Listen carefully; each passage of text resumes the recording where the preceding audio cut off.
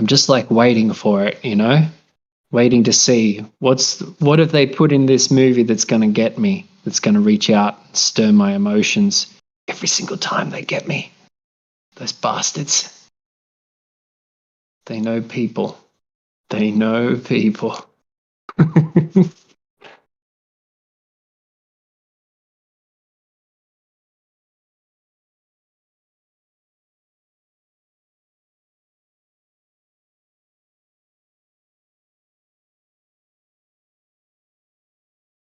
Yep, and the songs are always good. Good songwriting and dramatic. All the little animations and stuff. Yeah, it's pretty fun. They're pretty well done. Actually, now if I haven't watched any Disney movies recently because I'm feeling like boycotting them for the time being, but I saw the last few that I did see. What I was waiting more so for actually was the inclusivity. I was like, come on, I know it's going to be in here. And sure enough, in like all the recent Disney movies, there's like a lesbian scene or there's an interracial scene, or it doesn't have to be lesbian, homosexual, some sort of a homosexual relationship and some sort of interracial relationship. And it was just like, it's predictable now. It's weird. Makes the movies weird. And I agree. I'm similar as well, Gio. I'm not watching a lot of movies these days, but I still do appreciate a good film if one can come out. Like so many of the ideas have just been reworked, and it doesn't feel like there's much new art being released in that area that's like creatively original, like a lot of the movies that I saw when I was younger. So it's like the creativity's waning. And Yeah, I would agree. And a lot of the storylines seem very recycled and almost like a caricature of what they used to be in some cases. Yeah. When I think about when like Lord of the Rings came out, or some of these movies that were pretty groundbreaking, and I'm not saying there's none that are doing things like that these days, but it seems like it's gone more towards like these kind of like a lot more like shows that people watch, and even the movies seem like extended TV shows. It seems these days. Yeah.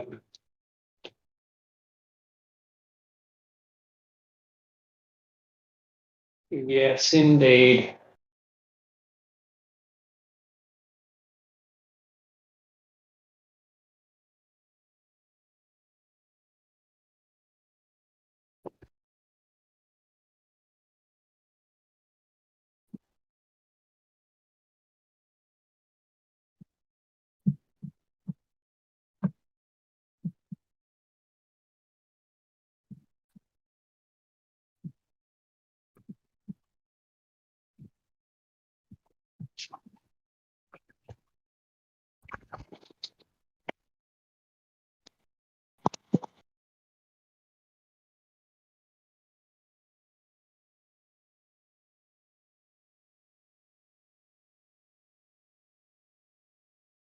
I'm going to get going.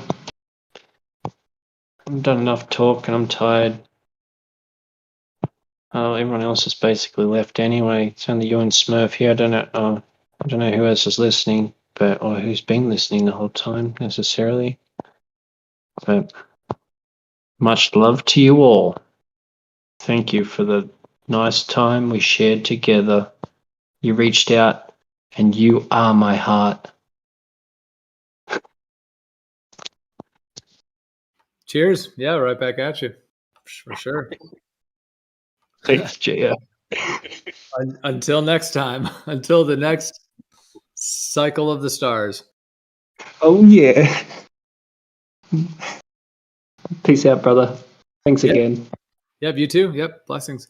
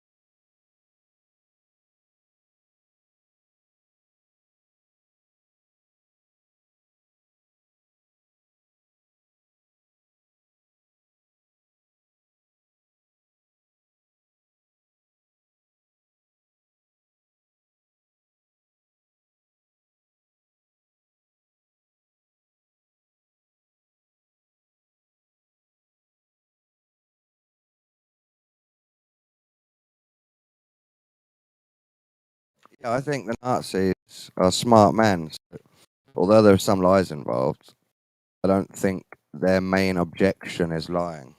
Their main objection is being smart, controlling psychopaths. And smart, controlling psychopaths are good at working out what reality is. That's how they become smart, powerful psychopaths.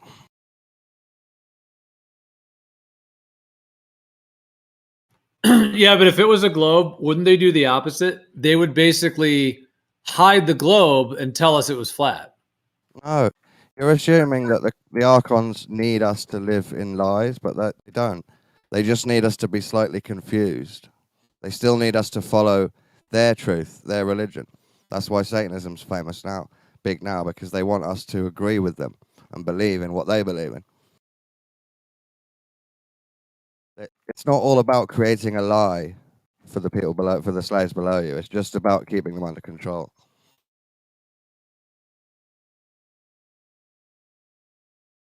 They do that through the lies, though.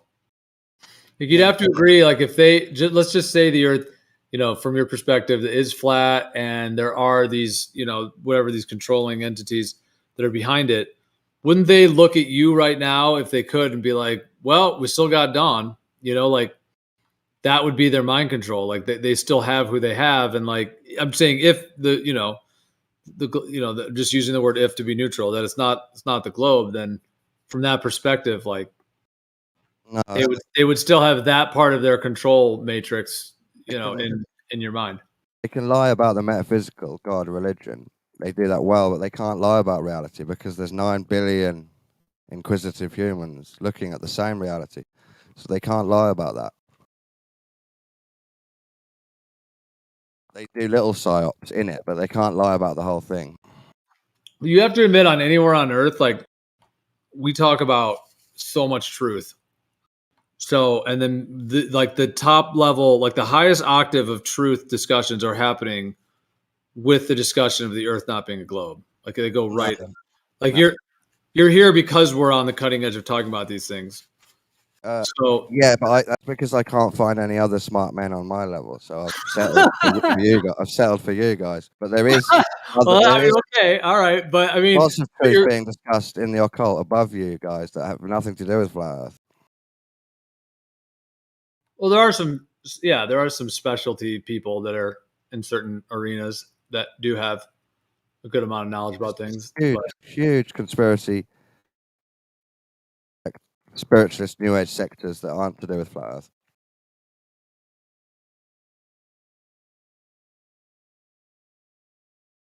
You're settling for us. Yeah, but this is where it's going down, though. What else is there? I'll give you this is one spot where it goes down. I do agree. It's not the most truth ever. You still allow SE and Jeremy to misunderstand the surface of balls for 4 hours. That's not about truth, is it? That's nothing to do with truth at all. That's to do with word games about ball surfaces. I don't misunderstand the surface of balls at all. You guys were very misconstrued about the surface of how balls work. That's good timing, because Don's in here about to slander you, so Jeremy's popped in right at the right time. Yeah, what I'm saying is I don't want to have that conversation because it's useless and it's about nothing. So the other things we talk about, like all today, that's been the truth. This isn't the best truth ever, this spot, because we allow lots of nonsense as well.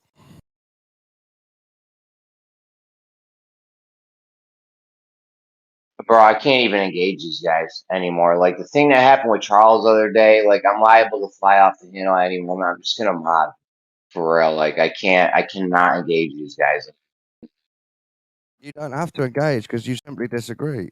I know I'm not going to. I just said that. I think as much as possible, like, minimizing the endless globe circles is always going to be a good thing for everyone, because the guys doing it are not really getting anything out of it. It's sort of like their own little, like, dark addiction, They're like, "Ooh, I'm going to go on and, like, do." It's like their own little weird thing that they have going on. That's what I'm accusing Jeremy of, and I'm saying they're just as bad as the Globers. They've got this dark little passion where they want to have a word game. Yo, don't interrupt Gio, bro. He was mid-sentence. I'm just gonna mute you temporarily so Gio can finish. You got a problem? We're having a conversation. What were you saying, Gio? I mean, he did kind of clip me, but I think I was kind of mostly done though. I mean, I thought you were right. we've been talking for a while. I kind of get used to Don doing that, even though, yeah, it's not ideal, Don, because it is to clip like that. It makes the conversation like more tense, you know. But I can kind of roll with the way Don does it. I can kind of let him clip me a little, and then You can always tell me off, can't you? Jeremy doesn't have to. But my point was, I'm accusing some flat earthers of doing it, and you've just turned it and said the Globers have this dark hobby. So I was just saying, no, I'm saying that about some of your guys. That's my point. well, I don't have any guys, but if you're saying people that are wanting to debate with them and therefore engaging in it, but I'm not sure I would see it quite the same way, though. I'm not saying that doesn't occur in some cases or in some scenarios that people, you know, that people are giving into that or whatever, but you could also see it that people feel the need to stand up for the truth and to actually dispel these guys that are coming on the public forum and saying this stuff, you know. And so that's why I do engage with SE and Jeremy sometimes to correct them, because I care about truth. And a lot of, I mean, there is something to be said, you know, plumb lines and all these things. I mean, these are different geometries. There's a lot of complexity to it. So I'm not saying there's no place for the discussion to go with the globe thing. I'm not saying that. I think there always will be, you know, whether you call it the debate or sort of like that courtroom style throwdown of the ideas, you know, where it's kind of like where you're not, yeah, where there's not necessarily interruptions. You're letting people speak. The ideas are being brought to bear. You know, you getting to the bottom of things. I mean, and I don't think that's going away anytime soon. I mean, yeah, maybe in 15 years when the globe idea is completely cooked, it won't be done that much. Oh. But you know, it's going to be going down because there's a lot of people out there believing the globe, and so I think there's still value in it. I'm not saying like not to do it, but I don't know. There has been kind of less of it on the server lately, which I've been enjoying actually myself. I agree. This is the conversation we had. I was just talking about the specific loop that both sides get into, where they're disagreeing about what a ball is, even though they're both adult men that have seen balls before. That's the bit I hate. They haven't seen balls that we live on and all that. There's no balls. That's not how they talk. They don't say, "I don't believe it's a ball under my feet." They deny actual hypothetical balls and how they would work. For hours. I don't know that it's denying the way that how a ball would work. It's more about comparing that to reality and seeing that actually fits what we experience. And SE denies the surface of balls hours on end on a loop, but I know he knows balls curve.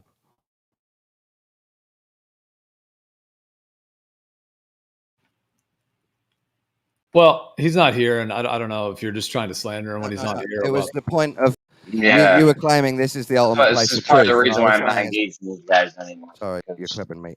They do shit. They do shit like this, and it's just like they're trying to start a shit show or trigger or something. And I don't know what their game is, but I'm not playing it anymore. I'm done with these dudes. Actually talking to Gia. I know, but you just had my name in it before you realized I was here when you started to slander me, and then I was here, and now you're taking my name out and just throwing SE in. Could you mute him, Gia, while I finish? No, dude. Oh, fuck off, dude. I'm going to finish it. Okay, I was talking to you, Gia. I only even mentioned that because you said this is the place for truth. So I was saying it is a great place for truth, except when the loop happens about ball surfaces, which Jeremy is a huge guilty suspect of. That's why he got triggered and left.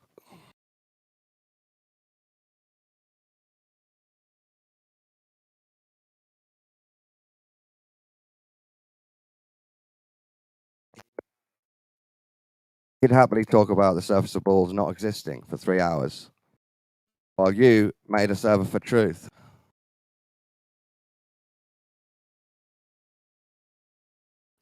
Well, but I mean, surfaces of balls is part of cosmology, which is part of truth. I mean, I don't think we're on a ball, but I'm just saying, like the discussion of geometry and how that links and all those components are linked. The flat earthers and the globers fall into a pattern that isn't relevant. Discussing hypotheticals. I don't necessarily think that it's not relevant. I think everything that's discussed, I personally wouldn't categorize it as not relevant, but I would say that some of it gets into a bit of like a bickering circle where it's just not really as productive. I mean, or sometimes it borderlines between productive and where it's just kind of bickering, or when someone's just trying to force their ideas and that kind of ends up like looping in circles. That was kind of more what I was. It's not even like looping in a way that is like there's still information being exchanged and things to consider, but You know, the drop hump argument, that's irrelevant. There's no such thing. It's not an argument. No one's disagreeing. Balls, drop, and hump.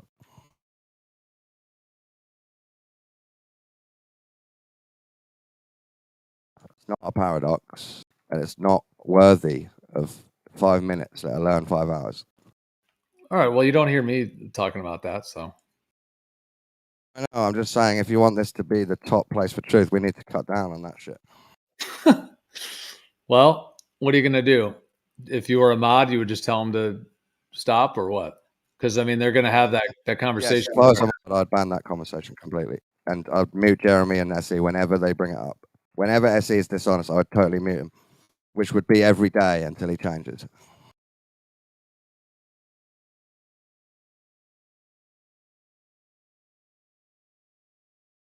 Which would be impossible for him, so I would run him out.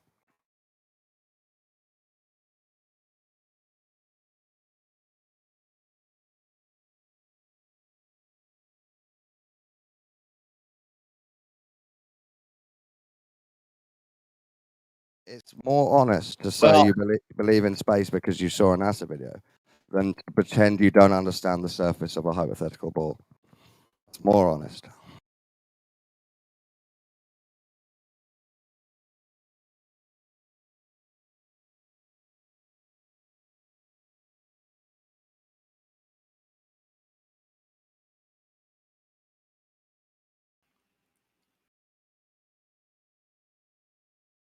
All right. I mean, I'm not really sure what exact type of conversation you're talking about, but I haven't really heard anyone misunderstanding balls necessarily, but there's conversations that you might perceive that way because you don't agree with how one might be claiming that links to what we observe in reality. Maybe, I don't know, but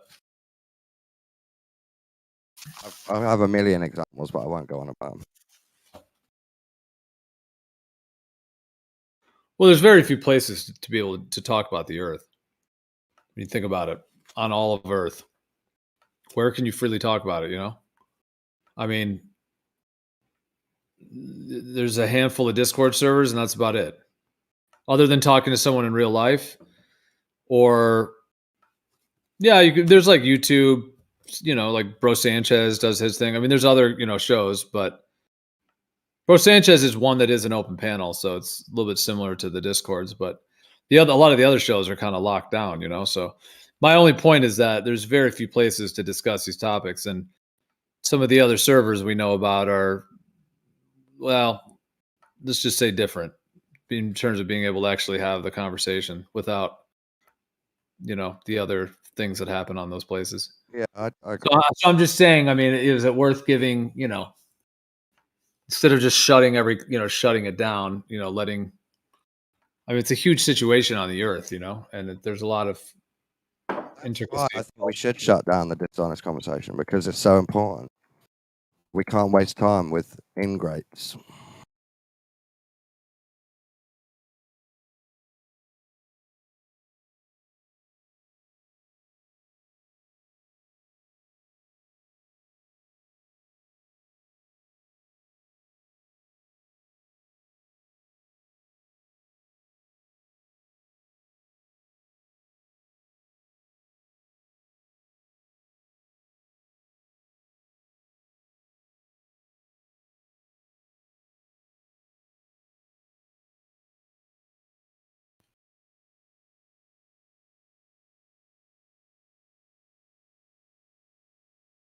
I mean, I'd be fine to just personally, like, I don't really have any desire to talk about a ball Earth at all. I mean, it is like a relevant topic because of the fact that this deception is so huge. So, as far as that goes, I think it's worth thinking about and being aware of all the different components. So, I do think there's some value in that, but Yeah.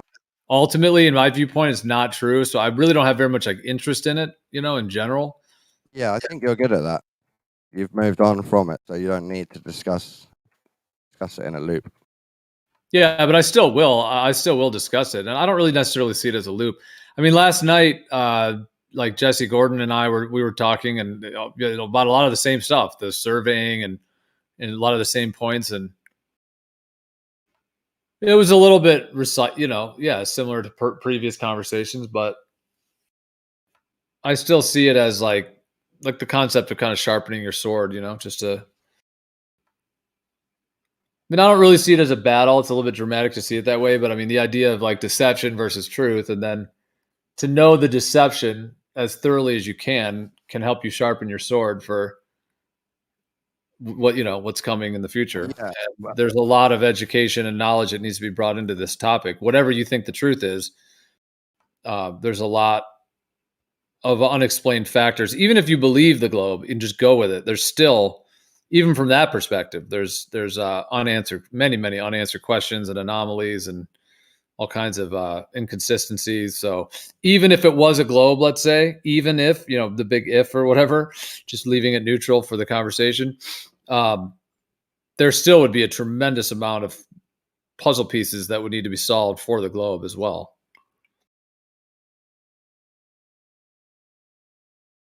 I agree, yeah, but I'm going to go my mate's bit. You what?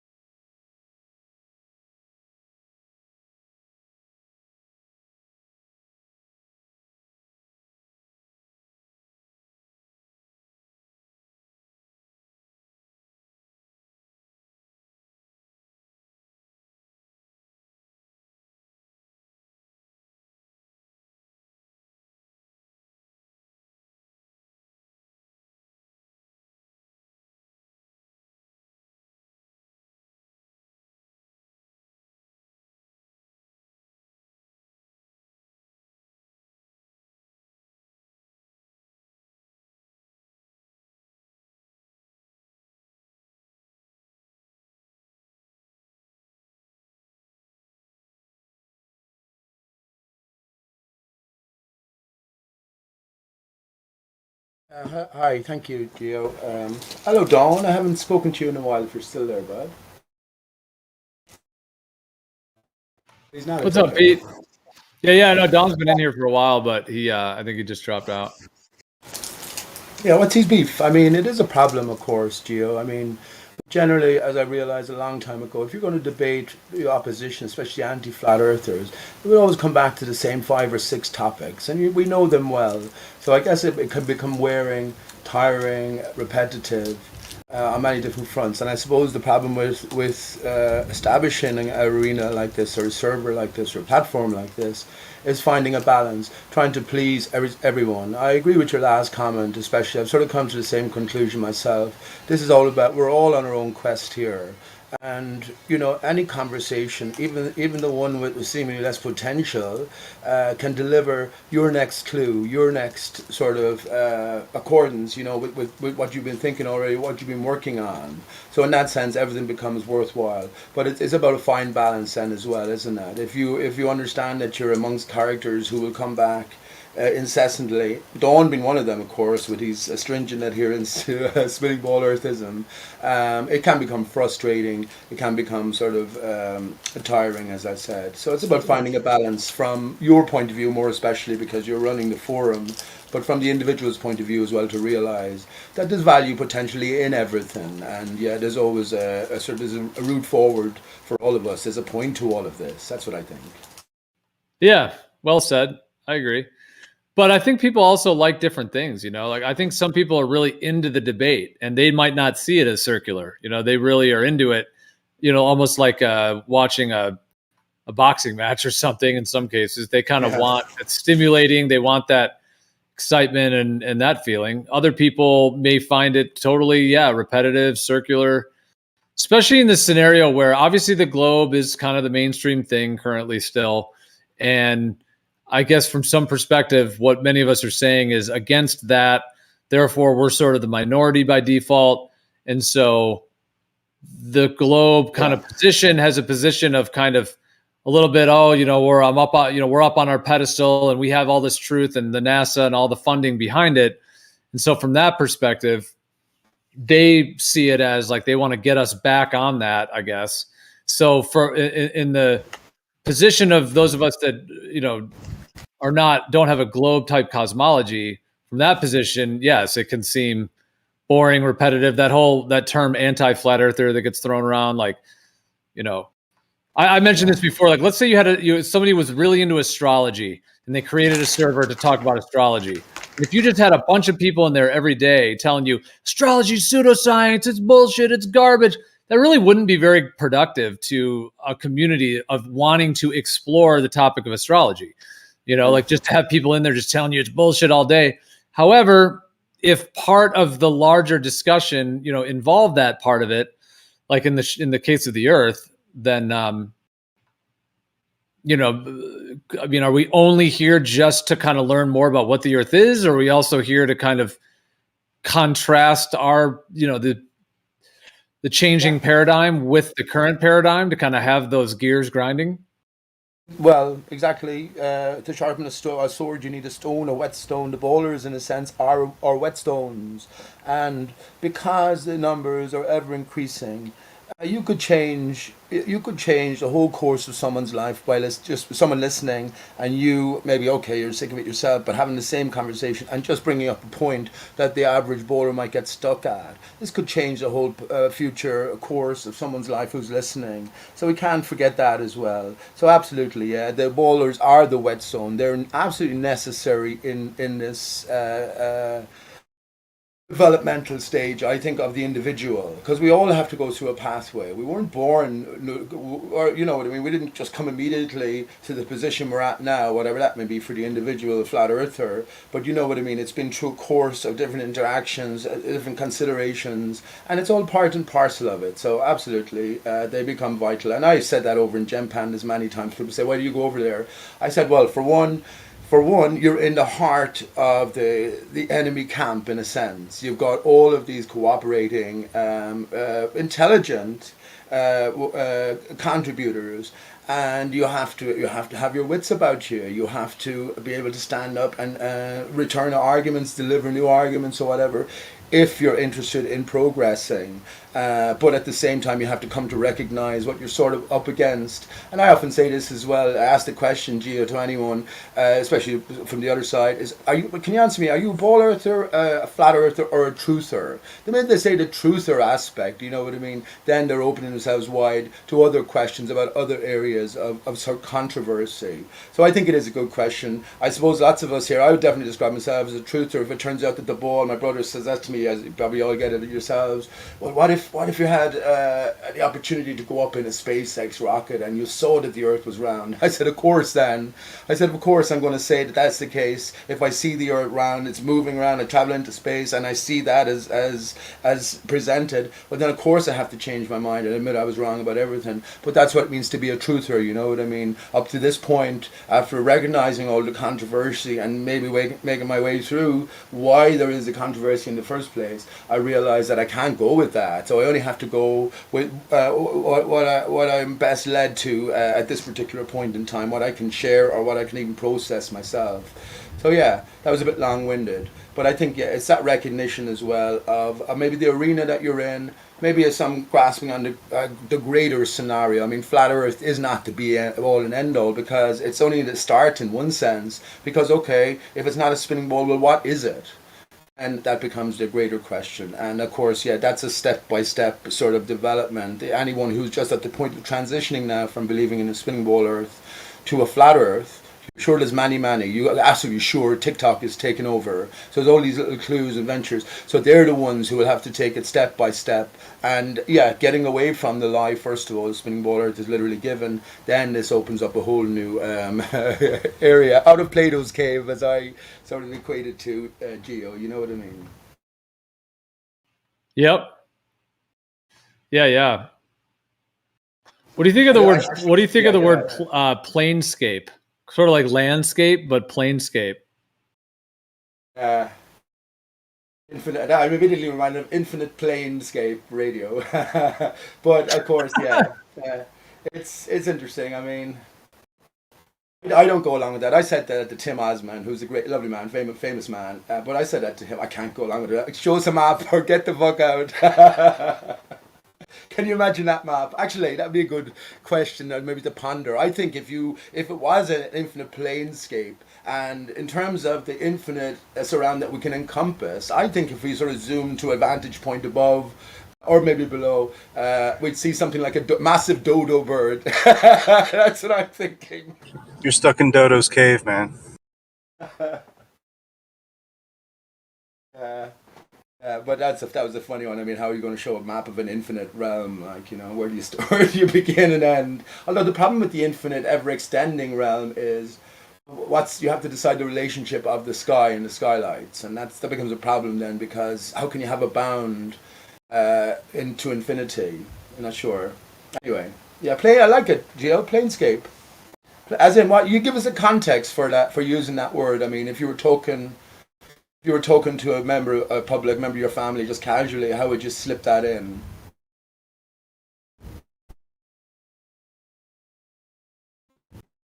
Wonder. Well, I think it's like that word comes from like I heard actually Snacks had said it. It's like a Dungeons and Dragons term. Okay. It's like a type of like campaign and like that Dungeons and Dragons game. So I don't think that word is like a word outside of just that Dungeons and Dragon, but Okay. I just think in terms of landscape, and then to use the word plane, like planescape, I just think is an interesting, just from the perspective of like a landscape that is planar. Yeah. Although, topographical planescape, something like that. Yeah, although landscape itself doesn't, no major reference to being a sphere or a ball. Anyway, you know, so it's okay. I get you. I guess if you could think of a sentence where you could just slip it in, maybe it will come into common association or parlance. Well, you were saying like what is the Earth? So I was just thinking of like different terms. Or there's also that word planisphere, like a plane within a sphere, planisphere. Okay. So it could like link some wild words together, like, you know, toroidal, planisphere, etheric, a toroidal etheric planet. Okay, let me see if I can let a toroidal etheric planispherical planescape. Maybe throw some holographic, fractal, sonoluminescent words in there. Or maybe get an acronym out of that. So make the word, put the words in order, that you get a nice little acronym from the order. Very good. Yeah. Yeah. Good. Although I guess I've said this as well. I mean, look, we've been given the blue marble.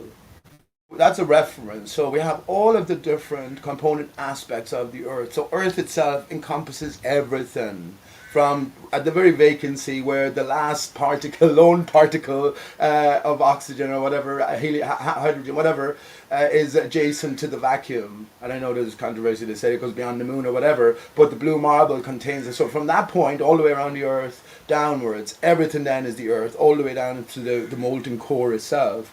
So when we come to reality, and to say what Earth is, that's a problem. Nathan Oakley used to piss me off by saying, well, Earth is the soil. I said, how can the Earth just be the soil? What about the waters? What about the atmosphere? What about whatever the heck is beneath us? You know what I mean? So it's like, yeah, that's the greater quest, I think. And maybe we have to do that like bit by bit. Once you establish the Earth's surface isn't moving, then it's flat. Maybe what type of barrier is going on? What's the nature of these skylights, which all seem to be enclosed and move in unison? Do you know what I mean? So maybe there's a lot of clues there laid down for us to put these little pieces together in our own imagination, for our own sort of self, for our own replacement of what has been discarded, which is the blue marble.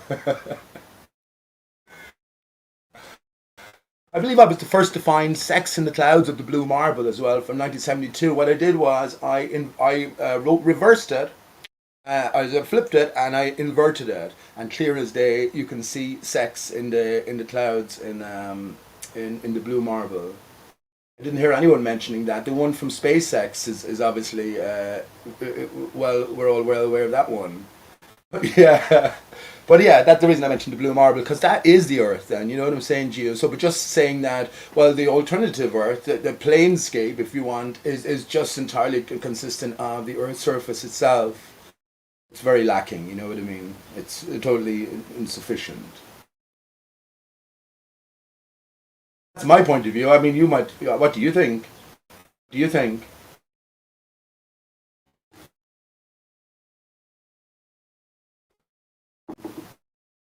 Well, I think the concepts of a planar landscape is, yeah, I don't think it's like complex enough to describe what the full Earth is, but I mean, if I just imagine zooming out and seeing like when you're up in an airplane, but if you could even be zoomed out more and just this massive extended planar surface and seeing that as like a topographical planar landscape, those kind of words. But that's a fine term. That is a fine term. So it sort of rolls with that. So if you're asked to describe the Earth to the best of your ability, a topographical planar landscape, planescape. That's excellent. Yeah, I like that. It rolls nicely as well. Excellent. I think of the word plane or planet or plane T. I think of a carpenter's plane. No forest and flat earth. I think about how a carpenter's plane will shave dead wood, a slice of dead wood, until it's absolutely horizontal. I think about how Jesus was a carpenter, and as I say, a carpenter makes his living out of felled trees. But I see something unnatural, Geo. I see something at variance from a prior state. And what we consider natural or natural law is anything but. That's where I'm sort of, along the lines I'm sort of thinking anyway. It's like the Son has to come from the Father, so there's a prior state. It's the same thing with our own Son. Sure, it's the giver of this limited life, but is it something that is you know what I mean? It wasn't another word for natural, I guess. You know what I mean, though. Is it always been that state of affairs? There is talk of times. I heard long ago there was talk about times before the moon. But only recently I heard also there's talk in places and whatever, where I can't give you any links because I didn't look at them, but I just heard it somewhere, that there was talk even without the sun itself. Without the sun as we know it, so I never heard that. Do you know what I mean? I think that's well, pivotal in my sort of thinking anyway. But that's what I think when I think of a plane. Or a plant. A plant as well, plant Earth.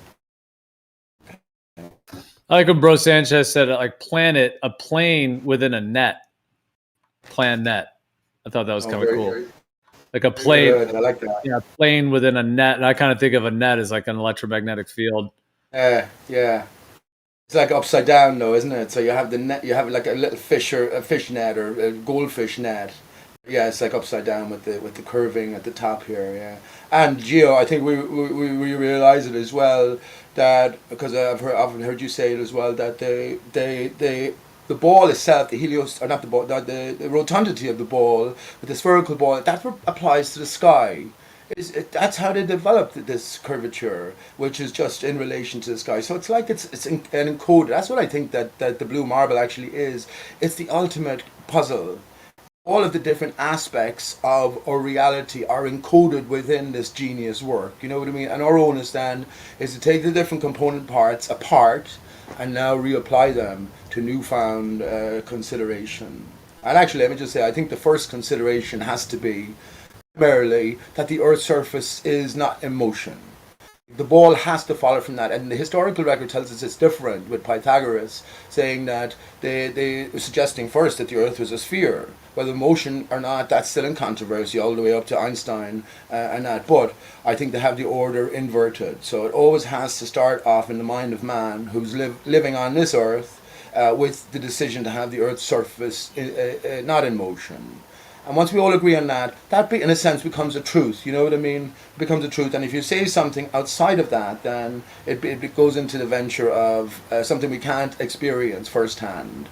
So yeah, the Earth, if we decide the Earth isn't in motion, it could still be round. It's a possibility, but because then of our experience with water, our experience living on Earth, we can make the extrapolation that the Earth is flat, or at least the Earth's surface is flat. So you know what I mean? I think the order sort of counts, and I think this has to be, it is mine anyway, my consideration, that's the primary consideration, is whether the Earth's surface is in motion. And if not, then, once we decide it's not, then the flatness develops for us flat earthers. Now the encompassment, enclosure, and now also maybe a deeper consideration, even though it's probably a more shallower one, with all the skylights now moving in unison, and not being material skylights, well, I think it leads to a consideration at least that there is maybe a singular source to all the Earth skylights. So you know what I mean? Sort of taking apart the blue marble, applying it now to our newfound considerations, and maybe making some personal progress. I think maybe that's what it's all about ultimately.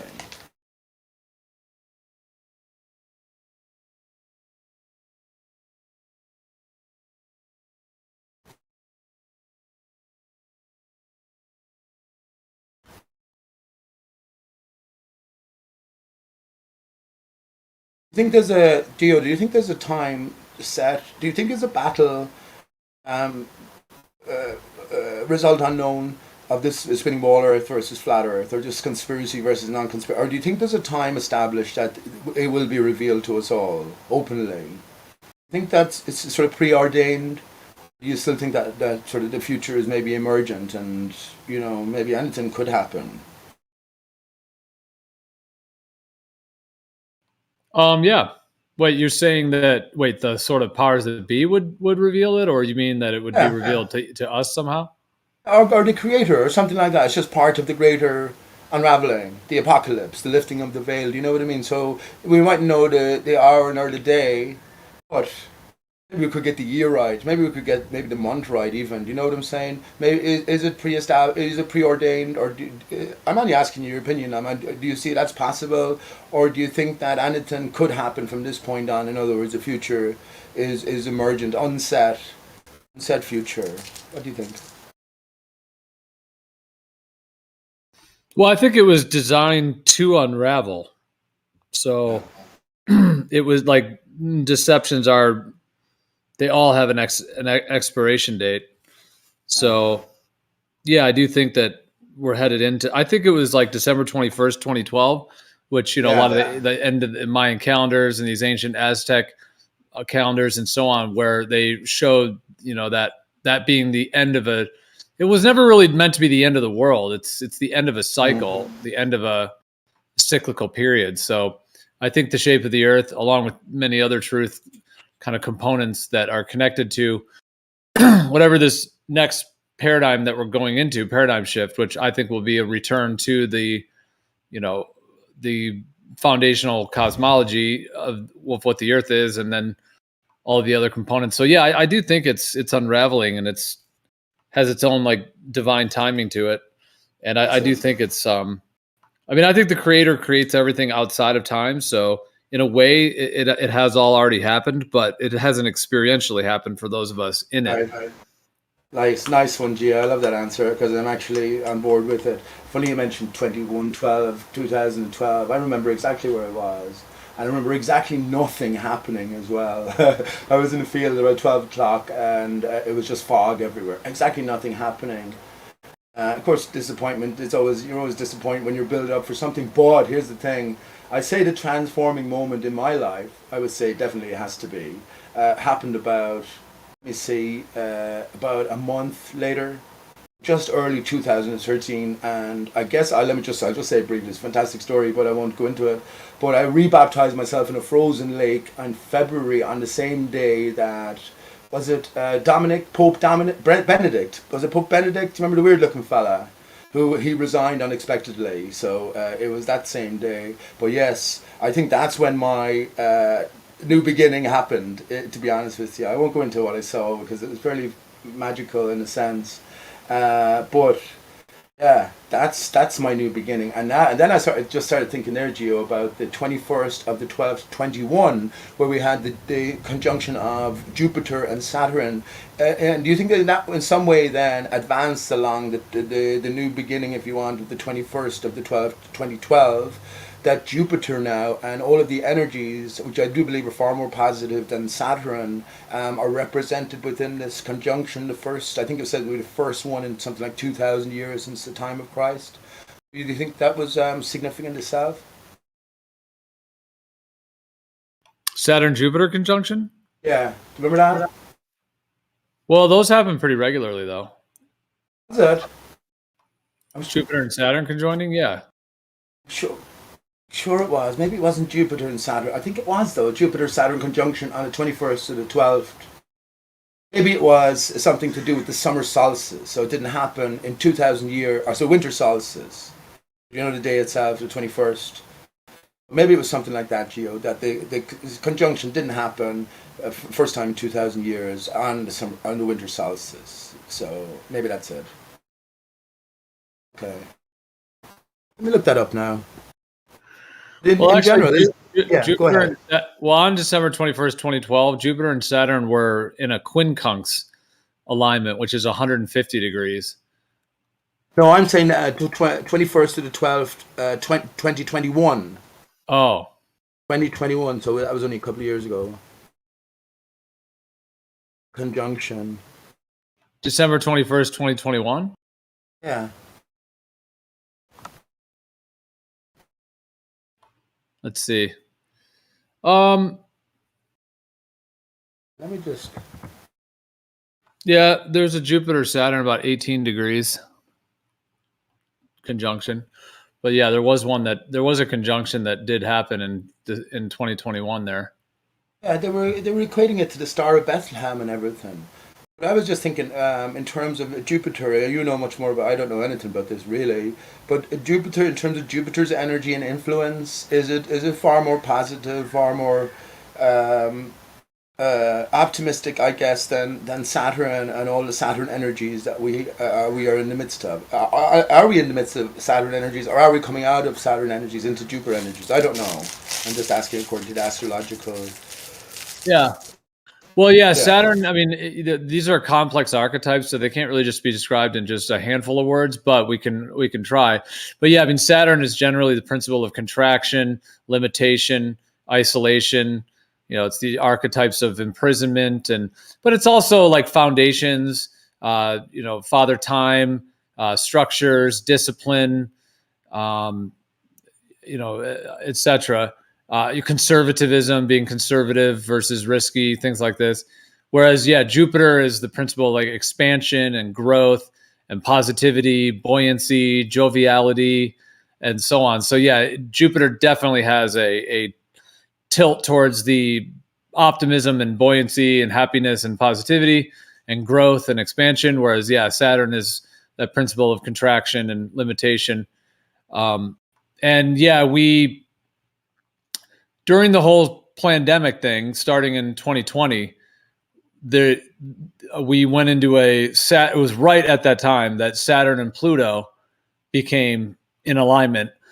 So through the whole pandemic thing, it was Saturn and Pluto tends to, I mean, it's a complex archetype as well, but it's like it intensifies and strengthens whatever it contacts. So in this case, it was the intensification of the Saturnian principle of limitation and sort of the death, from this disease, the fear, 6 feet apart, mass on the face. And so totally fits that Saturn-Pluto, which, was a conjunction as well, is like the most potent version of these alignments. And, that's like the whole 2 to 3 year period of the pandemic. And then, yeah, we are out of that, like, right when the pandemic ended was right when when Saturn and Pluto were within about that 15-degree point, which is when the transit tends to kind of conclude around that 15 to 20 degrees. It was right when the main part of the pandemic ended. So literally right from the start of it to the end of it was all Saturn Pluto. But that's finished now, and we are headed into a Jupiter Uranus conjunction starting around now and going for the next about 14 months, And so that is a very different energy than the pandemic or than that Saturn Pluto, because Jupiter, again, that principle of expansion and growth and new beginnings in those ways. And then Uranus in this case is the one with Jupiter, and Uranus is the principle of I said new beginnings with Jupiter, but really the beginnings. Well, anyways, so yeah, with Jupiter is the expansion and growth. Well, it's like new horizons, like expanding to new horizons kind of thing. Whereas Uranus is the principle of change, revolution and rebellion, sudden, unexpected breakthrough. It's like the lightning bolt that is just that lightning bolt of genius and of electricity, of technology. And it's just like it's Prometheus, the awakener, essentially. So with Jupiter and Uranus together, that combo, like archetypally, it's like lightning in a bottle. I mean, it tends to have, because you have this Jupiter principle of expansion and growth, then this Uranus principle of liberating and bringing in the new and bringing some kind of a breakthrough. So, like the idea of big changes, that's totally Jupiter, Uranus. Big is Jupiter, and Uranus is the changes, big changes. So these kinds of themes. So yeah, we're headed into that for the next 14 months. Like we're just on the beginning of it now, and it's going to be cooking. So it could be interesting to see, how this plays out, especially for the whole truth discussions, the truth movement, if you want to call it that, and so many other components. So we're locked in for about a 14-month period, and that's one of the major alignments. So there, the Saturn is going to be a little bit neutral for this next 14 months. So after what we just went through, it seems like a nice change in the weather. Yeah. So you think that the greater script of a reality will play out according to these different energies in play. Do you think that? Well, personally, can we take advantage of this, Gio, or do you take advantage of these energies? So is there any sort of habit or any practices you can do to take advantage of these positive energies? Are they real, tangible, or do you think it's just I'll stop it there. Do you think that these energies actually affect us, our own being, and these same qualities associated with these energies can in some way be transmitted to us or our own systems? Yeah, I mean, there's a lot of ways to view it, but from the perspective that these are like these core foundational archetypal forms, like the original forms that in which all of this entire realm is based upon, like these principles, and not only human life but also nature and our personalities and the events that occur. So it's like the perspective that it's like the cosmic weather of the moment and the energies that are in potential to be liberated. And yeah, I mean, there's a lot of practices of working with them. Like, for example, each of these archetypes seems to have a positive expression and a negative expression. So like, even though Saturn does tend to have more towards the negative, the limitation, depression, blockage, isolation, these different things, but it also has the positives like discipline and hard work and, being noble, being in integrity, conservatism, some of these things. So there's ways so when using it as a practice in one's own life, it's sort of like if you're going to go sailing and there's going to be 30 mile an hour wind out of the west, that's very helpful because then you can figure out how you're going to track and what you're going to do. Whereas on the other hand, if you're going to go out sailing and you knew there's going to be no wind, well, you'd be better just probably not to go if that's in a sense. So in the same way with these, it's not that we can concretely use them to predict exactly what's going to happen, but it's sort of like when you go sailing, knowing which energies are in potential to be expressed and to be activated. And then there's like the idea of having a practice where you kind of work to balance these elements within yourself. So like Jupiter, for example, does have that tendency towards the positivity and all of that. But on the negative side, Jupiter can be like expanded, like indulgence, like overly indulging, in some kind of habit or something like that. So from that perspective, it could be like an alchemical quest to kind of balance these elements within oneself. So if somebody is being excessive with something, that would be like a shadow side of Jupiter or like a negative side of Jupiter, whereas, et cetera. And they all have their different representations. So yeah, there's a way to work with them and kind of see like what challenges you're working through, because like when the alignment comes in, either as a personal transit or as what's called a world transit, meaning when those either become activated in relation to your own personal birth chart or for the world at large, then those energies are being activated. And so if those energies get activated and then one is having some kind of conflict or some kind of dissonance,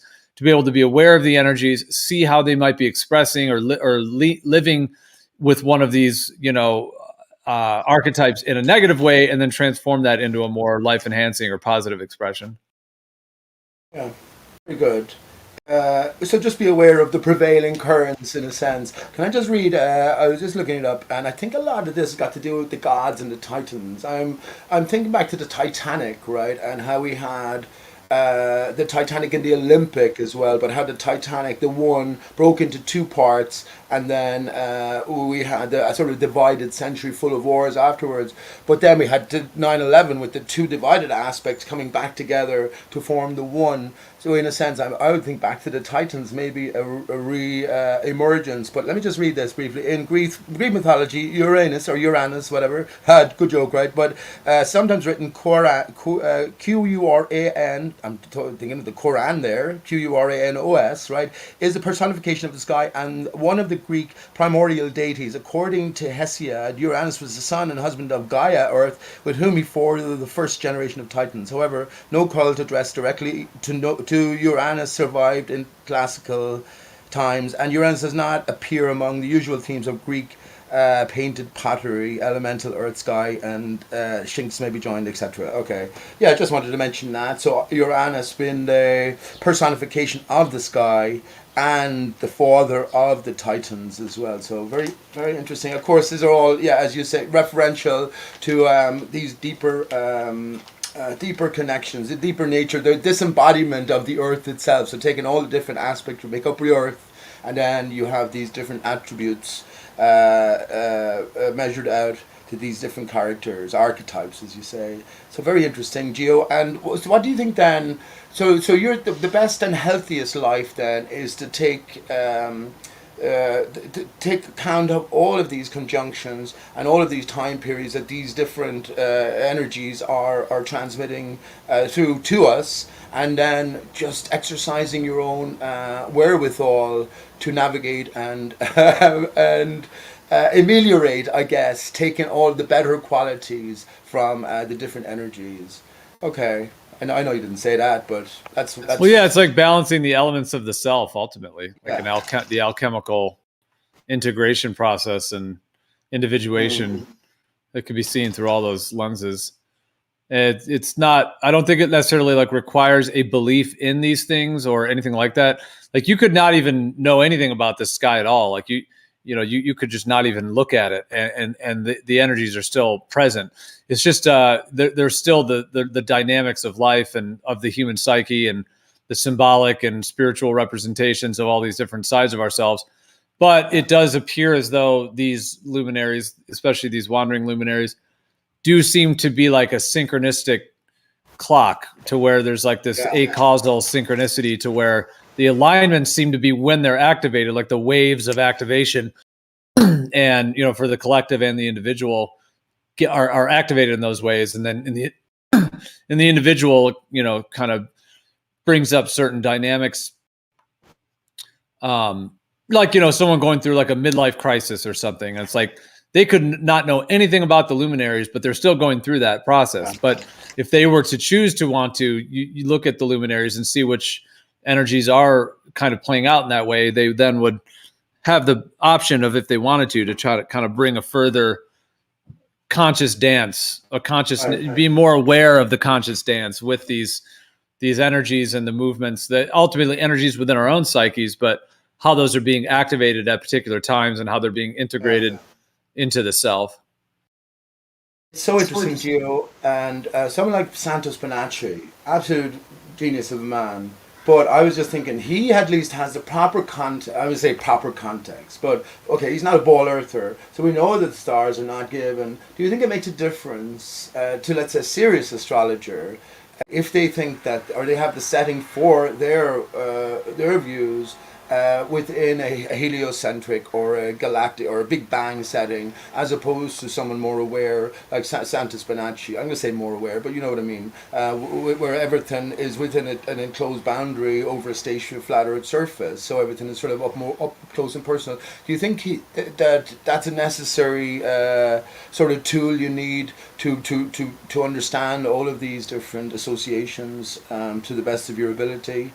I think should count, wouldn't it? It would count, no matter. Do you know what I'm saying? Do you know the question I'm asking? So is an astrologer worth the same salt who has all of the theory down, but applies it to the greater universe as given by the spinning ball Earth and beyond, or someone like Santa Spinaci? Would they have their finger more on the pulse? I should think they would, because they're dealing in more realistic settings and considerations. But what do you think yourself? Well, it's a good question. I mean, I definitely think it's most optimal to have as much truth distilled as possible in all these components. So having the physical layout of the cosmos, as it were, correct, I think is definitely, of course, ideal and will bring a further depth of connection.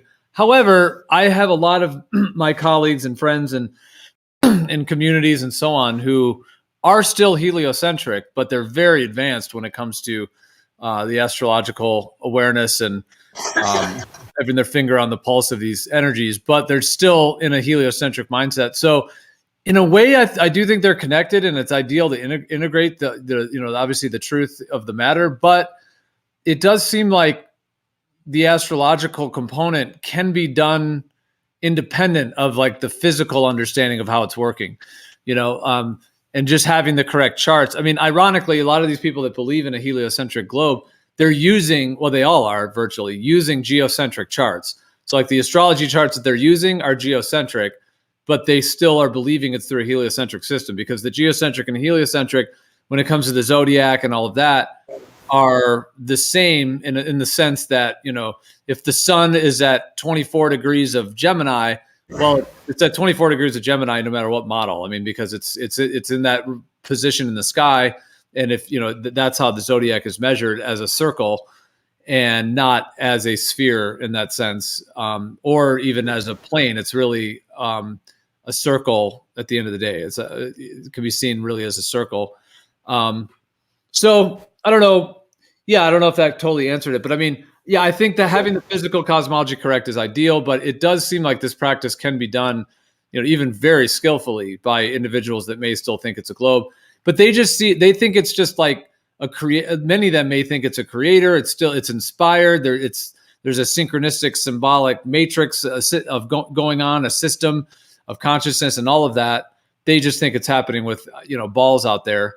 In that sense, but geometrically, it's actually the same. The actual, whether you imagine that circle to be, representing planets that are thousands of millions of miles out there, and they're aligning that way, or whether you view it that it's just a clock, a sky clock above a planar Earth surface, is actually this. They're actually the same actual charts. Right. And here's what I think. I think it's all about context, and maybe the truth is simple, but because you have the improper context, we sort of separate ourselves, and there's no greater separation than I'm just going to say an astrologer talking about the power of the stars and accepting at the same time that the stars are trillions and trillions of miles away, something we can't relate to. But very interesting. And the friends that you have, astrologers, why would they not be the most interested? I can't understand why anyone who has a keen interest in something to do with all of Earth's energies or Earth's reality, that they're not flat earthers. That's why. Did they object to? Did they object to the idea? They know, I take it, that you're a flat earther, and you have a different context for all of these different fixities. Let's put it like that. But did they object? Do you find, Gio? Do they not really? They're not really concerned about it so much. They get on with their own thing, or do they ardently object to you because they're on the side of science? Not everything, but a lot of the basic things. You know what I mean? I should have thought, I should have thought that they'd be some of the first to jump on board, especially all these years later, 10 years later now since Flat Earth hits mainstream. You know what I'm saying? Yeah. And I mean, I'm going to jump off soon. So maybe another time we'll go into it more, but just to briefly say, yeah, it's a good question. I mean, I think a lot of them just haven't been confronted with the information yet. as you know, like coming across this information is not necessarily easy, and finding good information. There was that window like 2015, 16, 17, where you could find pretty good stuff. Like if you were going to research, quote unquote flat Earth, you could type it in and you're going to get ODD TV, ODD and Eric Dubay, and you're going to be able to find at least some decent introduction videos and, an hour-long video that answers some basic questions and things. But after 2017, it's really hard to find stuff. So I think that people are in kind of a catch-22, like where like from 2015 to 17, you did have to really be willing to kind of, walk out on the edge, no pun intended, in terms of really considering this, it seemed like, because it was much less common, of course. It was more fringe, if you want to call it that, in those early years. And then it's linked to the, the conspiracy theory word, and then the moon landings and 9/11 deniers, whatever. You've got this kind of scenario where there was that window there. So for someone who's like, has a PhD or a master's degree, and they have in these kind of collegiate environments, even though, in the communities I'm in, they're still quite progressive in many, many ways. However, that still may be kind of in its own, if you want to call it kind of a fringe, presentation, I guess. In 2015, 16, 17, it had that vibe. And then as it's become more sort of popular, ironically, is when it's been censored. So then the censorship has closed off people from being able to find the good information, even though they have more friends or family or whoever who, are telling them about it, and they actually are considering it more, even though it's harder to find the information. Sorry, it's kind of a long-winded response, but I think for a lot of specifically a lot of the like astrologers that I was referring to in the community, and colleagues of mine that, have masters and PhDs in the fields. And I could go at some other point more, personal sharing about, my what I've mentioned to some of them, and because I have talked with many of them about the Earth. And the thing is, at the grad school, a lot of what's studied are, the ancient Buddhist traditions and Vedic and, all these ancient traditions that have a planar stationary Earth foundation. So ironically, a lot of them are actually studying those traditions that have a planar stationary Earth, but they're in the current heliocentric reality. So it's kind of, it's like, they're like, Sanskrit math, they've been, Sanskrit scholars and knowing the entire Sanskrit language. And it's like, that's all based on, not a globe concept. But I think, just to end what I'm saying, I think ultimately a lot of them probably have not fully been presented with the information at the end of the day, because it's in that conspiracy category a little bit, and it's kind of hard to find good information after the censorship, and I mean, I could try to push it with them more, or try to, but I'm just saying, I think a lot of them have just not seen the full information, and because of those kind of social categorization or whatever factors. Yeah, no, your answer is perfect, Gio, and I completely get it as well. I often talk to people, I play some music in town, and I often talk to people, or just occasionally if I just feel like it, just go over and stop. But it's with the youth.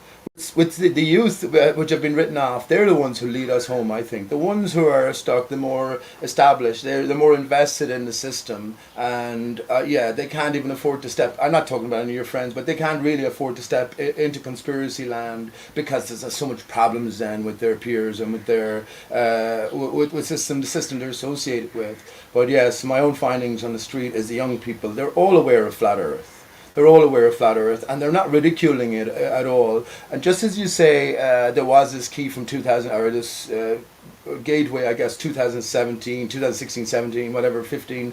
I think what's after happened, a particular forum is shut down, YouTube, for instance, but now there's other places opening up, including video games, especially TikTok, all over TikTok. So this is where the young people are more associated with. If you haven't questioned it by now as a grown-ass adult, well then I guess you might never be prone to change. You'll just probably have to wait for it to be presented on the television, a big mass presentation that we've lied to you all along. The Earth is actually stationed flat after all, and then you're the one who's going to be putting your thumb up the top of your palate, going, fucking hell, Gio told me about this 10 years ago and I never even bothered, or whatever. You know what I mean? So maybe it's in a a sense it's too late for them. But for the younger people with the more open minds and the more exposure across the different boards to all of these ideas, maybe that's wherein true change can lie. So yeah, go ahead, Gio. It must be early or late there. So yeah, it's been lovely talking to you, bud, and we can pick this up again, sure.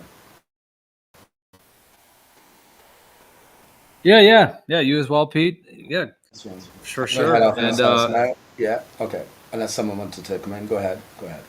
Yeah. I'm going to step away from the mic, but I'll be listening for a bit. But yeah, I was hoping if someone else wanted to jump in, to carry on the combo. But yeah, it's kind of a good little groove we're in here. Well, just to finish then, just to mention context again, Gio, I can't look at the sky now as I look at the cloud. It doesn't matter where I look. Now I know everything is so much more up close and personal. So I know all of these different energies are really in play, just as the moon affects the woman's menstrual cycle. It also has an effect on me to a lesser degree, but all of these different energies now are real energies, just because I think they're associated with ether. I also sort of think about how we have these different characteristics and traits, and are determined by the astrological sign or position of the sun within whatever house when you're born. Now I think in more practical terms, in terms of the flow of the ether on the annual basis, and as we're in the womb gestating, we'll be exposed to certain energies. So for instance, if we were conceived at, let's say, what do you call it? Let's say Easter time. Let's say we were conceived at Easter time, and we were birthed at Christmas time. Well, the vast majority of our exposure then would be, if we're in the northern aspect, to these prevalent strong ether influences as the sun comes back into play. So it's like it's like you're immersed within a hot, let's put it like that, a hot bubble bath, as opposed to if you're conceived at, let's say, September time, and your gestation period is over the cold winter periods where you have lesser activity, and your bath inside your womb water is sort of more cold or more lukewarm in a sense. You know what I mean? So I think all of these different energies within this new confine or context, it occurred to me that they're so real and up close and personal. So yeah, I know that's a lot as well, but that's the lines I'm thinking on with the proper context. And I can never look out at the sky again and Shut the fuck up. Orion's mouth is just there, for instance. It's up. just right there before Shut your me. fucking mouth. Okay, sorry, Snack. I just wanted to finish by saying that. There's no end that it could be that I could know that you'll end, but like I know that there were 5 times when I was shook that I was like, I thought he was going to end, but no, it kept going. I didn't know you were here, though. You see, that's all right. why I didn't know you were here. Sorry about that. Who am I? It makes me think of Pete. What you're saying makes me think of like the sky as the interior of the world brain, the world soul, in a sense, to where like the idea that on the microcosm we have our brains, that there's neurons firing, electrical impulses, and all of that, and we have this little sort of dancing in the dome of our head, and then in the dome of the world, the realm, the cosmos, the universe, whatever term you'd want to use, in the larger system, like you were saying, it's close. Yeah, I mean, when you walk outside, and I mean, it looks like a ceiling of a big room. Now how big it is, is another question. But like thinking of it as like the neurons in the larger dome. Like you have the neurons in your micro dome of your head, and then the macro dome, and then those movements of those wandering stars and these like dynamics that are like part of whether you see it as like a sky clock or this the kind of movement of the star system that then are making these geometric alignments and kind of creating like almost like a neuronal cyclical network in the larger dome piece, the larger dome system that seems to be this like synchronistically connected clock system to all of these intricate components on the it's like we're on the plane of existence experiencing it, and then the vaulted ceilings of the planar system seem to have this like the top dome piece of the larger kind of operating system within the realm that seems to have like an interconnectedness with our own functionings. I like that, Geo. And I think there's two barriers, right? So if we imagine just the equivalents or our brains, our cranium on the outside, that's the greater barrier above us. Now we imagine our pineal right at the center of the hemispheres. If we're on the planar surface at the bottom of the brain in our head, and we're under one or the other, the hemispheres, we're going to see our own. I think that's the perspective, our own personal perspective dome of reference, which journalism talks about. So if you think about that in terms of our brain and the pineal gland shooting up through the very center, so the cranium would be the outer barrier, and the inner barriers then against which the sun is the major influencer, which begins low at the north. I think there's in terms of our own hemisphere of our brain coming up to the top. The highest point at the equatorial area is lowest at the southern peripherals. So we have this great dance going on within, and we're so small, of course, in terms of this flat surface of the brain and the interior of it, that we're looking up at our own dome, but also because that's transparent. Actually, it's not transparent. When we get north and south, we see the green flashes of the aurora borealis and australis. But otherwise, as we move away from that becomes transparent, and we see through to the outer shell. But very good. And I do think there's a real connection, as above, so below, as within, so without.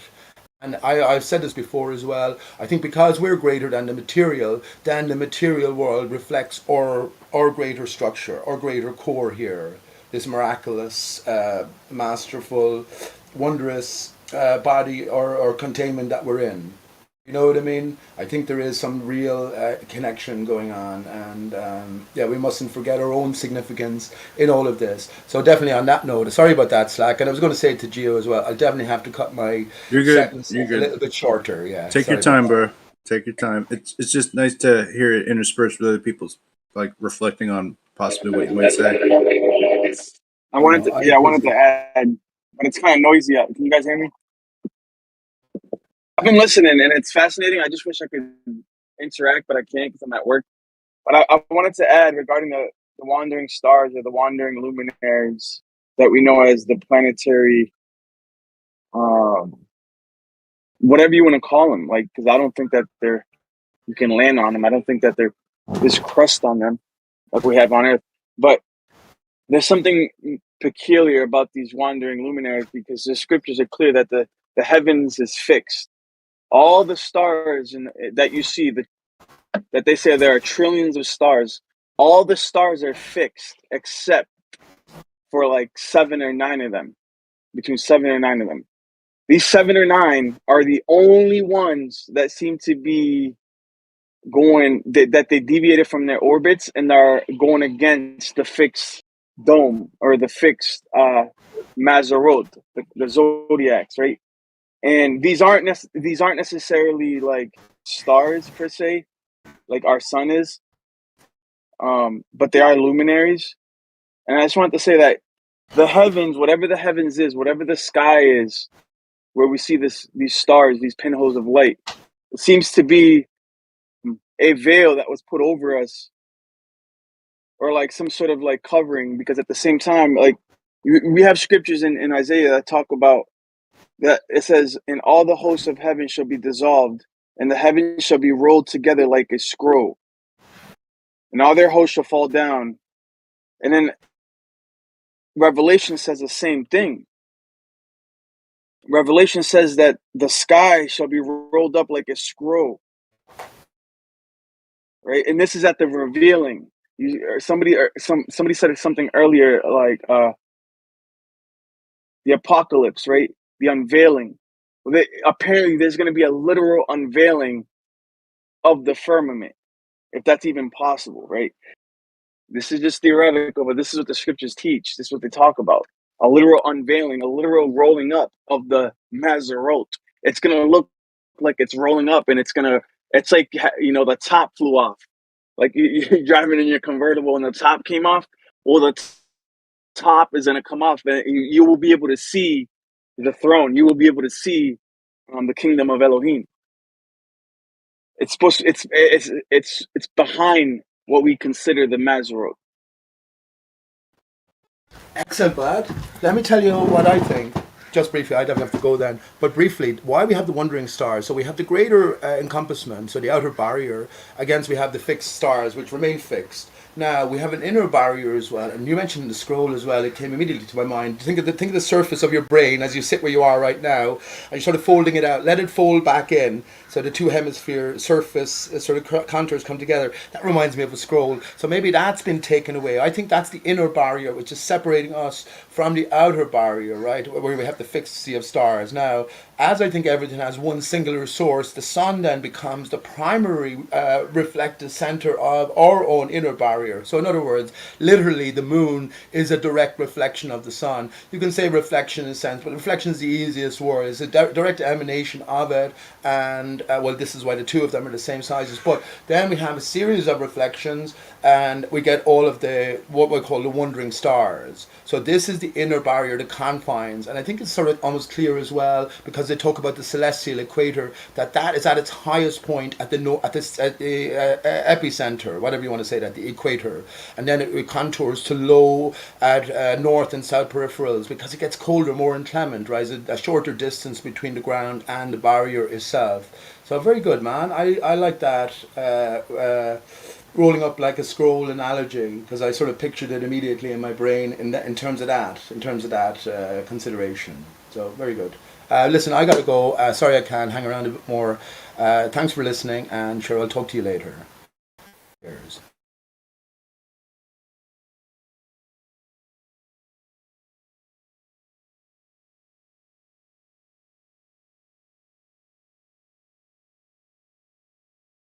That was a nice show.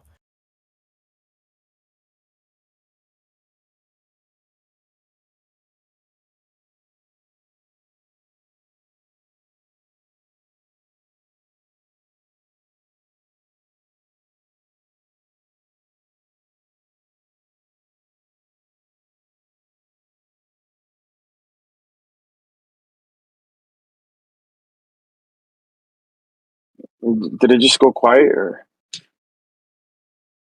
What up? What up? so? The idea of so the fixed stars are being obedient, and the wandering stars are being disobedient. They're being rebellious, according to the scriptures. And you have an early Christian theologian from the first century. His name's Theophilus of Antioch.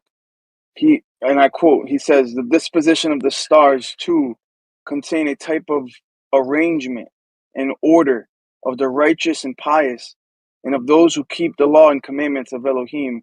For the brilliant and bright stars are an imitation of the prophets, and therefore they remain fixed, not declining nor passing from place to place.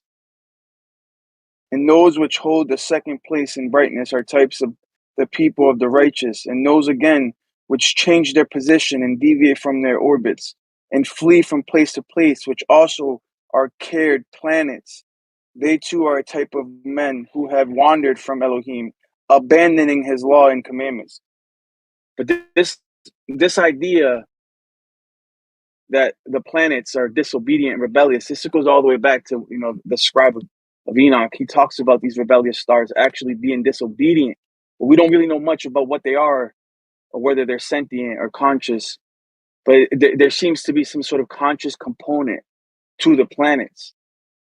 Like, it's not just immaterial, complete matter. Like, you know what I mean? Like, they seem to have some sort of consciousness. Now, that's beyond that, I can't. We can only speculate what the stars are, what the planets are. But the ones that we see orbiting our Earth are rebellious, and they're not righteous whatsoever, in my understanding. The rest that are fixed, that are actually fixed on the firmament and have not deviated, those are righteous, and however you want to see that. But yeah, I just wanted to put my 2 cents into that.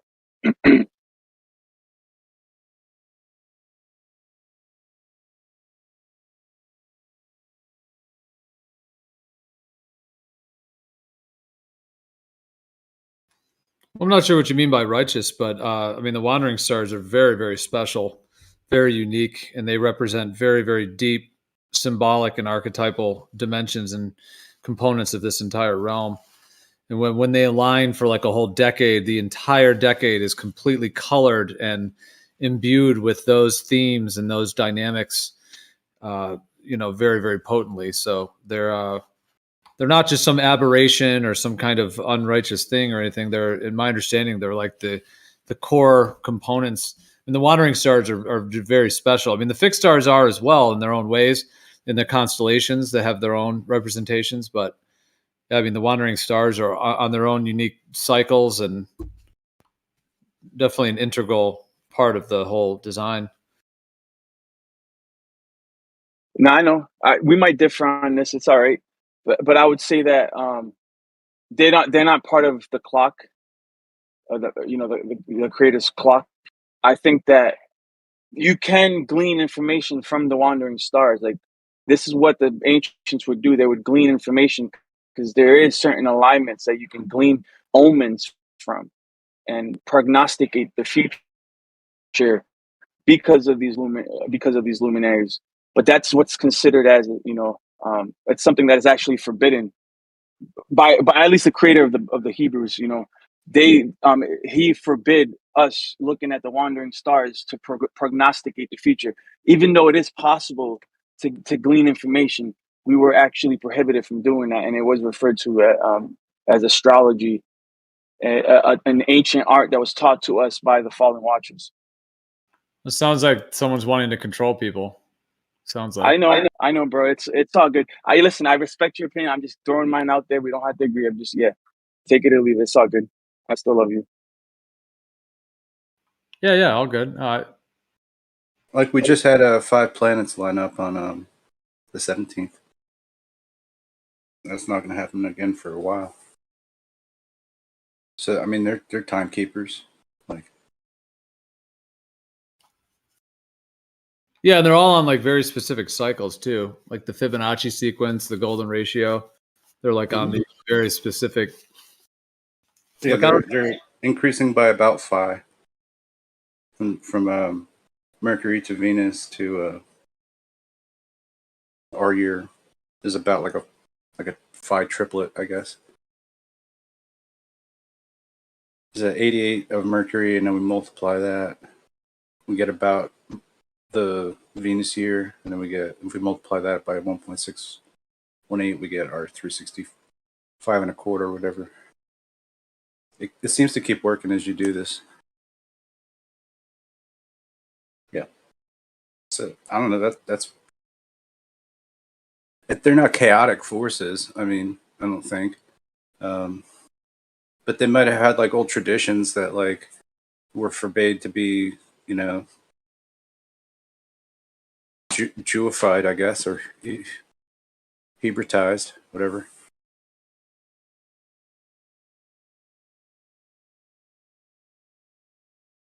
Well, I think to know these cycles could give you like a one up on others who don't know them.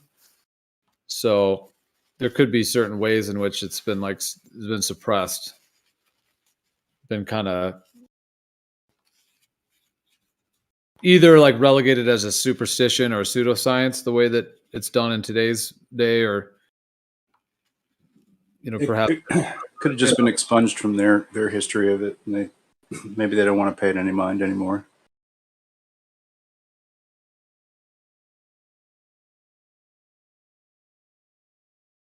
I mean, well, too much of it of the biblical things are going to line up on moons and alignments and eclipses and things like that. So.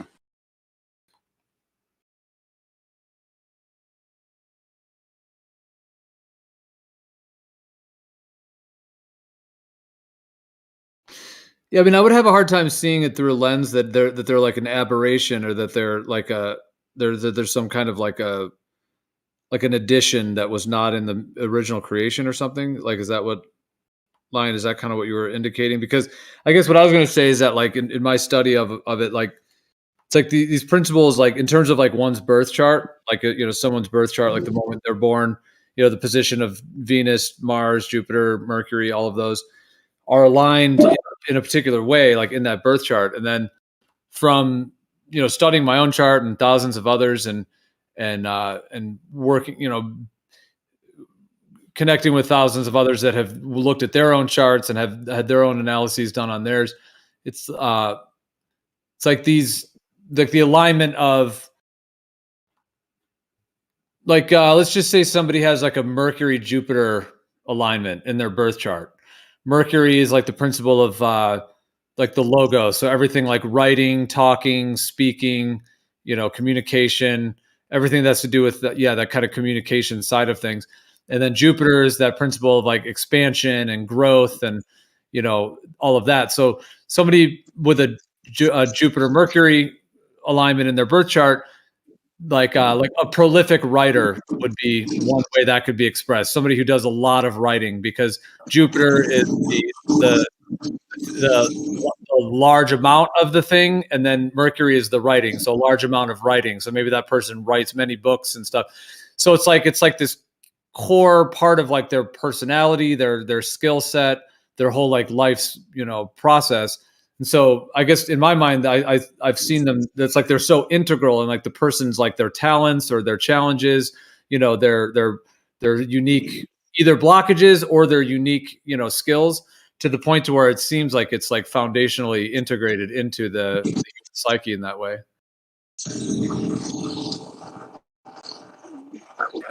Yeah, I don't know if you can hear me because it's pretty loud where I'm at right now, but yeah, they were part of creation in the original. They were fixed originally, part of the fixed firmament, like every other star. But for whatever reason, those luminaries decided to deviate from their commandment. We don't get much. We don't get much from the Bible, or even the Apocrypha regarding this topic. But the idea is that at some point in history, before the foundation of the earth, when the luminaries first came to be, they were fixed, and then a certain amount of them became rebellious and disobedient and rebelled against the Creator Himself, and did not keep their fixed position. That's what in the wandering stars are legit rebellious stars. Like they literally are not righteous. The idea of righteousness in the scripture means righteousness literally means like keeping the commandments. And then sin is transgression of the commandments. So these stars are literally sinning against the Most High because they rebelled from their past, from their course that they were originally intended to follow.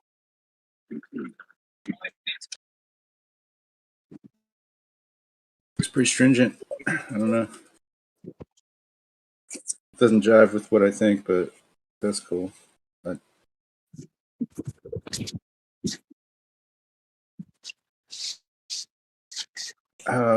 Well, also like just as far as like the development of like the Christianity is in the scriptures and stuff like that. Anything dealing with like angelic sorts of associations that's going to, I think, cross over into like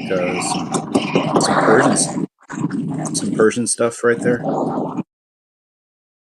Because like I think the angels are like an additional sort of addendum to whatever other orders that you might already have in scriptural tradition. It seems like it like adopted some other like an angelic system of some sort, but like I don't really know, but I think it's inherently possible that just all the lights in the sky were looked at as like some kind of energetic spirit in the different like Hindu traditions and stuff. So yeah, I mean, there's a whole Vedic astrology and stuff like that. It's got to go back pretty far. I mean, we know the Ayurveda is like pretty legit stuff. I mean, I think that their astrology goes back that far. So as far back as that, like they would have been like called them like aeons maybe, or archons. And then some of this is going to like cross over into the Gnostic railroad here, but like just don't worry about that for right now. It's just like that the concept of calling them archons is is it like that's like a concept for archangels, and that maybe like in some system archangels were looked at as these like planetary things, like higher order types of celestial beings. But I don't know, man. that's a whole practice of it's kind of like metaphysical spirituality, right? Just like appreciating the stars as beings of some sort, you know. But I think people did do that. And then you're talking about the Mazarot, which I don't really know much about, but it sounds a lot like the Zodiac. But there would have been probably a lot of different like zodiacs over, you know, spanning different cultures. I don't think there's one particular one. So I think of their existence at all is certainly proof of being able to see patterns within the motions of the sky, and that early people could do this, even if it was somewhat denoted by story, even at first, you know, before they were breaking out slide rules and angles and stuff.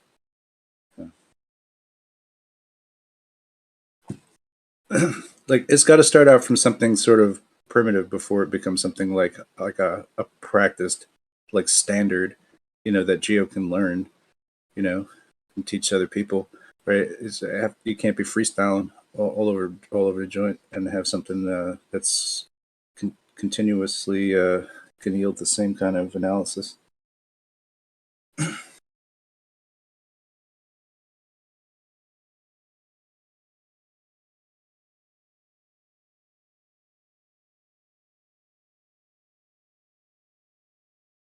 There's a bunch of words right there. I don't know if anything made sense.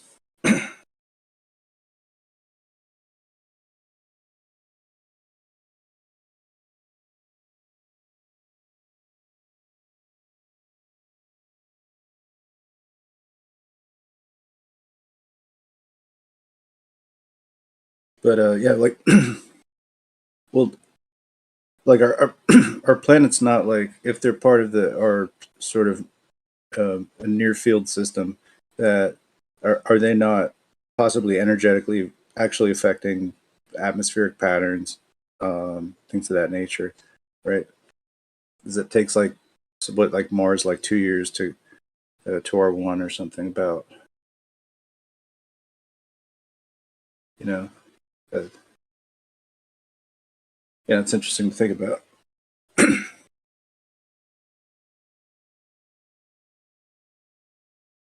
But I don't know. I mean, you could understand it that there might be like realities to which, like, that these things may occur, and then like, it would not be encouraged to, like, deify these things, or like to see them as like bad omens, or get like real superstitious with it. You know,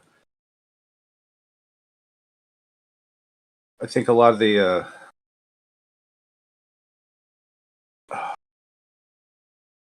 sentiment in the Bible is basically like, don't be about the old ways where they're like moon worshiping and doing all kinds of other things. Some sort of like other something else we don't really know. I don't know. I'm not even sure what to call it, but it does seem that they're trying to keep people on like a narrow path, like on this one thing. Like, hey, we're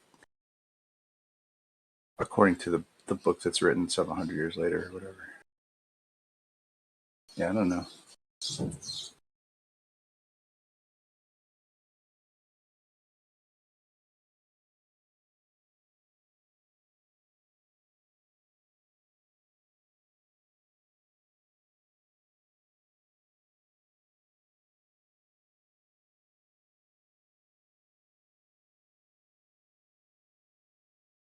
But they're like a different optical sort of thing as well. I don't think that they are the same as stars. What do you think?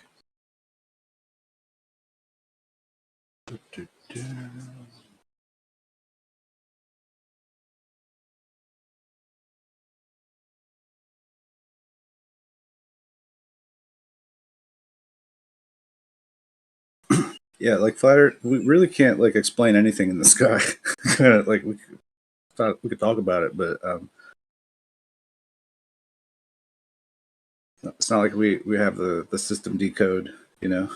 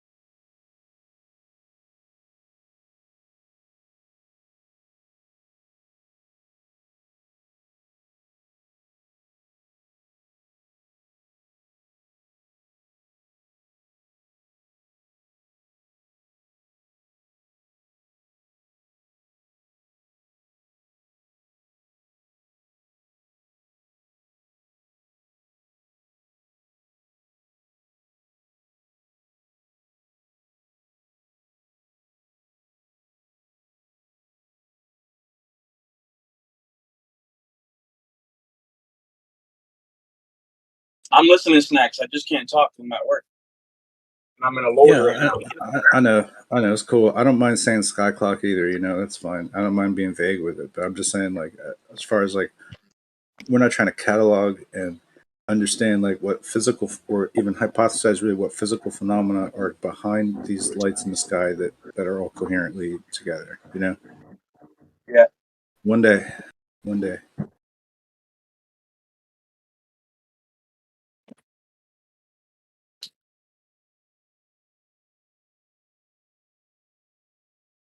I mean, they got dark matter, dark energy, dark feelings.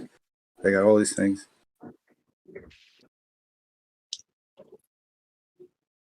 So, scripturally, the sun and the moon are on their own orbits, right? They don't follow the sky or the zodiacs. And then besides the sun and the moon, you have the wandering stars.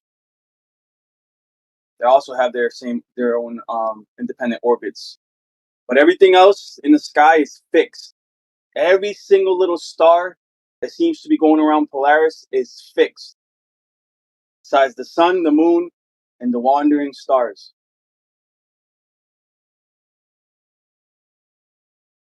And it's not because of perspective. It's not because they're millions and trillions of light years away. It's because they're literally fixed.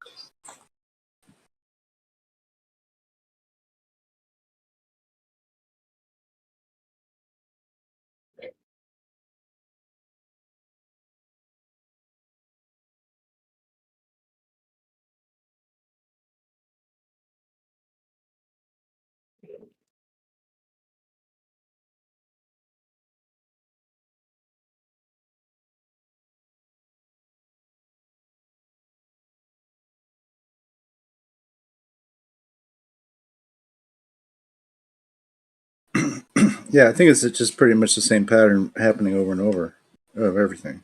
But you know, the stars have that lag that I'm sorry, not the stars, the planets do, the retrogrades that we see. Um, you know, some people are gonna have an explanation for that. Some people won't. You know, but they all have their own retrograde motions, don't they?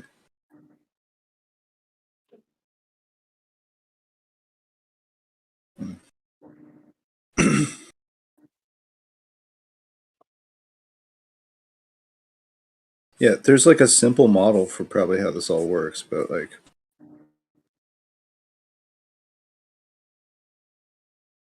try and get there.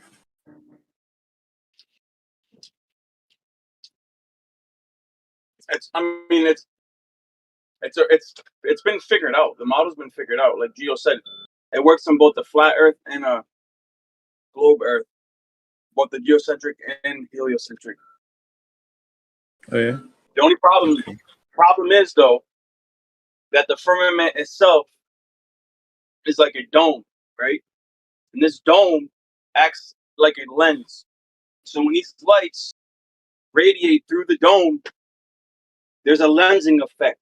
That's the hard part. It's trying to match the lensing effect of what we see happening with our own dome.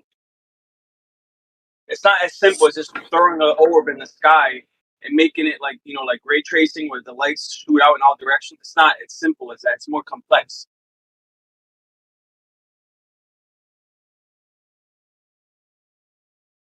Well, you would think that they get they get like way brighter as you get further away. Well, I guess we don't see that, or maybe we do. I don't know. It's hard to say. We don't have our own fucking Space Force, man.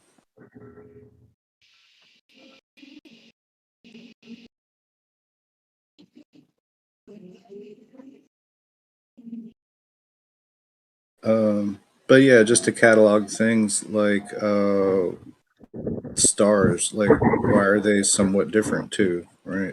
They're like different wavelengths and stuff.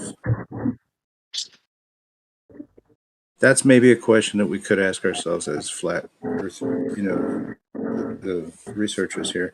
But we're going to get mired in the concept. Somebody else is going to say celestial sphere, and then we'll get like stuck in that fly trap, and then but I think the true question is like, yeah, what are stars? What's the sun? What's the moon? Planets. I'm pretty variable in this one.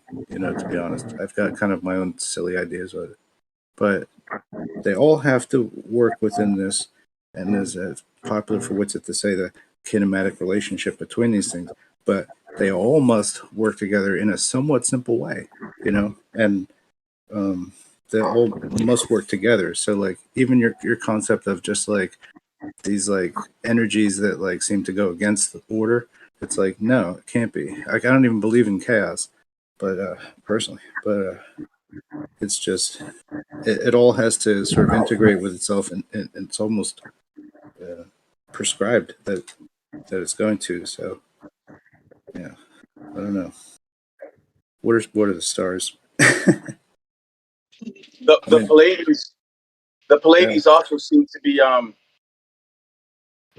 it's not just the wandering stars that we see, but the Pleiades actually also are mentioned in scripture as being rebellious. However, listen, there are things that are just missing context. We don't have the extra scriptures to tell us why the Pleiades are considered rebellious angels. The 7 stars that make up the Pleiades are supposed to be like 7 rebellious angels that rebelled like at a primordial time, like in the beginning, before the foundation of the earth. There was all kinds of weird stuff going on. I think they're the most twinkly MFers in the sky. What do you think? Do you get to see all the constellations and stuff, or some of them?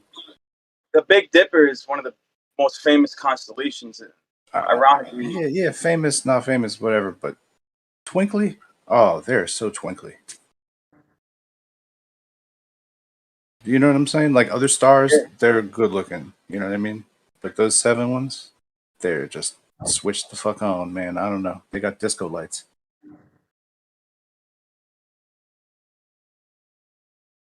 No? Okay. I mean, I don't know. I mean, it's tough. It's tough to see.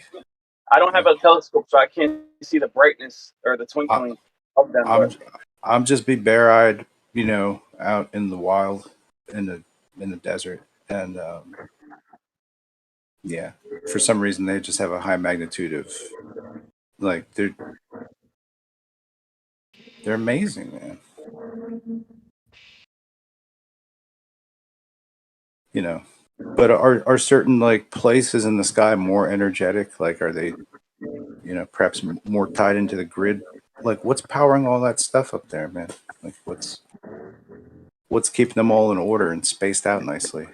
And how do you not space something out without a grid? The ether. No, I don't know.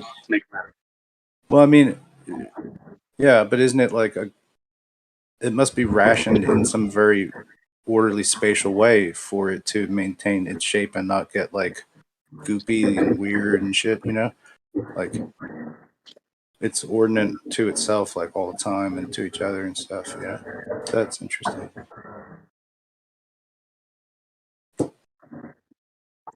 It's got rigidity in space, bro. Ha ha ha ha ha ha ha. You know what I mean? Yeah. That certainly is probably the weakest part of the whole Big Bang concept.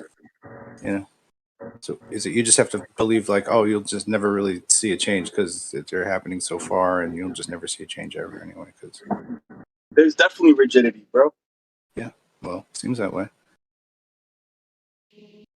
So that's like what is it, like the fingerprints of the field, or that's what these star clusters are. Is that what it is?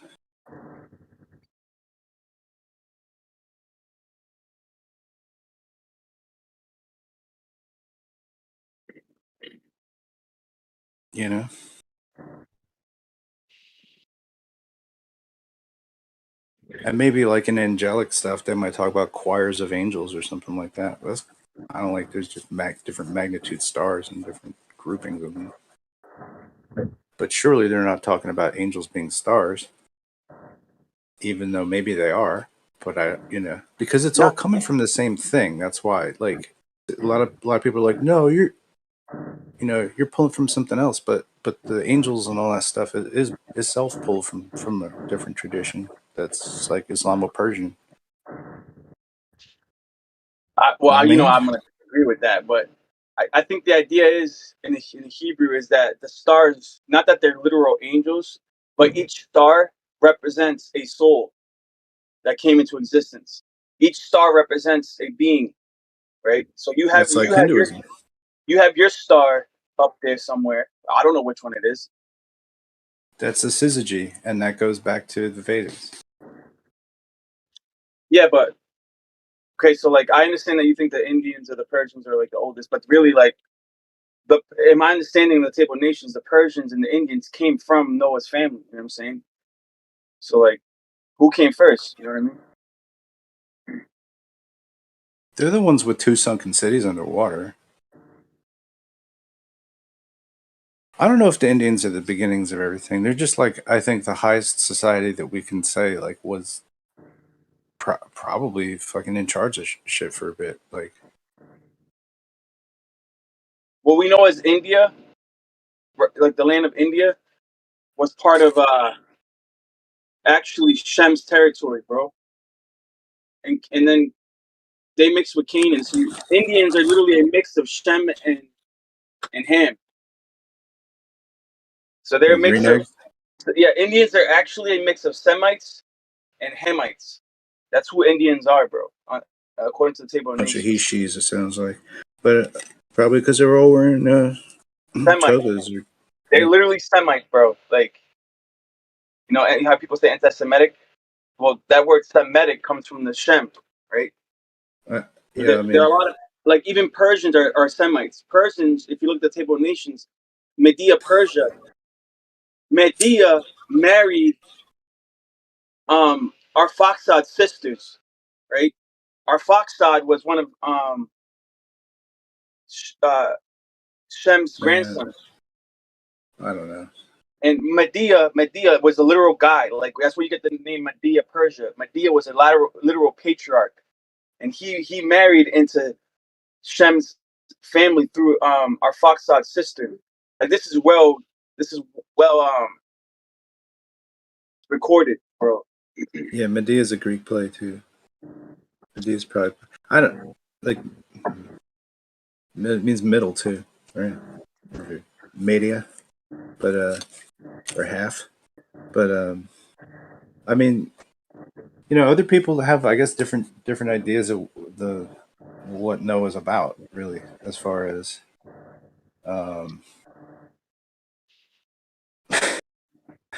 history is concerned. I mean, there's other like, I guess, historical avenues to go down. I'm not aware of all, but Yeah, we don't have to talk about Noah, but just the generations after Noah, second, third, fourth generations after Noah, their names are recorded, and who they made it with, right? It's all recorded, and this is how you get the Table of Nations, where all civilizations on Earth came from. Like you get the different people group. I know. But that's like I get it that there's anchors to what you're saying. I get it, but like I don't know. I haven't really like checked out to see if I like believe that that's what that is, or that, I don't know. I'm really not sure. Like, are the translations correct? Is the artifact fake? Did they fucking substitute a couple things because they weren't sure? Like, I don't know. It's very confusing too, because in a lot of these older dynasties, they just you'd be named after your father for a while until your empire fell.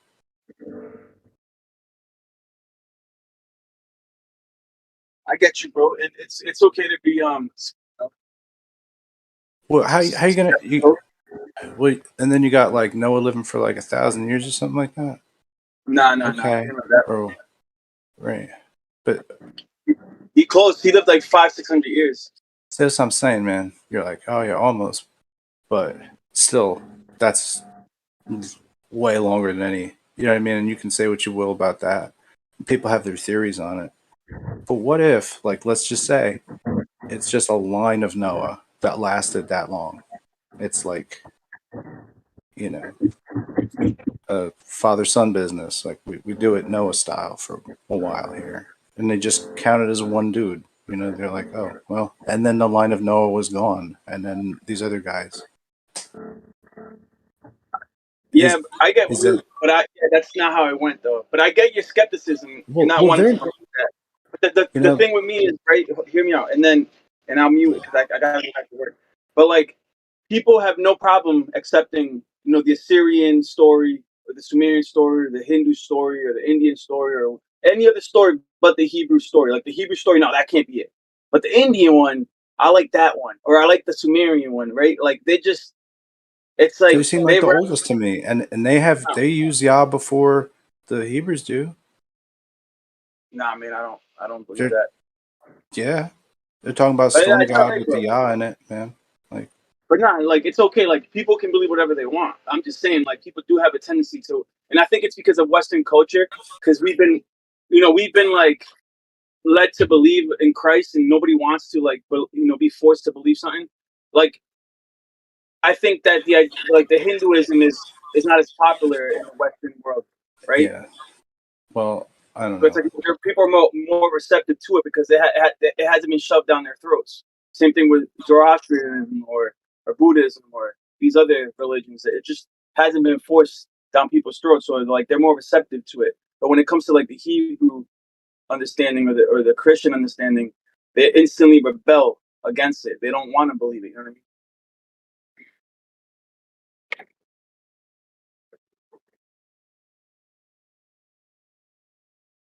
But it's all good, bro.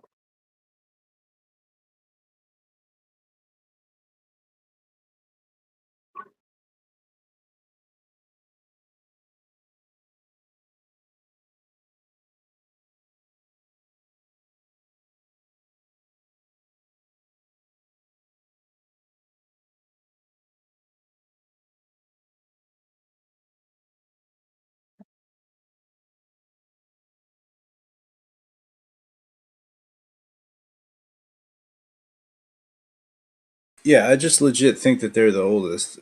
That's all. And Who? Which ones? The the Persians Indians, or the the Indians? Hindu, Vedic. Yeah, It's all good. I respect that, bro. there might be older people. You know, there might be older traditions, but like they're the oldest, most advanced, I think, for a period of time, and then probably then overtaken by like I guess the Chinese maybe at some point as they went down. You know, So I think that I forget who it was. I think Dawn or it's somebody. They think it's the Sumerians with the cuneiform tablets that they're the oldest. You think it's the Indians. And I just think it's the Hebrews. We can all disagree and still be friends.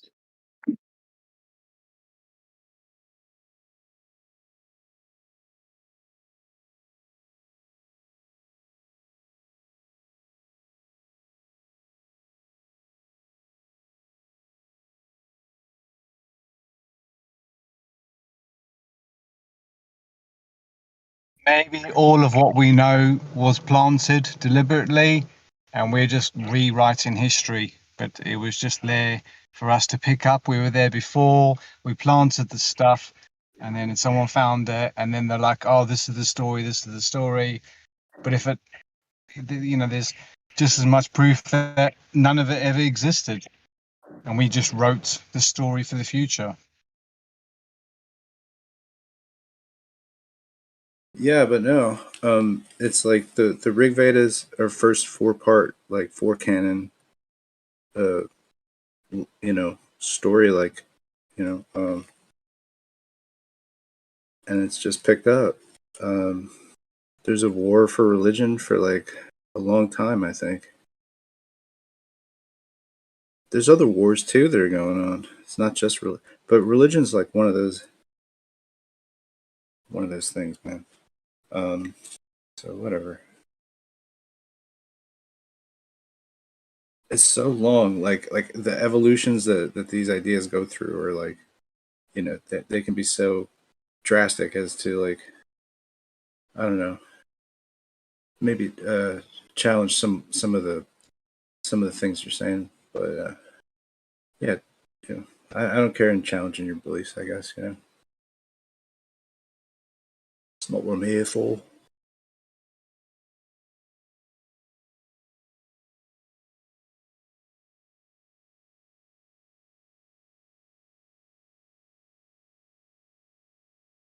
But anyway, you would think that if somebody like had the ability to stay alive for like 500 years, they probably would have had a good idea how to use herbs and medicines and have like, you know, or were they just like born that way, born different, you know? I'm one of them 500-year guys.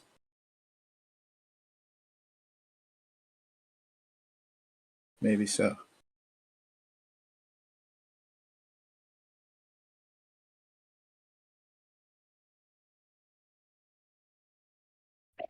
Yeah, I mean, if stuff was from before and stuff, and then we have if we had a natural cycle that we had to hibernate for 300 years or something like that, and then it's all good for 300 years.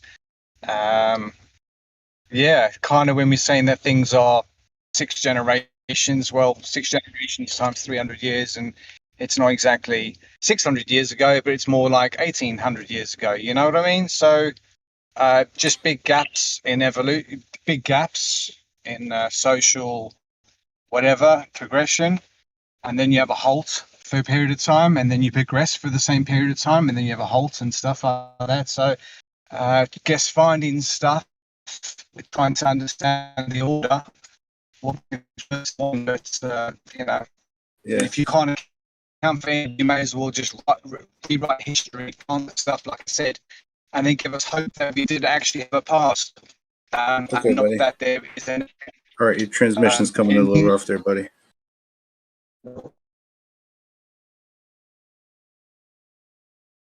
Sorry, man.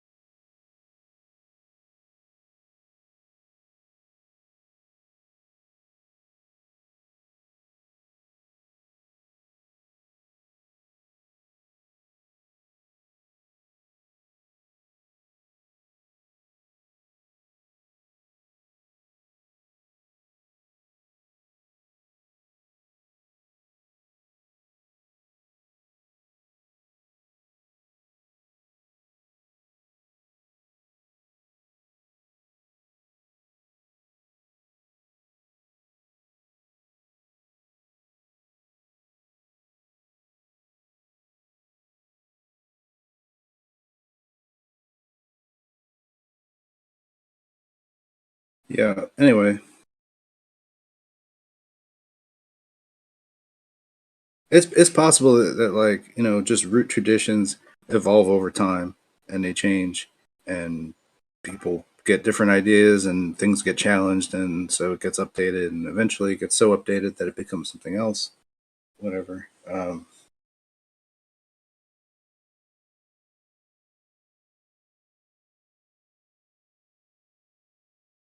You know.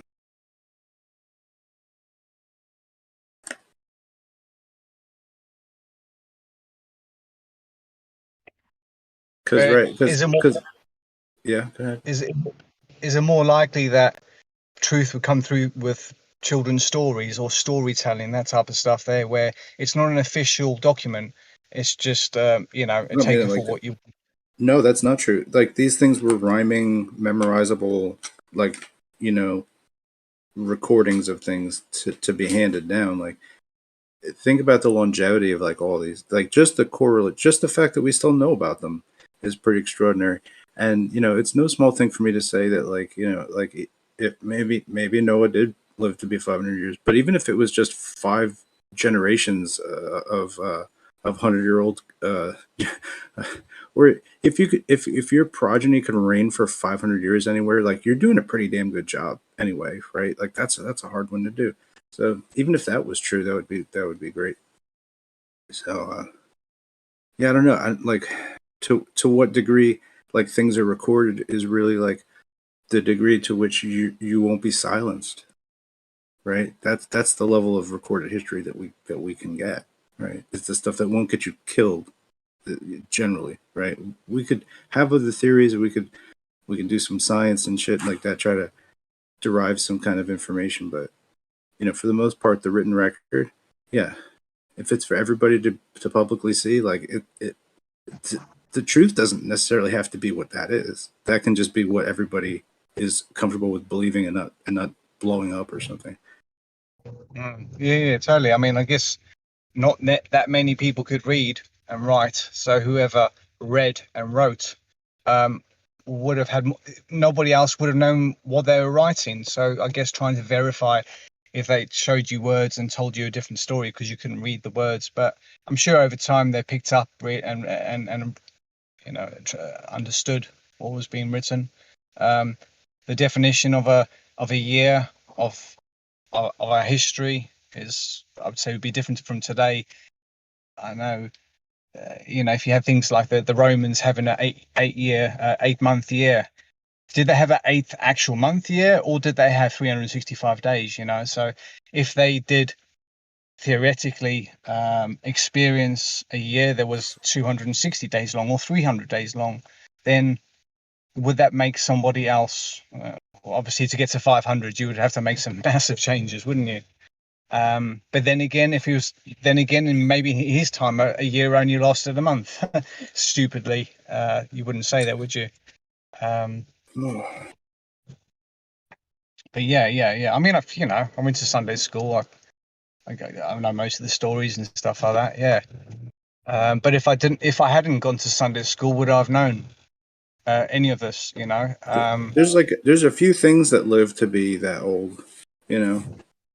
I'd like to think that humans are capable of it for sure. And I think maybe with modern stuff, maybe it's possible. But like, I'm trying to think about like what kind of natural, approachable technologies that they had like at hand to be able to do, unless it was like a miracle plant that they all were eating, or you know what I mean? Yeah, Like maybe something even simpler, like they didn't have all the pollution, they didn't smoke cigarettes, maybe they didn't drink, they didn't have all these things that age your body. And if we've got all these radio waves going through the atmosphere and this, that, and the other, the water that we drink dehydrates our body, all these different things, maybe we are in appearance we're aging a lot quicker than they did, maybe, but not we're 5.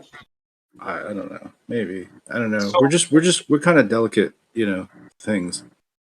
it's hard to believe our ancestors living up to 1,000 years, right? Like it's just like it sounds complete fantasy, right?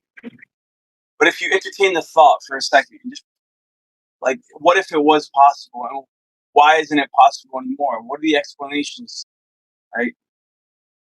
There's a few compounding factors why we can't live as long as our primordial ancestors. The main reason being a change to our realm. And second to that would be our DNA. There's been a change to our DNA through entropy and atrophy, right? Like I mentioned this the other day, the idea that at one point existence was a lot purer than it is today. So you can call it pollution, but it's also a degradation of our genetic code.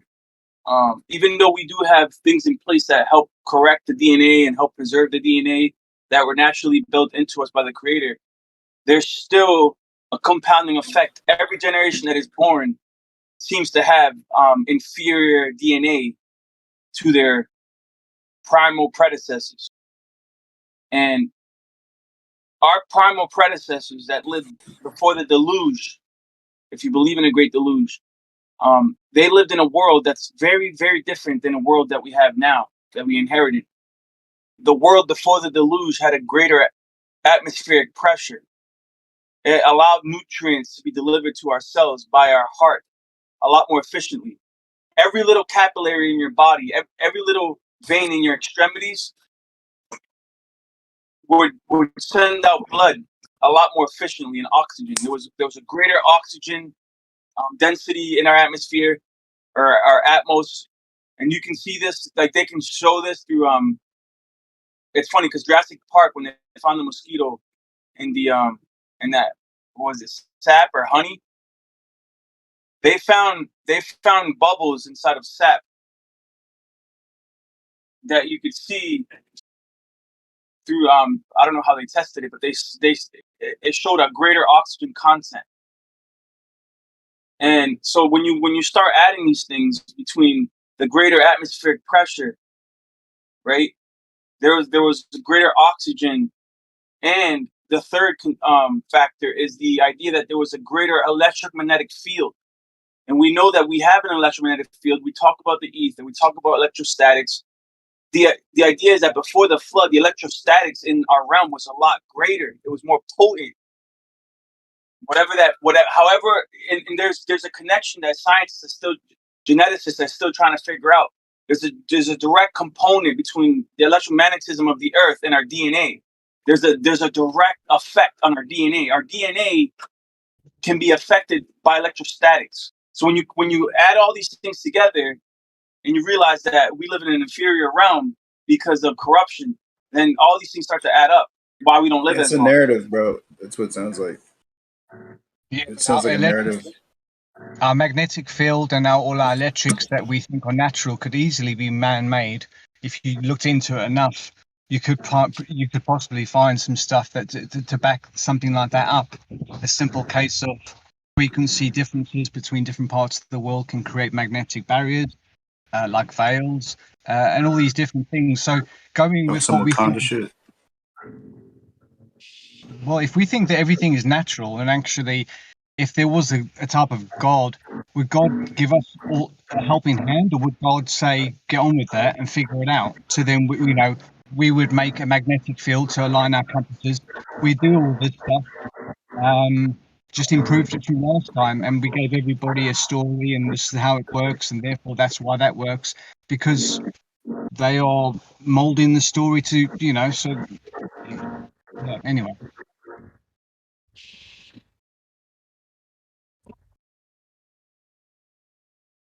Whoa.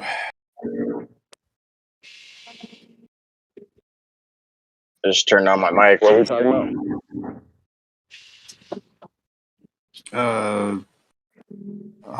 Higher oxygen content, higher atmospheric pressure, electrostatic, better lead DNA. We're living in 500 years because that's how Noah did it, because it's just normal, or not. But like that's the sort of the turf you care to kick rocks.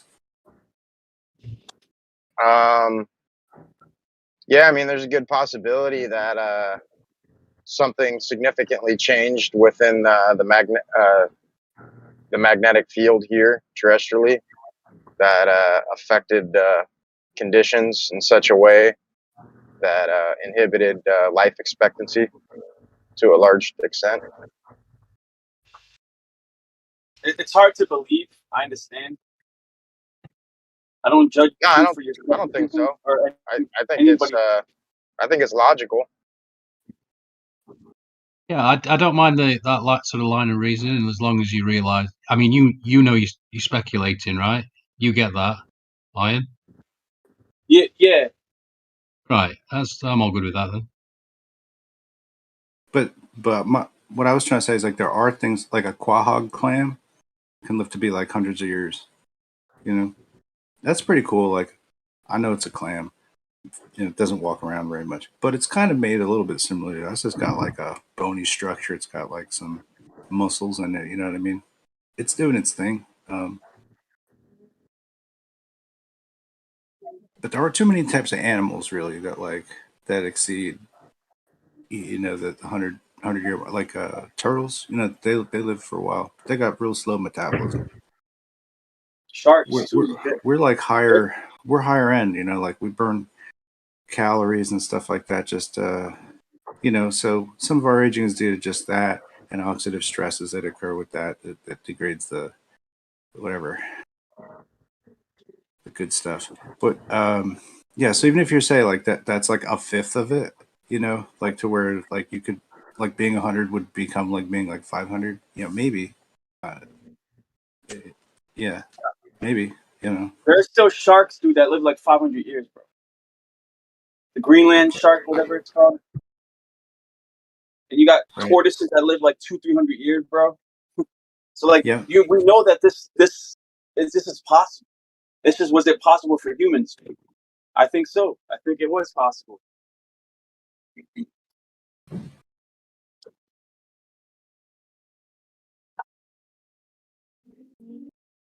But when you building an ark though.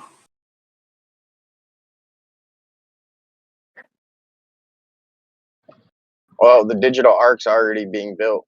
I'm saying like he lived to be what? When did he kick?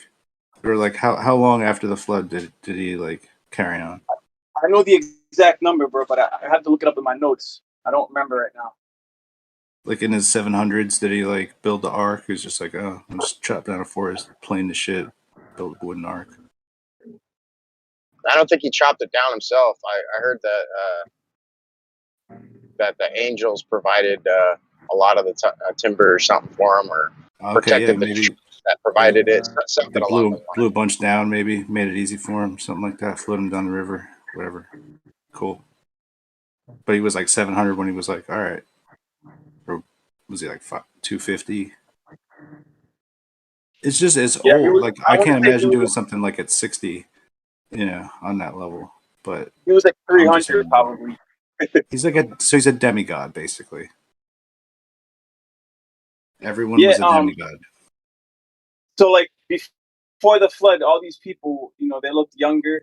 But not only that, when they survived the flood, the people that came after them that weren't antediluvian, they had a different bone structure. Like people after the flood, just grew up differently, bro. They didn't live as long. They were smaller in stature. So like the people that did survive the flood, like Ham, Shem, Japheth, and their children, right, were considered like demigods, and they were recorded as demigods because they lived a very long time and they were very tall.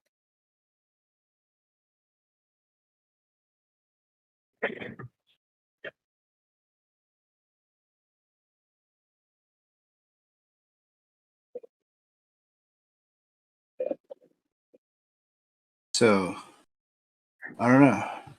It's almost like that they're demigods, but they're not actual gods, but they do get absorbed into the Bible, so they're part of the story. So they're not gods, but they are a lot like gods because they're just better than us. By the name, the average person that didn't have a relationship with the creator, they kind of deified these beings. They naturally deified anything that was bigger, better, and stronger than them.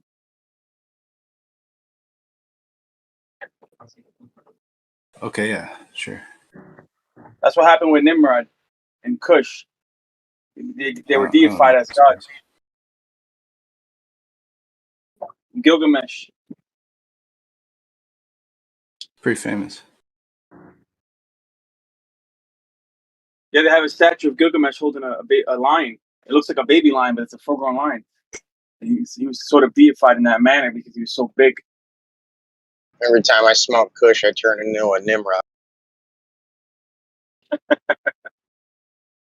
I, for some reason, like to make this connection is probably wrong, but I like it anyway. Is just that the Gilgamesh is like, well, what if we're just pronouncing it like terrible, right?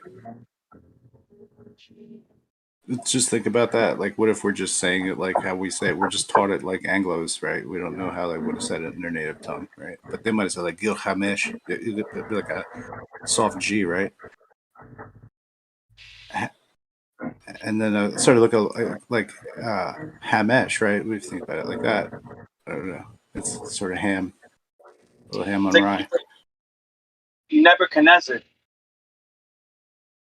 Khan. Do you hear the Khan in there? Nebuchadnezzar, but we say Nebuchadnezzar. It's just interesting to think about it like that. Like, was he like part of an Orient like empire? Like, I don't know, man. There's like a lot of this is just unwritten history books for sure. That could be. Nebuchadnezzar had a baby dragon, bro. Not a baby dragon, but he had a pet dragon in Babylon. He had bro. as far as okay. So now the only plates that I've seen of this right are just like the dude, but it doesn't the baby dragon. It just looks like a big lizard, like a tegu or something like that, or a savannah monitor. But it's got like horns like strapped to its head, like it's an ornamental like appreciation. Nah, I think it was a legit dragon, bro. Not like a monitor lizard or a Komodo dragon. No, like an actual dragon. It was just like things after the flood didn't grow as big. Okay, actual dragons. Cool. Yeah. Like, listen, I know it sounds crazy. At first, I didn't believe it either, Oh, it's bro. fine. But Yeah. dragons are legit. That's cool. They just died out, bro. Like, they just died out. They went extinct. Ask the XO. He'll tell you about the dragons. Like all the Chinese dragons look basically like serpents with like little legs on them. You know, they're really not that big of a deal, but they almost look like some kind of elongated crocodiles. And crocodiles are like a real thing that would have been in the Yellow River and all the fuck. They would have been swarming with the motherfuckers, right? Crocodiles were a bitch. Crocodiles, you know, they were a bitch in Egypt too. That's why, isn't it like that's the judge at the end of the fucking whatever? Or is that a hippo? Or is it an alligator? It's an alligator? Alligator-headed hippo? Something like that. Anyway, the Deathbringer. These things are tough creatures, but don't you think it's possible that, you know, like dragons are basically like an extension of just crocodiles or something? I think they just went extinct, bro. They're their own species. I think some dragons had feathers, bro. They're feathered serpents. Did you see that?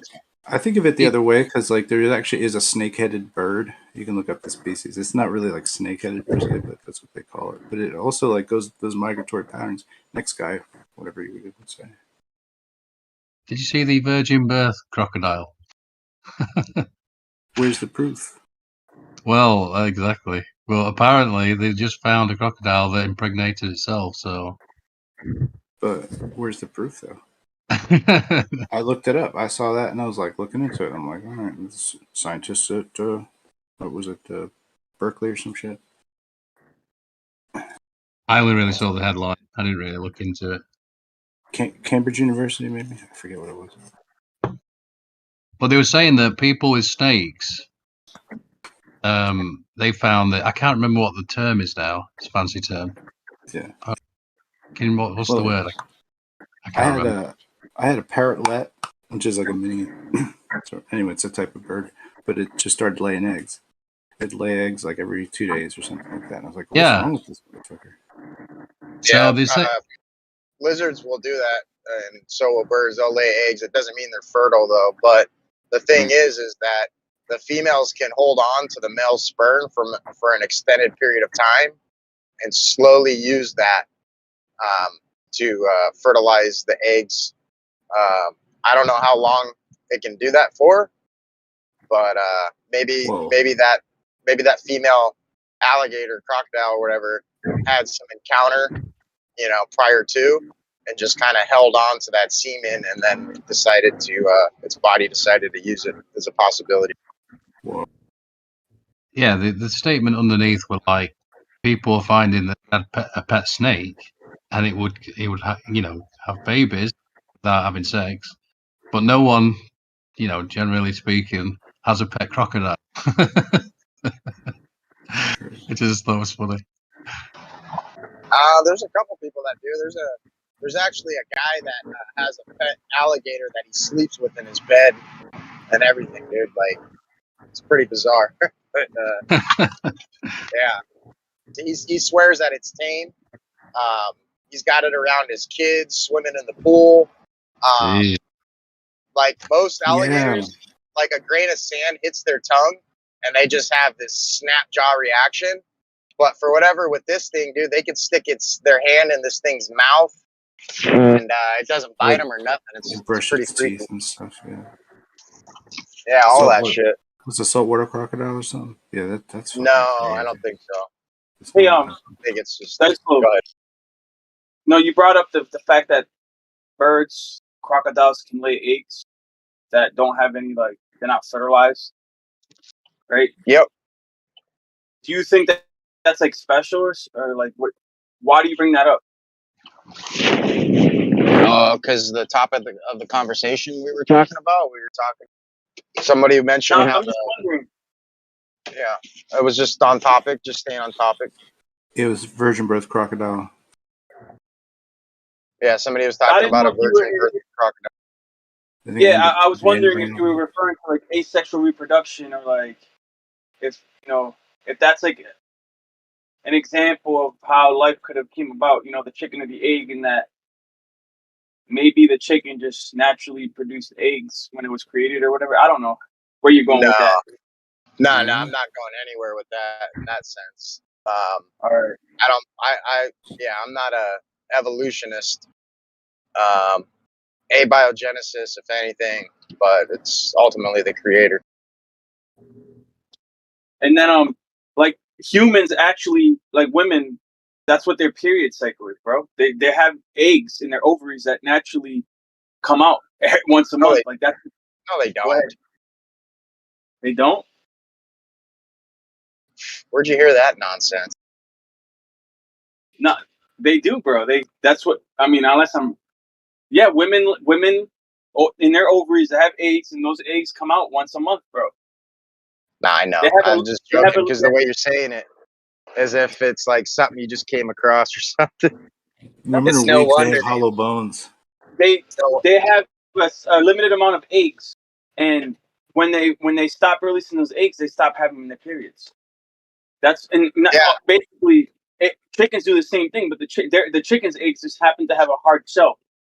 So the interesting thing about that is that when a female's born, she has all of those eggs within her already, like to the T. So it's like, are there eggs within eggs? Like, how does that work? Like, it's just kind of weird, right? Yeah. I know. Eggs all the way down.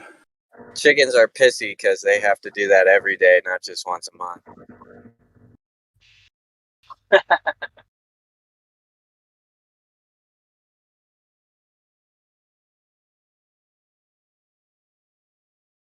And yeah, sometimes a chicken will lay 2 eggs. Crazy.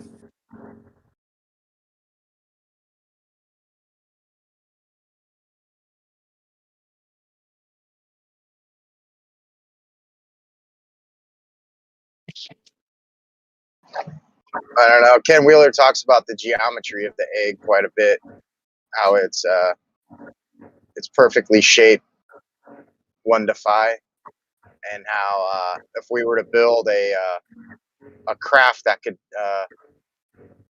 levitate, or basically the craft that we're seeing, like if we were to build something like that, it would have to follow this certain geometry of 1/5.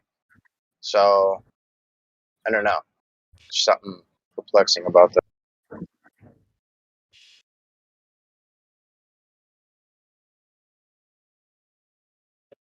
You know.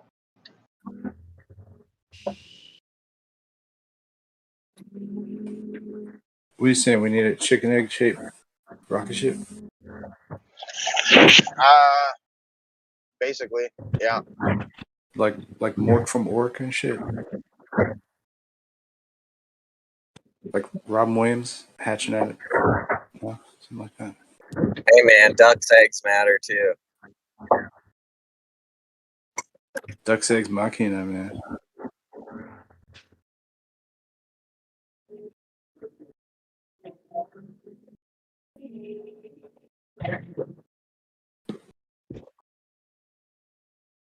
Kind of weird. Our testicles are shaped like eggs. Isn't that kind of interesting?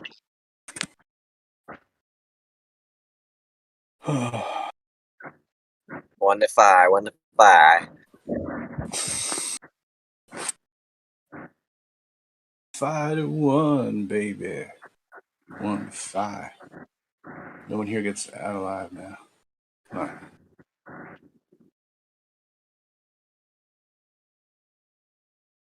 The Doors? Anybody? 5 to 1? Nobody? Yeah, I'm a big All Doors right. fan. Okay.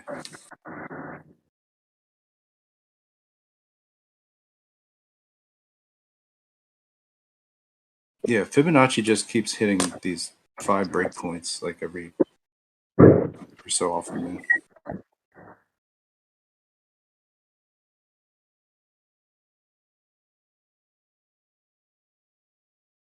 Which hits as 5 though, you know. So I think that there's a relationship between phi and 5. Ooh.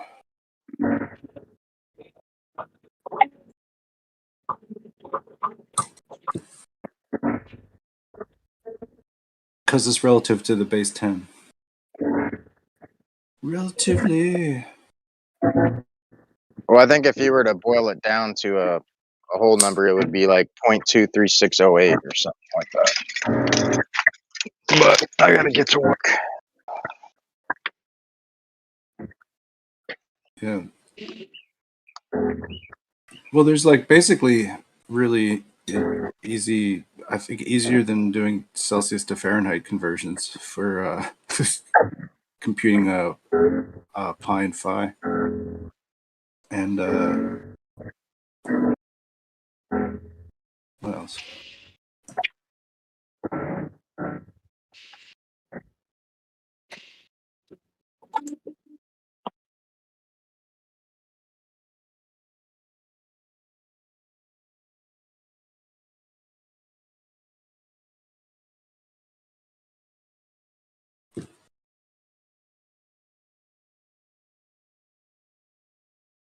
Oh, I think it's the universal charge constant. I think that also relates to phi.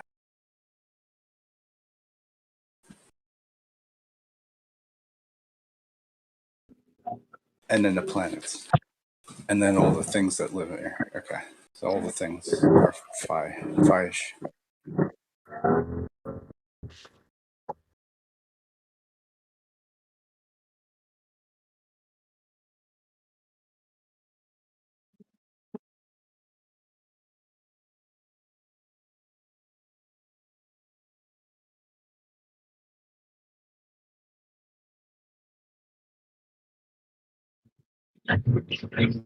Well, I got a few more minutes, I guess.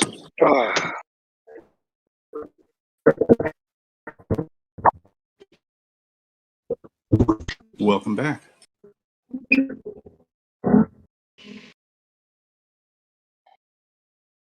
Thanks.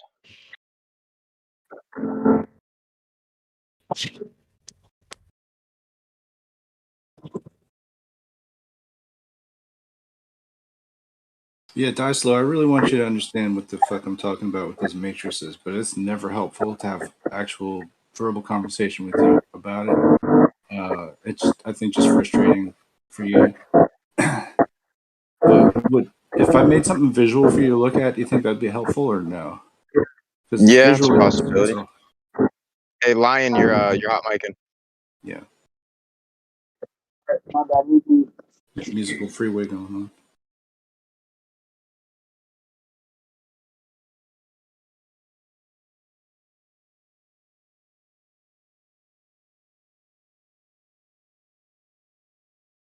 And as far as the math, it's like third grade math or second grade math. All right, now you're just insulting me. No, I mean, like, it literally, it's nothing more than that. You don't add more than like 1 plus, 9 or something.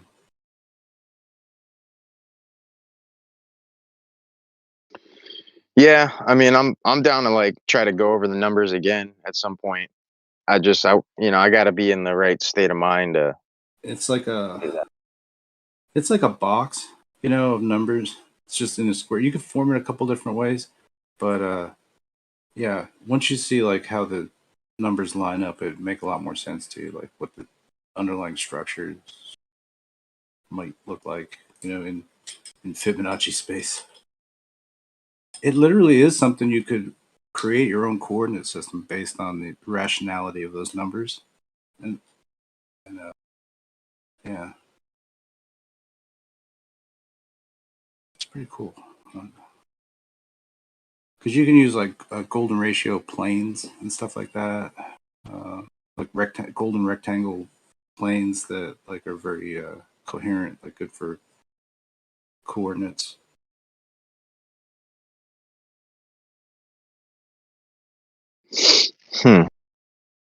I mean, I think that's why some of these like old like did you watch any of that Secrets in Plain Sight stuff? Right, like it just made me think, because like in some of these like French like royal courtyards and stuff like that, they're following something that's like a 15:4 proportion, you know, and it just like it kind of like lines up with somehow this number breaks down and it's like it's a 60 base, so like it's somewhat relatable to the golden rectangle, I guess. You know, but they were using this like to they'd use the courtyard and then like place like little markers in the yard, sort of like where there were planets. You know, like the court astrologer would like do that shit, so like he could chart where stuff was. You know what I'm saying? That's interesting. Yeah.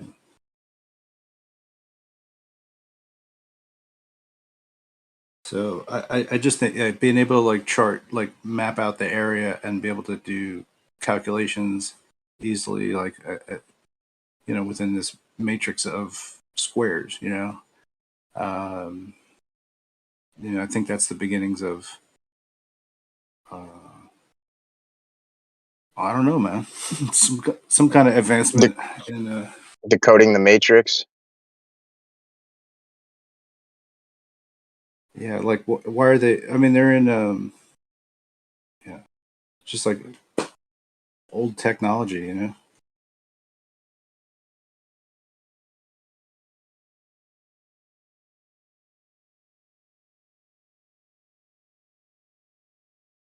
Well, I mean, up until like Queen Elizabeth's mother, like you know, John Dee was working for the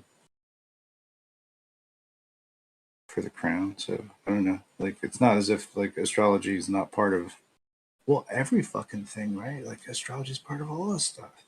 Like all the ancient powers like understood that.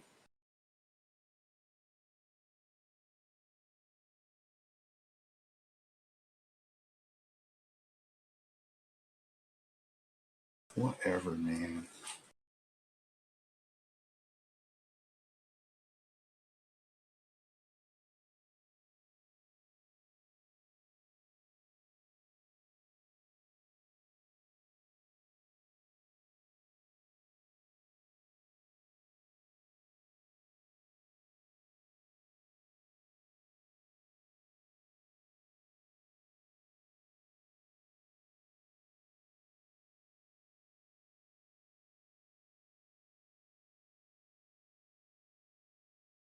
I don't know. It's like, yeah, it's interesting to think about like different atmospheric gas mixtures and different pressures and stuff like that, creating different ways that life will thrive or whatever. That's super interesting. I think it's also just interesting to think about like just more a higher energetic field, and what that might do too, or yeah, maybe the two of them coincide. If you got a lot of green, like we never get to really where the greenhouse gases are so bad that they're like, oh, the greenhouse gases they're just as bad as we thought that they could get, you know, and it never seems to happen. But there's always like the threat of what that would be. But is it possible you just have like this static buildup of electric that doesn't have the ability to discharge itself or dissipate back up into the upper atmosphere? Yeah, system gets unbalanced or something. Funny thing is, if we didn't have greenhouse gases, we wouldn't even be here. It's literally necessary for life. Oh, absolutely. Yeah. Carbon dioxide as well is carbon dioxide is the most important one. But if there was like, let's say that there was like higher energy in the ether or whatever, let's say, then like maybe magic wands or something, you know, maybe spellcraft like works better. Like, I don't know, all these kinds of things become sort of possible. What's the question, bro? What's the question? I don't understand. Just if there was like a higher energy content, if there was a higher field, maybe just predicated on different balance of atmospheric gases. Where in the atmosphere? In the ionosphere? Or let's say that there was like a shitload of oxygen on the ground being created by untold zillions of trees in a lot of area that's not underwater. Okay. Like rainforest. Are you saying how that would how the different gases in the atmosphere would affect the like like let's say electromagnetic charge in the atmosphere. like if you had 3 more Amazon rainforests or something like that, just but now, maybe they're underwater now, but they weren't before. Yeah. Well, what would that have done? Well, I mean, one thing that does seem quite clear is that there was more oxygen in the atmosphere in the past, from like the ice core samples. I've spoken about this before, and like the fossils and stuff that we're finding that are from like that period, all the animals are a lot bigger. I like to use the example of the dragonfly, like the 200 million year old, I think it was, fossil that I saw, and it had like a wingspan of 4 meters, bro, and just the body was a meter long. And the oxygen content from that period supposedly, coincides and was 50% more than what we have today. Are we allowed to talk about giant bugs on here? I'm not sure. I know spiders are taboo. All right, giant dragon, 4 meters, you said? Wingspan, the wingspan, something like that, 4 or 2 meters, I can't remember now, but it's still a lot compared to what dragonfly is today. And they're saying that it's directly correlated with the fact that there was a lot more oxygen in the atmosphere in those days. There was more trees, and just the oxygen content was higher, which allowed, supporting bigger life forms. Take the dinosaurs, for example. And then, so this is the way I understand it. They say a comet wiped out the dinosaurs, an asteroid hit the Earth. So the way I understand it is when that asteroid hit the Earth, it kicked up a lot of dust in the atmosphere, probably for hundreds of years, and caused like a nuclear winter kind of thing. What that then did is it killed off most of the plants because they couldn't get the energy from the sun to conduct photosynthesis. And that's probably what lowered the content. So it could be what you say, that a lot of the forests are gone, underwater or whatever. Yeah. I want to add to that. Apparently, some of these creatures wouldn't be able to fly today with our current atmosphere. It would Yes, be I've impossible. heard, yeah. I don't know how they figure that out, but some of these flying creatures would not be able to fly. I think it has to do with like this is how I understood it. I don't know if this is true, though, so don't quote me on it. That's why birds developed feathers. In apparently, like they're not sure if the dinosaurs might have actually had feathers or no. But if it's like they say, like the oxygen content was higher, then that means the atmosphere would have been denser, so it would have been easier to fly, technically, wouldn't it?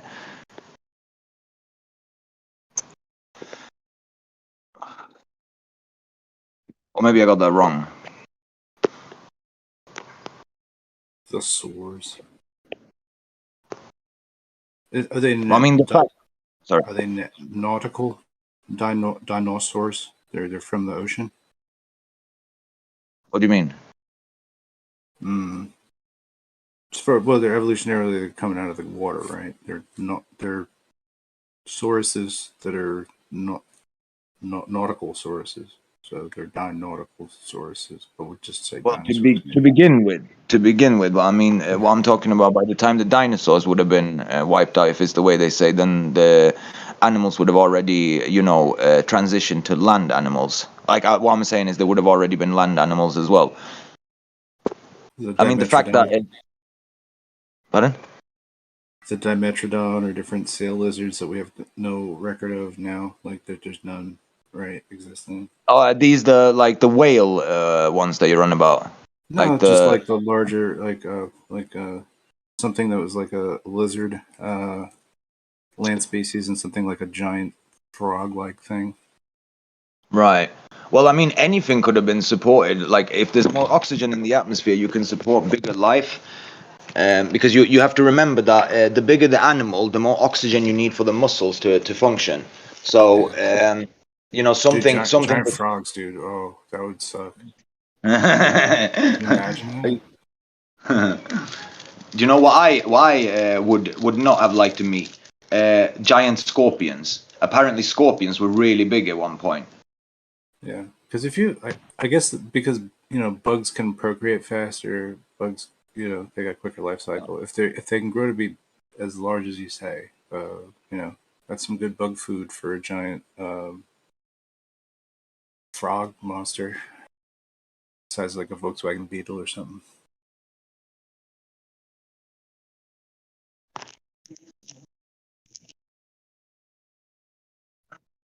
I guess,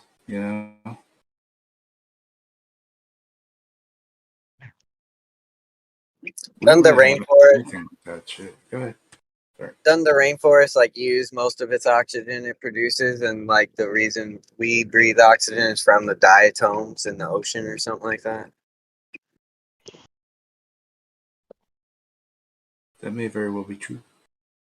Well, the majority of the oxygen they say actually comes from the beginning. Didn't actually come from land plants. Supposedly, it came from algae in the sea. Yeah, that's a diatom. Yeah, that's like, diatomaceous earth. Like if you get that, that's really good for you.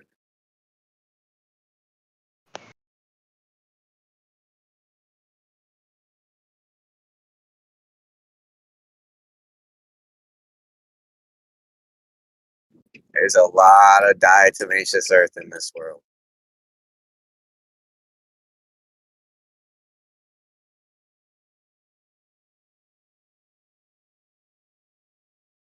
Yeah. So I think all those different gases are just different charges of electricity and different potential energies in each of those charges. And then the different charge, they classify it as a different gas. But like, I don't know, water, like a couple hydrogen balls and an oxygen ball sticking together. I don't know about all that.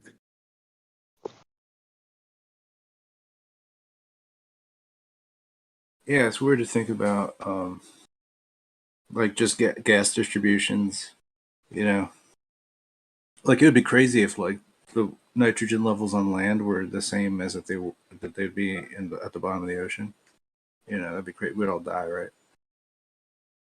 Yeah, that'd be wild.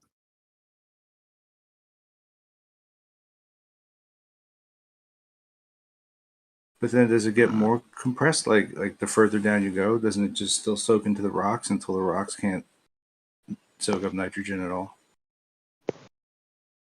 Yeah, that's why it's like maybe it's all just the same stuff, just charged differently, Isn't that what the like periodic table of elements kind of shows you too, Yeah.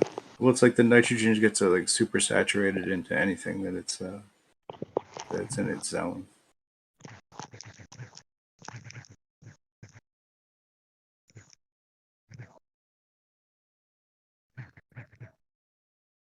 I've posted something in the chat. I got it a bit wrong. It wasn't as big as I said it was, but it was. It had a wingspan of nearly a meter. It went supposedly extinct about 250 million years ago, and the link that I posted actually talks about how it went extinct due to the changes in oxygen levels in the atmosphere.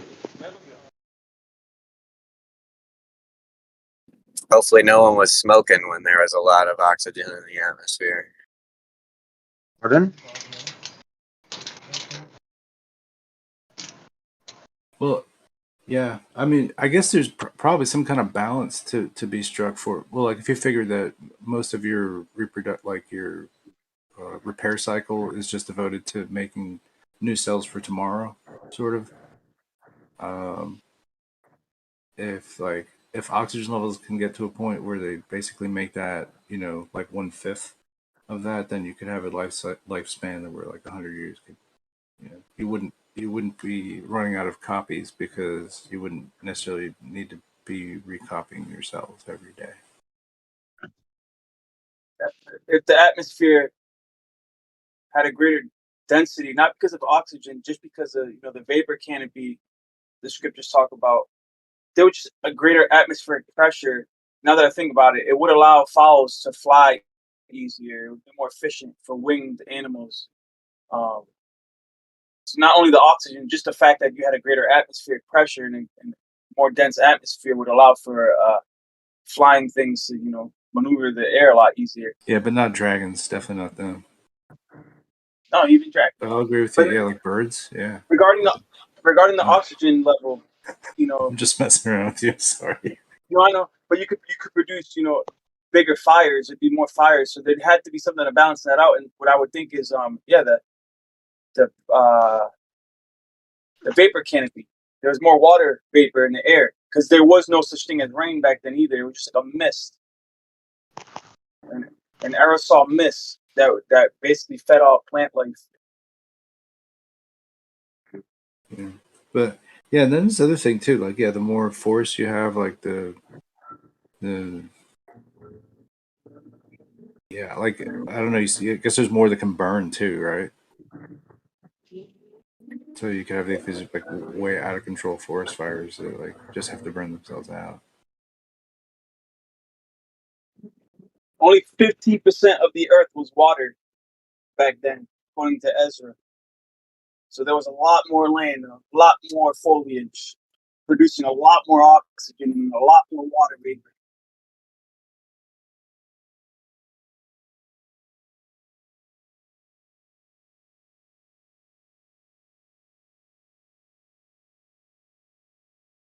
Yeah, I don't know. Where does carbon sequestration get into this, man? Who's sequestering carbon? As a witness.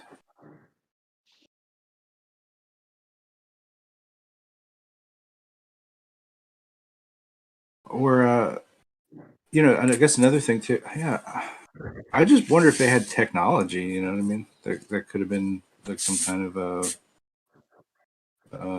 electrical sort of splitting of water or something like that to create, you know, oxygen or something. Then it could make like a barometric chamber or something like that.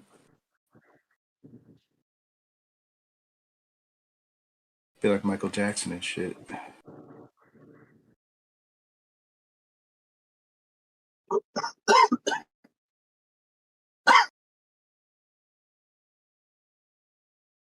Right. I mean, it's a higher oxygen rate, increases your healing rate, all that stuff. But, you know, really, this other aspect as well, like, I think the red light spectrum really has a healing factor of its own. The near infrared spectrum, it promotes cellular regeneration and increases testosterone in those areas as well because that promotes the cellular regeneration, decreases inflammation. It does like a lot of things. So if the sun were in sort of a more reddish phase or something like that, it might. The sun does go through phases. Yeah. The sun does actually go through phases, like heating up and cooling down, and periods where there's more flares and where the sun is stronger. I mean, even if you like look in history and stuff, like the ancients record, during like, for example, during one period the sun shines more white, more intense, because the hotter it is, the more white it is, the cooler it is, the more red it is. So like the sun goes through periods. Right. So I'm just saying, like, because like, even plants will go through things like normalization to an environment, Yeah. in their photo period and stuff like that. So like, depending on that, I mean, we may have like some kind of, genetic adaptation that happens over time. You know what I mean? If people are in a certain area, which makes sense. I mean, we're kind of built for that sort of. It's evolution, bro. It's just fine tuning, It's never complete. There's never an end to evolution. There isn't. No, just it's constantly fine-tuning. ongoing. It's constantly ongoing. Mostly mental.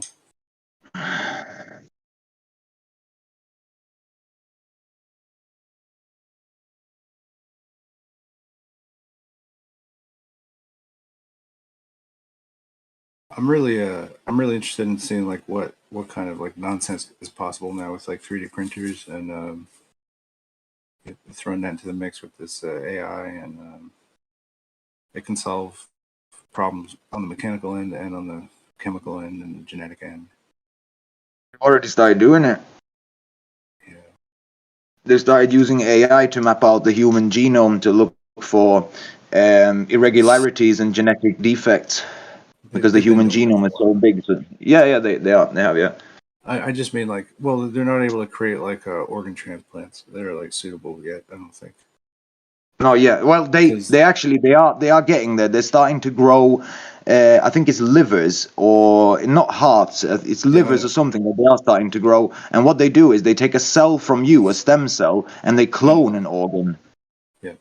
Well, they create like different hydrogels based on the different types of cell disbursements that are in your organs.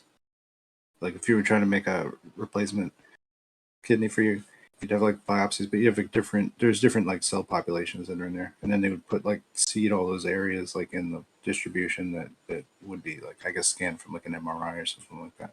But what it doesn't have is the fibrous material to actually create the sort of structural quality that real cellular mass is made out of. They're starting to get around it. They're starting to get around it. But that's what I'm saying. Like with all these AI pushing these three things, like it should be able to like get over that hump. And then, well, I think they do. I think they do have something, because what I've read is that they've started to grow human organs inside of pigs, because they're not allowed to do it inside humans or like inside embryos. So what they do is they take stem cells from a person, like from your kidney, for example, and then they clone those cells and let them grow inside of a pig.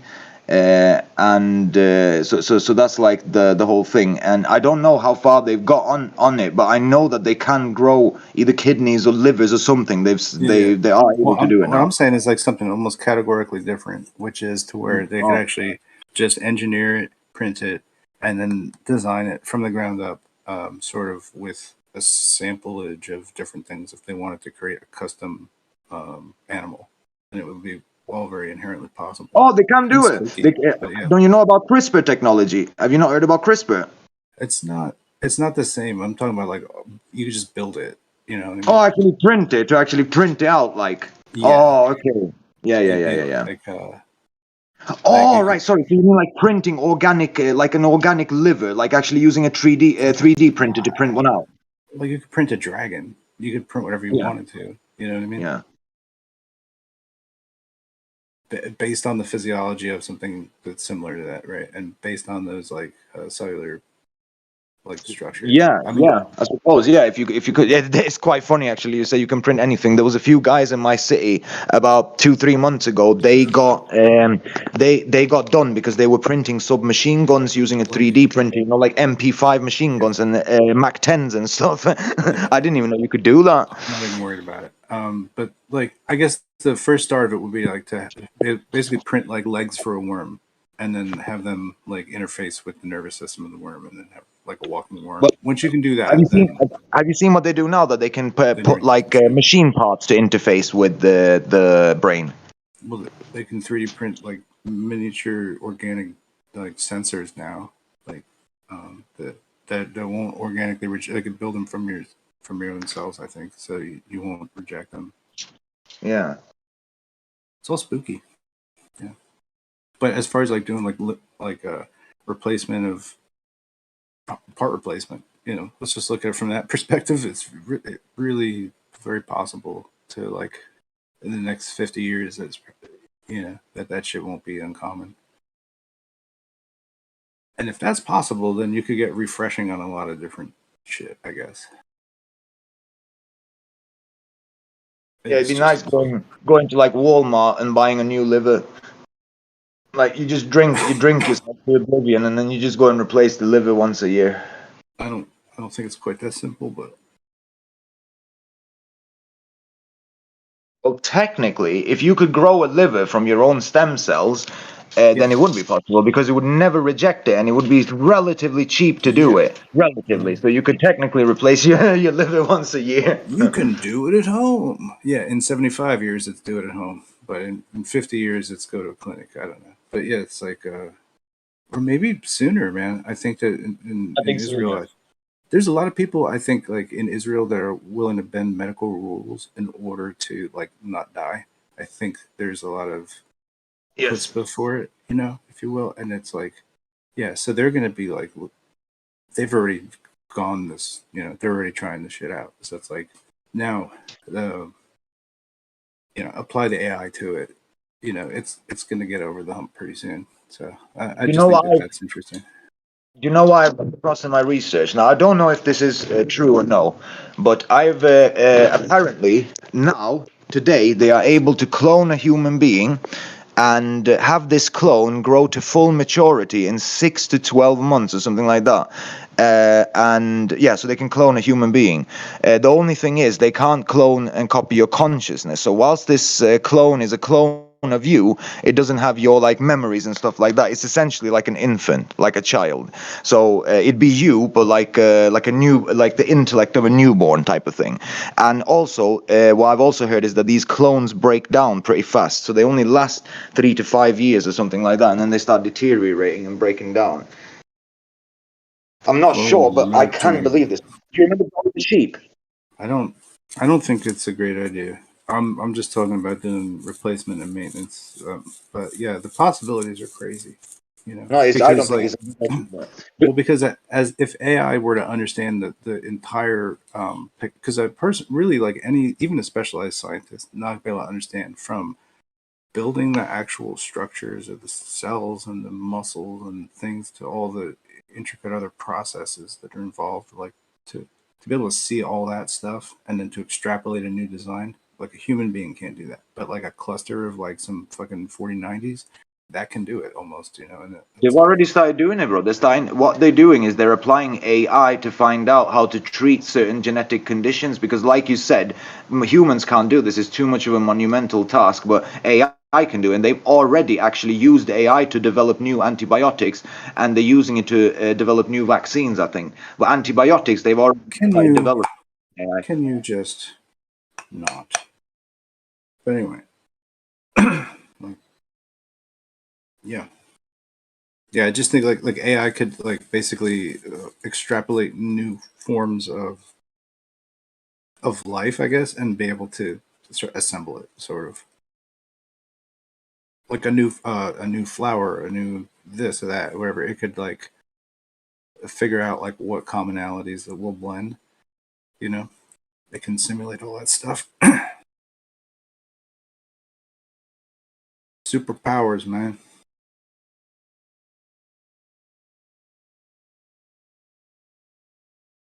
I don't think I'm talking shit either, man. I think that's like really, that's like what you would, wouldn't you just be doing if you were in college right now? That's what you'd be trying to do, I think. I mean, they already genetically. I don't know if they've started offering this to the public yet, but they can do it now. So they can genetically alter babies in the mother's stomach, so they can change things like eye color, hair color. I don't know what more they can do, but it's in this primitive stage yet, but we're getting there. I mean, the fact that we can even do it at all is quite amazing. However, I don't think we should be playing God too much. I don't think this is going to end well. Yeah. But like, let's say you could create like a tomato that just has like crazy like efficiency, you know, it's like really easy. Oh, and it like grows itself to the shape of a container that we can easily make and just put it in storage or something like that. Let's say that they're would making happen. vegetables now. They're making vegetables now that grow antibiotics directly in them. It's a pesticides already in themselves. You don't need to add pesticides. They already grow the pesticides. Yeah. And this is listen to this next. One of the craziest thing I've heard was in Japan. Some Japanese scientists created a pig with tomato genes. That's very weird. Japanese got Yeah. funny ideas. I know. But it's not like, yeah. So I don't think I'm coming up with anything really that funny. But yeah, I mean, you know, they're already trying to like basically make like stem cell meat, you know, and you know, create that. But like, yeah, it's kind of gross to think about. But it's really, it's like the whole like, you know, animals and agriculture. Oh, it's all not fun to talk about any of that stuff. So I don't know. I think it's nice if you could just have like something that's you can put in a factory and just jam food out of it, you know. So I like what they're doing with the mushrooms. It's pretty amazing. Mushrooms are great, dude. Like, no, they're healthy, but like they can make all these like types that are, you know, good. It's like no meats and stuff like that. They're already like pretty amazing. Like they take Very estrogens out of shit. your body. You know what I mean? They balance your shit. But You know that the reason that the flood came upon the world was because of genetic manipulation. That is the main reason the flood came upon the earth. Wasn't because of sodomy, wasn't because of sin or rebellion. That's always been the case. The specific reason the flood came upon the world is because every living thing, or every kind after its order was corrupted, right? Its orders was corrupted, its genes were corrupted. The, the Book of Giants that was found in the Dead Sea Scrolls talks about missing. What's the word? There's a specific word that has to do with genetic manipulation, and it prophetically it said that in the end time it would be like the days of Noah at the time of the coming of the Son of Man. So like just like the days of Noah, it's gonna be a full circle where genetic manipulation, high technology, like there was high technology back then and there was genetic manipulation, and we're right back at it right now. Like Yeah, in our era, we're seeing these things come to pass. right. And the key is to ride this train to the finish line.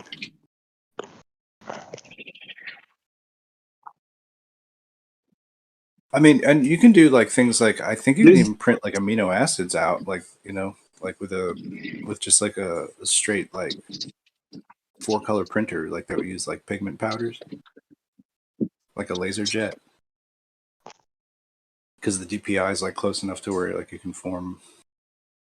I don't know. There's like lots of like stuff to, I don't know, build like a lab of sorts, like to do all types of stuff, man. But yeah, it's just a concept. You basically can just create like these stem cell bits and stuff like that. So if you just like took samples of actual plants that you had, you could rearrange them in such a way as to create a different type of vegetable, or whatever. That's not necessarily like corrupting the genome of it. It would just be like replicating it and then placing it within like a hydrogel. So I don't know. That's not really rewriting stuff. It's just kind of remixing it. Remixing it's okay. I don't know, man. Like it seems like DNA's meant to be sort of fucked with a little bit. Just the tampering of genetics alone is like a grave sin to the creator, bro. Yeah, well, that you get that just with selective breeding. You're sort of tampering with No, genetics there. no, it's not the same thing, bro. Yeah. It's funny because geneticists, they try to compare like CRISPR technology and the tampering and tinkering of genetic code like selective breeding. Like that is their justification. Well, it's just like selective breeding, not even close. Not even close. I don't know if am I talking about CRISPR technology? I don't think I was talking about gene editing. I don't think I was saying that. But like but yeah, like So you're essentially talking about like turning maize into the modern day corn. I see nothing wrong with that. You're just selectively breeding something until it gets to the point of where it's viable in the current environment it's in. Yeah, I see nothing wrong with that either. Maybe I'm just misunderstanding what you said. Hydrogel. You mentioned something about hydrogel. yeah, you suspend like stem cells in a hydrogel so that you can deliver it to a specific area. So let's say the pith of like a tomato or something like that. If you could like put that stem cell like in a certain place or whatever, like there's different sorts of like cell types that make up what a tomato is, and so like if you just arrange them in a certain way, you just like take a sample of that and then brew it up to where it's like you have a lot of it and then you just apply it. And then I mean that's my understanding, like what can be done with this ultimately. So I don't know, I'm just bringing up a silly example of making custom vegetables, but not with genetic editing, but just replacing and changing the morphology by deposition. Yeah. Like I could see something like maybe some sort of stem cell hydrogel mix or solution, right, being applied to like a burn victim so that they can regrow their skin. Like I have nothing wrong with that. Like I see nothing wrong with that, right? Yeah, the Army makes that. They've put the most money, I think, into anybody into that because of all the like Gulf War explosion victims and stuff. So like they like spray on aerosol like stem cells that like apparently aren't available to everybody because you see a lot of people like not having access to that kind of stuff. But apparently they research and develop that shit.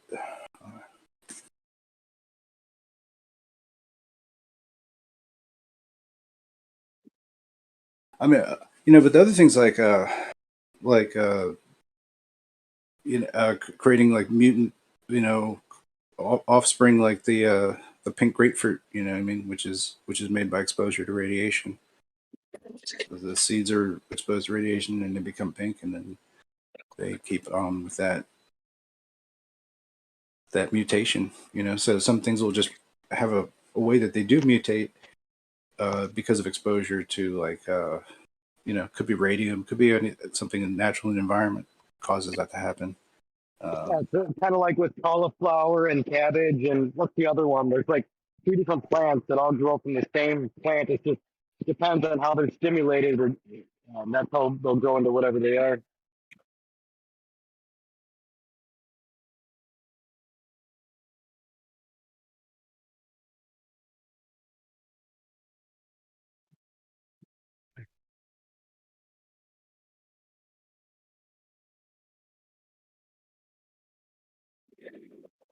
Yeah, the development of bananas and corn and even weed, it was only possible because of selective breeding over thousands of years.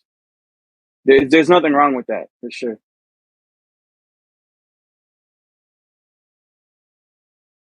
Yeah, well, Or broccoli. I mean, I guess broccoli is not a natural herb or plant. isn't it like related to mustard or something? Cauliflower Yeah, that and mustard. and cauliflower and cabbage, they're all the same plant. Did you guys know that cannabis is related to nettles? Nettles and cannabis are in the same family. You're kidding! Yep. Wow. Tomatoes, nightshades, tomatoes too. I heard. Is Oh that yeah, true? tomatoes, like, they smell like it even. They Tomatoes do. have nicotine in them. Tomatoes Yep. have nicotine in them as well. Yeah, it's actually more And potent than a green tomato has a really high nicotine content. Yes, it They uses it all as a ward off bugs. pesticide. Yes. hops too. I heard hops and marijuana have a relationship. We're smoking green tomatoes right now. Hops. You know, I used to love smoking a blunt and drinking a Heineken. It used to be like my favorite. I do. Proper Heineken, imported one from Amsterdam. They We drink like complement each other. Yes, they do very well. what about like a green tomato like patch, like a nicotine patch, but just green tomato? I gotta mute. Sorry, that's a stupid idea. That's when I was a nicotine user, right? And a vape user, when they were putting down restrictions. I always wanted to try and see if I could extract nicotine from like eggplants and green tomatoes, so I could technically say it's not a tobacco product. And you couldn't like restrict it.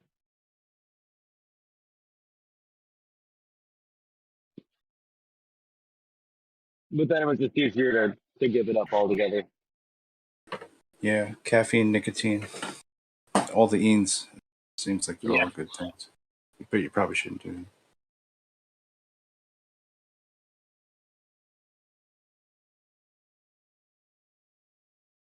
Caffeine is actually good for the liver. Caffeine helps clean the liver out. Oh, my liver must be immaculate.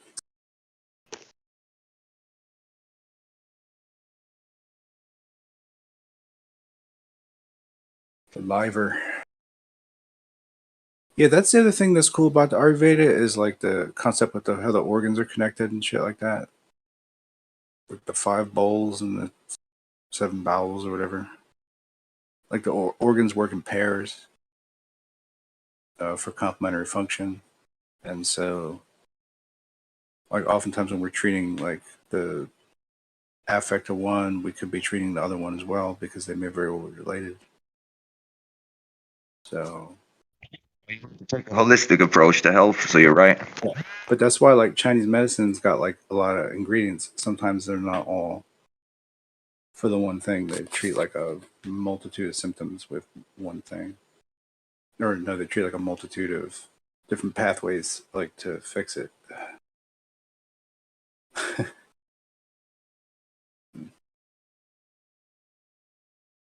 Well, that's not good for everybody. Some people have like bad reactions to their herbal blends.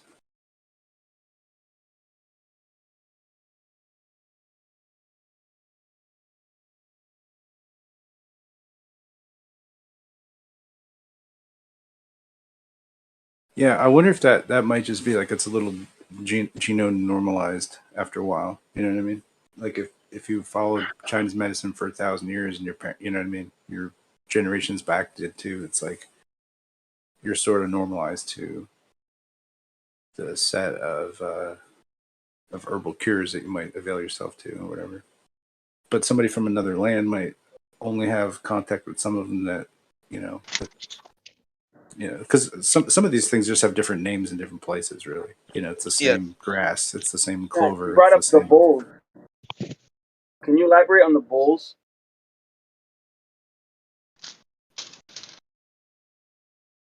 Oh, like You the mentioned the stomach bowls is of the one. body. Like the Yep. stomach is a bowl, sort of, right? Like was it like I don't know, man. Something like the gallbladder is like one of like is like a bowel for is it the pancreas or the liver? One of those soft squishy things. Yeah, like that they have What like about the a brain? Is that a bowl or the head?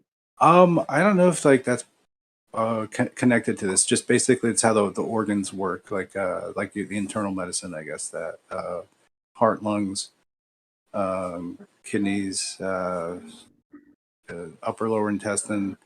Um, the kidneys like filter and then they empty out to the urethra. You know what I mean? Like there's like all these like just like a secondary set for filtrations. Like that seems to be like every organ has like a secondary like a thing that it's exiting out to and something that's purifying directly to.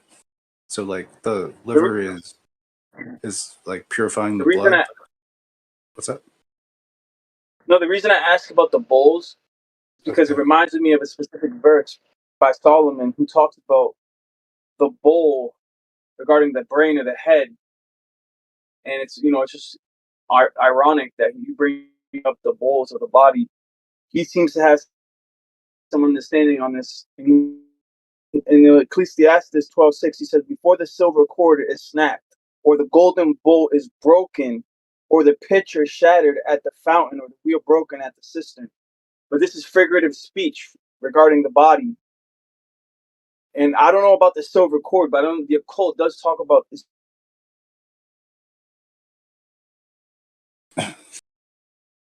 Yeah, it's interesting. Snacks, what you were saying about like how living in different areas on the earth could make you like more susceptible to different medicines. So, for example, people who are from the Middle East actually metabolize opiates and opioids much better. So, like, say people from like Iraq or Iran metabolize opiates much better than someone from Europe.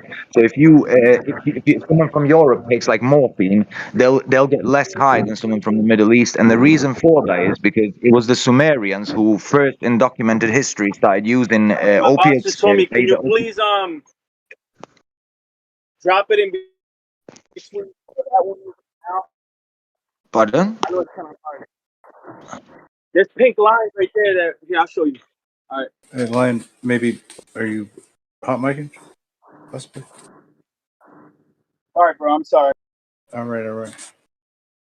Yeah. Anyway, so the people from the Middle East have more of the CYP2D6 enzyme in their liver, which metabolizes opiates, and the reason for that is because the people from the Middle East started using opiates much earlier than like people from Europe. So they've evolved to have more of these enzymes to break it down. Right. And Asians are better at eating rice. I got you. True. So yeah, so just like conditioning, specialization, like just normative things, and some of these are like I don't know. It can be like I guess mutagenic almost if you want to look at it that way. Over a period of time. Like they normalize all your pathways to receive a certain thing, and then you kind of like programmatically sort of like hand that off to your offspring. Yes. I think that's part of the natural function that's supposed to happen. So I think that's what does happen. And then, this just like concentrates over time. So whatever's going to be in the diet. It's going to start finding its way into little genes that are specifically switched on or off to like process those things with higher efficiency. That makes sense to me. Somebody else going to step in and say, that's evolution, but I don't You're know. right. I just think You're bang on. just proper function of the genome, but the genome itself could express itself in multiple ways, depending on what the stimulus is applied. So I think it's just normal function that there's a range for what that is. You're 100% right, bro. That's exactly how it works.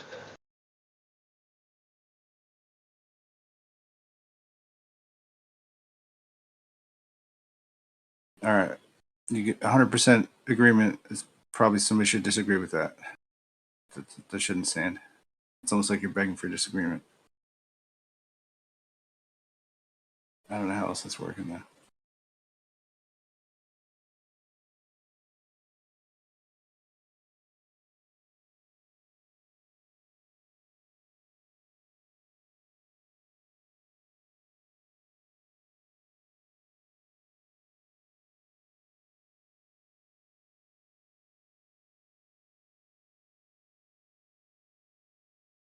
But yeah, it's like I guess like in elementary school they're saying like we went all of these explorations for spices. We just wanted spices. That was what was really important. That's why we colonized the Americas accidentally with Columbus. Just trying to get some curry, pepper. You know what I mean? Well, the English have started wars kind of over tea. So tea has been a massive thing. Like the whole opium wars in China was essentially because the Chinese refused to take anything the British had for the tea, apart from silver. They said now you have to pay in silver for the tea. So the British started smuggling opium in there. And then when the Chinese prohibited it, they started a war with them, twice in fact. And so the spices, it's not even a joke that spices are a very valuable commodity.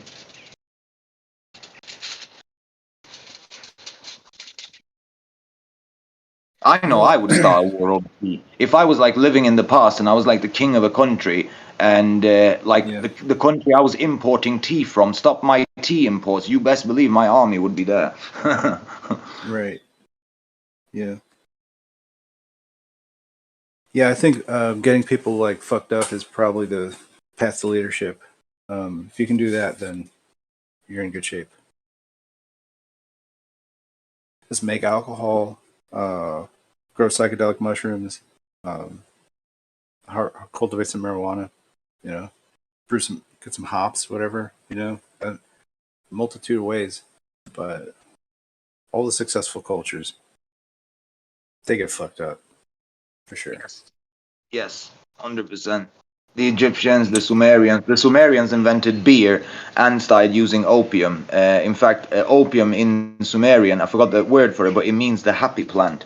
The Egyptians used blue lotus and other things. So yeah, actually, all Can you imagine civilizations were like very fun.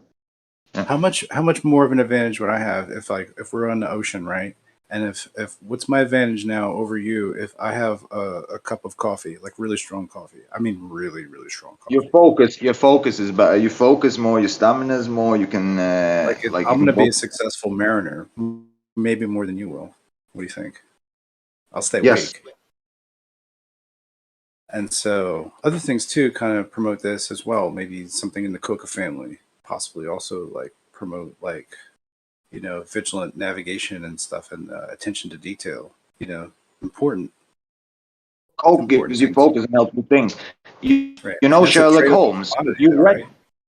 yeah, if you've read the Sherlock Holmes novels, he injects cocaine there, and he does it to think. When he needs to solve a case, he does coke. Wow, that is intense. Yeah, people don't know that him. about Sherlock Holmes. I know he was But a yeah. junkie like that. Yeah. Wow. Robert use Downey heroin Jr. as version. well. Yeah, go ahead.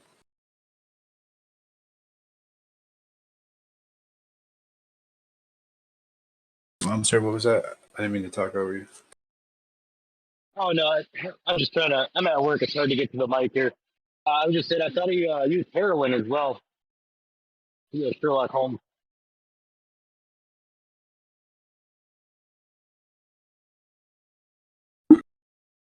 Yeah, I mean, shit, I would too if I was injecting cocaine. But all right, yeah. In any event, and Sigmund Freud too. Sigmund Freud pretty much all up into the nose candy. But also, like, do you think why are the Canaanites not the Cocainanites? You know what I mean? I just want it to be that way. But they were also maybe romance too. If you're rowing, if you're on a ship, that maybe means like you got some connections. You know, some port. You pull up to the dirty port where the dealers are hanging out. I don't know. Like, does ancient drug trade make sense to anybody? Like, because Yes. it's like every culture could use some. Yes. Is that why there's cocaine in the mummies? Cocaine Yes. mummies. And they're finding old skeletons with cannabis seeds in them and like pipes and stuff.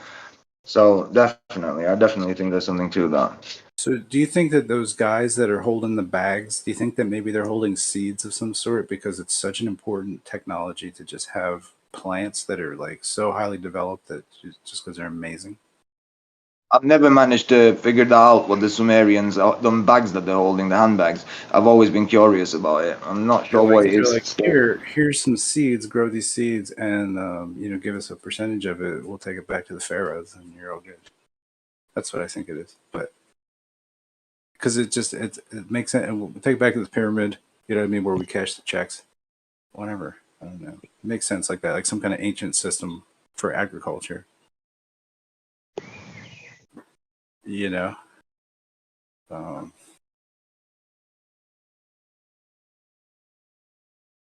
because like all the blue lotus that like that's not native to Egypt. They brought that, and then they created like a farm to basically fill the orders out.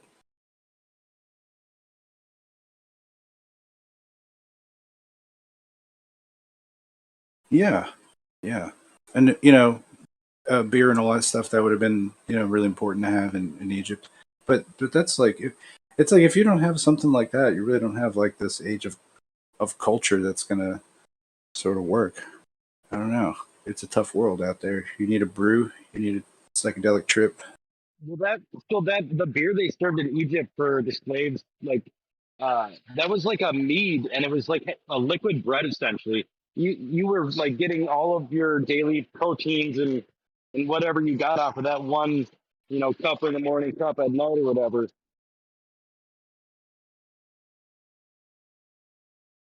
Okay, so it's So like a ultra kombucha sort of. yeah, pretty much.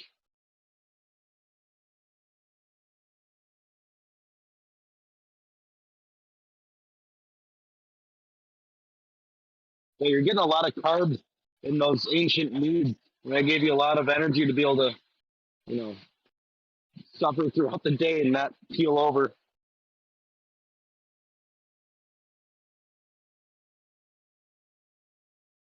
It was a way to get clean fluids as well because a lot of the water was dirty. So making alcohol was a good way to keep your fluids clean. Exactly.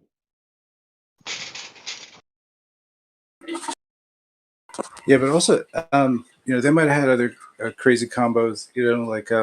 Like a beer that's also brewed with like Blue Lotus or something like that, or some kind of wine spiked with another psychedelic or They mushroom. did. The Egyptians made wine with blue lotus.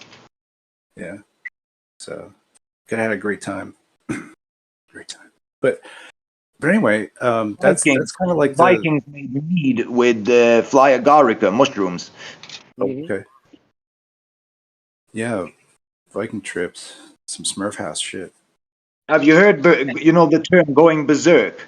The term going berserk comes from the fact that the Vikings, what they used to do was before they went into battle, they used to consume fly agarica, a magic mushroom, with mead, and then they go crazy, and you'd hear them like there's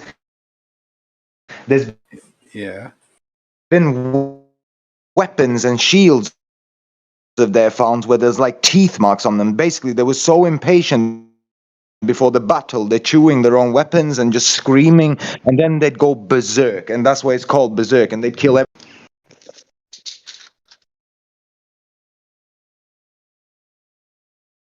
Right.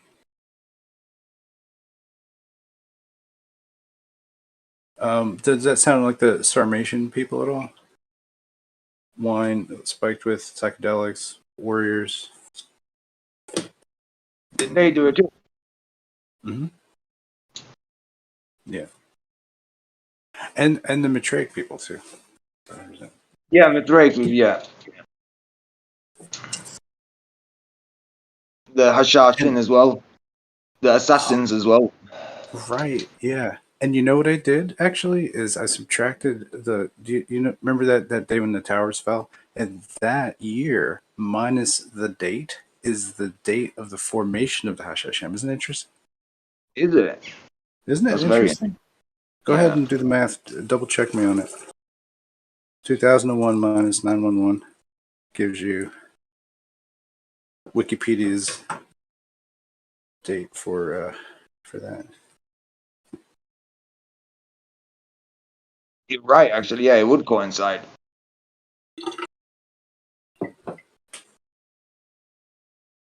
That's very interesting. Silly coincidences, man.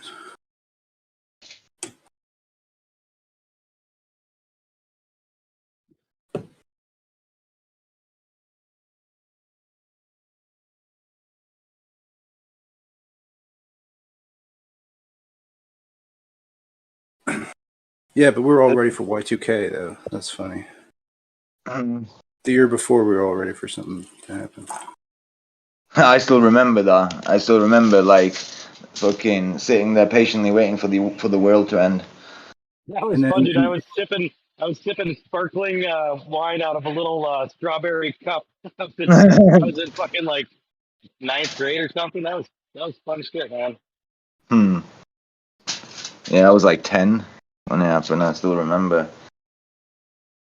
It's almost like Remember it all the feels like it TV was. shows leading up to it. It was like the hype was real, man. The hype was real. Yeah, it was crazy, man.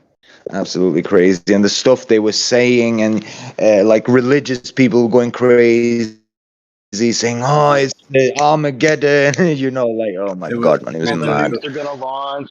Yeah, The like Will Smith album, The Millennium. Yeah. There were some issues. There were some funny issues. I heard from one of my friends in Sweden.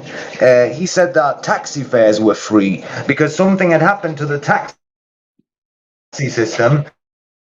So it didn't charge people or something like that. Like it was, yeah. There was some things that went on, like around the world, like on nuclear bombs. yeah, there was a bunch of crazy shit that was going on, and there was like antivirus gurus that were like trying to set up corporations to like so that they would like beat the Y2K bug, and then there was people that were trying to counter that with like, hey, you don't buy the bullshit. There's no bug. It's not gonna happen. There's this really interesting podcast I listened to called Surviving Y2K, and this guy who does really good editing and like audio production. He does this other one, Missing Richard Simmons, and it's about how Richard Simmons goes missing and like the conclusion. Like very well done. But if you want to learn more about Y2K, man, Surviving Y2K podcast. There's fucking wealth of knowledge. I didn't know what was going on at the time. Like there's a real deep dive into different aspects of it.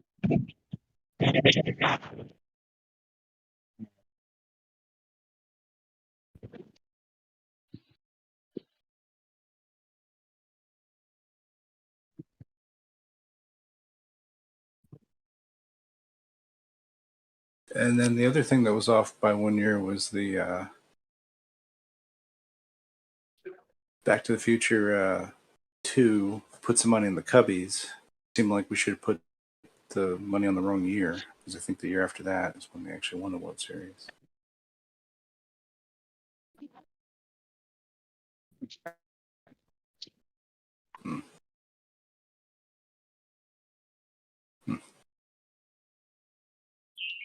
So the first pandemic was a digital bug, and then the second one was another bug. That's crazy.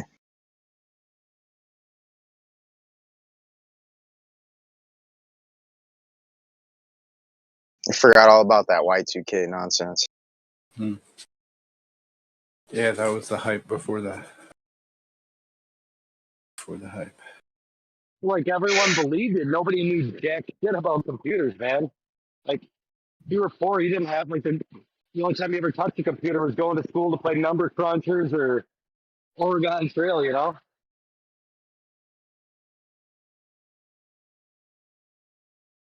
Yeah. When are you Yeah, gonna get a new bad mic, dysentery. Demon? I'm at work today. My bad. No worries. You're good. We can I still mean, hear you.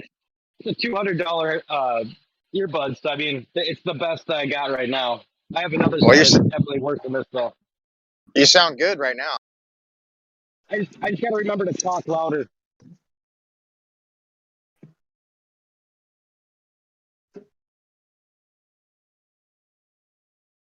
Yeah, I don't know how you played Oregon Trail, but I was very keto with it. Just shoot a lot of buffaloes. Feast or Dude, famine. it's great. There's a new one called Oregon Trail, and it's zombie based, and you're like driving a station wagon across the country. It's fucking phenomenal. It's on Android, on PC. I highly suggest it if you want a little nostalgic feel. That sounds fun. It is. It's really fun. Yeah, I remember that game. That game in the arcade. I think when I was a Oregon kid, Trail? What? or something along. It was something along those lines. Like you were like a cowboy. There was a stagecoach level, a few different levels. It was kind of like that the. sounds like Sunset Riders. Yeah, that might have been it. That might have been it. It's a side-scrolling one. Yeah, that's a little different. That's a fun game though too. I really enjoy that one. Yeah, I like those theme type games. Red Dead Redemption, that was another fun one I got into for a while. I was fucking hooked on that game. What's your guys' favorite game, like of all time? Mine's Metal Gear Solid. Metal Gear Solid was pretty good. Depends like what era you're talking, because like it kind of changes, you know. Like back in the day, it would have been Contra or Zelda. Which Zelda? Yeah, Zelda Contra. Yeah, I remember Contra, man. What a hard game, though. But yeah, good one. I used to like Double Dragons.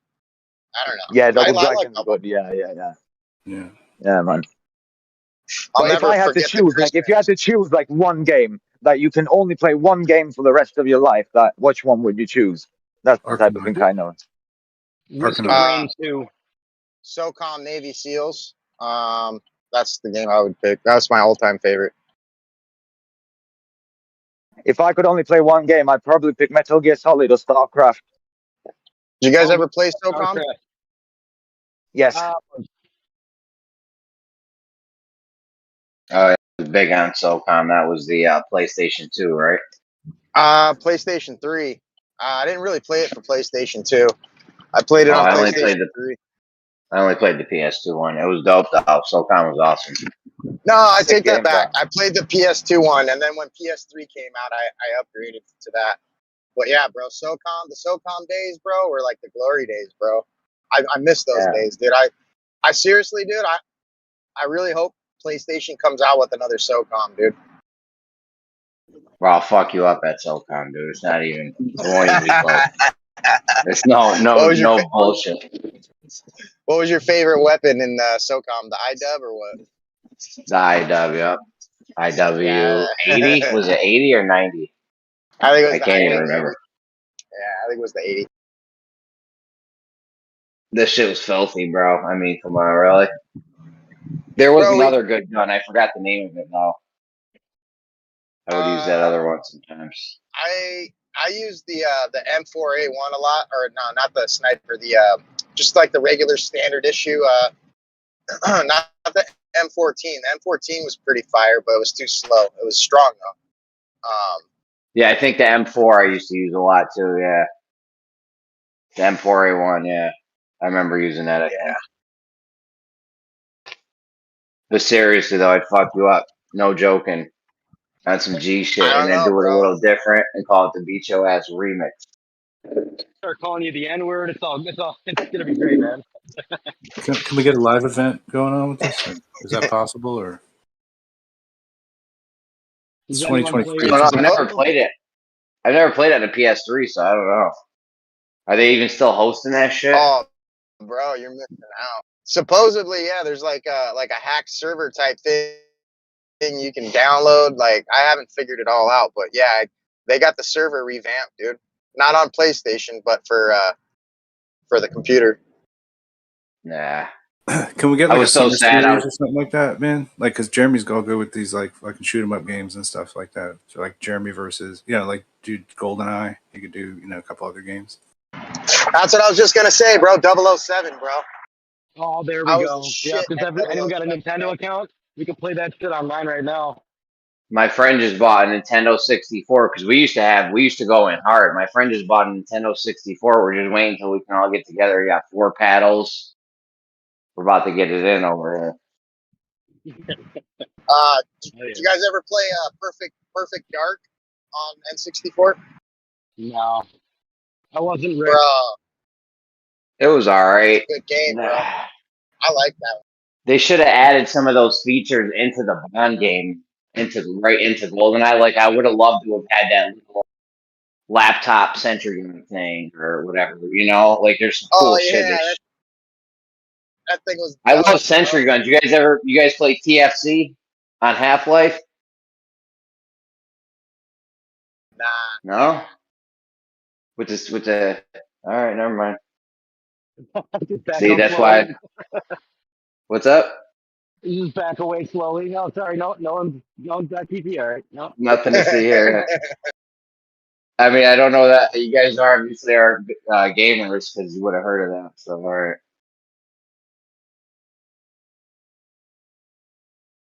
You guys never heard of Half-Life? No.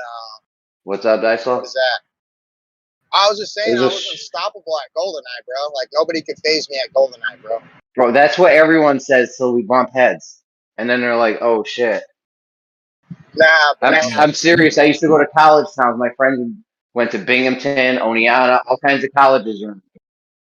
And we would go, and he would be like, oh, yeah, I'm so sick at GoldenEye. No one can beat me. I'm the best in my whole hometown or whatever. And I'd be like, oh, okay, let's play. And I would just they would get their ass wiped.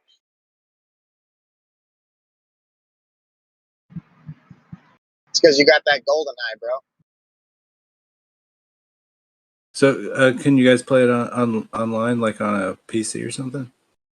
It's on Xbox and it's also on Nintendo. I don't know if it got released on the PlayStation yet, but it's all remastered.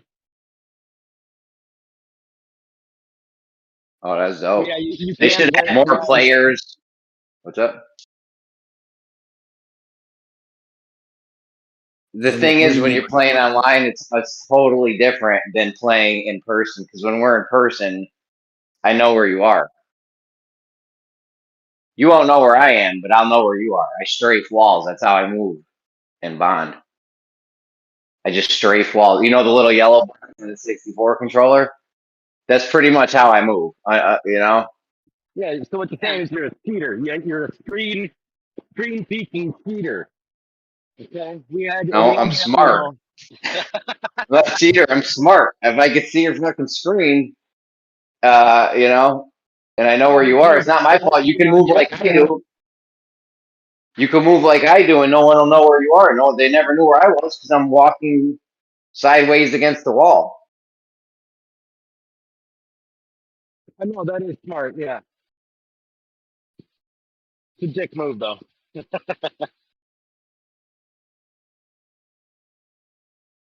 Like, I wouldn't even expose my position until you walked into the room I was in. That's the first glimpse you're gonna get of where I am is when my bullets start peppering your face up. Do you have a favorite level? I like I think the pyramid's pretty dope, like the first one, but where's the one where it's got all the vents and it's all gray? I like that one the best. All the vents, yeah, that's really descriptive, my bad. I think it's the facility or something. I like the basement, like proximity mines in the basement. Oh, with the RCP 90. Yeah, dude, we had so many fucking good times. I playing that game so many fucking hours just spent all huddled around that N64 playing GoldenEye. Yeah, bro. I used to Yeah, have we used to have just nightly tournament, like every night for like a year or two. We would just smoke blunts and play GoldenEye 12, 15 now it's hours a day. fucking Fortnite. That Fortnite shit's gay as fuck, dude. What are you building out I of don't know, nowhere? bro. Or I don't know. My son's pretty damn good at that, bro. Like, he's like 8 years old, bro, and that kid just fucking wrecks shop, bro. Yeah, I get to play that with my kids. It's kind of fun, but we play no build. I hate that shit. those games all got boring. I miss the SOCOM days, bro. Time will never be the same, bro, without SOCOM, bro. That was some dope ass shit. Yeah. Yeah, dude. As soon as that fucking I would shit starts on my up. home from work. Go ahead. Yeah, bro. I had my clan, bro. We'd get on, Oh bro. my god, We'd fill the whole fucking room. I had a sick clan one time in Call of Duty on the Xbox, I think it was. These guys were so sick, bro. It wasn't even fair. I felt bad for other teams. We couldn't even half the time we couldn't even get other teams to play because we'd all have the clan tag in the front, and people would be like, "Oh shit!" And What it was was your just tag? gross. I don't even remember. I know I'm struggling to remember mine too, dude. I'm still in one. I'm with the Gunslingers GS. Been with them since 2009. Bro, I probably had the best fucking Call of Duty team ever, bro. These guys were sick. Like I was filthy, and I feel like I wasn't even helping. Call of Duty's weak, bro. Fuck fucking FPV. Then there was Halo. I was playing Halo on the first Xbox before it was even online, but there was a way you could connect it through your PC. So we were playing. It was super fun. It was terrible. It was neat to be able to play people and like that. Call of Duty is the best. It has zombies. Rule zombies. Yeah, zombies for the win, man. I usually don't get the Call of Duty game unless it has the zombies mode in it. Do you got Black Ops 3? Yeah, I have them all, man. I have all the mods. Like Black Ops 3 is the best because you can mod the shit out of it. We'll have to play sometime. My guy. How about Street Fighter 2? Anybody do this? Oh yeah, I remember the Christmas I got that game, bro. Never forget it. It was awesome. I'm not that old. I think Tekken. I think Tekken was my favorite of all the fighting games. Oh man, just because it had that kind of I'll fuck you up in Tekken Tag, bro. Oh, bro, it had this, dude. You seriously, bro? Just because Tekken had this ability to like sidestep, so it wasn't strictly like 2D. You know what I mean? You can like sidestep and shit in it. That was like the first. And for A, you will not fuck. For A, you will not fuck me up in Tekken. I will be lay oolong or like if I'm lay oolong, it's not even fair. I just lay on the ground and wait for you to do something stupid, and then I pop up like. You guys remember Killer Instinct?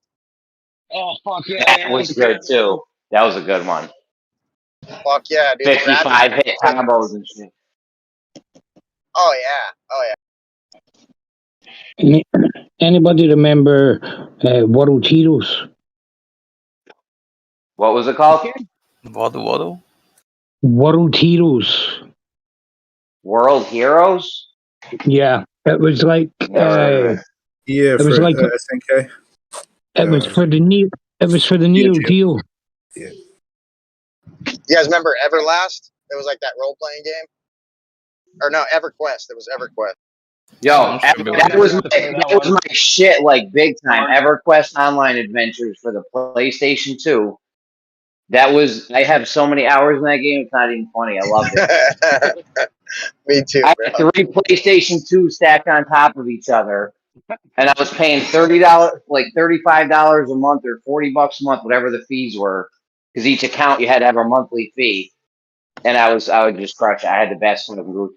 I actually searched for like months and months to find macro controllers You know, there's these controllers you can program a macro into it for like Street Fighter or some shit. That's initially what they're for.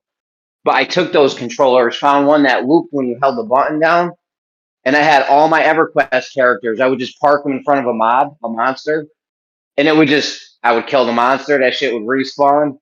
It became detrimental for me to even touch the controllers in EverQuest. Like, I would slow it down.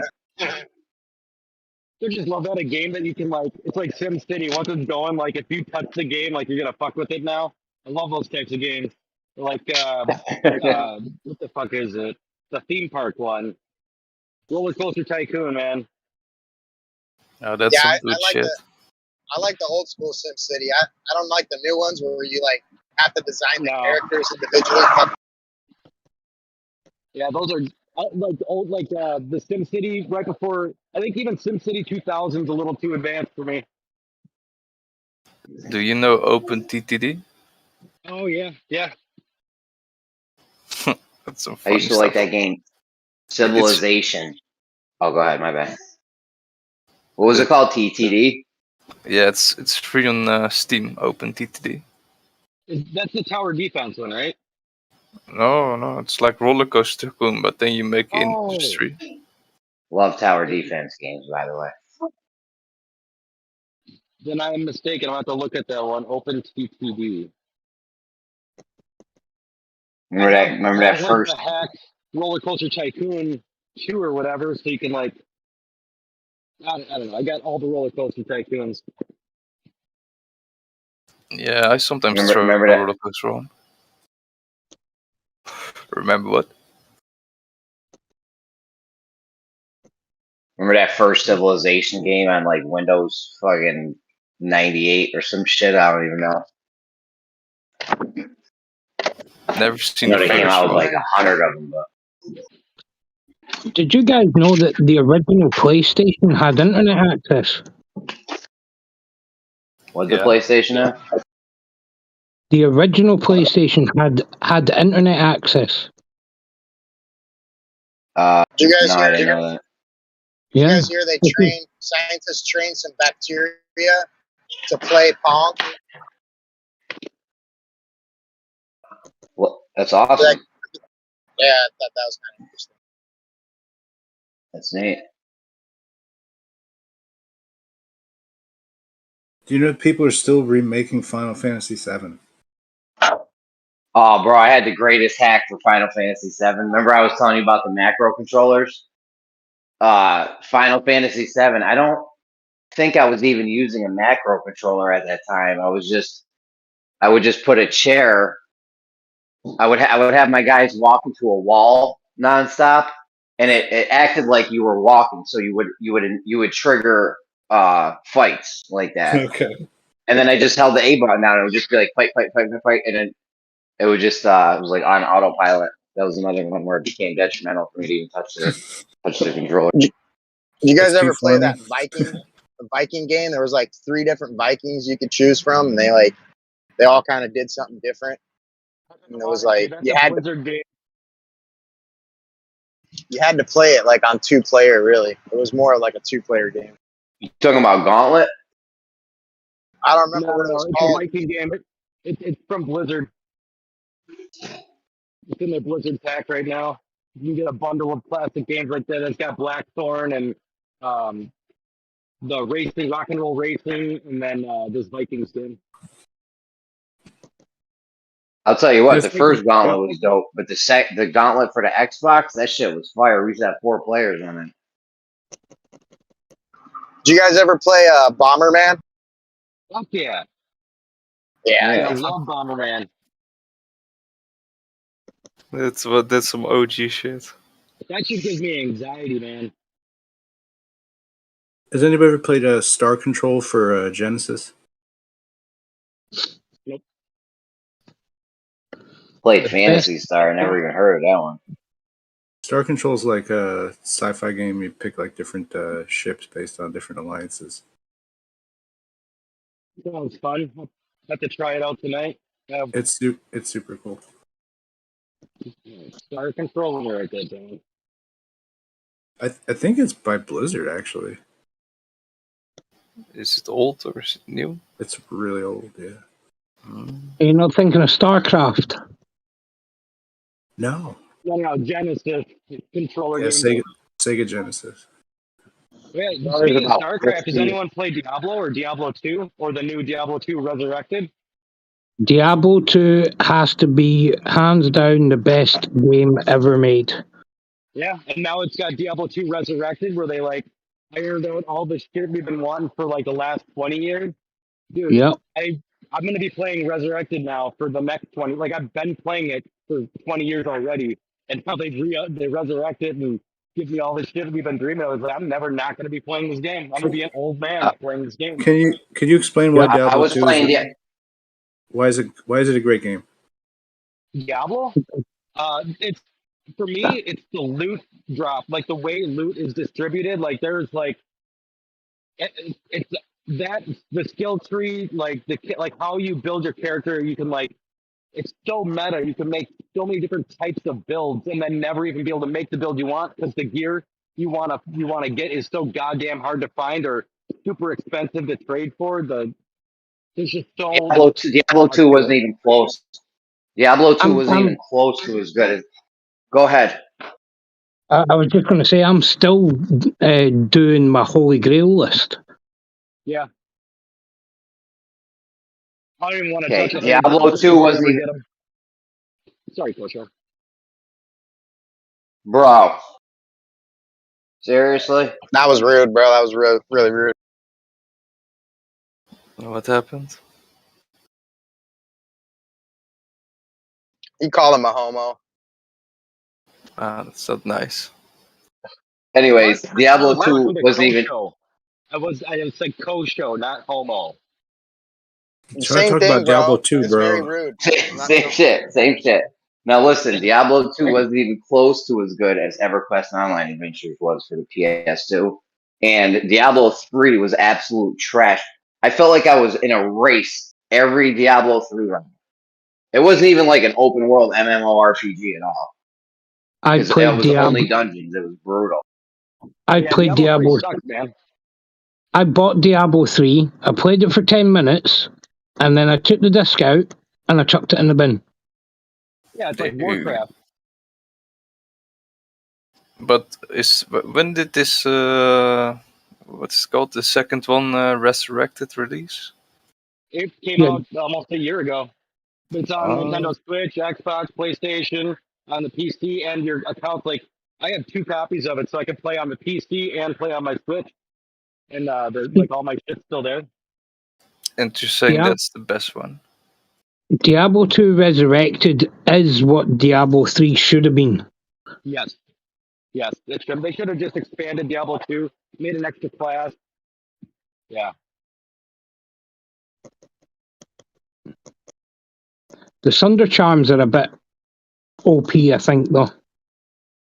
Yeah, they kind of break some of the builds. Like, you don't need Infinity now on your Mercenary. But, I don't know. Way more rune words, I guess.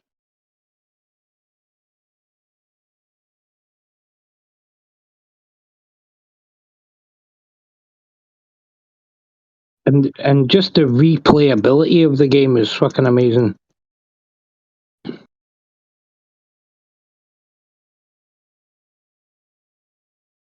I mean, I remember when the first Diablo came out, my mind was just blown with that. And then when Diablo 2 came out, I was just like, whoa. Yeah, I remember playing Diablo 2 before the expansion even. And there's some good times tied up in that, man. That game's got Yeah. nostalgia for me. I can't even, like, I've got, like, forgotten memories. There's so much time spent doing it. And my bad, Jeremy. You sounded like Kosho to me. I'm at work. I'm not able to see the screen. I mean, I remember It's all going to good. the, People say we do. I remember going to the shops, buying a full crate of Lucozade because there was no Monster Energy drinks back then. So it was like a crate of Lucozade and a big stack of microwave burgers to put in my fridge, and I would just go from the Friday right through to the Monday with no sleep playing D2. That's hardcore. Yeah. Oh, there's been many a lost hour in Diablo.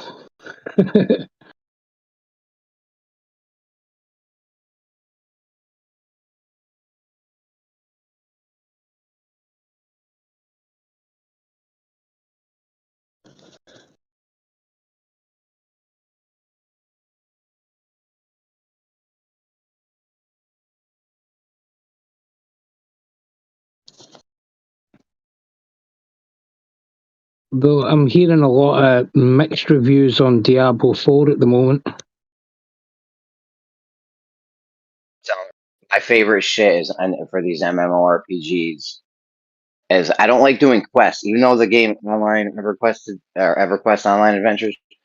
I don't like doing quests. Like I'm not trying to run around. Diablo 3 was a race. Like I'm not trying to run nonstop. I just want to chill, go kill some monsters in a spot, and just camp. Yeah.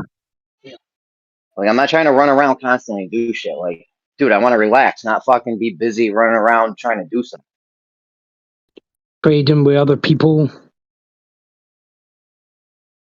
Negotiating. Yeah, I just want to get a group of people, and go chill at a spot where the monsters respawn at a decent rate, and just go hack away at some monsters for about fucking 12 hours. That's all.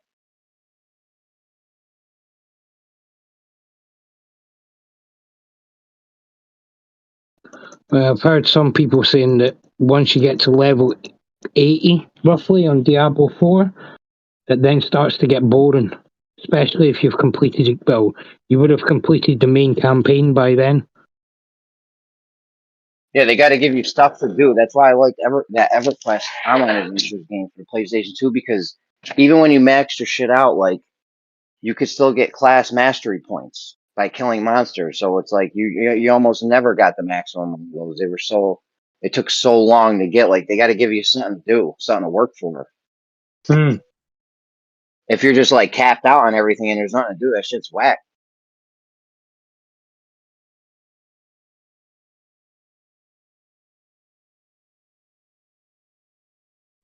Yeah. Unfortunately, a lot of these modern games are now geared towards these fucking what do you call it, micro purchases. Yeah, I know. And I think that just completely ruins the games. I mean, these new games have their pros and cons. The pros are you can update them and add new things. You know, before you bought a cartridge or a CD and that was it. Now at least they can update them, implement new things and stuff. So it got its pros and its cons. Yeah, but I mean, what happened to the days where you paid 40, 50 quid for a game and then that was it? I don't want to have to pay 50 quid for a game and then when it loads up, I start getting these fucking pop-ups for buying shit for $2.99 and $9.99 and $17.99. What the fuck?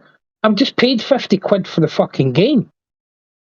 I would say they have a massively bigger amount of replay value than they do now, though, because I mean, I don't know, those games used to pay 50 quid for, whatever that means.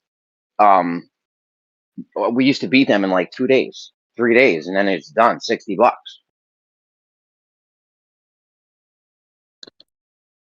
What I worry about with new games is a lot of the cartridges and CDs don't have the full game on them.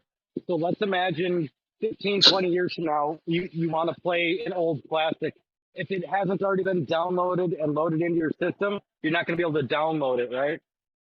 Like a lot of the game is If just they kind don't of keep hosting the download. I know that's what sucks about that EverQuest game I used to play. They stopped hosting it. It's like, dude, I went to buy a PlayStation like 10 years ago. I was going to buy a PlayStation 2 and I found out they weren't even hosting the fucking game. I was like, shit, man.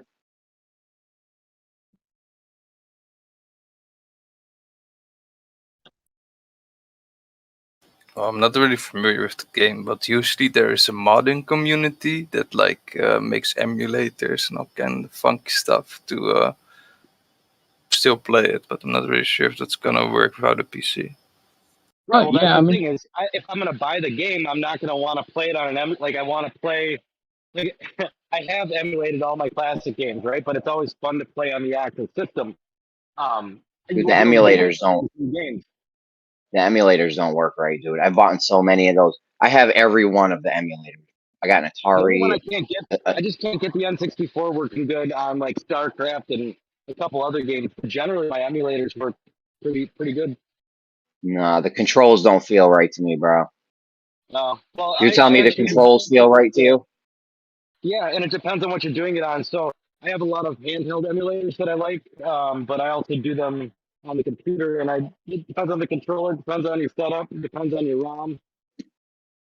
Yeah, I've never found one. Like I said, I bought the standalone ones, the single system where you got to connect it to the TV. I've tried on the computer.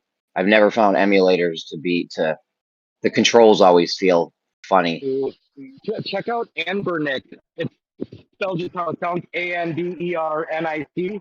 They're handheld emulating devices that, like, it looks like a Super Nintendo and a Game Boy, like, mashed together. But the emulation is, like, pretty flawless. It's not laggy. It's probably the best emulated experience I've had. But I have a bunch of those handheld type things. And what You know a game I used to like? Oh god. The first Dragon Warrior for the Nintendo, the NES. Oh, fuck, dude, I still play that shit. That shit was fire, bro. I would play that right now. I searched for it on the App Store a little while ago. I think they wanted money to download it or something, so I didn't get it. I was yeah, like, fuck it. I bought that on the App Store as well. Did you? Is it good? I read the reviews. Yeah. They said it wasn't the same or something. Dude, I just bought that up for my Game Boy, actually. Dude, I love that game so much. Yeah, that was good shit right there.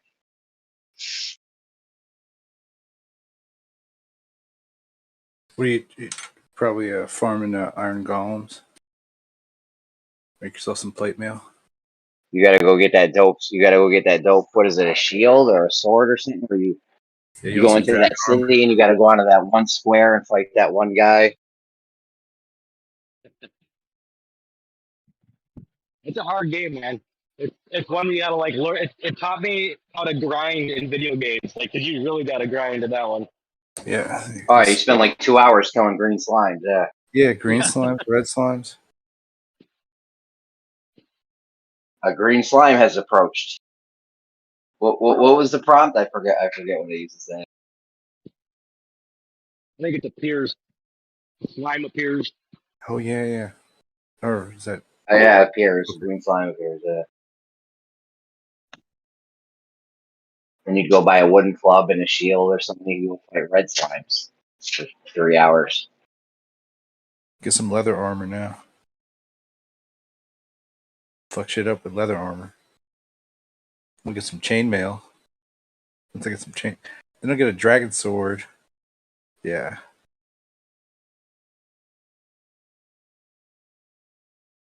I remember my friend let me borrow her Zelda cartridge. She had everything beat and she was on the second world or something. She didn't even cheat and type in the name Zelda or anything.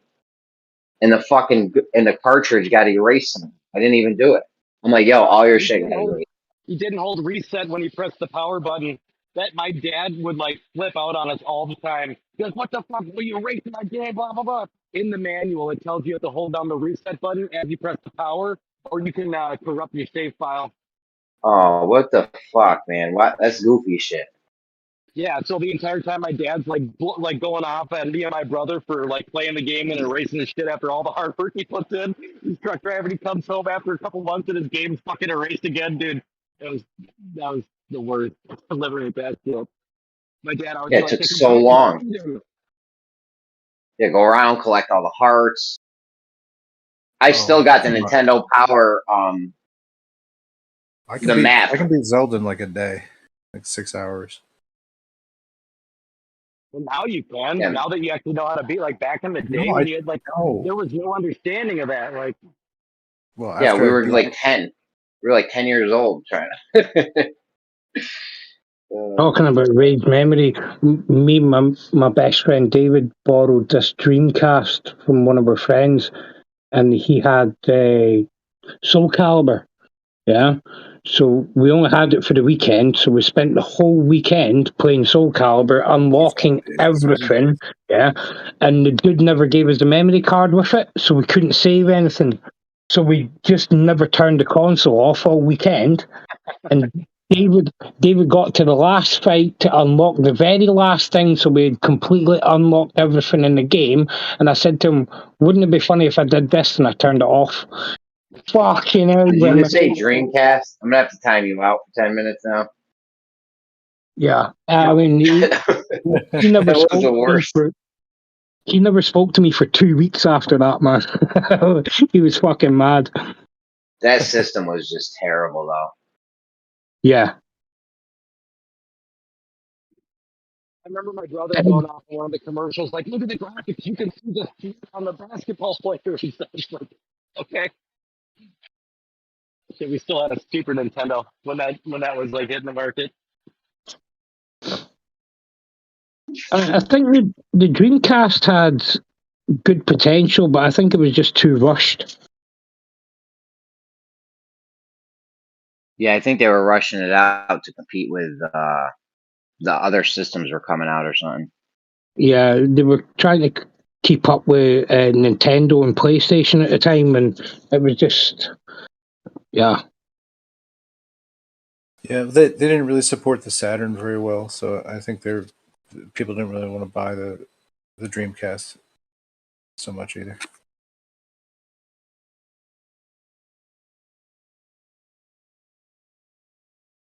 I mean, I don't think consoles really kept up with inflation. I mean, back in the 80s, wasn't a Nintendo like $200 or something, or like $300?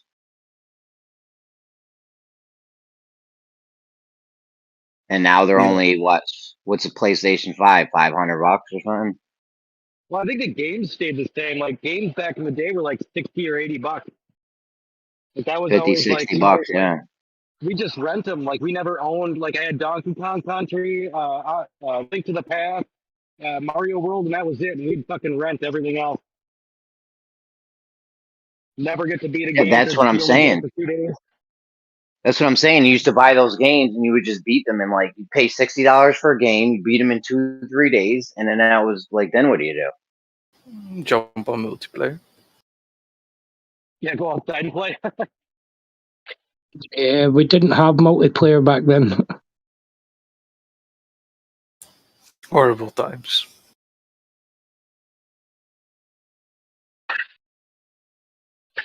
Because it actually forced us to go out and play. Got to find that co-op buddy, you know.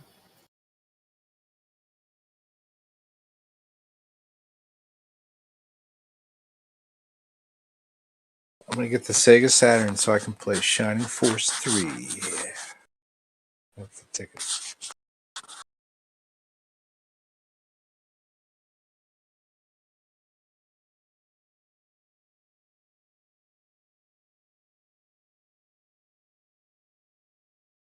You know what's mad though? See, when the original PlayStation was released, they never even took that to its full potential. Because I mean, I was reading an article one day, and it was saying that the game that uses up the most on the original PlayStation was Final Fantasy VIII, and took it to 80% of its capability. I was like, what the fuck?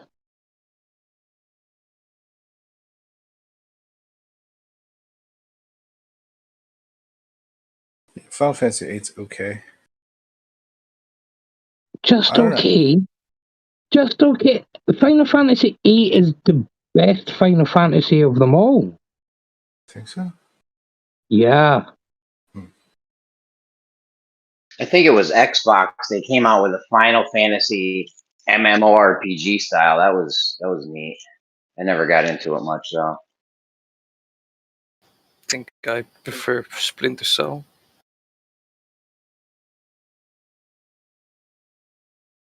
Yeah, I couldn't get into that.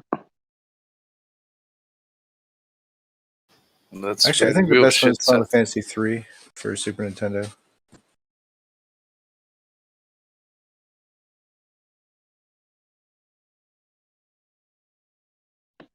A game I did like though was Ghost Recon. New one or the old one? Oh no, the original Ghost Recon.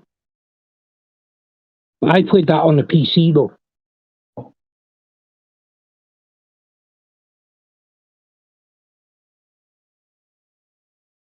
Yeah, that were the good times. Do you also know Arma?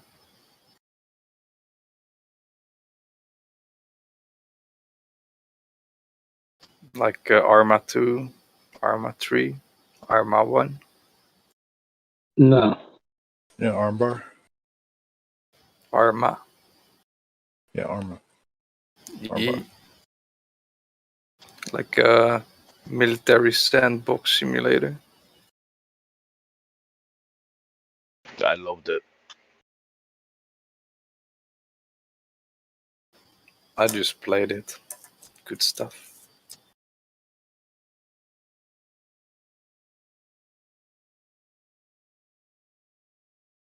I was still playing it about a year or two ago. Third one? Yeah, the you know the mods they have. They had the zombie mods and yeah, and then the sandbox one. Anyway, yeah, I loved Arma, man. I'm just gonna pull up my Steam to see how many hours I have on it. Oh man, if I'm gonna pull up mine, I'm gonna be traumatized probably. Who's Let's see who wins.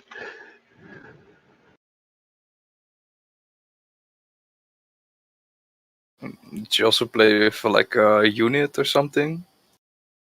I joined the whole squad thing, yeah. Well, yeah, that's very real fun set, man. You go out in vehicles, and different units, and there would be, you'd be talking to each other through TeamSpeak and all that shit. Yep. The good old days. those were quite a while ago. Yeah. I'm really starting to feel old now.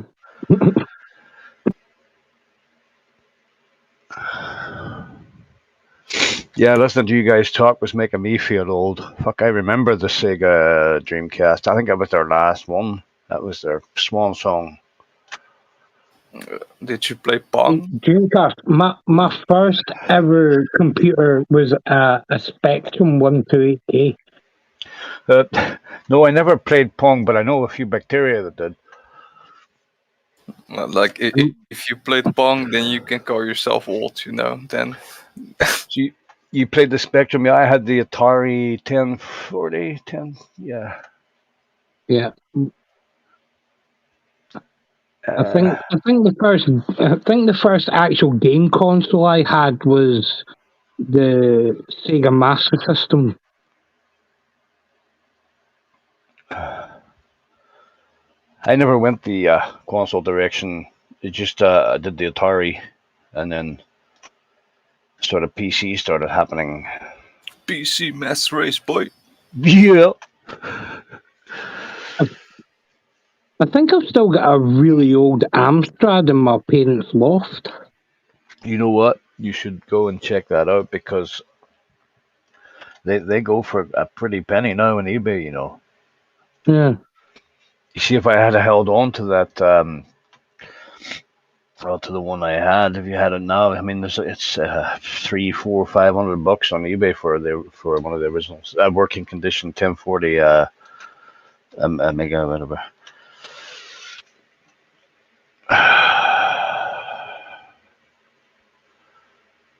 I mean, as you guys were talking about it, I was looking on eBay and they're selling Dreamcasts for there was one for £140. I think there was one maybe for 60, but they're still selling them on eBay.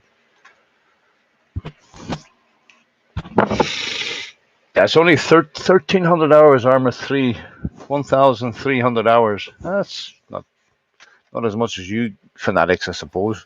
No, I gotta check mine. You noob.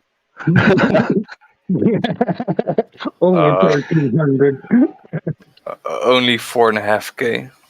4.5. Jeez, man. Do you have a life? I had one before I started playing. Yeah. Warhammer 2, I have 2,600 hours and 1,500 hours of Warhammer, so that's 4,000 hours on Warhammer. Is that the Warhammer Total War thing? Yeah. That's cool. I still prefer Rome Total War, but Rome, yeah, I like that. Man, I would hate to see how many hours I've wasted on Diablo 2 over the years. Fucking hell. That would, yeah. You were talking about Lucasade and weekends, and I was going to Oh, pipe yeah. in there. I was going to say, and them 2 days just probably felt like 2 hours, because there's nothing like when you're in a game that you enjoy. It's at the time, nothing flies quicker. Well, that's it. And I mean, I still play Diablo 2 now. Yeah, I heard you mention that. Hardcore. P-Mac, can I add you on Steam? No, fuck off. Aww. I wanted to give you the nickname Flat Earth Friend. I have no friends in Steam. I have one. He's my cousin. That's it. And I hardly speak to him as well. I want to be the second one. I don't think there's going to be a second one. I wonder, are there people called P-Mac on Steam?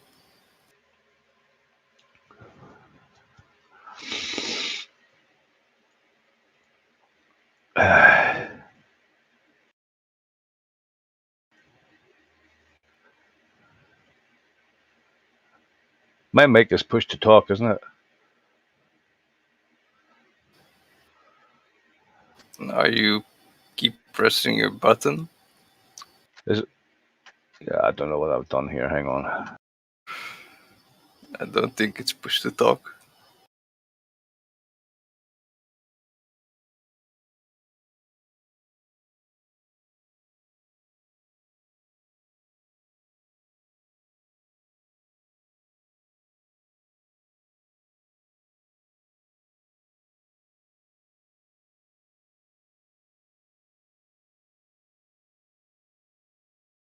How many hours in armor then? Oh, yeah, you said 4,000? 4,500. You win. Are you from Italy? I see. Yes?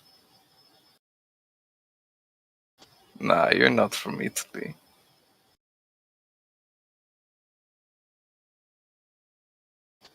Mathieu, Padova, Veneto.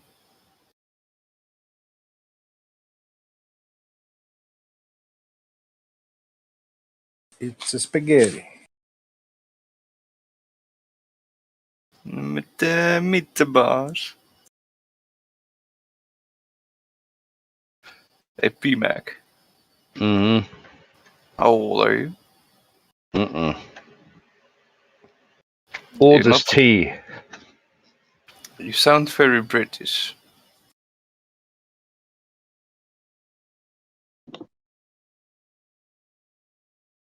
But you're not from Australia, right? No. But I know 2 interesting facts about koala bears from Australia.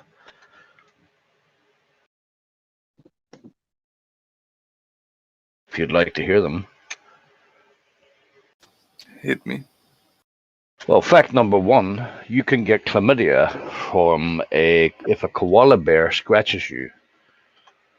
And fact number 2, your wife won't believe you.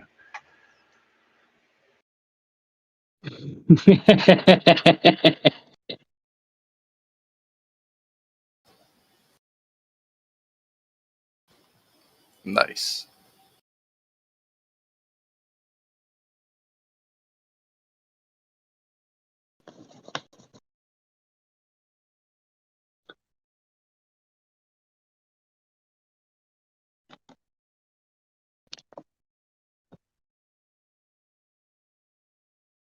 Well, I guess your Steam name isn't PMAC.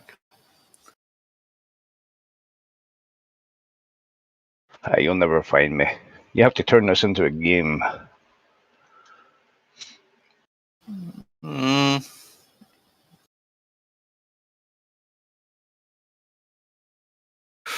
Well, there is a dude with the exact same name, but he's 1892.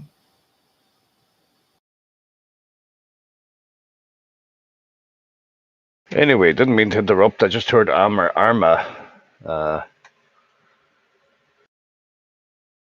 Arma is the best shit ever. Console guys were reliving old memories. They were having a good old time. I heard Arma had a pipe on there. Dude, did you see the Vietnam War DLC? No. Well, those developers of that DLC for Arma 3, they were actually combatants in Vietnam. And sometimes they host events and then you can join. Or well, you can sneak your way in, like I did. Playing with some old Vietnam veterans, you know.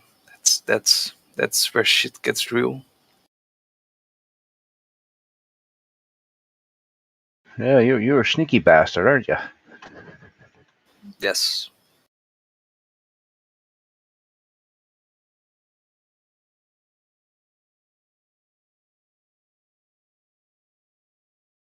If I want something, I might as well fight for it, you know.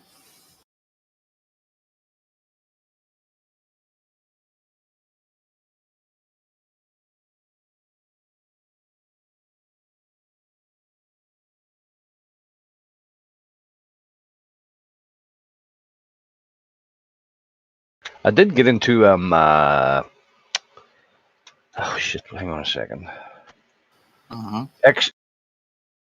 XCOM back in the day when it was just XCOM, and then they brought out the XCOM 2. It's been out for like years. I don't know, 6 or 7 years. And they had it on special the other day, and I bought it. And I, geez, how many hours did I play in the last? Well, 248 hours in like a week or two. Got really into that. XCOM 2 is really, really good game. I was surprised. Like, I never played it because it's turn based, you know. But like I imagine it being like chess or something. There's some funny animations. it is. It is. Yeah, I like turn-based too. No, not a fan. I need real time, you know. I need to anticipate onto the situation right at hand. Man of action. Hell yeah. Okay, that sounds gay.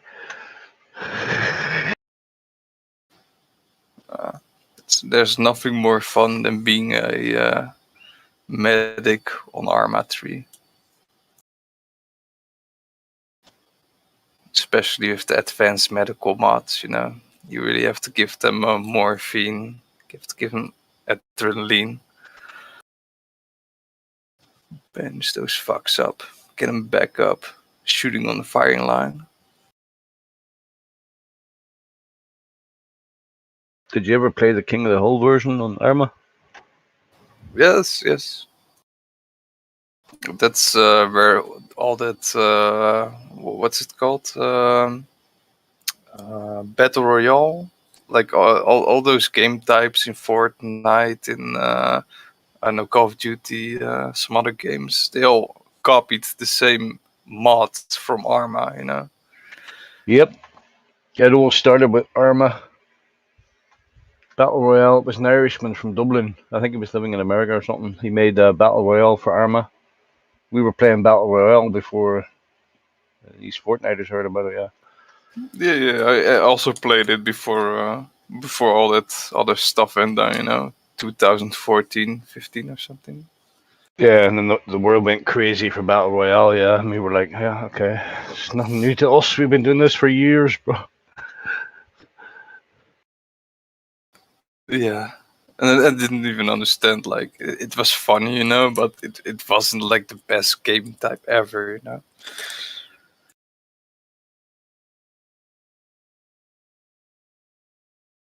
But still funny. It comes from armor.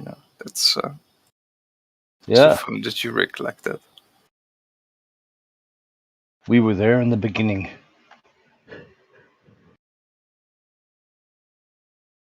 We were the first test subjects. Yeah.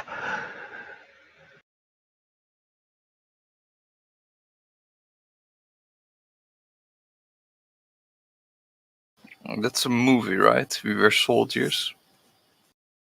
Yeah, Mel Gibson. Yeah, that's a Vietnam one, right? Yep. Okay, because last time I was watching Thin Red Line or something That's like that. also. Yeah, that's also a good one. That's also Vietnam, isn't it? It's not Vietnam, it's World War II.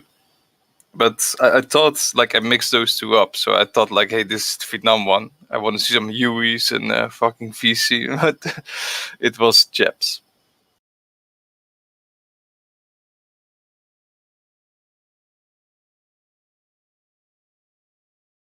Okay, I seen that years ago. Guadalcanal campaign, right? You mean the series or the movie? Yeah, the movie. Fuck. Sean Penn, George Clooney, John Cusack, Woody Harrelson. Forgot. Was it Iwo Jima or something? No, Big the Castle? thin red line. Oh, Mel Gibson. I must watch that again. I must have seen it about 10 years ago. If I had stream permissions, I'd put it up, but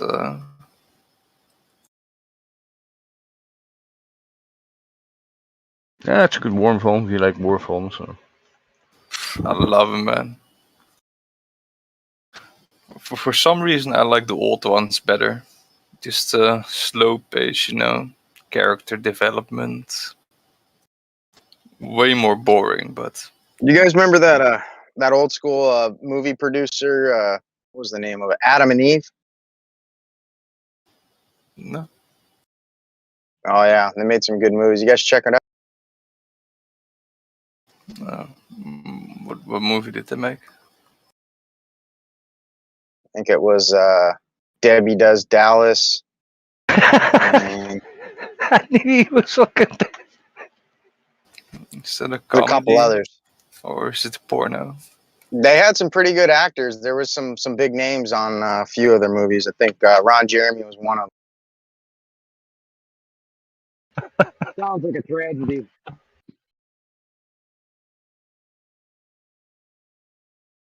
I think he went to jail. But I don't know. Oh, he Could be wrong. definitely. Yeah, yeah. He's a permanent stuff now, anyway. Did he get Epstein? No, he just got did just I can't remember what it was. You know what I love? Sorry? I thought you were referencing that he had died being like he's a stiff now. Like I didn't know that he had died. I'm pretty sure thought he was alive. No. I suppose that was the attempted joke. Yeah, no, he died recently, didn't he? Yeah. So he did get Epstein. No. Nah, I think he's still alive and kicking, dude.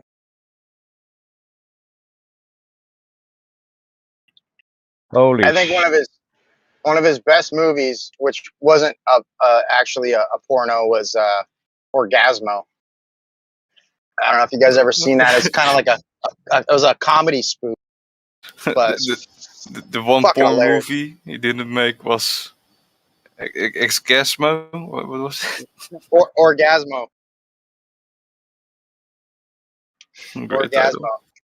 Yeah, if you guys haven't seen it, you should check it out. It's fucking hilarious. I'm gonna look it up. Yeah, it's like a B-rated movie, but dude, it's fucking hilarious movie. Why did I think he passed away? That's crazy. Maybe I was thinking of somebody else.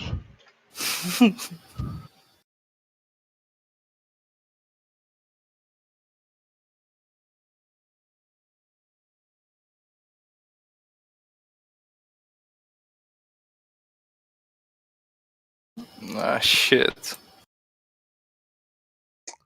You guys get into how like the Schumann resonance was going nuts or something like that recently? Yesterday? The what? The Schumann resonance. I don't know if you Residence or resonance? resonance. I don't know. Donnie, Do you know tell about? us about it. Do you know about the Schumann resonance? No, tell us about it. Die slow, really? Yeah, I don't know what you're talking about, buddy. It's like they measure like it's like they say it's like about like lightning and like the frequencies of like the Earth's electromagnetic properties, you know, like the waves, and there'll be like culminations of like big like extreme differences. Some people say it's like from like the sun, all kinds of different shit. But and some people get into how it's like more like the effects of the Schumann resonance, the Earth's frequencies, and how it affects mankind, and how like you know how we're affected. And I guess yesterday there was like some wild patterns on the Schumann resonance. Well, that's interesting because we were talking about the Earth's magnetic field and how it could correlate to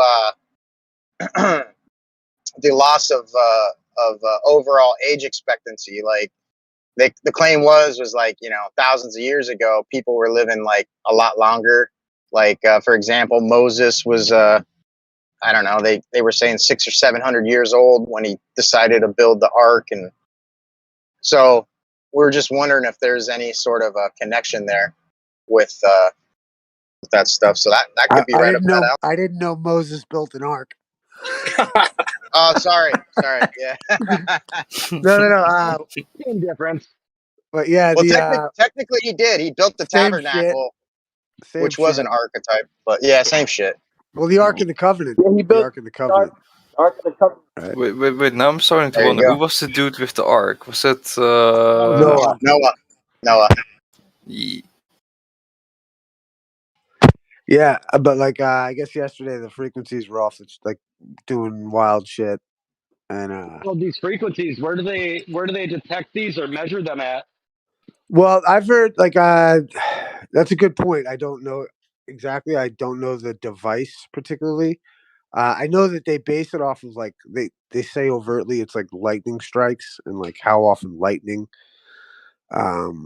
is generated, and that has like kind of some kind of a I don't know if that's part of how they detect it. Right. That's a good. That now I'm just thinking like how do they tell how many lightning strikes there are? Like, are they counting these things? That's No, now I that think I'm it's rabbit hole. the effect on the atmosphere, from what I gather, the effect in the atmosphere, and they measure. Really should kind of do a deep dive in it. Really. Sounds interesting. Oh yeah, no, it's I kind know of nothing about it. yeah, it's kind of like a generally it's a it's a scientific thing endeavor. You know what I mean? It's just this guy Schumann noticed that there was from what I remember reading about it, it's like he recognized that there was like a frequency of Earth and that it fluctuated. It's and and then they started measuring it. But like there's like you've probably seen pictures of it maybe, or I don't know how it's kind of popular. I would think more of you everybody will be in on it. I don't know if it's like something to be to even pay attention to, but at times in like history, I guess if people look at the Schumann resonances at times of like dramatic events in history, What is the there seems to Schumann be a correlation. residence? It's called take your shoe off, man, and get grounded. Yeah, no shoes man residence. No shoes man residence. Okay. Yeah. Yeah, I don't know. I don't Doesn't know really what explain much. it's forgive me. It's like on the serious point. It's like they measure like I guess the electromagnetism in the air based off of like lightning strikes and electricity in the air. And that they've noticed that like during different times in historic events, you can look at the Schumann resonance and it's like going nuts. Yeah, we definitely need a deep dive into that. Whoa, Yeah. Snacks, if you're here, he might have some info on that too, actually.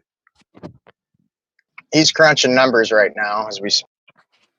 Well, wasn't Tesla saying that if you could match the frequency, you could like Break literally shit. alter the entire world? He Yeah, said you'd you like could break like the universe. tap into it. Yeah, and Like well, you could there's like destroy the world. there's like levels. I mean, that's where even like he had allegedly had that device where he could like take down a building. So a small glass, like the volume within a standard cup of water, like the glass, that cubic volume is enough. If we could harness this energy, it would be enough to boil off all the oceans in the world instantaneously. That'd be something. But have you guys? I was thinking about this, not to like completely change the subject or something, but like solar panels, right? They a lot of people like question how they even work, but so we're using light and then we're getting energy, electricity, right? So let's just transfer. So then what? Yeah, so why wouldn't we be able to use all the other electromagnetic radiation in the background to get electricity? So we should just be able to use just the EMR that's all around us to get electricity. We should just have panels that work at night. They work in a cave. Like it doesn't matter because there's EMR everywhere, right? You mean like bananas? An ether field battery? We didn't talk about the ether. This is just a well-known fact that there's electromagnetic radiation everywhere. It doesn't even matter about the ether. Like our eyes perceive less than 1% of the spectrum of light, right? And then so we have a huge spectrum of electromagnetic radiation, right? So that's all light. You're talking Visible like light a is solar just a panel small setup, percentage. but for all the different types of light, though. That's interesting. Yeah, because it seems like so common sense to me. What would make just that light be able to do it? It doesn't make sense. It's just different frequencies. You know what I would imagine is that it's based on the idea of how to capture the energy. And so you can capture solar energy. It would be, I think, a matter of having a material that could capture the radiation, even though if there's no sun. You know what I mean? I think You don't need just that. Like, why? Electricity doesn't care, though, right? Like, Well, it no, doesn't but I mean, care the that heat- it's from the sun. right, but the heat, like, I mean, I think the materials of the solar panel attract the heat, and that's I don't think the it's about heat, though. I don't think it's about heat.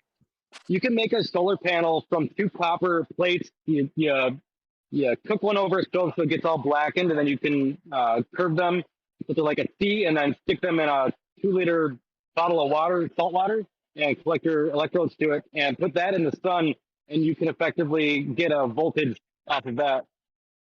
So it's not And what about most heat. people don't. Yeah, exactly. Go, sorry. No, I'm done. Go ahead.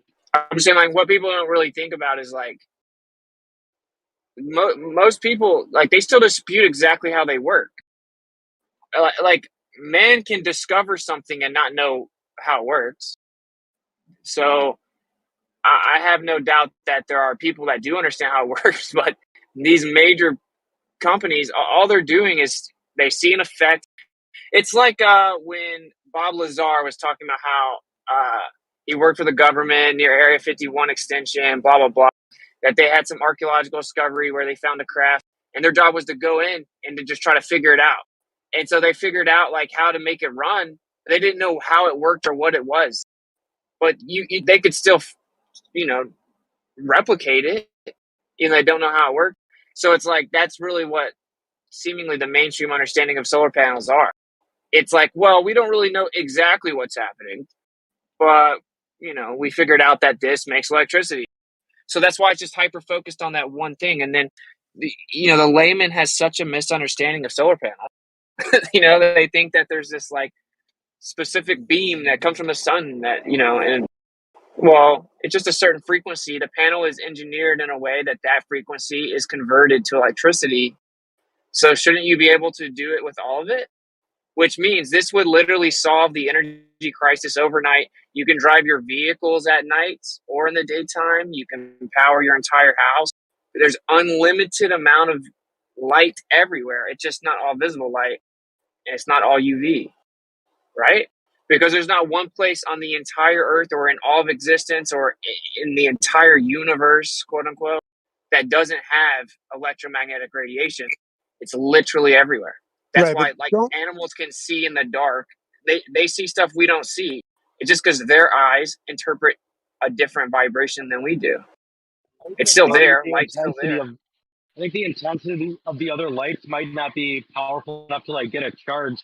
It's like, and then I'm wondering like what material you would use, because inside the regular solar panels there's like a silicon and what the fuck else was it? Nickel or something? Can't remember quite. like But there's an cobalt. interaction happening between those materials that's doing it. So if that's something that picks up on a low frequency or low energy light, and then have a way to convert that. Well, seemingly it uses what people call the photoelectric effect, right? So, like, is the photoelectric effect, which is obviously flooded with pseudoscience, but we don't have to get into that. But the phenomenon is real. Not some little BB of photon particles hit metal and then pop off electrons out of atoms and all this bullshit. But it doesn't really matter. Like, light can interact with certain metals and cause electricity. And that's because they're the same Tesla, thing in different versions. Tesla already figured this out 120 years ago. He named it radiant energy, also ether flow energy. And he made a device which could capture this energy day or night. Is that the same energy Shocker, you right? get off like a potato? You put like on wires to make a light bulb go on? No. It's not the same. This is energy coming from space. But it doesn't just come from space, it's everywhere. Like as Everywhere, the from the sun, from it's galaxies. right around you. Yeah. Like if you reach your arm out right now, it's right there. That's what I'm talking. I'm talking about. There's electromagnetic radiation everywhere. There's not one square inch of existence that doesn't have light, which is why I keep trying to say that light doesn't travel. It's already there. It's just excited to where we see it illuminate in a certain spectrum. The darkest part of the ocean has light. The darkest cave in the world has light. You cut off every single light in your house, there's still light there. Because there's a difference in light and visible light. That's Well, why, this again, is that's why. different. What Tesla was saying is different. It's a flow. It's an energy coming from the sun and from space, from galaxies and all that, whatever you want to call those lights. So I know what you're talking about, but this is different. He called it ether flow. But it's also just an assumption that everything that comes from above us is actually coming from something called outer space or whatever. But yeah, energy radiates down. But what I'm saying is, it appears to me that the fix of the entire problem of energy is literally just to harness what's all around you. It's not pulling energy out of the air. It's the background radiation. There's background radiation all around it. I would bet money the military already has this. I kind of find it interesting that you could call it like that ether flow, because essentially what you would need, and I'm speaking metaphorically, is like almost like just some kind of a fan that would capture the energy flow the same way you would capture energy from like the river. Well, you what know I how mean? Tesla did it? He That's had a interesting. plate. He had a plate, bro. He actually has an invention. He has a patent. He captured it with a plate. Transferred it. Yeah, there's a whole. I've posted it many times. I can't do it now, but yeah, Well, he and it already brings us has. back to that brings back Witt's point of like, do we do we really know how solar panels work? Like, are these materials maybe not just capturing this ether flow?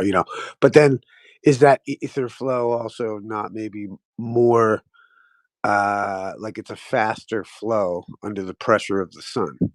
So that's why when it reaches a certain maybe frequency, that's when we can capture it or capture the most of it. You know, instead of, let's say, looking at it like it's the sun rays hitting the whatever, maybe you're capturing this ether flow, and maybe like Witsit was kind of alluding to, this idea that we don't even understand the technology we've got.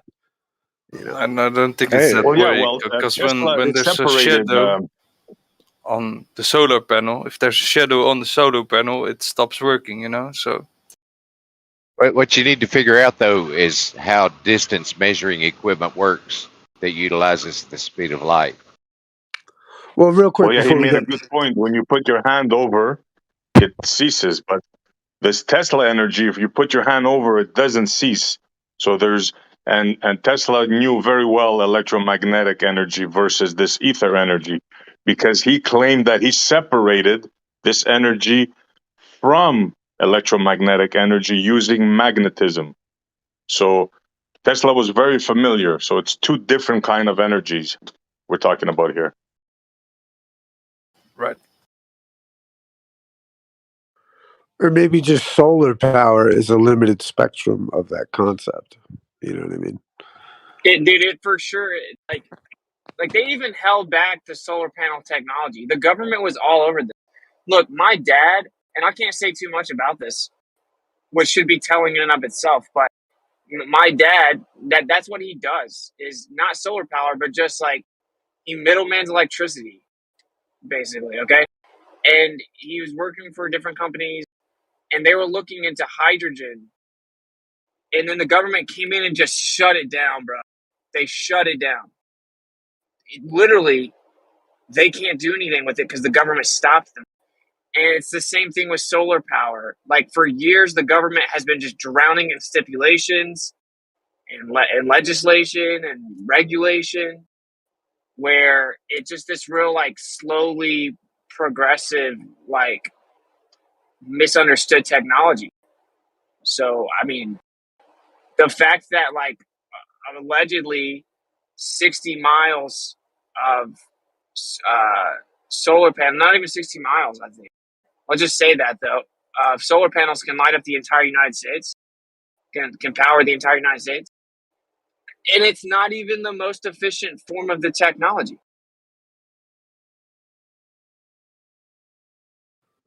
Yeah. I mean, see, those are bold claims, though. You know, like, and I hear you with like, I like I like the idea that we're not getting the whole tech, and I can respect that. But I'm like, I think what they're trying to roll out is fucked. You know, because they won't give it the full, because they won't use the full tech. We're gonna get like some shitty version that's just gonna destroy landscapes because they're just gonna put up these fucking ugly ass solar panels. I'm looking into hydrogen a bit, but like the atom bomb, you got atom power and you got atom bombs, and you also got a hydrogen bomb, right? And hydrogen power.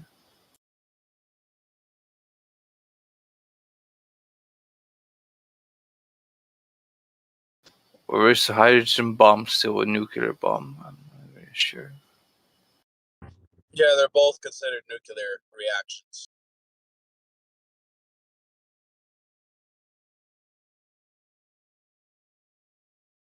Yo, you guys see this picture in the chat? So for so long, ballers have been running around saying that this proves the Earth's a globe, and this could never happen on a flat Earth. This is because the sun's going down below the curve of the Earth. It says casting a shadow up to the mountain. Now they clearly don't even understand their own motto as it's parallel rays. Period. Have you guys heard that? Like where the shadow cast up in the air, that proves the Earth's a globe. Yeah. I don't know. So what you guys may not know, I don't care what you have to say right now, Jesse. I doubt that's the same. I don't care what you doubt. Well, So I the reality, doubt the that. reality that none of the ballers ever mentioned, didn't know, would have never mentioned, are just gonna hand wave dismiss now, is that you can actually go in a plane and see these shadows. You see these above, extending out to the horizon. This is happening above the mountain. You can literally see it in a plane. The question that arises is, where is the sun? Where does the sun have to be to do that? I just explained to you. You can see this in a plane. So I don't. So what? So you can see it in a plane. So you don't understand? You guys are claiming I that don't. it's like impossible on a flat Earth because the Earth is a ball and the sun's going below the ball, and that's what casts a shadow up from the mountain. That isn't true, though. Onto the Say bottom of the that. cloud. Yeah, I don't say that this is proof for globe Earth and blah blah blah and all that. I just wonder, where is the sun in this image, and Hey, do you how see the would that picture, work man? on a flat Earth? That's the Do you see question. the picture? I've got my own pictures of it, and I've posted in Okay. chat. Do I've you got see my the own. pictures I just dropped right there? You know, it Let helps me if you see. give an explanation with the picture. You know, like the first one, I see one that's a close up on the left and one on the right that's further away or something. Like, what am I supposed to see here? Well, Dude, the point is that the ballers run around showing a picture like in the top and claim that it's impossible on a flat Earth because the sun's going down below the curve of the Earth and casting a shadow of the mountain up in the air. That is objectively not true, and you can see them in the sky. So at this point, ballers should say, "Oh, I didn't realize you could see them in planes. Yeah, we misunderstood that. We should stop posting it." But they won't. They'll just immediately be like, "But how'd you work on a flat Earth? Oh, maybe it's different." I doubt that these are the same pictures. I'm sure, like, I don't just get why admit you seeing in a didn't know that plane you would can make a see them in a difference. plane. Right, but being in a You plane don't get it. What you posted doesn't contradict the ones like Extremistus just posted. I don't understand the point there. I'm the one that posted it, and then Extremists just posted it again. It's not about contradicting it. It's about dude, they're the same thing. That's No, the they're same not. thing. Okay, do you want to bet $5 grand, Left Lane, and we'll literally go fly? Whoever loses has to pay for the flight. We'll go fly to the mountains and we'll look. We'll have one Yeah. person on the ground tape in a it, plane, and though. we'll have I don't one get person that. get in a plane. No. Now they're claiming that they're not the same thing. Now these shadows Why aren't the wouldn't same you? thing. I don't think I understand the argument, honestly. Oh my god. same here. Do you agree that the picture right there is the same as the one from the plane? That's the same effect. Oh, let me look.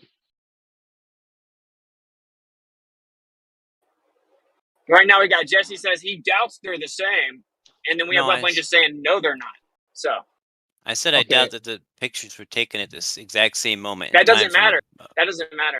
well, it does because if the sun might cast a shadow from underneath as it's rising, and then it might rise above the cloud layer and then cast a shadow on top or whatever.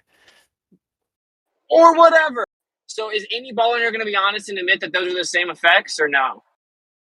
So why does going in a plane change where a shadow is cast from the sun? I don't The understand point is why that that the would matter. Earth's not just going down below the sun's not just going down below the Earth, thus casting a shadow on the mountain up in the sky. You go up in the sky and you see the shadow going out from you. You are up above the mountain, which That could means this happen whole too. claim that the sun is going down below the Earth and casting a shadow up into the sky from below the Earth is not true. You can go in a plane and you see the same effect. So can a baller just admit they didn't know that, or no? Did any of you guys know that you could see No, them from a plane? it's just, yeah, you can see the shadow of mountains across the ground from the sky, but that doesn't say anything as to why the sun is casting a shadow, why the mountain's casting a shadow on the bottom of clouds. That doesn't address it. You're not addressing the point, dude. The point is he's addressing the claim. That's why we're in I'm disagreement. countering the claim that this is only possible on a globe. This can't work on a flat Earth because the sun is going down below the Earth, casting a shadow up. That isn't true. You can go up and see them in a plane.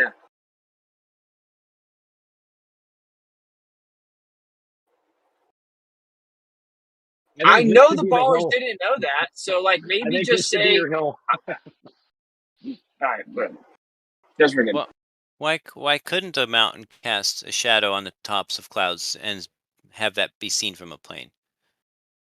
Did I say that it couldn't? So we agree it could happen When on the did globe. I say that it couldn't?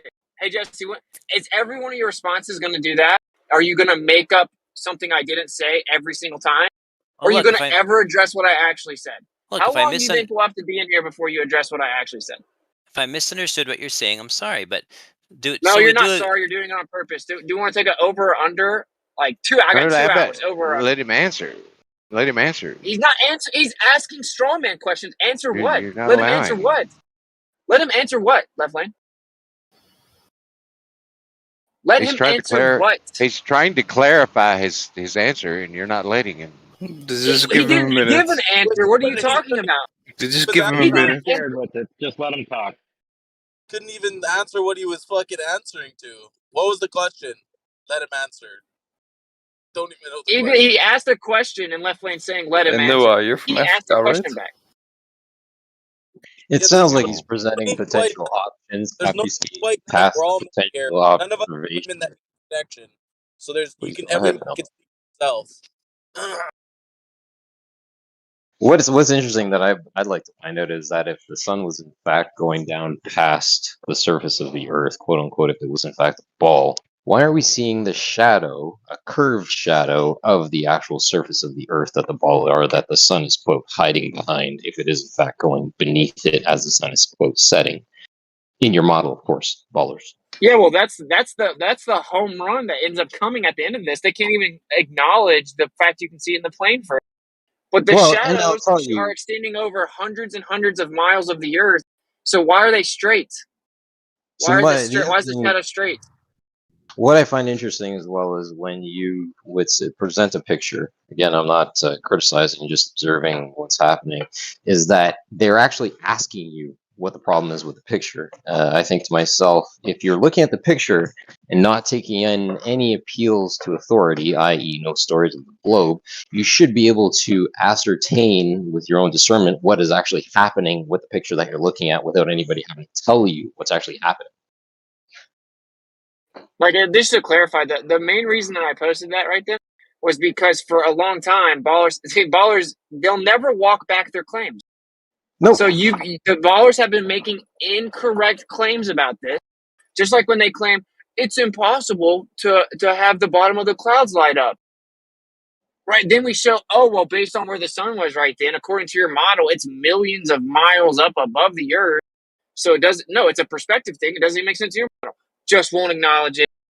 Won't stop saying the claim.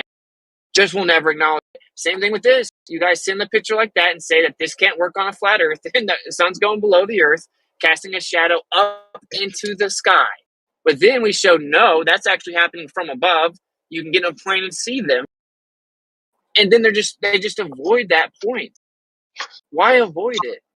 Again, back to the ballers, I think it's a fair question. Like, what are you guys thinking about that picture? Where is the shadow of the Earth showing on? There should be some kind of an arc shadow line showing up, don't you think, guys? Yeah, Ballers, everybody? I'm not sure what that situation is there. The images that Wiz is posting, I can't see the object that's casting the shadow. I can't see back behind. I don't know what's going on behind the camera.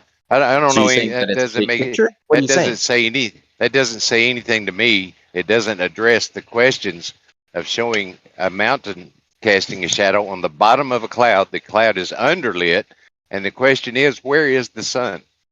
Right. And what's interesting is that you literally openly admit that you can't figure out what the problem is with the picture, right? But somebody else, other people who are looking at that picture are like, there's something missing here. It's like a if this then that.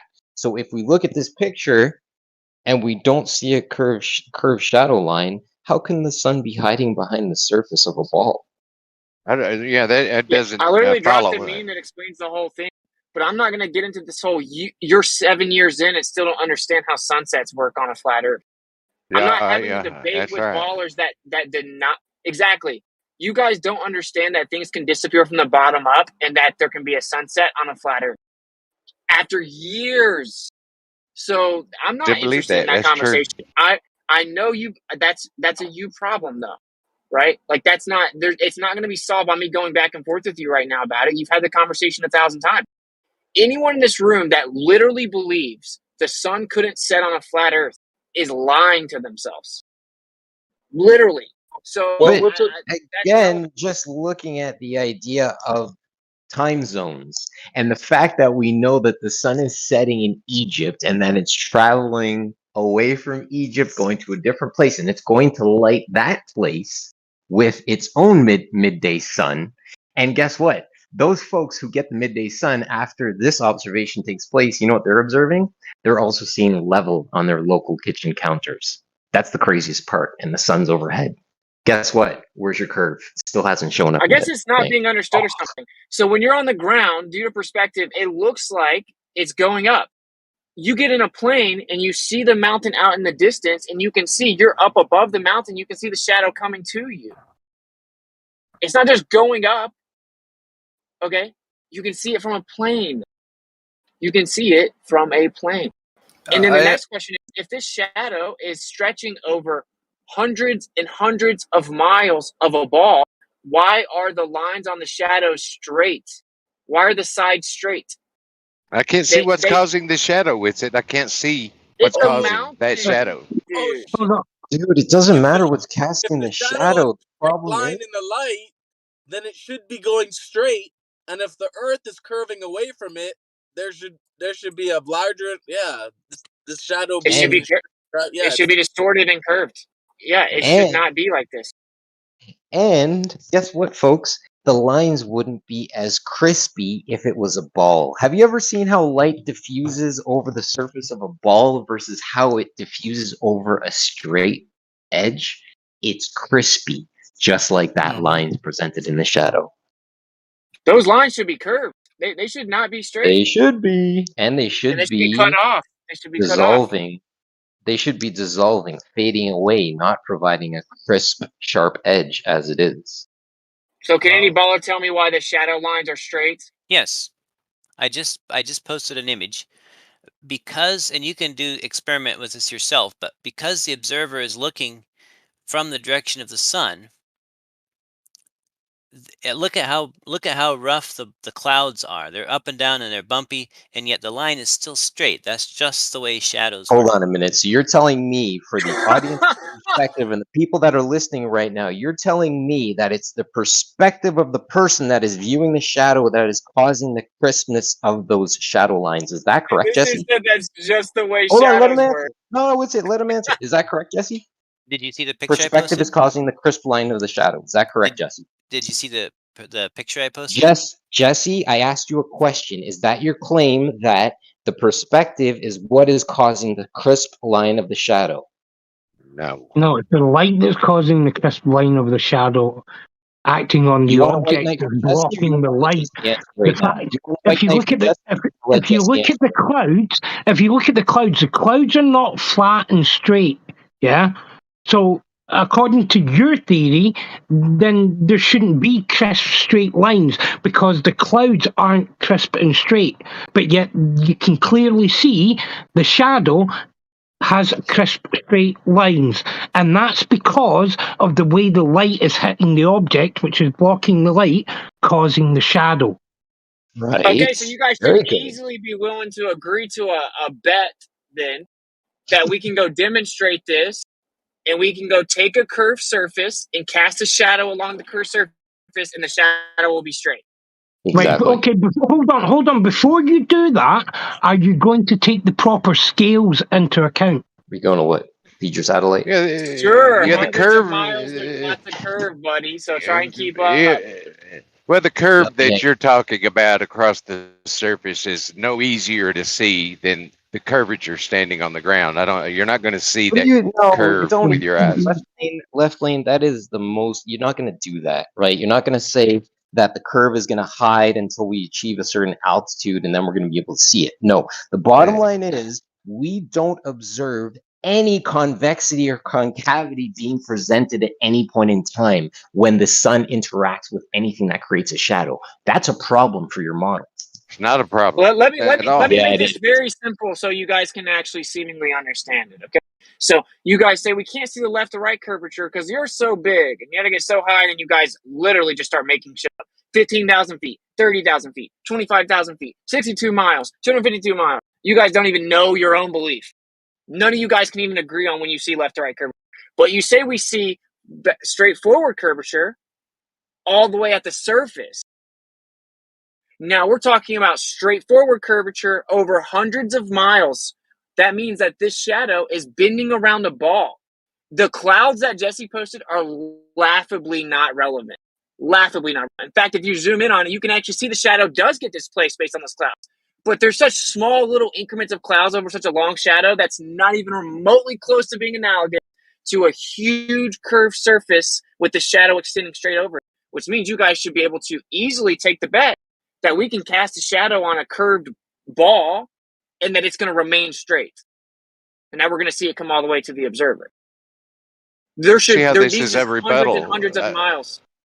I don't see how this is a rebuttal to the question where we see shadows cast on the bottom of clouds and asking where the sun has to be to do that. I don't see how this is a rebuttal to go that. on mute. Go on mute. You're not going to answer you're saying I need to rebuttal something. Rebuttal's not a verb, and I'm the one that brought up a point. So you're like, Yeah, you started out. I said I would take your bet as long as you have the proper scale. Yeah, as long as you scale it properly, I will take that bet. Okay. Okay. So you're saying that on a curved surface, the shadow will be straight. Yeah, as long as you take scale into account. Yeah, don't just go and get a fucking basketball and then get something the fucking half the size of it, and then say, look, the shadow's curving. Yeah, because you're not taking the proper scale into account. If you have to scale it down properly. Okay. With it in a ball and that's so then you agree. 39, Then what you're 59 saying radius. is that you wait up. Then what you're just now saying is that you agree that at some point it will begin to curve.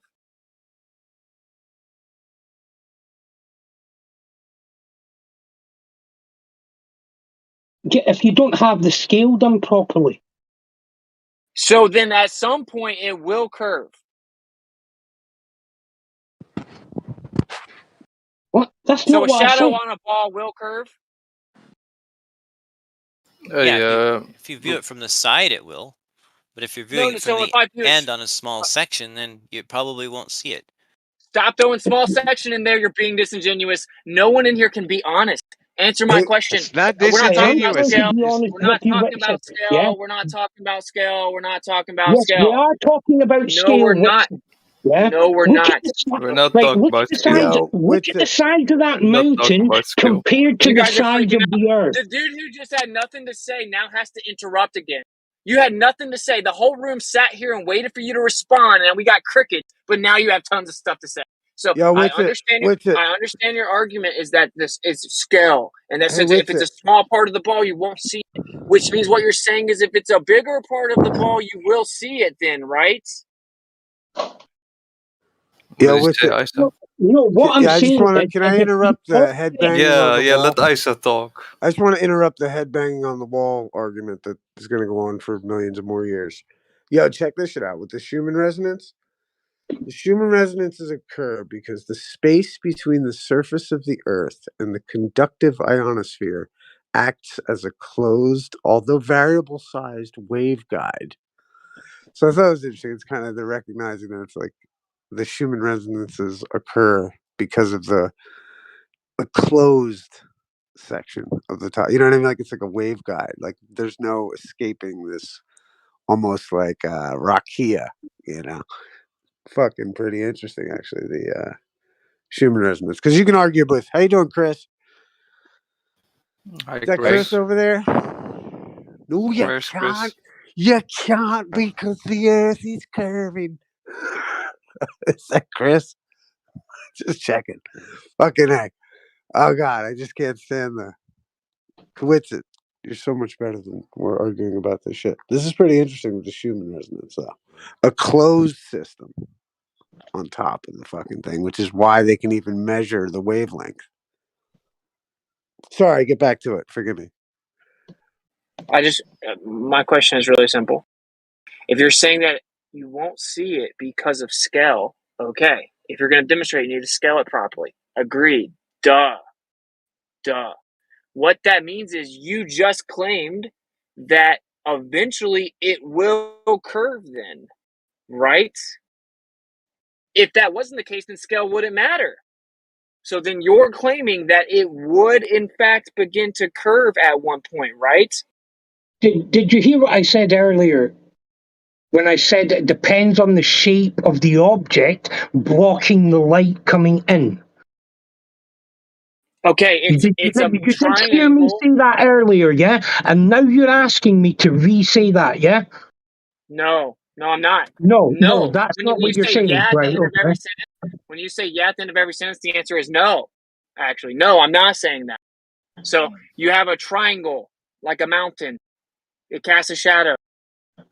On a ball, will the shadows be straight or will they at some point curve? If you say you have to account for the scale, and if you scale it properly, then they'll look straight, then what you're saying is that at some point it will curve. Why would they Or curve? the scale wouldn't matter. No, why would they curve? If you've Exactly, scaled it properly, no matter how much you scale it down, and no matter how much you scale it up, the shadows will never curve. So the shadow is only present when it is interacting with a surface, right? So when you have a mountain that is causing a shadow, it interacts with another surface. Now, if that surface is curving, then there would be a distortion to the rigidity of the object that is causing the shadow, because the shadow would be cast onto an object that is curving. Therefore, the shadow would have a curved appearance to it, even though the object might not have a curve. So it's the object in which it's interacting with. But that also, to be devil's advocate, that also deals with a perspective as well. So typically looking straight down, where like the sun is at your back, like the pictures you provided with it, where it's going straight out, you might not see, based on that perspective view, a bending of that shadow on a curved surface from that perspective. If you looked from a view from the side of that shadow being cast, you should definitely see the curvature of the shadow, because the shadow only appears when it interacts with the surface, and if the surface is curving, then the shadow should be curved. Hopefully that makes sense. So by way of So if I'm in a plane and I bust over to the left some, then I'll see the curve. If it was curving, right? So, and the reason that I'm thinking about this right now is because I have this little like fire pit thing out on my, sitting beside my pool, and it's got a cover over it, and it's like this domed structure.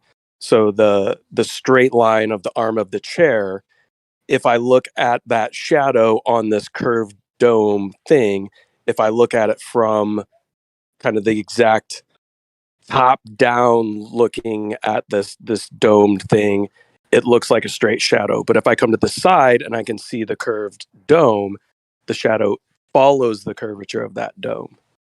Yeah, but the problem with that is that you've scaled down the Earth to the size of your fire pit, but you haven't scaled down the shadow coming from the arm of your chair to what it should be compared to the mountain on the Earth. So then back again, what that means So again, is that Wait, but Here's what the the thing, fuck are though. you If you're talking saying? about No, Hold on, man. wait Hold on a a second. It's Highlander went, and then Witsit was trying to go, and then Highlander. It's definitely not time for someone else to go. It's either gonna be Highlander or Witsit. me. Okay. Me. Like the okay. shadow doesn't change when you No, walk we're around not either it, of right? those people. I just want to know, the shadow doesn't change when you walk around it, right? Yes, it does. Yeah, go ahead, Witsit. Yeah, but that's what I'm saying. So If you've they're if basically you've scaled saying that because the Earth is so big that you're not going to be able to really tell, and that if you were going to demonstrate it, you need to make sure it's at proper scale. Therefore, what you're saying is that at some point you would see it be distorted relative to the curving surface.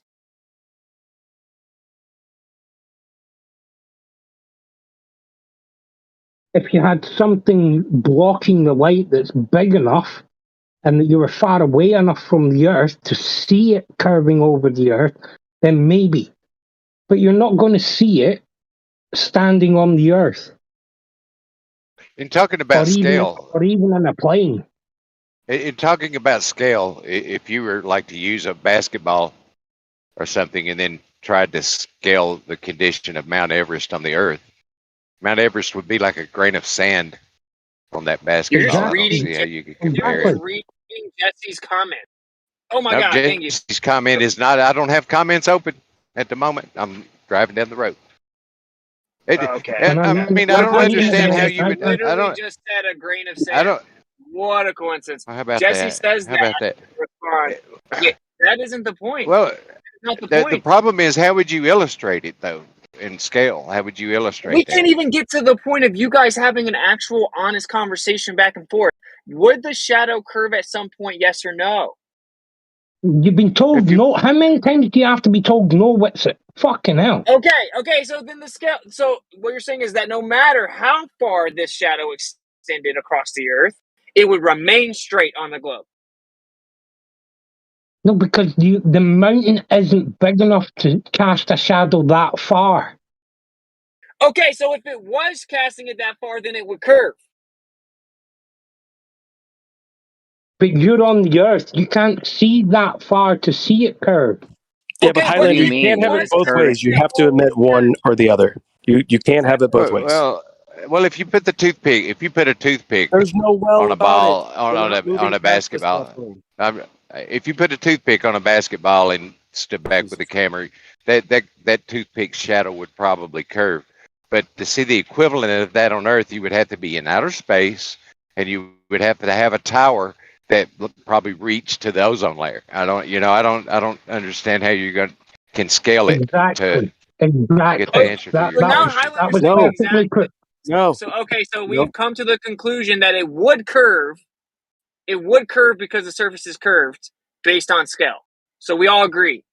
It wouldn't just remain straight the whole time if the surface is curved. We all agree.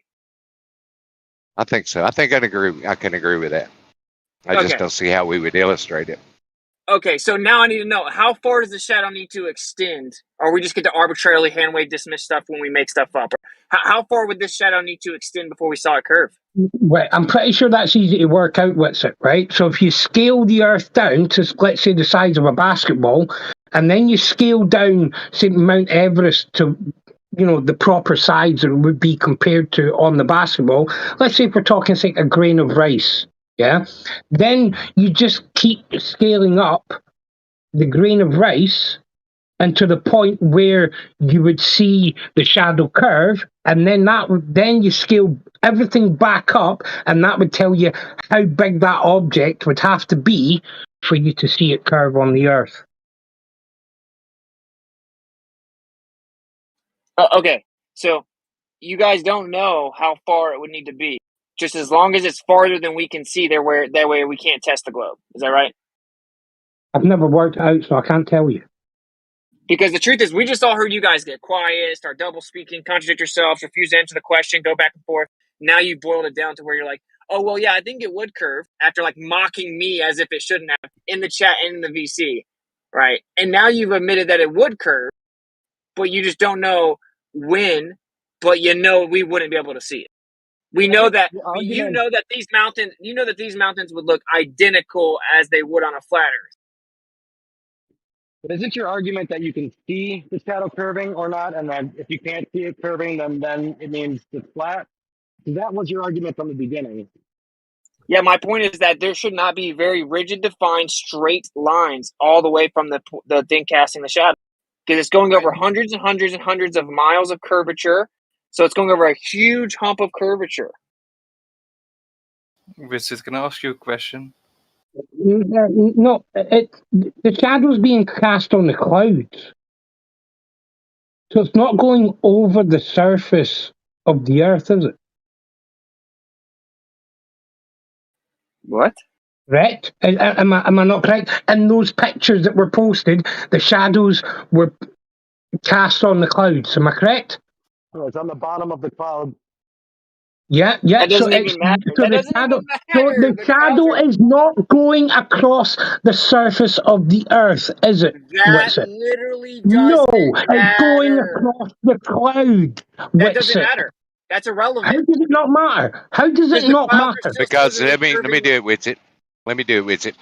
Because if Earth is a sphere and there's a cloud at a certain altitude, the bottom of that cloud should also be curving.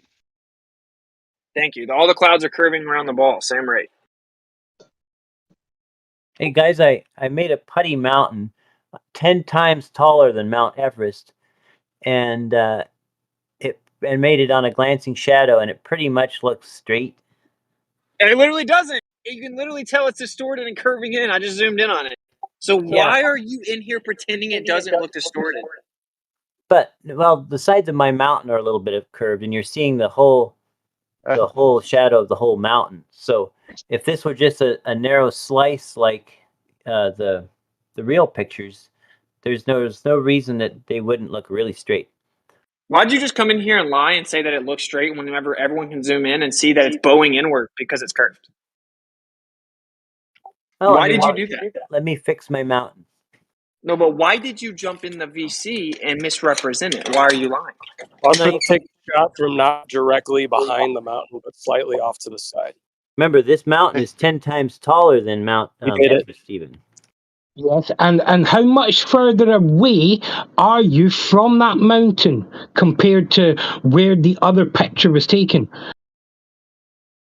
Wait, what? Are you going to address that? Yeah, you are much, or are we not going to talk about it? much further away from the Earth than when the other pictures were taken, aren't you? So we agree that we can tell the shadow is cast on a curved surface because it's distorted and bowed inward. Oh, well, I'm absolutely, completely shocked that no one responded. Visit, can I ask you a question, please? There's something I really want to know. Please? Oh, what's up, man? How does a solar eclipse work on a flat Earth? I don't, dude, we're not talking about that. Well, we're talking about the sun, right? It's So where are you going to get something that's 10 times the size of Mount Everest to prove your point?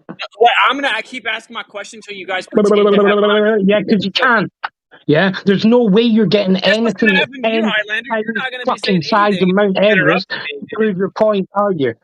Hey, buddy, you keep interrupting me. You're not gonna be saying anything. So how about you chill out? So my question was, do we all agree that we can clearly zoom in on that shadow in Jesse's pictures and tell that it's on a curved surface because it's bowing inward and it's distorted because the surface is curved? Did we not agree that that would happen before Jesse even posted the picture? Oh, okay. So then you agree that when Jesse claimed that it was straight, he was lying. So we agreed the point, and then when Jesse showed the picture, you start screaming and shouting, "Oh, well, yeah, you can't fucking agree that that's what's happening." Yeah, but to actually see it curved, you have to fucking zoom in on it. Yeah. No, Jesse was But lying. before you zoom in on it, it looks Hey, straight. Highlander, take it easy. It's only a discussion, bud. Take it easy. Don't be so passionate, bud. You can tell that it's bowing inward because it's curved. So it wouldn't look the same on a flat surface, now would it? Did we not agree this before Jesse fucking showed the picture? The point is that Jesse misrepresented it. No, Jesse hasn't misrepresented it at all. He did. He said it was straight. No, he told you. He put it on a globe, and the putty mountain that he made was 10 times bigger than what Mount Everest would be on that globe. Yeah? He said the shadow was straight. Yes, until you zoom in on it. Right? But you had to zoom in on it to see it curve. Yeah? But still, the point which it is that mountain is 10 times the size of what Mount Everest would be. Yeah? How far does the shadow stretch over a globe, or does it not wrap around the globe? And remember, you're going to have to tell me that there's a curving of 8 inches per mile squared. So you have to remember a 6 foot man can have. Hang on, please, 1 second. A 6 foot man. I'll finish by saying this. A 6 foot man over the salt flats can have a much extended shadow depending on the position of the sun, many times his height. So go ahead. Good point.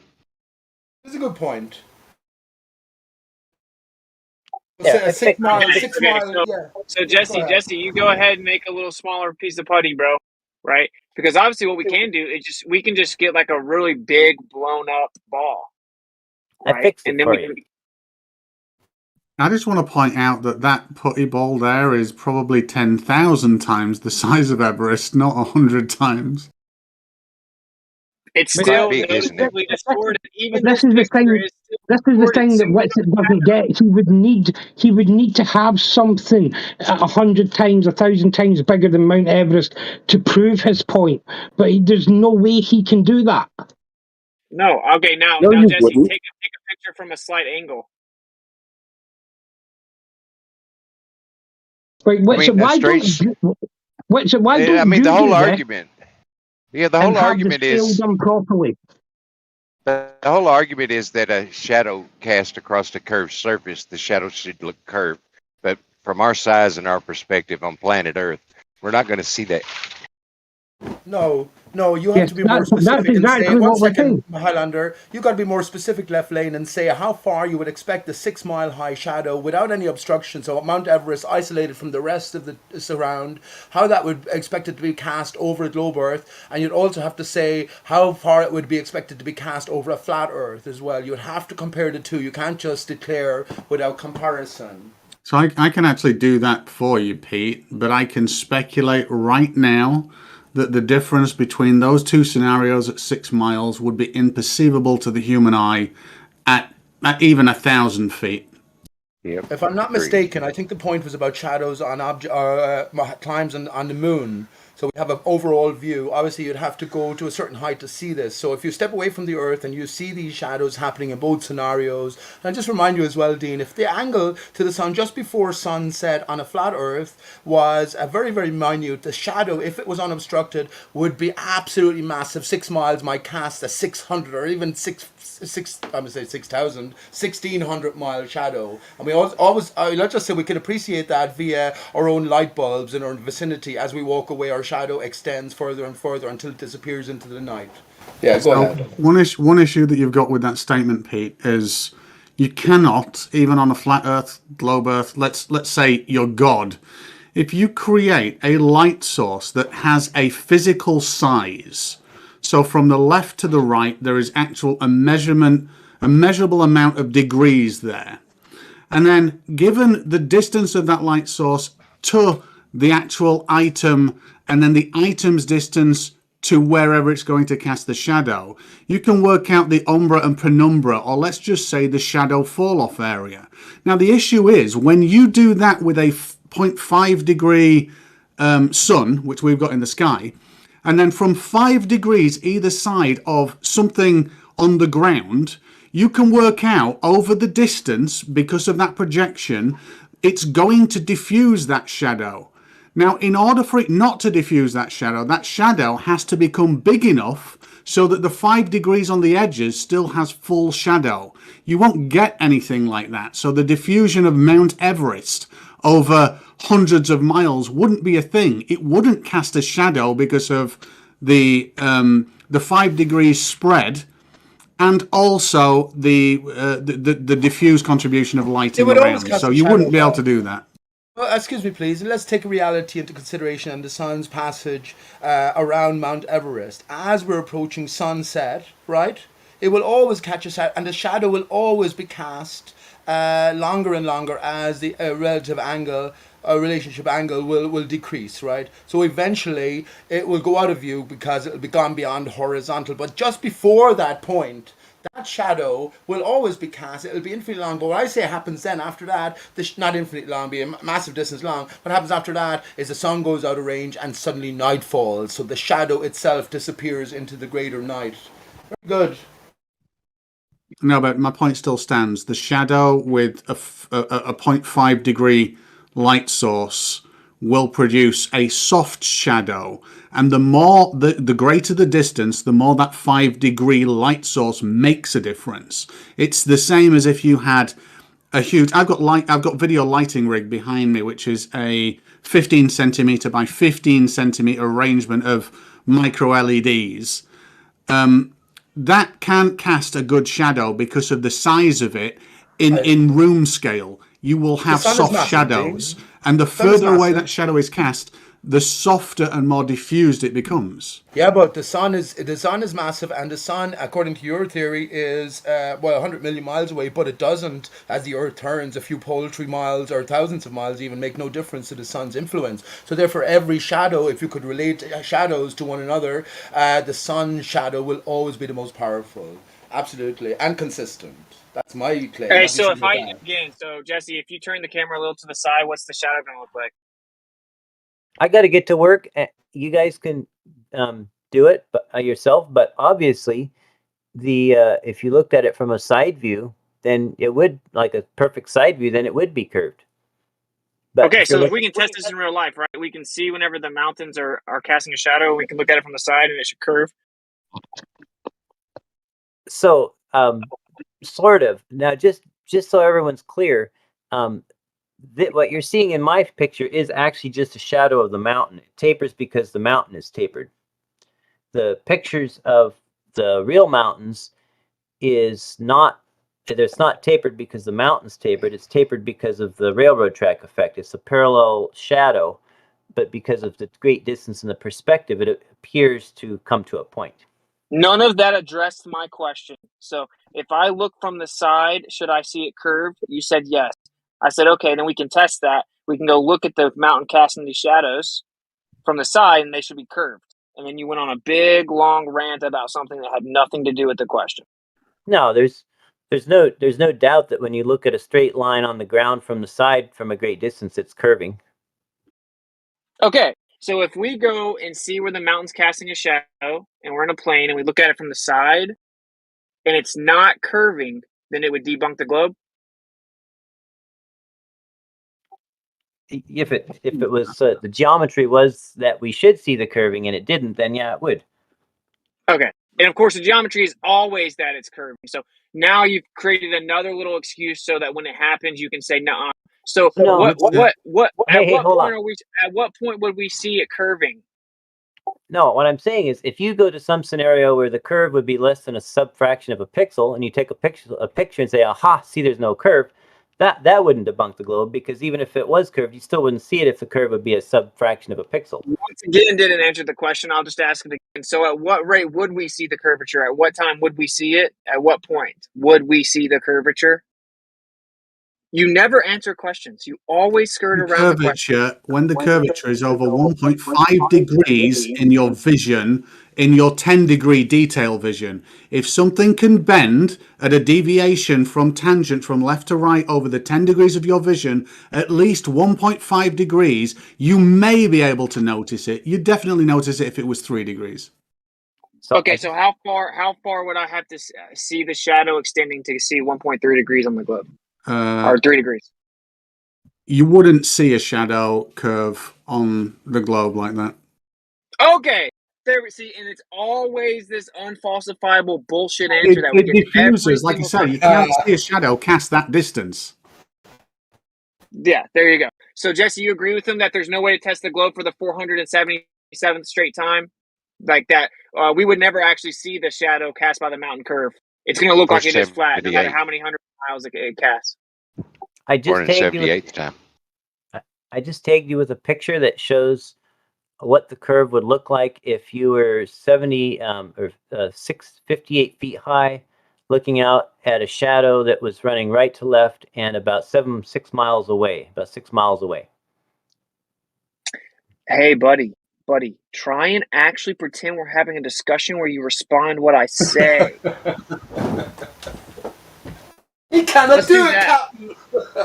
Captain. Let's respond to what I actually say for once.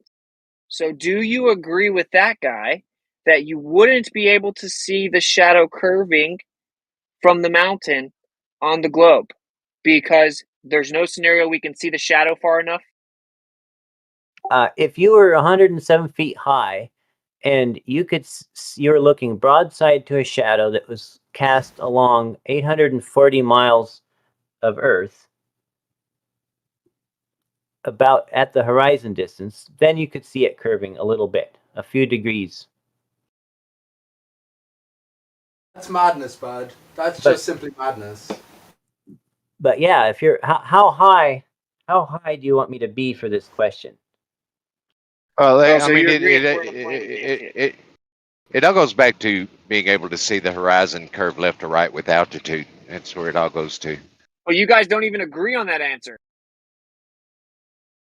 That's because the subjective, answer kinda, is maybe. variable based on someone's perception and their ability to discern curvature in their detail vision, Witsit. We haven't agreed on the basics is the problem. Yeah. Where is the left or right curvature visible? What altitude? The human. I once did just an experiment using Blender and a computer model, and I think I got to about 70 odd thousand feet. If it was just geometry very clear that I was looking at, I might be able to discern that there is curvature. Definitely at 90,000 feet. Okay, so all the people that claim you can see it at a plane, and when Google says 20,000 feet, it's wrong. I've got no idea what Google claim, and I don't speak to every single person. But so hey, when people claim that you can see it under 30,000 feet, then they would be wrong. Again, I don't know what people that you're on about. I'm saying what I did, and I looked at a 10-degree. I looked at a 10-degree detail vision, and I looked at the curvature that would produce in altitude, and I think I got to about. I can do it again. I can find the file and do it again. No, you're I think I got to in between fast, I can get 65 and 121,000. 90,000. I started to be able to see it.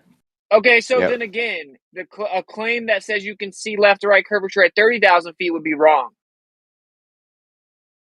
Don't know. If all they're looking at, so in other words, it's if there's caveats. If you've got a straight point of reference, if you've got a straight point, laugh all you want, fucking Pete, but there's caveats, dipshit. If you've got a straight point of reference, like an engineering ruler, yes, you can work it out before that fact. If all you're using is your fucking eyes to look at the horizon and there is no other reference point, then I stand by what I said.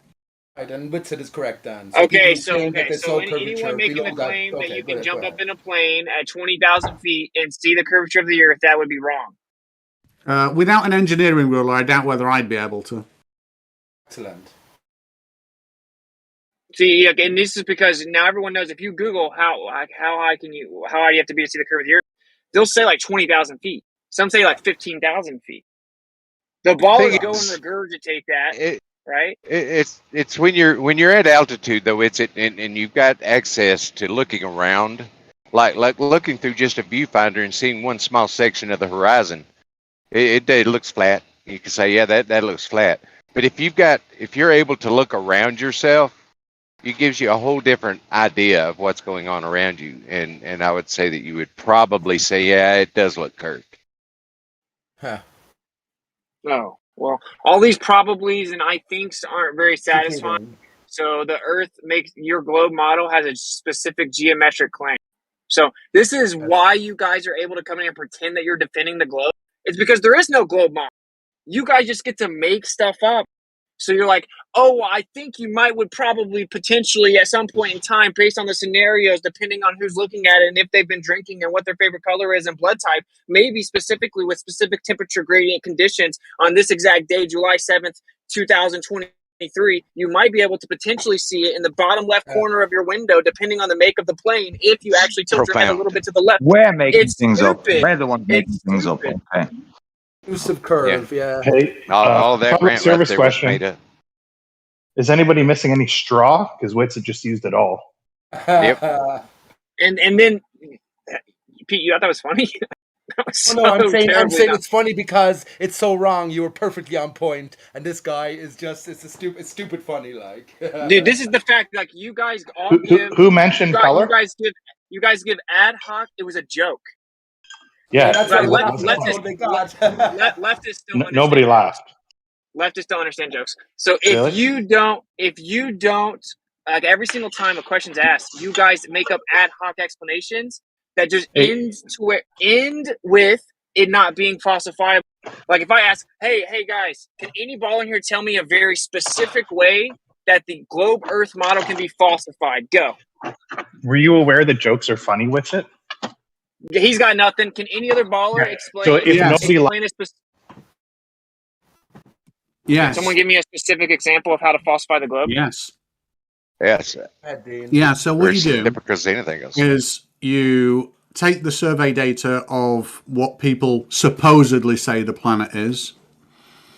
You then, from that survey data, it doesn't matter how you do it, you can do it in a calculated sense, you can actually even model it out physically, as in get a physical ball, or you can model it out on a computer just using physical geometry.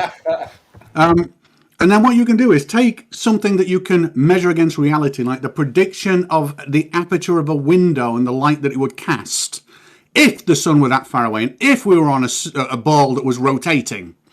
And then you can look at the predictions of that rotation. Now, don't just stop there, because that won't help you if that prediction is accurate when you test the curve. And going round a curve, does it produce what you see in reality? And holy shit, it does. However, you go to another point, another reference point, You just said you can't hundreds detect of it in miles reality away below to see if it 90,000 does the feet. same thing. You just said And you it can't will. detect it in And reality. then you try and do those two using flat Earth, and you will never get it to work. See, so he can't do it. This is what I'm saying. It's hilarious. Like, ballers can't do it. So all they can do is they can come up with something that they've heard interpreted via the lens of a globe, and then they immediately finish their bullshit begging the question by saying it won't work on flat Earth. They literally, years in, have not even switched their mind over to actually considering a real way to test and falsify the globe. And then it's even worse than that. When I begin to give you specific things that would definitively test the globe, you guys just say, no, there could be something we don't know about. You Well, literally easy have an then, Witsit. unfalsifiable religion. Easy, You have an Witsit. unfalsifiable religion. No, I'll give no. you an All we example. do I'm is we talking, take. man. I'm talking, man. I'm talking. So an example is that when we shoot radio waves out, according to the globe, say a 100-foot antenna should get blocked less than 200 miles away. So then this radio wave supposedly keeps on going up towards space because the Earth drops down beneath it. Then it reflects off the ionosphere and it comes back down, which means it creates a skip zone. Okay, so then if I take a radio wave and shoot it out horizontally, I should not be able to receive that transmission inside the skip zone. So what according happened to with the your globe. test? So do you So when agree do you agree that that would definitively disprove the globe? it would be a dagger. What was the results of your test? Okay, cool. We got one guy admitted. So What was the results of your test? I didn't say I've done the test. So So you just talked about it. 5 years in, and all you're doing is talking about it. You're not doing it. All right, are you? Hey, Brad, take it easy, Brad. Brad, I'm here's the thing. tapestry. Brad, here's the thing. Why sit there and waste time doing tests that people can just poo-poo and try to figure out a test that people would agree if certain scenarios took place, then it would not be possible on specific Earth shape. Yeah, but Well, I just did. People have tested the shape of the Earth thousands of times, maybe millions. Cool. So they're called that's surveyors. So why don't you do it? The whole It's a can point opening. being, I know a the can whole opening point when I hear being, a can opening. if somebody's trying to figure out how to falsify the assumed model, we need to figure out how to falsify it first, then do the test. Yeah, That's we're trying really, to get to that's it. really easy. We're trying to get to an agreement. So what Chucky's doing is not actually talking about it, just trying to gaslight. What the other guy's doing is go trying get to a degree in surveying. Why do you people think you can continually interrupt me? Why do you think you can talk 99% of the time You're and then muted. complain You're when muted. somebody else wants? You're muted. You interrupt one more time, you're muted. I'm just gonna start muting people. Apparently, no other moderators are gonna do it. The ballers think they can do whatever they want to in this room. So we let you finish. I go to respond. You immediately interrupt. Okay, so all you're doing is gaslighting. The other guy is just like, let's talk about something else. Okay, I'm talking about a definitive test. The reason that we're talking about it is to make sure we think of every scenario. We hear the best the globe's got. We talk about all of it so that we can refine the test to an agreeable set of parameters to then go do it. Okay. Do Can I have a ballers go? agree that the radio transmission cannot be received by an individual inside the skip zone according to the globe Earth model?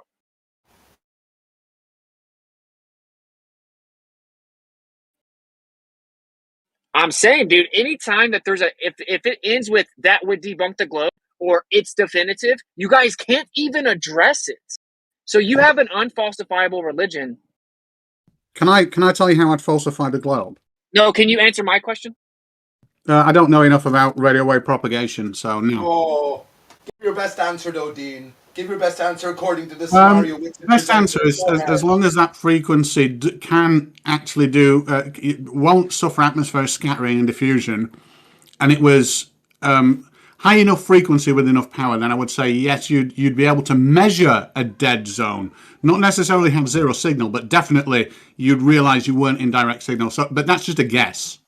No, that's you just know wrong. more though. about this. Go ahead with Witsit. Go back and forth with Witsit. You know more about this than most other ballers. So go ahead, Witsit. So this is the actual globe claim. So Marconi sent out radio transmissions in like 1901, and the detractor said you can't send this out 2,200 miles. It's going to get blocked by the curve at less than 200 miles. He said I'm going to try anyway. First attempt was successful.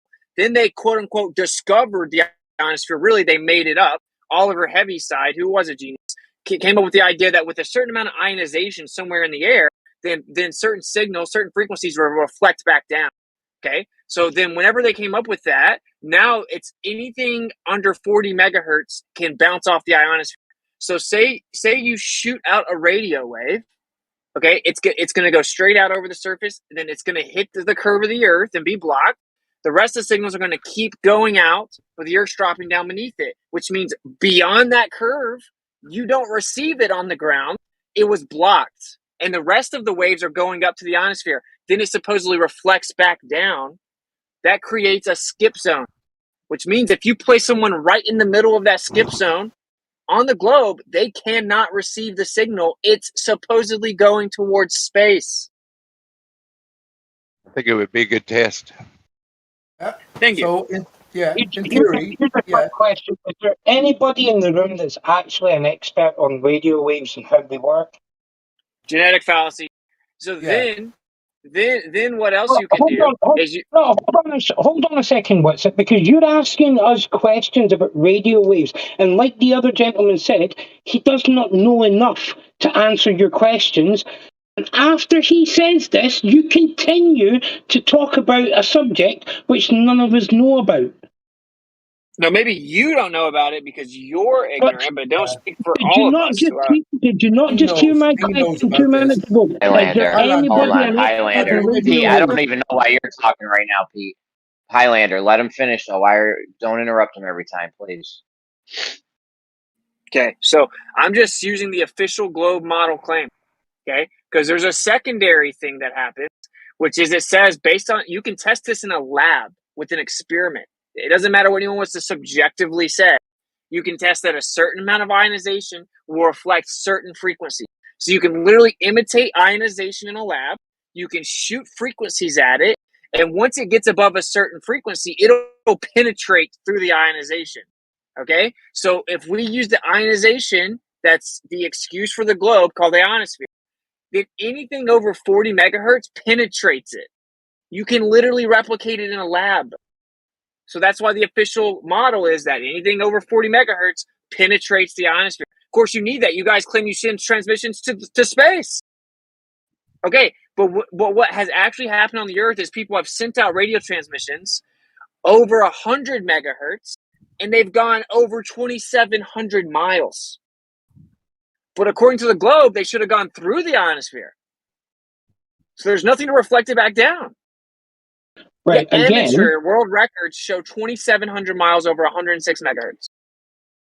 right, again, I asked 2 minutes ago if anybody knew anything about what you're talking about, and nobody answered. Yeah, you just screamed genetic fallacy, and then carried on talking about a subject that the people here are not experts in and don't know anything about.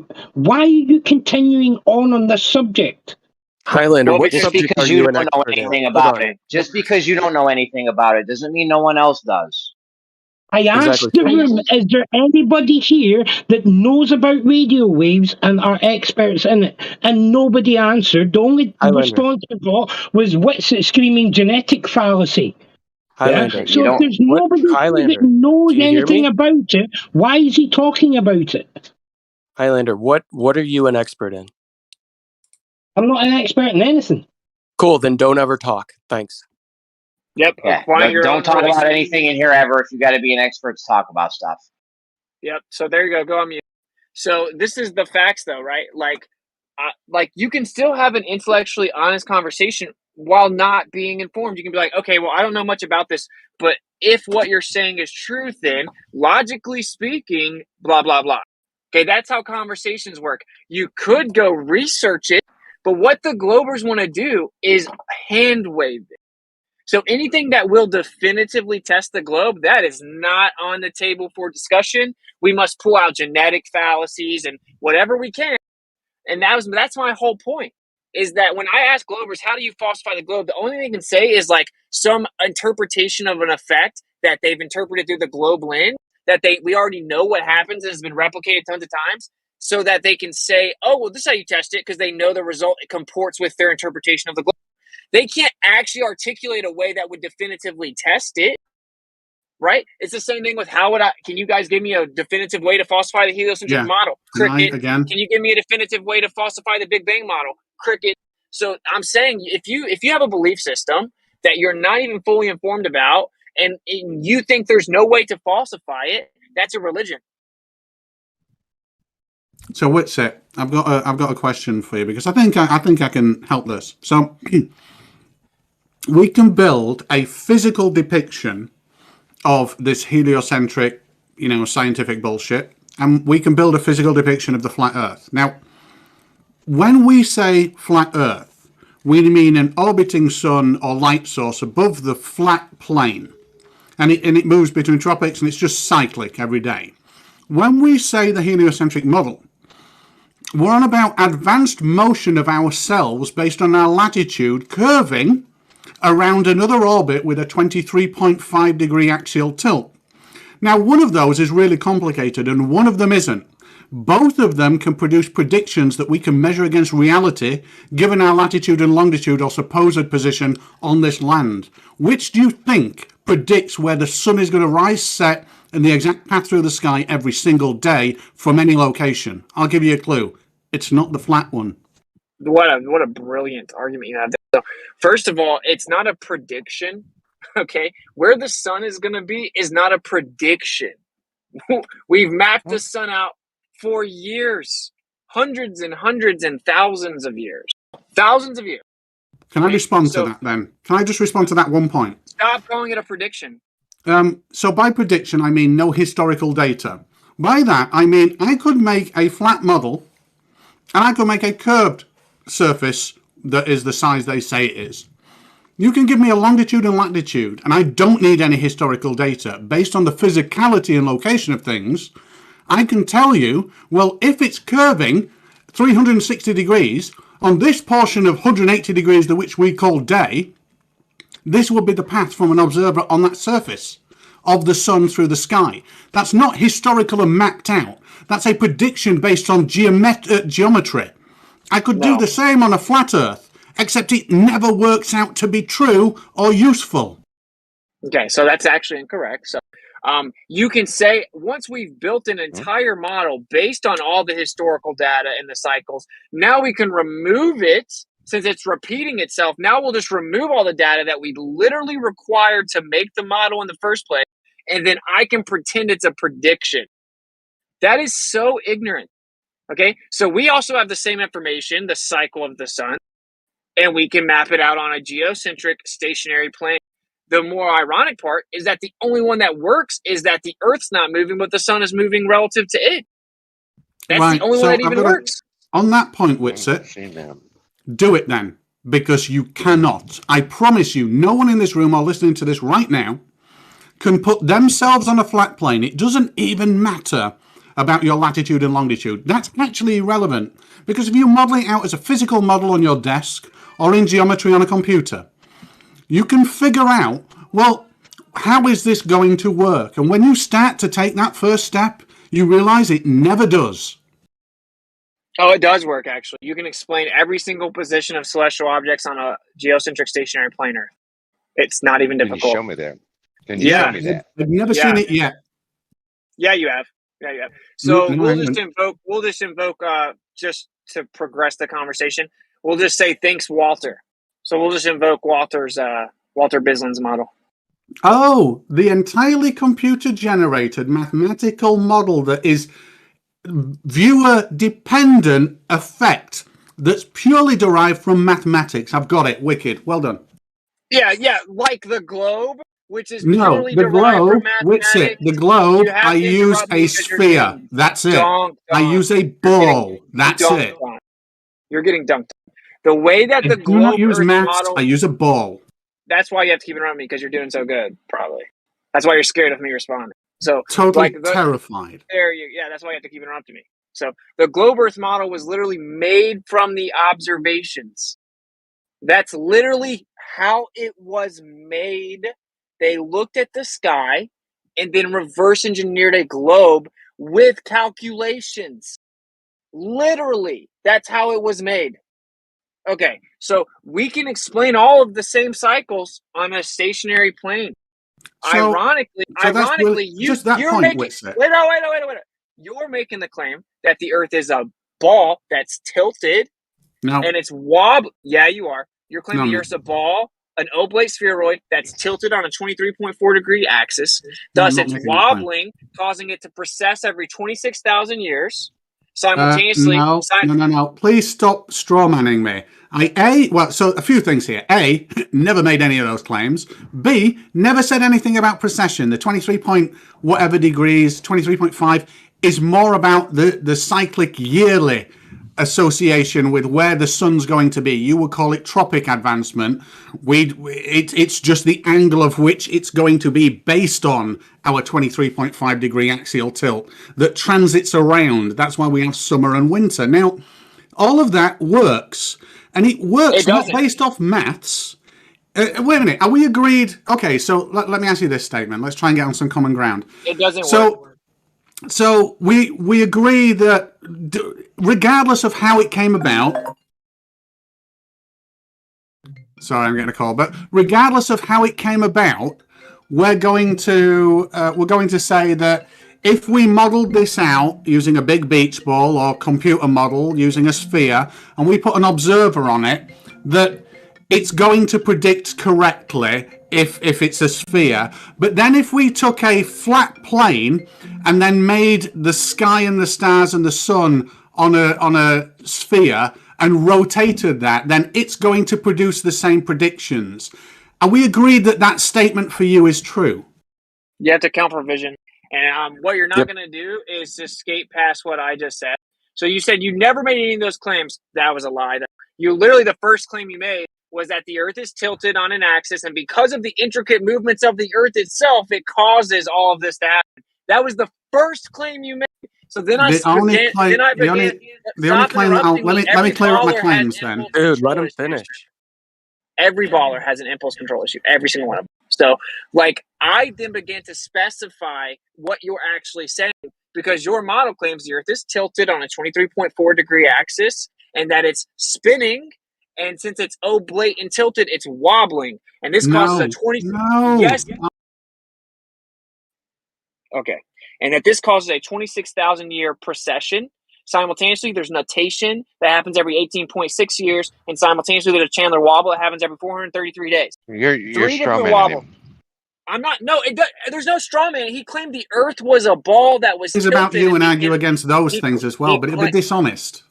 He claimed that the Earth was a ball that was tilted, and that because of the Earth's intricate movements, that's what causes the position of the stuff in the sky over time. That's specifically what he said. So I'm not strawmanning anything. So I will make the claims again. These are my claims. Not the shit that you just made up. These are my claims.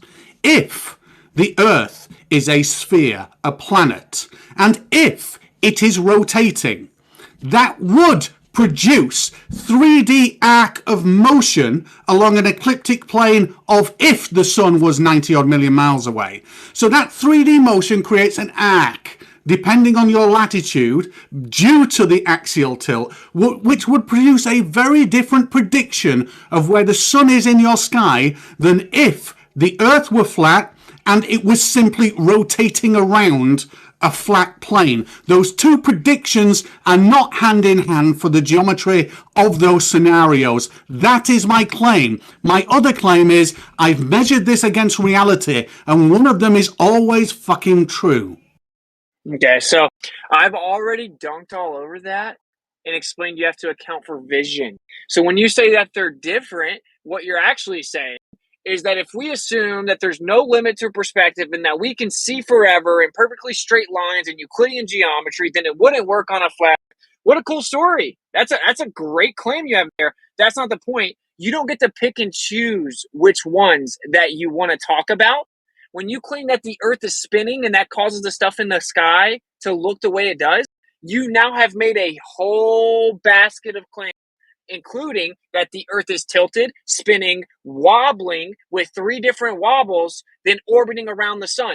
That has to be your claim. You don't get to hand pick which ones you want to discuss. No, And then all right, I'll articulate my claims once more.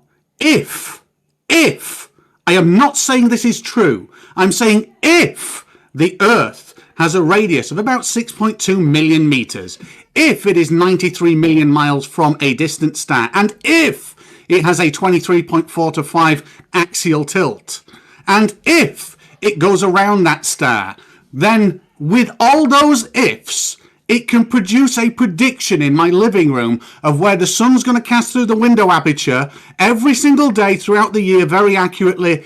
Then it could be true. And if the Earth is flat, I can't get it to fucking work at all. Well, I've already told you how it does work, though. So your ineptitude of not being able to make it work isn't some type of argument. I can't get it to work. Why are you acting like I'm insulting him? He said, I can't get it to work. That's the definition of ineptitude, the lacking in ability or skills. So, like, the fact that you don't think that you can get it to work doesn't mean anything. We can predict the shadows, the position of the sun throughout the year and throughout the day, all the positions of the stars and the moon on a plain Earth.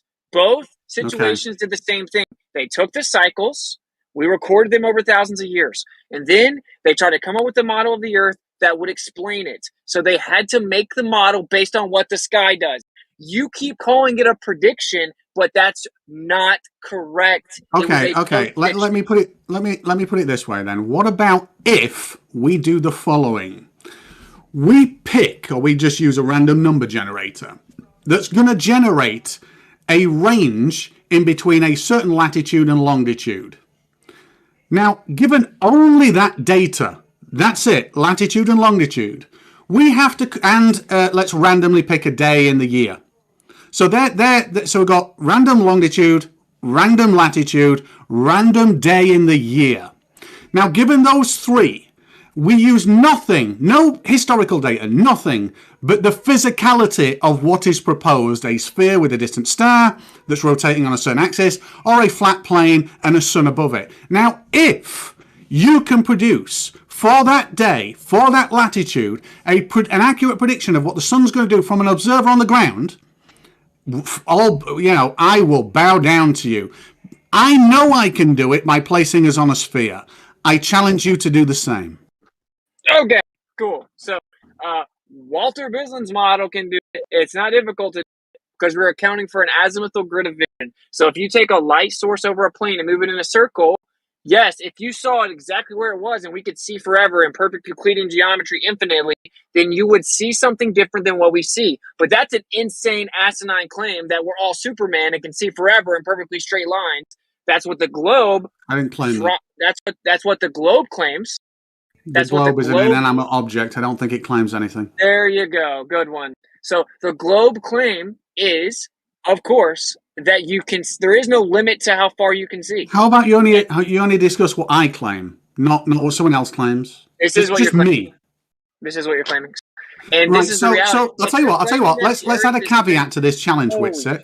Let's say we cannot use mathematics to do this, or magical maths. We cannot use any of that shit. We have to do it without magical maths. Do you think your way would work then? What does magical maths mean? It means mathematics that has got no foundation that can be tested in our reality, which is Walter Bislin's fucking personal dome. No, that you guys use magic math. You guys use magic math when you say the I- light's I'm bending in a certain honestly, Jeremy. direction by a certain amount. But hold on a second. You guys are using magic math. I know you don't want to hear it. Truthers. You guys use magic maths when you say how much the light's bending and by how much, or what direction the light's bending and by how much. And you have no measurement to show that that's how it's bending. Right, Jeremy, just so you know, I haven't made any claims that light is bending, and I'm willing to say right now, still with the other challenge, I'm going to disregard refraction for my test, and it's still going to be 99.9% accurate. I'll disregard all of that, no maths, and we'll throw refraction out the fucking window, as if it doesn't even exist. Even though it does, let's throw it out. Yeah. Except mine's going to be 99% accurate, and I'd love someone to get in even a 10% accurate range using flatness. I really would. Well, if you're throwing refraction out the window, then we have a lot of measurements of concave Earth. Is that what I'm not on about, okay, so I'm not on about measurements. I'm not on about measurements that have been done by other people. I'm on about if the Earth is a sphere. If we're on that sphere and it's rotating, what would the sun do given a random latitude on a random day of the year? And the day of the year is really important. And if we can do that, throwing out refraction or anything else, it's going to be fun. You can't. If you do that without refraction and you go look at the sun, it literally won't match your prediction. It will literally not be in the sky when it's supposed to be. It'll be in the sky longer than it's supposed to be, according to the globe. Every single day. If we're using the sun without refraction, then the selenilian debunks your shit. No, everyday sunsets debunk your shit without refraction. We see the sun longer than the globe predicts true. every single day. So I'm not saying that that's false, but I'm saying without refraction, it's still 99.5% accurate. You're just throwing an arbitrary number out there, okay? No, I'm saying that there's less than, I think, a quarter of an arc second of we'll see the sun longer. No, it's a half a degree.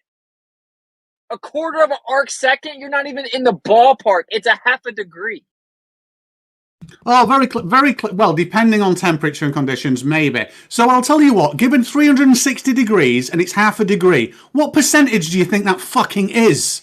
What percentage is half a degree of 360? Do you think that fits within my 99.5% accuracy? Because it's a lot fucking less than 0.5 degrees. That's crazy. We can look at the sun in the day and see it 360 degrees? You're getting dunked on with every single thing you say. And this is the main point. You're scared to actually defend the official model. If you're claiming that the Earth is a ball that spins and that causes the movement of the stuff in the sky, that means you have to make a lot of claims to be able to explain it. Okay? I'm simply claiming that if the Earth spins and if it has a radius of 6.2 million meters, an observer on that sphere with a claimed axial tilt will see a specific path of a sun given their latitude and longitude on a specific day of the year. And if all of that is true, I should be able to predict the path of the aperture of light in my extension from the two windows, of which I have done, by the way, on where they will be through the day, on every day through the year, to make sure that I don't design my kitchen and get light in my face. And that's what I did. The one thing that I couldn't do is, if the Earth were flat, do the same thing. Yeah, you can, though, because it's based on limit of perspective. You keep ignoring that. You keep ignoring it because you have the same... Every time you come in here, you say the same thing. You make the same argument over and over. So since this is the one argument you have against flat Earth that you say over and over and over, you have to just ignore the immediate refutation of your position, which is that you have to assume there's no limit to perspective. You have to literally just ignore vision, ignore how we actually are making the observations, and then you can straw man flat Earth. Okay, that's all you're doing. Okay, I apologize. You are correct. I apologize. See if you can I actually apologize. Wait, you are correct. Can you please explain to me what limit of perspective is, please? No. Or where I can read about it to educate myself. No. We're gonna offer an actual test that's gonna show a difference. Because just invoking all right. How about just give me a reference or post a link so I can better myself on limit of perspective. Can you do that, Now, please? can you just stop while I'm in the middle of fucking talking? Can we do that? Are you not Please? willing to Thank help you. me at all? Get better. Can you stop, please? Please, can Okay. you help me? Please stop. So the fact that the sun does the same thing all the time doesn't prove the Earth's a ball. That's how we came up with the assumption the Earth's a ball and that it was tilted. Literally, the way we came up with the fact that it was tilted is based on what the sun does. The sun moves in ecliptic. So they said, oh, well, actually, it's just an illusion because the Earth is tilted. And the Earth moves in an orbit around the sun in an elliptical orbit. Okay? So, like, oh, if we just assume these things that we had to use the sun's observations for initially to even come up with, and then we act like we don't need the observations, I can pretend I'm making a prediction. It's super redundant and reiterative, and you're not accounting for vision. But here's an actual test that will show a difference. Okay? On a globe, right? On, say, you have the 33rd degree north latitude. On the corresponding southern latitude, 6 months apart, the twilight of the sunset should be identical. Because if the Earth is a ball that's rotating every 24 hours, then there is symmetry in the north and the south. Is so there? Yes. Is there? No, there's Yes. not. More water, more oceans, different atmosphere content. So it's not. Did you notice that they all have to interrupt? Has anyone else noticed that? Well, you keep on making the same error every week. Yeah, but that You notice that that has every nothing to do single with this baller in the point. room has to Xanax. interrupt. It does Xanax, because has the nothing to do with refraction this will point. He's cause. talking about the amount of light, not the amount Yes, of land the or amount water. of light. No, The amount Zach, of you're not light. going to start talking right now. You interrupted me. You're going to shut up and let me finish. Thank you. So the point now, what all he's going to try to say is that there's some type of southern hemispheric refraction. Yes, but flat earthers are the stupid ones, right? So on a ball, on a corresponding northern and southern latitude, 6 months apart, we should have the same duration of twilight. Period. This is basic geometry. No, it's not, because if you have refraction, the evening will be halted due to refraction. It will go on a little sooner or later, depending on the refraction. Usually, So if it's a there's little more, longer. are you saying that if there's more water, there's more refraction? No, I'm not saying that at all. I'm saying it'll change the amount of refraction How so? More or less? because you'll have a different content of the atmosphere. More In or the less? atmosphere, the density differential, this differential density gradient will be different over water, especially the entire southern hemisphere content and the composition of the water of the air is different than it will be over land in North America. So if you have more water, will the refraction be more or less?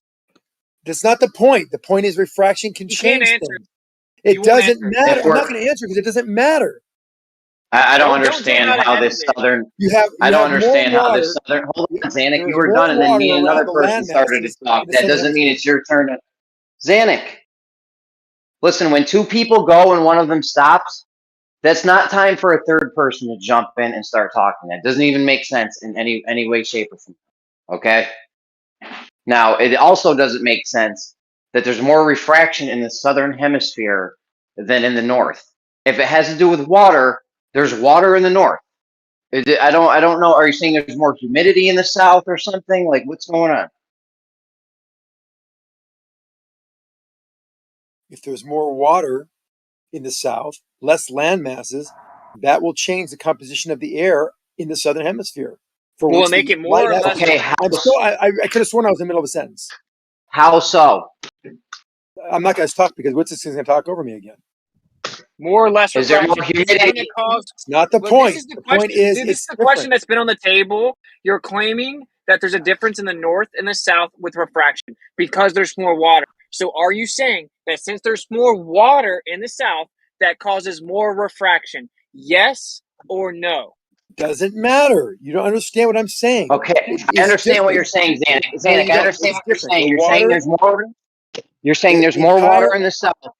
Zanuck, you're saying there's more water in the south, so it's changing the composition of the air. Is there not? How is it changing the composition of the air? Is it more humidity? Is this something we can actually test? Temperatures, humidities, densities, they're all related. Yes. When you have more water in the south, the entire atmosphere around the southern hemisphere is different over the period of the distances which the sun will have to travel to hit the ground to see the sunlight in both hemispheres. And they So are is it different. more or less refraction? It doesn't matter. They're different. It You said they're literally does symmetrical. matter. They're not.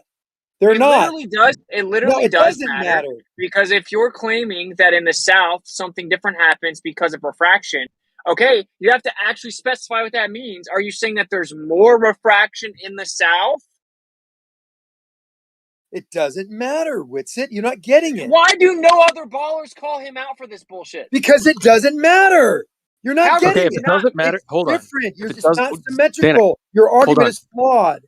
If it doesn't matter, then you shouldn't have brought it up. Let's go back to the original conversation. You have no point that That's needs a to be that's a interjected straw into the man. original It conversation, Danik. matters. It matters Why on are the you effect. talking? It doesn't matter which way it is changing. The point is, it is different. It is not symmetrical. So, but you can't actually articulate or I don't specify have the claim. to. That's not my Stop point. interrupting me, buddy, or you're not going to talk the rest of the day. Because I'm not just going to like be the one that acts like you're a child and I'm your dad. And let me just mute and unmute Zanuck on it. I'm just going to time you out for the rest of the day. So you should stop. Okay, so you're making a claim, but you can't even specify the claim. It doesn't matter how many times you yell at the top of your lungs that it doesn't matter. It literally does. If you're making the claim that the North and the South are different because of refraction, we're saying, how so? How is the refraction different? How so? What's different? Is it more refraction or less refraction? Now, let's just jump to the gun because he's just going to scream it doesn't matter again and pretend I'm the one that's stupid. So, in reality, the Globers claim that when you view things over water, there's more refraction. They've claimed this for 7 straight years. When you view something over water, there's more refraction. Go ask Jesse about it. You guys go to your little private room and then try to come up with some game plan with Jesse, right? Because we all know the Globers claim there's more refraction over water. We all know that. So you're claiming that since there's more water in the South, that answers the twilight difference. Okay, so then thus you're saying that there's more refraction in the South. Now we can test this. We can see, is the sun actually lifted up above the horizon longer? The globe claims that we see the sun longer than the globe predicts because of about half a degree of refraction daily, lifting up the sun over the curve of the earth. So we see the sun even though it's not actually there. The entire sun is optically lifted with refraction every single day. That's what you claim, which means we should see the sun for different times in the North and the South. We should see, if there's more refraction, we should see the sun longer in the South. This is why I was trying to make you answer it, and you're smart enough to know why you couldn't answer it. That's not what my point was. It doesn't matter. The point is, I'm making to you is that they're different. You're putting the pieces of you're audibly telling us what these differences are by telling us the refraction should be greater in the North than the South. I didn't say that. We have a longer day in the North than the South, what you said. So it should be more refraction. Hold on. You said there should be there's a longer day in the North, so there should be more refraction in the North. But I didn't say that. Yes, you just did. No, I yes, didn't. You did. Yes, you did. No, I didn't. You Even just, left lane everyone agrees heard he it. didn't say that. Everyone Yeah, heard I mean, Ballers are telling you I didn't say it, dude. I mean, I know that's he might have misspoke. I didn't hear that, but his general argument is that the the twilight is longer in the South than it is in the North, which will mean the day's longer. It definitely is. No, I want that confirmed. It certainly is. Listen. No. He said I think he said the opposite of that. I haven't specified any claim about what's longer or short. Okay. The point is that on the globe they should be the same. He's saying they shouldn't be the same because the South has a different type of refraction than the North. But he won't explain what's different about it. He won't explain the specific. Yeah, I will tell you. Don't start reiterating temperature and water and these vague words and subjects. No, we vague want you words, to specify what's different about the refraction in the South. The fact that they're different is all you need to know. That's why I keep on standing by that statement. If we have refraction, that is different. It could be caused because there's more water in the South. The temperature gradient, the density gradient could be different in the South than the North. That's all I'm saying. Now you that's testable and measurable. told us that the Southern Hemisphere should have longer days, and you insinuated that they're not longer. So you're saying that I'm making a position whether. You did say okay, that. so are you saying that the density gradient is different in the South? You're saying, right? What's this consistent thing that's happening in the South that's making the refraction different? It must be some consistent thing, right? Do you know what it is? But there's more water in the South, and there could be more. What if we look over land? There could be What's that? When we look over land, or the same amount of water. You look at it. You look What's at the difference if you're standing on the coast? You look at sunsets What's the over difference if you're land. standing on the coast? If you're What's looking the over difference sunset if you're over standing? land, you have things being blocked by the land. They're higher off the globe.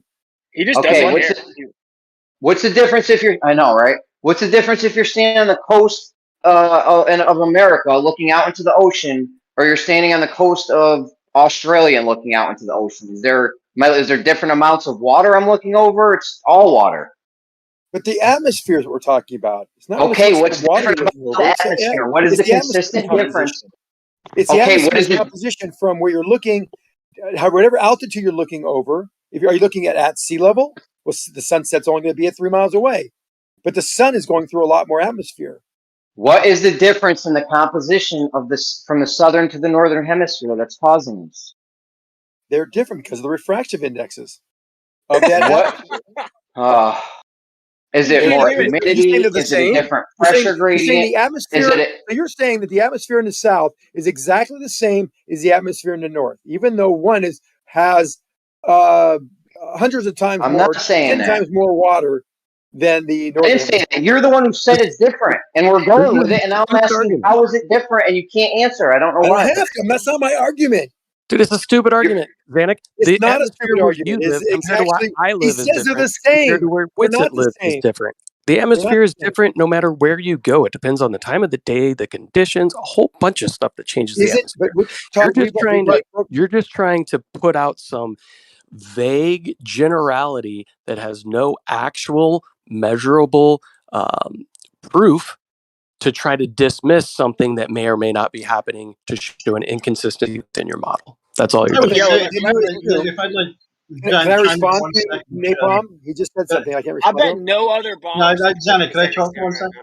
I would be amazed if a baller actually like stands behind this argument. I made this argument as a joke. I'm like, they're gonna say southern hemispheric refraction. I said that as a joke, and literally, he's in here pretending that's a thing. Zanuck, are you talking hypothetically that there could be more water in the atmosphere, or are you saying this as a fact? No, it is a fact that the atmosphere is different in the southern hemisphere than the northern hemisphere, and that could be hypothetically that could be one of the reasons.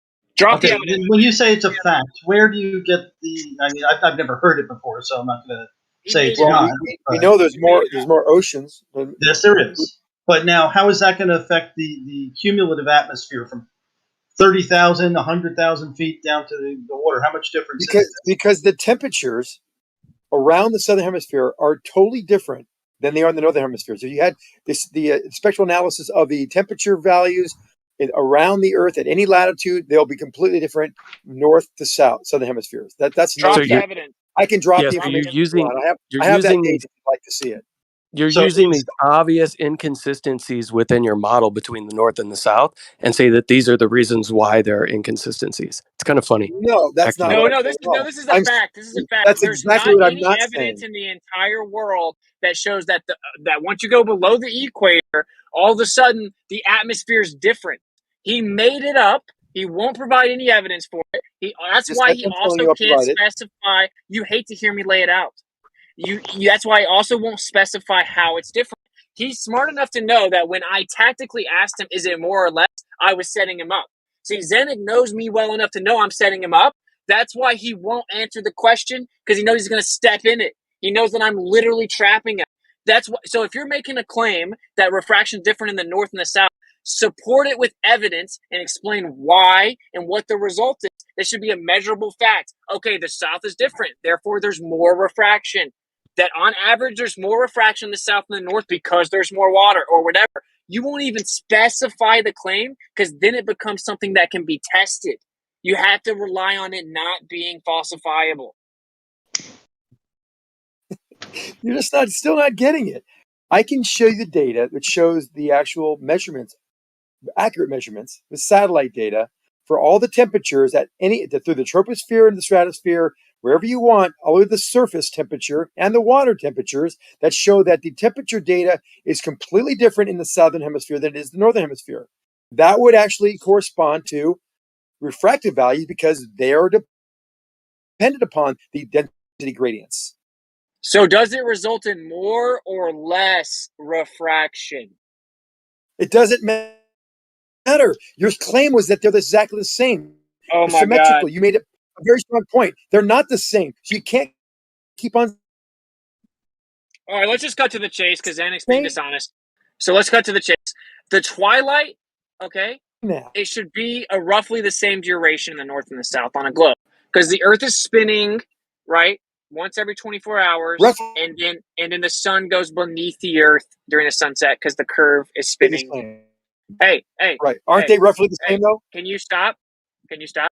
So the Yeah, but I was twilight asking a duration. question. But stop.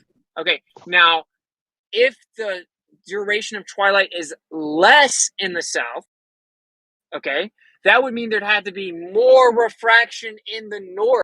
If you're claiming the reason that there's longer durations of twilight in the north is because of refraction, what you're saying is that there's less refraction in the south.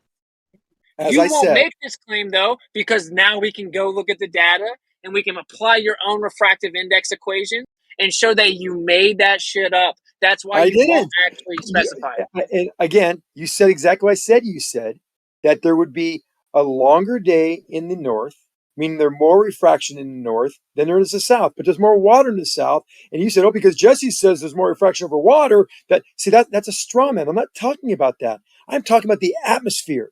And if the atmosphere is such where you have less refraction in the south, that could be due to different types of temperature gradients and density gradients. So Hey, is the there point is, more and I didn't want to make refraction a over claim either water? way Yes or because. no? All right, how about this? You're not going to get to keep talking unless you actually answer the questions because you're just wasting our time. So is there more refraction over water? Yes or no? I can't answer that question directly because I know it's loaded. Okay. Is there more refraction in the north than in the south? Yes or no? I would think possibly no. So there's not more refraction in the north. No, there's more refraction in the north Okay. Why? because of the density gradients. Okay, so the density gradients are more extreme, the differential is more extreme in the north than in the south. Possibly, yes, it's a possibility. How's it a possibility? You can't. No, you're just making stuff up. Do you have any I'm evidence not of this? making up. You're asking me questions. I'm giving you honest answers. So this has drastic implications. That means that we should see the sun up above the horizon longer in the north than we do in the south. Yeah, that's possible. But we don't. You said it's long. You said refraction. You said the twilight is longer in the north, which means there'd be more refraction in the north. That's what you're saying, which means we You should see said the that. I'm actual. repeating what you said. No, first of all, when You you just first said said the days are when you first longer in the said north. that, no, I said if it is, right? I'm just laying out that your argument has specific implications. If it's based on refraction, that means that there has to be more in the north and the south if it was shorter, and vice versa. If the twilight was longer in the So if south, the days are then there would. How about If this? the twilight's longer Oh in the my God, it's south, like arguing there with would a have to 4-year-old. be more refraction in the south. But Okay, what I'll you're say one saying, last time. One what last you're time. saying, stop interrupting me. You don't stop with What you're the answer. saying, what you're saying doesn't work with your own model because your model claims that the sun is lifted up over the horizon every single day due to refraction, and that we see the sun longer than it's actually there because it's lifted up. Which means if you're claiming there's more refraction in the north, we should see the sun in the sky longer in the north than we do in the south.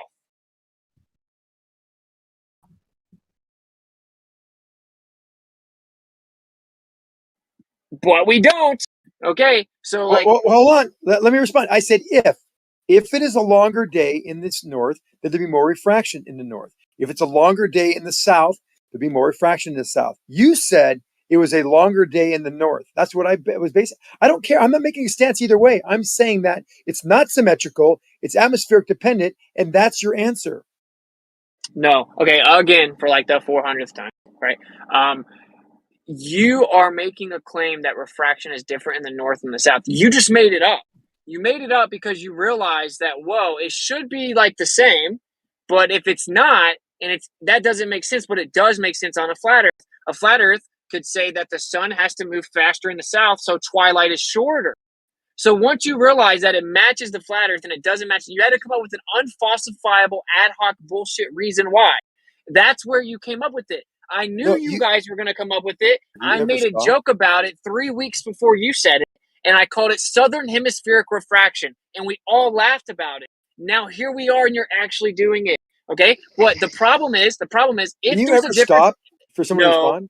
I'm not done. If there is a difference in the north and the south, it doesn't matter which way it is, more or less in the north or the south, doesn't matter.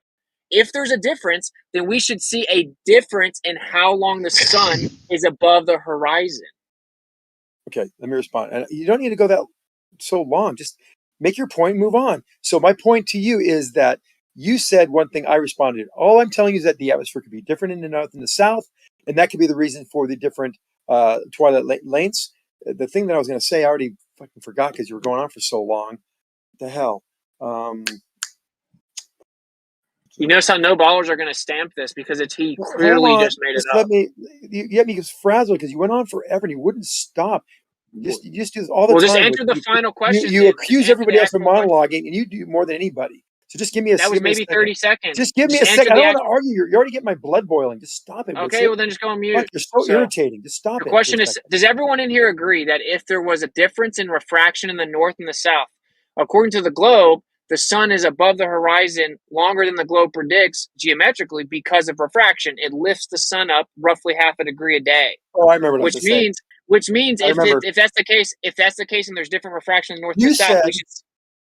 But you're saying the exact same thing 10 times. Let me just respond. But you're avoiding it 10 times. I'm going to answer if you let me talk. I remembered it. God, fuck.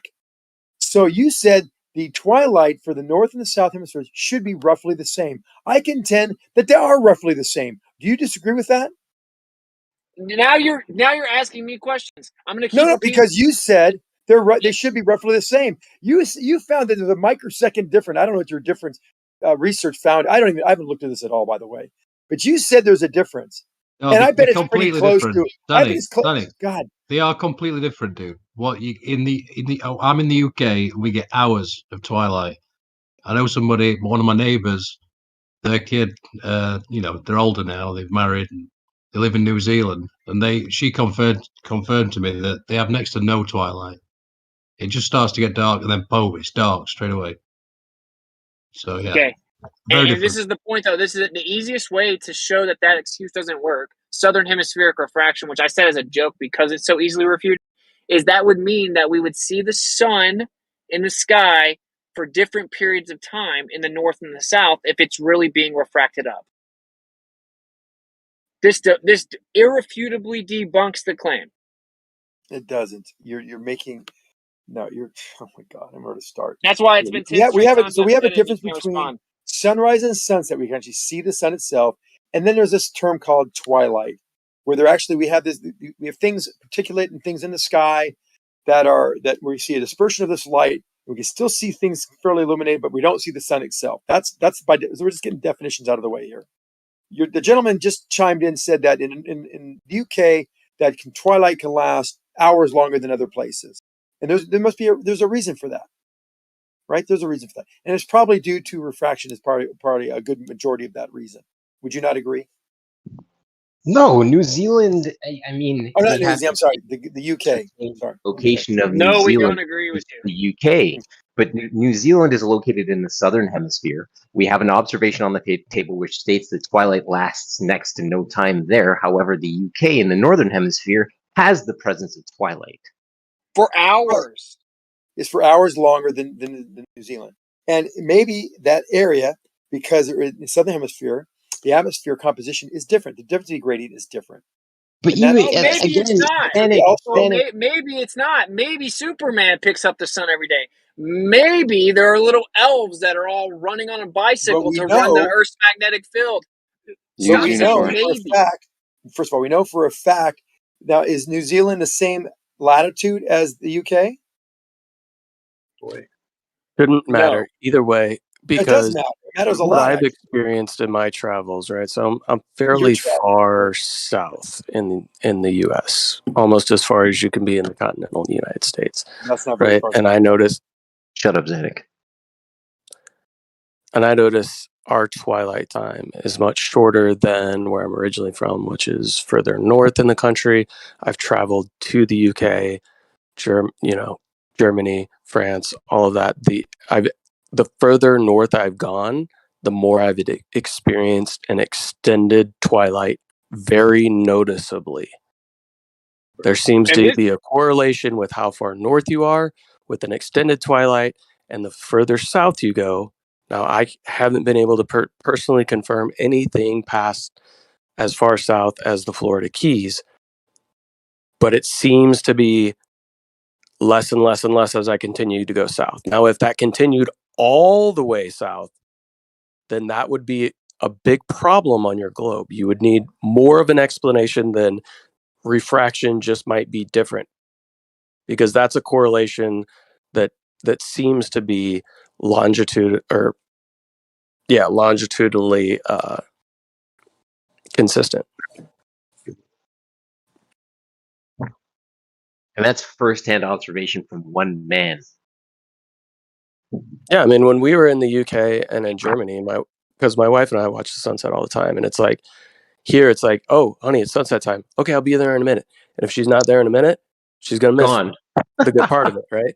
You know, I've got a 10-minute window, 10-minute time frame. Whereas in Germany, we're like, oh, the sunset's beautiful. Let's go out and watch it. And then we're like, oh, we've already drank 4 beers while the sunset's going on. This is abnormal, right? So obvious, very obvious.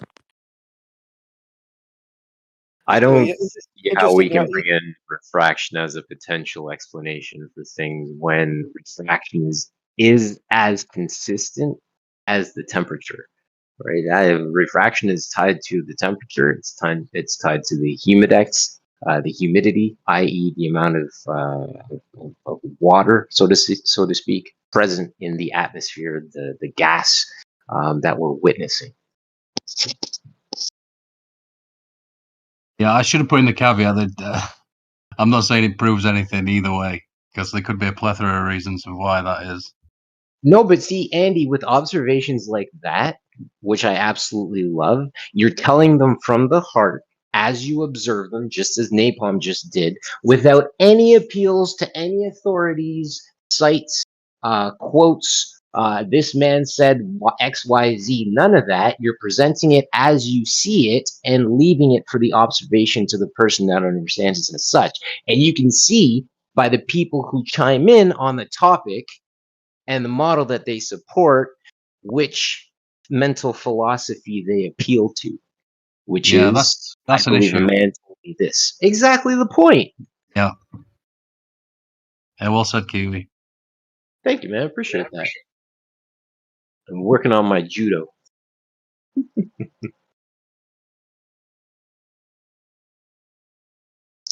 But that's the big thing. The guy prior that was engaging with Witsit with relation to he was willing to throw out refraction. That's a problem, because without refraction, you can't prove your drop over distance. You can't prove that building relocating itself upwards in perfect visual presentation as to why you can see the building over a certain distance. You guys say refraction brings it up. We say no, it doesn't. Refraction only makes it dance, so to speak. That's not true. Yeah, and unfortunately, the guy that was engaging with Witsit previously is now gone, because he was backed into a corner to where we were about to say, okay, well, if you're not taking into account perspective and all the observations that you're making, if you do take that into account, then that just shows you the arc that you're placing below your feet, which is actually in the sky, which is caused by your vision, right? Zanuck knew exactly when he needed to come in and divert the conversation into something completely different. And he doesn't even really have a substantive argument. He's just speaking in generalities, but can't actually prove any of what he's trying to claim with this different refraction between the northern and the southern hemisphere. Well, I looked at civil. Listen, twilight is something significant in aviation, because it depends on when you can actually log nighttime flight hours versus civil twilight, so on and so forth. And I looked at the difference in twilight between New York and Key West, 2 minutes. No, can't be. What it says. But the other thing, Napon, that you were saying that you were in Europe, going north and south in Europe, but you realize that north and south in Europe is far above Oregon and Washington in the United States. I mean, it's almost Vancouver. Yeah, It seems the like equivalent that's of where I made the most Can I notable. finish real quick. Hold on. I never said I went north and Everything south. in Europe is like shifted up into Canada. Canada is more like Europe, and the United Yep. States. So the things you were finding Right. compared to, let me just finish the sentence. The things you were finding in Europe may be more indicative of things that you saw going from like LA to like San Francisco latitudes, but you were now going from Germany and France and things, or Italy and France, and that's like going from Vancouver up to northern Canada. So it's hard to compare about those two with your kind of anecdotal evidence.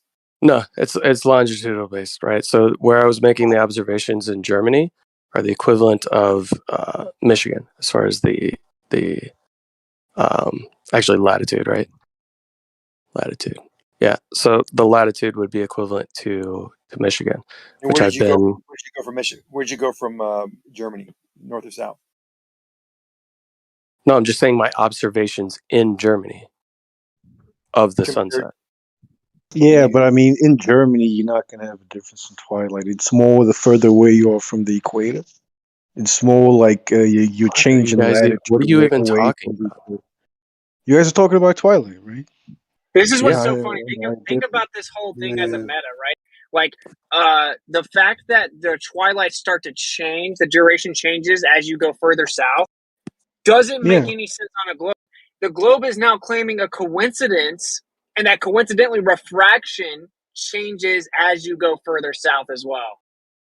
But it's nothing. It's nothing to do with refraction, and the globe explains it pretty well. If you go extremely north or extremely south, you're gonna have changes in twilight. It's due to the tip of the Earth, but it's well explained on a globe. It has nothing to do with the Earth. You have a Earth, Terminator line, regardless. off its axis, but it has nothing to do with refraction. What you have a Terminator line. Germany Why is does the Terminator 48 line degrees. change depending upon where you're at, north or south elevation? Napalm. Germany's 48 degrees. Detroit, Michigan is 42 degrees. That's the So it Germinator. doesn't make it a very fair comparison. Detroit. Did I say Detroit, Michigan, which is in the southernmost part of Michigan? No. What's the UP of Michigan? What's the What latitude? does north to south elevation mean? Don't need to interrupt What do you him, mean? Nate. What is the UP of Michigan? What is the latitude, Zanuck? What city of Michigan? Fucking pick one in the Upper Peninsula. You pick one. I'm not looking at a map. You were there. I wasn't there. Oh man, it's just like it's so Dude, simple. He's trying to say that just because Detroit, Michigan, which is in the southernmost part of Michigan, isn't equivalent to where I was at in Germany, which does still hit Michigan, just a different portion of it. When I said, oh, Germany's more equivalent to Michigan than what you're talking about. Now he's going to try to pick the southernmost part. Dude, you guys are so disingenuous and can't just have a legitimate conversation about what we're trying to talk about. Now we're trying to go down some road to get caught into some stupid little argument as to whether or not exactly where I was in Germany is exactly where you think I'm talking about in fucking Michigan. Well, let's just talk about think about even what Nate said. So they obviously disagree, which I already could have predicted that no baller's going to back Zanuck up on this because he's making shit up. But like, if we take what Nate's saying, and it's like, okay, well, as you go further north, because you're close to the tip of the Earth, and then further south, close to that tip of the Earth, then the twilights are going to be different. Okay, so then taking that, which is basically you're basing it on geometry of a ball, and what that would mean is as I go from the north, if I go south, it's going to twilight's going to change relative to the geometry, and then I get to the equator, it's going to start changing back towards the same direction as it did in the north. The duration will, but that's not what we see. So, like, if I go further and further south and I get shorter duration of twilight, that doesn't make sense on the globe. It should be the same. Corresponding latitudes should have the same amount of duration. This is basic geometry. No, the further you move away from the equator, the longer twilight will be. And this is best. Hang on, I'm not done. This is best seen on the equinox. You can use the equinox to see this perfectly. The further away you are from the equator, the longer the twilight's going to be. Like, But it's this extremely is short perfectly in the seen south, on Nate. there. Nate, it's extremely short in the south.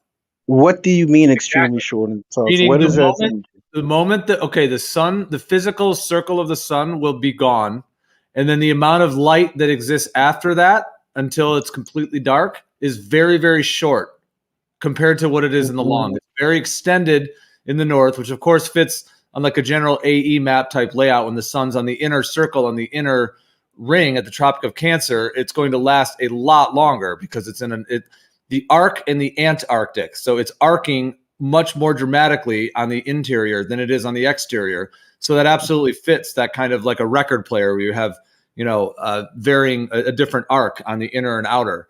So after the sun actually sets in the south, the twilight it extinguishes very quickly.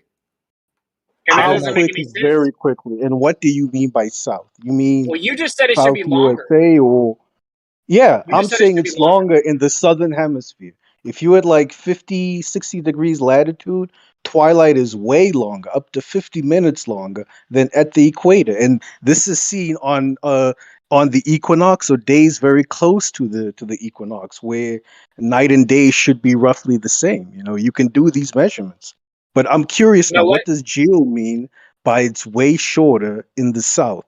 South Well, first of all, the where, best way to test it is not the equinox, it's the solstice. You would go to corresponding latitudes in the north and the south, and it's 6 months apart. You would test the twilight duration at the solstice. So you can look at the longest duration of the day, and then you can see is the twilight the same amount of time in the north and the south? Because it should be on a globe with corresponding latitudes. No, it won't be the same. It won't be exactly the same. You'll definitely have differences. But you could also do this test on, when there's an equinox, right? Night and day should be the same at the equator. You see, moving further south or north, does it last longer or not? I'm just saying, from the equator as a baseline reference, moving north to south, you're gonna have longer twilight. On the solstice, I doubt it would be the same. I doubt it would ever be the same any day of the year. You're gonna have some sort of difference. All right, dude, keep in mind what we're talking about, bro. If you're in the north, it's the sun is on the Tropic of Cancer. You're at 40 degrees north. Okay? Tropic of Cancer, you're at 40 degrees north, you're chilling there. After the sun sets, there can be twilight for an hour, hour and a half, even 2 hours in some scenarios. Very, very long amount of time of light after the actual physical sun has set. Okay, now let's take the other direction. Go all the way to the Tropic of Capricorn when the sun is at the Tropic of Capricorn. So you're in the south, 40 degrees south, Tropic of Capricorn. The sun sets within sometimes 10, 15 minutes after the sun sets, boom, the light's gone.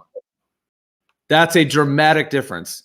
2 hours versus that doesn't 10 happen, though. minutes. Yes, it does. It doesn't happen. Where does doesn't. this happen, Gio? It's Where not exactly observed. does this happen? I've never heard or seen this. Can you show something? So we all agree if it does happen, it debunks the globe? I'm not agreeing to nothing. I first want to see this. Does this happen somewhere? Could you share something? Well, for me, I was proposing the test in response to the guy wanting to test the globe and flat Earth the sun. And it seems like it's a pretty simple question. So if there is a drastic difference in the north and south corresponding latitude 6 months apart, do you agree it would debunk the globe? So we can go test it? I don't think it would tell us anything about the shape of the Earth. I think you would expect to see this difference. Well, I why want would to you know, expect to see a where consistent do you difference? see it to the to the degrees Gio's talking about to such an extent. Well, the atmosphere is different. And it could be clouds. It could be a lot of things that could disperse. Do you notice that when the clouds are in the sky, that the twilight also lasts longer too? So that shows. This dude is trying to say the south Just an has example. different refraction. Just an We have different example. clouds in. Just an example that maybe it could be less cloud formation, less particulate, less pollution. Those all diffract light differently, and that could actually be a big responsibility, a huge responsibility for how long the twilight will last in the south, because there's less land, there's less people, less pollution. The air masses are different. It's different. You said it's symmetrical. They're not symmetrical. I guess So it's I guess it's fun to just try to make stuff up. I get you're doing that, and I mean, I guess might as well, right? If you're hanging on to the globe to the last dying breath, you might as well whip out a couple things and just kind of shoot some stuff at the wall. But I don't think those would explain. I mean, dude, we're talking about dramatic extinguishing of the light. Like it's not just a little bit of a refractive effect or a little bit of a, this is like, there's a physicality in terms of the dramatic difference in the actual light. 'Cause we're talking about the entire environment and how the entire environment's lit up. Just because there's a little bit more water in the south, I don't see how that's going to extinguish the light. You just can't even let someone speak without clipping every time, huh? Well, you just keep on saying the same thing, but go ahead. I'm sorry. It's not the same thing. I was just going to complete what I was saying. Was that a problem? Yeah, what was that thing, Gio? Remember you were talking about the sun's position? I think you was talking about the GP, wasn't you? We were trying to determine how fast it was moving. Can you remember? Yeah, that'd be an awesome test to do. Yeah, exactly. To test like the subsolar point of the sun. Subsolar point, right. That's interesting. I've never heard that before. Because this also fits that the sun is making a faster ground speed as well in terms of this twilight component. Like it wouldn't just be, in my mind, because of the arc difference of the Tropic of Cancer and Tropic of Capricorn, but it would also be if the sun is making a faster ground speed, that would make a lot of sense why it extinguishes very quickly in terms of the twilight. There's a distinct difference here. This is why it's a good test. Good. I was just going to say thank you. It's a sidebar, if I may. I learned something today that not even the server owner can make Xanic shut up. Please go ahead. Thank you. So, yeah, I mean, I think the globe is specifically claiming a geometric cause here. And if you Google it, it's going to tell you that as you get above like 23 degrees north and south, that it's much shorter twilight in both the north and the south. Like invoking symmetry of 23 degrees latitude. As you go above or below the northern and southern latitude of 23 degrees, that's going to be less than half hour and it's going to be short. That's what Google will tell you about the globe. So the official globe model is invoking symmetry. Okay, so this is a testable claim. If we go north degrees, we start to measure it out based on the times of the year. If I go to corresponding latitudes north and south 6 months apart, they should be roughly the same amount of twilight. A couple seconds is not what we're talking about. It should not be, if it's just random variables changing it, then it wouldn't be consistently shorter in the south. It'd be shorter than longer, then shorter than longer, and just by a couple seconds. So if it's consistently shorter in the south, that does not work on a globe. Okay, so you just proposing this as a test. You ain't saying this is what actually happened. Or? No, all I've come across, because I haven't really even fully researched it, is like anecdotal observations, like people saying they're. You're breaking up. I don't know whether you stopped at all. Can I say something real quick? No. Let's wait for him to come back. Please. Okay. Oh, I was just saying I only have anecdotal observations that people say their twilight's shorter in the south, but I'm like driving, so I have like 2 bars. Can I? Okay, now that you're done, real quick. We all know that the diffractive characteristics of pollution will redirect that light. And if there's a lot of pollution, a lot of people that are living, in which there's not very many people in the southern hemisphere, those air currents are generally parallel to the equator. That diffraction will reflect that light outward, and it'll make the twilight either longer or shorter. In the south, since there's less people, less pollution, less particulate, there'd be less of that diffraction, and that would tend to make using common sense, they make the twilights a little shorter. In the south. So now we have pollution refraction. Yeah, I was gonna say, like, I think what Xanic is talking about is scattering. If I may the ask scattering of light by particles in the atmosphere. Is that what you're talking about, Xanic? If I wanted to just find out real light quickly, scattering, Xanic, yes. is your ego just tied to this idea of refraction and diffraction, and this is why you're not willing to let it go, or can we move on with the conversation? Yeah, I think she is. Xanic was talking about scattering, but he kept saying refraction. Xanic is just making stuff up. Xanic is just making stuff up, though. Like Xanic made the claim earlier that the northern and southern atmospheres are different, and that he can prove it. We asked for the evidence, and then he just didn't provide.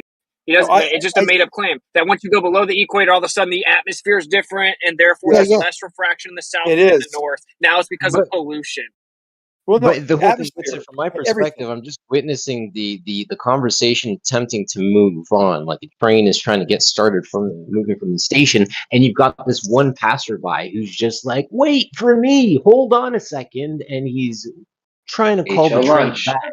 No, that's not. Let me see if Nate can respond. Okay, so when Zenik said that he thinks there's different refraction in the north and the south, right?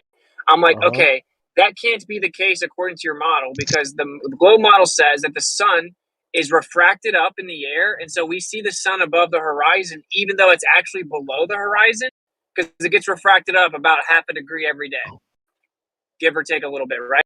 So that would mean if it's actually different refraction in the north and the south, then we should see the sun in the sky for different periods of time in the north and the south, right? Yeah, if Zanik is saying there's different refractions in the north and the south, he's wrong. But I'm not sure that that's what he means. I think he's misspeaking. I think he's trying to talk about scattering, but he keeps saying refraction. Yeah. Is No, that he it, Zanik? specifically said at least 20 times that it was different refraction. Thank you. He said because Thank you, there's Nate. more Then he's water. wrong. He said there's Well, more water in the can I- south. He said because there's more water in the Nate south, there's asked a me to different temperature validate. Can I gradient. No, we're not just going to lie. We all heard it. You wasted our time for 30 minutes saying it. You said there's more water in the south, thus different temperature gradients, thus that affects the refraction. That's specifically what you said over 30 times. I remember that 100%. More refraction in the south because there's more water in the south. Those were your words. Well, he never said more or less because then he realized I was trapping I never him with the said more or that. less. I never said it's more in the south. I said there. All right, Zanik, Let me be really clear. clarify. Nate, What were Nate, you thank trying to for that. Thank you. Let me just respond because everyone's saying 5 things I didn't say. So yes, Nate's correct, and thanks for giving me that segue into this comment. So look, we have. I'm just going to play him saying it. We have a density gradient that's different. I said there would be different refraction in the south and north. I didn't say which way it would go, and then I also mentioned about scattering, a scattering term that you threw in there. That's the word I was looking for. Scattering of the light based on diffraction of the light hitting particle in the atmosphere, and there's less particles in the southern hemisphere. We all know that. But both could actually. So you did say there'd be different refraction. There could be different refraction, and there could be different scattering characteristics based on the atmosphere, based on the atmospheric density gradients and the content of the atmospheres. That's what I was saying. You only brought up the scattering a couple minutes ago. So Nate, now you got your answer. He did specifically say that there's difference in refraction in the north and the south. Specifically, Yeah. and I'll play it. He said it over 30 times. Yeah, you did say that, Zanik, but yeah, I know okay, I did. you were all right. All right, but Zanik, you admit you're just completely winging it, right? Just No, I'm absolutely not. throwing. Oh yes. There could be. Oh yes. It's Could the be less full. refraction due to the Could density. be. Let me It's just not finish. right. I'm not necessarily like roasting you if you're winging it. I'm just saying at least like could you be honest and be like, hey guys, I'm just throwing stuff at the wall. I'm just kind of point. just shooting from the hip. I mean, that's fine if you Right? are. I mean, you have some whatever thing to defend this globe thing. So, but you are just winging it. Like you don't have any actual data for this, right? Well, no, I do have data that there are temperature differences and gradient differences of the southern hemisphere, and that refraction could be less in the south. That would explain the shorter. So But drop also, the evidence. you have that coupled with less pollution, which also scatters the light. Both those combined could be the reason. I didn't say either way. I just said they're different. No, we've been asking for half an hour for you to so drop with the evidence. he's scrambling because he said they're exactly Yeah, he's symmetrical. scrambling. Drop the evidence, dude. I asked you half an hour ago. You said you have the proof that it's different in the north and the south. I asked you to drop the evidence. Because once you do that, we can now take your refractive index equations and we can apply it to this supposed difference and see if it actually equals what you needed to do for this claim. That's why you won't provide it because you And I made it said up. I had the information. I can provide it. Yes, I can. I will bring that to the table. Well, we've been waiting for half an hour. No, we've been talking about muting me and figuring out other things to move on to. Drop the evidence. Drop the evidence. So I'm going You to made show it that up, the southern hemisphere's atmosphere is different than the northern as far as temperature and density. Stand by. Okay, sounds good. Because we're just going to take that data, throw it in your equation, and see if it equals less refraction in the south consistently below the equator, which is laughable. I literally said southern hemispheric refraction as a joke, and it's now your argument. What's it? So how would you go about determining whether or not? Okay, but just for clarity, so you saying if the twilight in the northern southern hemisphere is off by how much? 5 minutes, then it debunks the globe, right? Something like that. Well, yeah. Well, it's much more about like a consistent difference. Like it shouldn't be like consistently shorter in the south, for example. right? Like I don't care to give you 5 minutes or whatever. I don't even care about that part. It's just like if it's just random conditions of the day that causes a slight difference, then it would go above and below, right? It'd be longer and shorter. It'd be all over the place. But a corresponding latitude 6 months apart, they should be roughly the same. But like it shouldn't be consistently shorter in the south at corresponding latitudes on a globe. Right? There should be some symmetry there. I mean, that's obviously subtracting like the slight fluctuations of twilight day to day. All right, I'm with you. Yeah. How would you go about testing that, though? I'm guessing you would need people at different points in the south. Well, yeah, at I think the best way to test it would be to make observations in the north at like say the 33rd degree latitude, for example, and like just literally just time it, just video it, how long you see it. Then it gets dark, and then go to the corresponding southern latitude 6 months later on the solstice, and do the same thing. Just record and see how long it is. Because if it's way shorter in the south, that doesn't make sense on a globe, but it does make sense on a flat Earth. And if it's not short in the south, does that debunk the flat Earth? Ooh. I wouldn't say it debunks flat Earth, no, but it would be interesting. It would be interesting because most people's current understanding is that it's going further in the south, thus it's moving faster. So it has a faster tangential speed, but the same angular speed.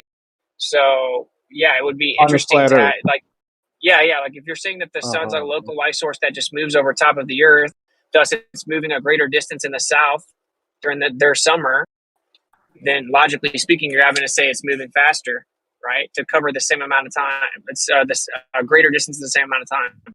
So it would be interesting if it was symmetrical, because that's what the globe claims. Yeah. So then it wouldn't debunk a flat Earth, but it would show that idea we have of the sun being local and following you and traveling over a larger area over the south when compared to the north, that wouldn't be accurate, but the Earth could still be flat. All right, I'm with Well, that. no, it's just like you'd have to come up with some explanation as to why that you would still get the same amount, right? Because that doesn't really make sense on its face. Yeah. On its face. On its face. But I'm not even worried about it because I've noticed that people have been putting out this challenge for over 100 years. There were flat Earth proponents in the early 1900s that are like, you guys want to make fun of flat Earthers, right? You globularists. With their globularity. So if you know the Earth's a globe, then just go prove it. Go take a trip in the south and show that the sun is. We see the light from the sun for the same amount of time. Yeah, we do. I live in Tennessee, and I lived in Florida for a time. Played golf, fished, into the dark till we couldn't see. Right. I mean, I've always experienced twilight to be around 30 minutes in Florida, southern Florida. Okay. Wait, so that's why you want to just go to corresponding latitude. That's a real strong southern Florida versus Tennessee, and it's about the same. I really couldn't, describe a difference. Just I didn't have my watch out timing it, but like the idea that we're presenting is that like Nate he took his time, he walked us through multiple points of set observation, right? He had points of reference that he could compare them to. You give us Florida. What else you got, chap? Okay, the north end of Lake Okeechobee. It's called Okeechobee County. That's right down there, and it's just below the freeze line in southern Florida, not too far above Key West in latitude. And then Tennessee, which is about 34 degrees north. And how did they differ? They didn't, not noticeably anyway.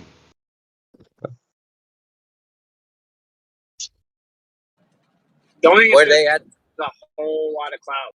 Like we can actually. I mean, Whitson, wouldn't let's say you did this test and you saw that the South consistently, has a longer twilight by 10 seconds. Would that be significant? The consistency is still a problem for the globe, but if it's that small, it's not nearly significant. No, But it's still like it shouldn't be consistently longer in the north. Like it doesn't make any sense. Yeah, It yeah. should according to the It globe, would as be soon as you weird. get over 23 degrees, it gets shorter in both the north and the south. Okay. So you were correct about that. That is the official claim, right? Yeah, it would be weird if it was. Yeah, even 10 seconds would be a bit interesting. It would Yeah, be if kind it's of annoying. consistent. So Wouldn't like it this is what I'm follow, saying, the solstice Nate? is about to come up. The solstice is about to come up for us in the north.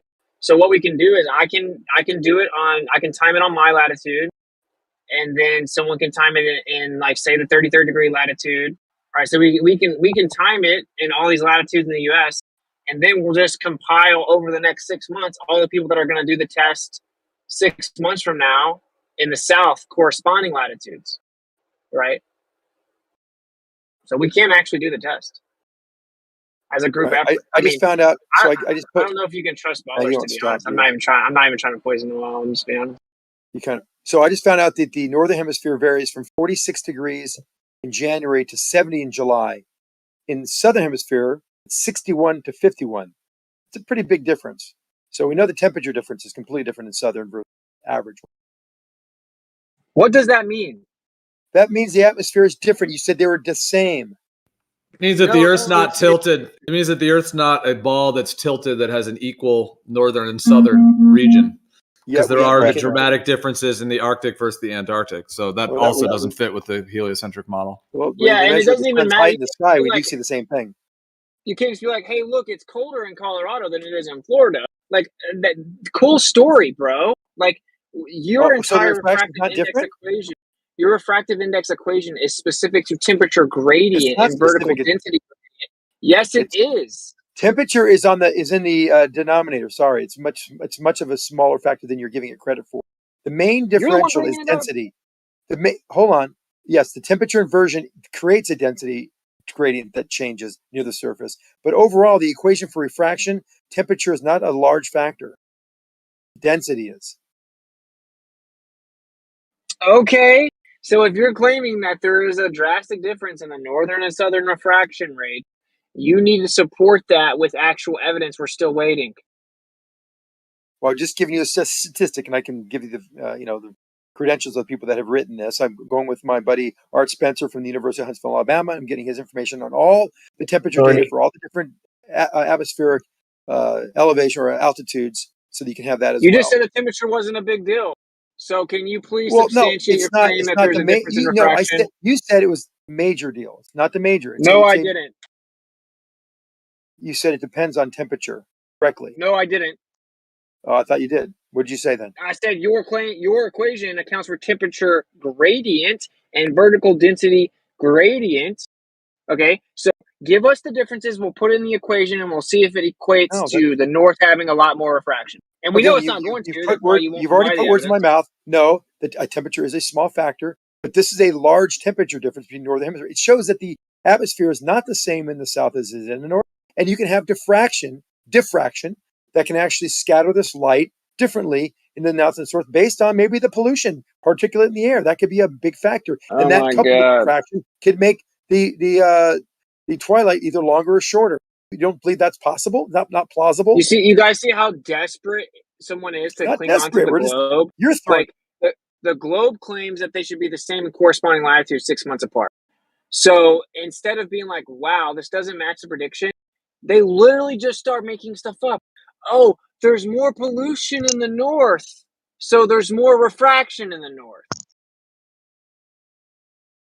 What? Well, yeah, I mean, penguin flatulence is a real changer for the south. Whoa, isn't that true though? Isn't there more particulate in the north? Penguin farts change the southern regions. No, not farts. You guys are terrified of anything that would definitively test the globe. Like for you guys, anything that can test the globe, you just make up ad hoc excuses for why it doesn't match what the globe predicts. It's a real phenomena. There is more scattering with pollution than there is without pollution, and there's more. So can we see the sun longer in LA than in the middle of nowhere in Tennessee? Pardon me. Yeah, the light will be longer in LA than there is anywhere. Like because of pollution. Because of pollution, of course. Okay, so just to clarify, your claim is that that twilight's longer in LA than a couple states over, or just like one state On over, some days, but not in it. depends on the No, conditions. there's always pollution in LA, buddy. No, there's not. That's because there's Oh mountains, my! dude. Why would you Mountains say that? block There's some the days that are sun. clear as a bell, and some days I can't see a mile across the ocean. None of that's the point. You're saying that if a city with more It's not the pollution, point, but it is the point. Dude, Okay. Xanix claiming a city with more pollution has more refraction. No, I said diffraction. Look, but this whole thing was you Diffraction. claiming refraction. Scattering. Okay, so the sun is going down below the earth, and then its light is getting scattered by pollution, so it wraps it around the ball more. Yeah, because it's scattering. That's what scattering does. It scatters in all bouncing directions. It's bouncing off the particles. The particles are illuminated. It's like when you see, if I have a sunset and I don't have any kind of cirrus clouds up there, it gets darker quicker than if I have cirrus clouds that are actually reflecting the light up toward us, even near the surface. The scattering would actually diffuse the light, right? Would actually make it attenuate faster. No. Yes. You're making things up. Do you want to bet $5 grand? Scattering can actually illuminate things for longer. That's a known. Let's just make it fun. Let's just bet $1,000. Just stop. You don't have $1,000 to bet. That's all you got. Scattering I run causes- multiple businesses. So stick that don't make point. that don't make any money, dude. How can you make any money? You're in here every day. Good one, dude. So can you actually? Are you willing to just bet $1,000? We'll do a test. We'll make light. We'll make light diffract because of particulates, and we'll see if it attenuates faster than light that doesn't get diffracted. Pollution. A 5-year-old can understand this. If the light scatters everywhere, there's less light going in all these different directions. It's breaking up the light. It's scattering the light, which means there's No, less that's not light what I'm to saying. attenuate. Yeah, that's what diffraction is. I know what diffraction. I know what scattering is too. If you have pollution around the northern hemisphere, for example, and the sun sets, and after it sets, the light is scattering, you'll see the light longer than you would if there was no scattering. That's why you have a sunset on the moon or Mars that is more definitive and has less scattering because there's less atmosphere. Hey, why is the twilight times longer the further? Why is it corresponding to latitudes as we go further north? It has to do with the shape of the Earth. No, it doesn't, because that means it would be the same in the south. No, you said why. You see, isn't that funny? Is that what everyone's paying attention? You asked me why the twilight is longer as you go north. It's because of the shape of the Earth.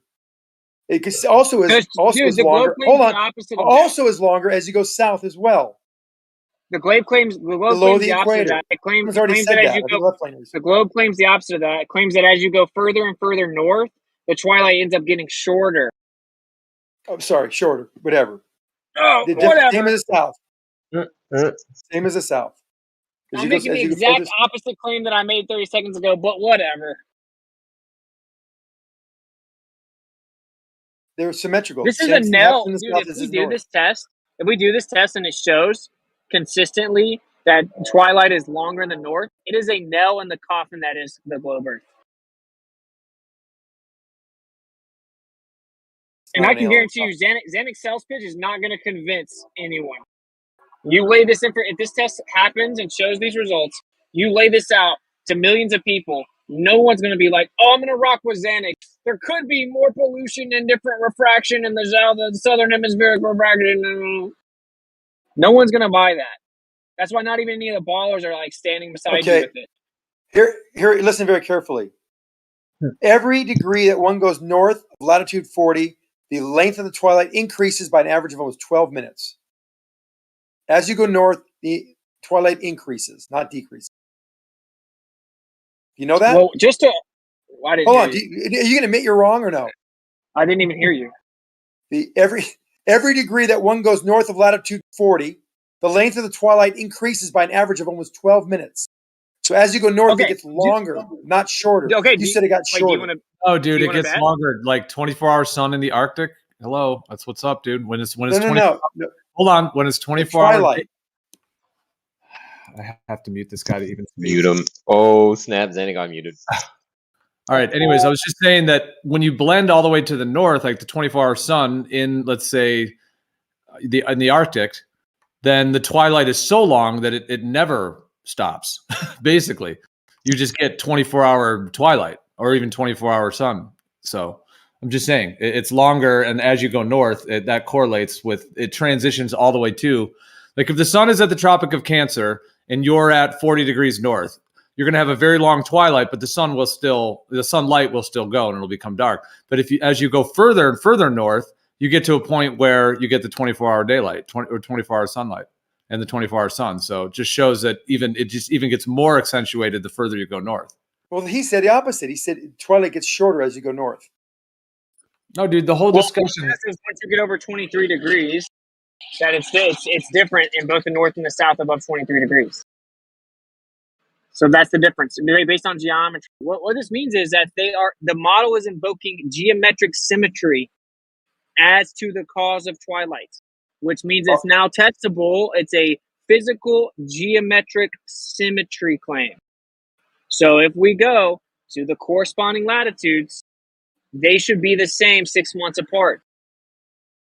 If there are not atmospheric effects which can change this, diffractive lighting and refraction can be two factors that could be a possibility of why that is. Why don't you validate that? But you said clearly, as I went north, that the twilight would be less, and that's just opposite. Well, at least now you're finally admitting that you're just winging it. So at least we got to that. Well, I've always said that could be a possibility. He's made it seem like the atmosphere is exactly the same, that everything's symmetrical. It's not perfectly symmetrical. The globe might be near symmetrical. Yeah, the globe is not like exactly symmetrical. Like, if you look at like the geoid and the WGS and all that stuff, it's like that's like a simplification, right? You could say it's symmetrical for certain instances when you're trying to simplify things, but like if you really want to account for something in a definitive type of test, it's not exactly symmetrical. Well, okay, so is it wider? So is it wider in the south? Yes. If it's not symmetrical, so it's wider in the south? Correct. Okay, how much wider is it in the south than above the Not equator? much. I gave you the perfect sphere. What I was talking about is that the atmosphere is not the same north and south. No, Jace just made a claim. I want to hear, how much bigger is it in the south? Is that what Jace is saying? I thought he said it's just lumpy and bumpy. Are you saying it actually is like pear shaped? Is that what you're going? Is that what you're saying?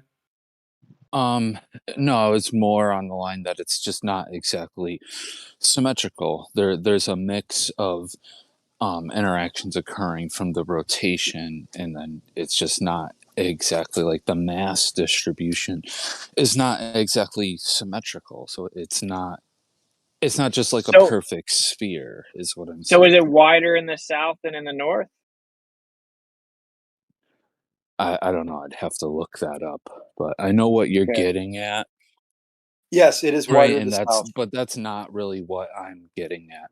I don't know what tests you're talking about doing, but like if you're going to assume that the Earth is, because I missed a lot of the details, but if you're going to assume that the Earth is a perfect symmetrically spherical for the test, you're not going to get an accurate reality result. I've never said that. So that's when I came in. That's what you were saying, that it's perfectly symmetrical. I never said that. I never said perfectly symmetrical one time ever. You did, dude. You did. Okay. Do you want to bet? Because I have to stop betting, you're just going to lose all your money. But guess how much money I've lost so far? Whatever you're going to bet right now, you're going to lose that. Wasn't it the claim that the twilights could be symmetrical? There was a claim of symmetry. Maybe it's not in the geoid, but you're saying, yeah. Yeah, but I specifically said, I'm not claiming it has to be perfect. I specifically said that. I said that the problem is that it should be generally the same. Okay? Generally the same. The official globe model claims this point blank. It says that over 23.4 degrees in both the north and the south, that's when the twilights start to change symmetrically. So to throw the word perfectly in there is just this like pedantic diversion. Okay? If it's consistently shorter in the south, that does not match the globe prediction. At 40 degrees unless you're north, claiming that the south is like specifically different than the north. 40 degrees north, twilight increases by 12 minutes for every degree you go north. Hold on. If it's more flat in the south, it should actually be longer. Shouldn't it last for longer in the south because it's like more flat down there? Dun dun dun. So if it's that the sun is, but I was trying to trap him, but yeah, you called out the trap. You Oh, gotta my watch bad. Jeremy. He My calls bad. out the trap. It's okay. It's okay. Go ahead, see if they'll respond. The fun's over. The change of the ellipsoid and this height or the width or diameters of those circles at every latitude in the south is so insignificant as far as the overall dimensions of the Earth. It's not even worth talking about. But it is slightly larger in the south. Because the CIA told you so? Because they've measured it with very well. I'm joking. with laser. I'm joking saying the CIA, know. but it's the National Geospatial Intelligence Agency, which is No, what University of Huntsville. You can't University of even talk Huntsville. with this guy. Can't Yeah, I even know talk. because like, but dude, I think he's like allergic to truth, right? So like when you're talking, you have like this calm like resonance of truth, and then like freaking glitches them out, bro. Like they can't let it be heard unimpeded. No, he said If you get to some hear kind from of special organization. one more thing I want to say about if Yeah. you allow us to say it from beginning to end without interrupting, it hits way different. It hits way Right. different when there's no interruptions. Yeah, and in a way, it's kind of effective what he's doing. Just scatter, interrupt constantly, so that like every time I've spoken, he's interrupted me, and then I've had to like react and then think about whether to mute him. Like I can't even speak on this live stream because of him. So, do we ban Zanuck? What do you guys think? I mean, what do we do? Poisoning the well. Seriously, what do we do? Because we have to mute him and unmute him constantly. I've already DM'd him. He's already got 1,000 warnings. I mean, I don't really like banning anyone, but it's absolutely unlivable when he's in here. We can't even have. I know. I would just time him out for the. Gio, I'm trying harder. What I would do is you just say time you're him trying out. harder, but you do the exact same thing, bro. Like I've tried speaking 3 times. Every single time you've just completely bowled over me. Like couldn't even give me 20 seconds. So am I supposed to mute you unmute you nonstop? Are we supposed to just time you out for a day? I mean, if we time you out for a day every time, you're just gonna be timed out within the first 10 minutes of speaking, and you'll just be timed out for a day every time. Well, I don't like to have to. I don't want to have to talk about ever banning anyone. Like I don't want. You know what I mean? But like, dude, it's. You have to. I say something? I think what you have to do in your mind is face. You're going to not be able to speak in this live stream, or you have to fix your problem. Okay. Can I say something real quick? 'Cause one of the things, problem I can just notice real quick, Gio, when you speak, you sometimes stop, and I think that's a point where I can entry, and then you continue and continue. So maybe I got to be more aware when you're speaking too that you give me those little fake head fakes of when I can actually come in there. No, Yes, you're just I'm going to making try. it God. I'm going to try. Danny? What set me off, Gio? You started saying it's all national, it's these special organizations that have told us what the shape of the Earth is. No, there's people like Art Spencer who runs the UHA satellite organization out of Huntsville, Alabama, and they are not employed by NASA. They are independent, and they have measurements of the size of the Earth. So I don't think they're on any kind of payroll. They're anti-NASA in many ways, actually. No, So stop. Just stop. your Just stop. tactics, Okay. Zanuck. I just Yeah, so- wanted to mention right quick. I think, and I mean, I've been listening to you for a while. You and I kicked off here or there, right? But you do have a very rude way of interrupting people and making these little pauses where you think you're going to go, and it's like a bad game and a stop sign with a car where it's like who goes when you both stop at the same time, right? I think you can do a little bit better on having a little bit more etiquette within this art form that we engage with on a daily basis. Thank you. You've been here longer than me, dude. Okay. So we talked about this enough, but the point is, you showed your cards. You pretended that it was because he paused.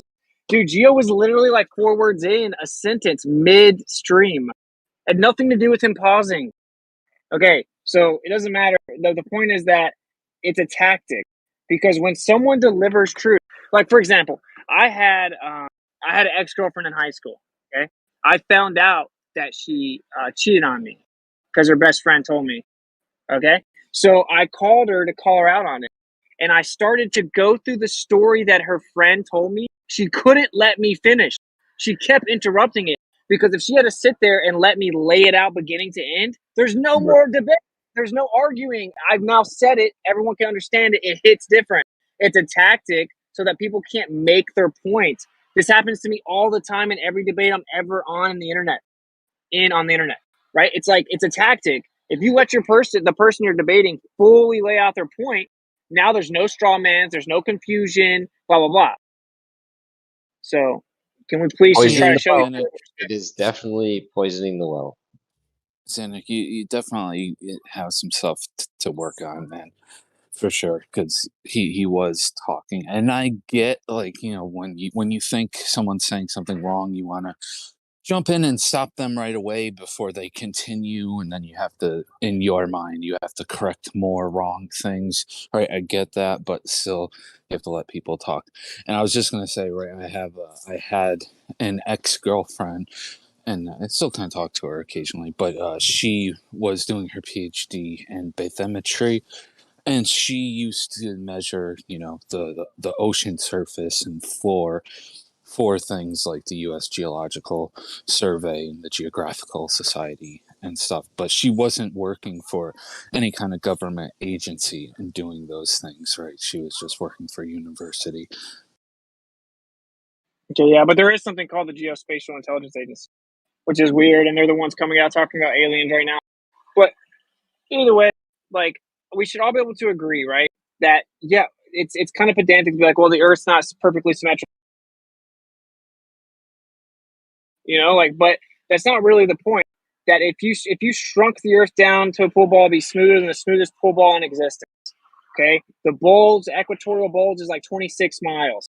So when we're talking about stuff like the physical geometric claim, right, that the sunset's caused by the Earth rotating, effectively rotating away from the sun, and then the Earth's curvature blocks it, and then we see light for a little bit longer, right? Like, this is, for all intents and purposes, the word is symmetrical. It doesn't have to be perfectly symmetrical.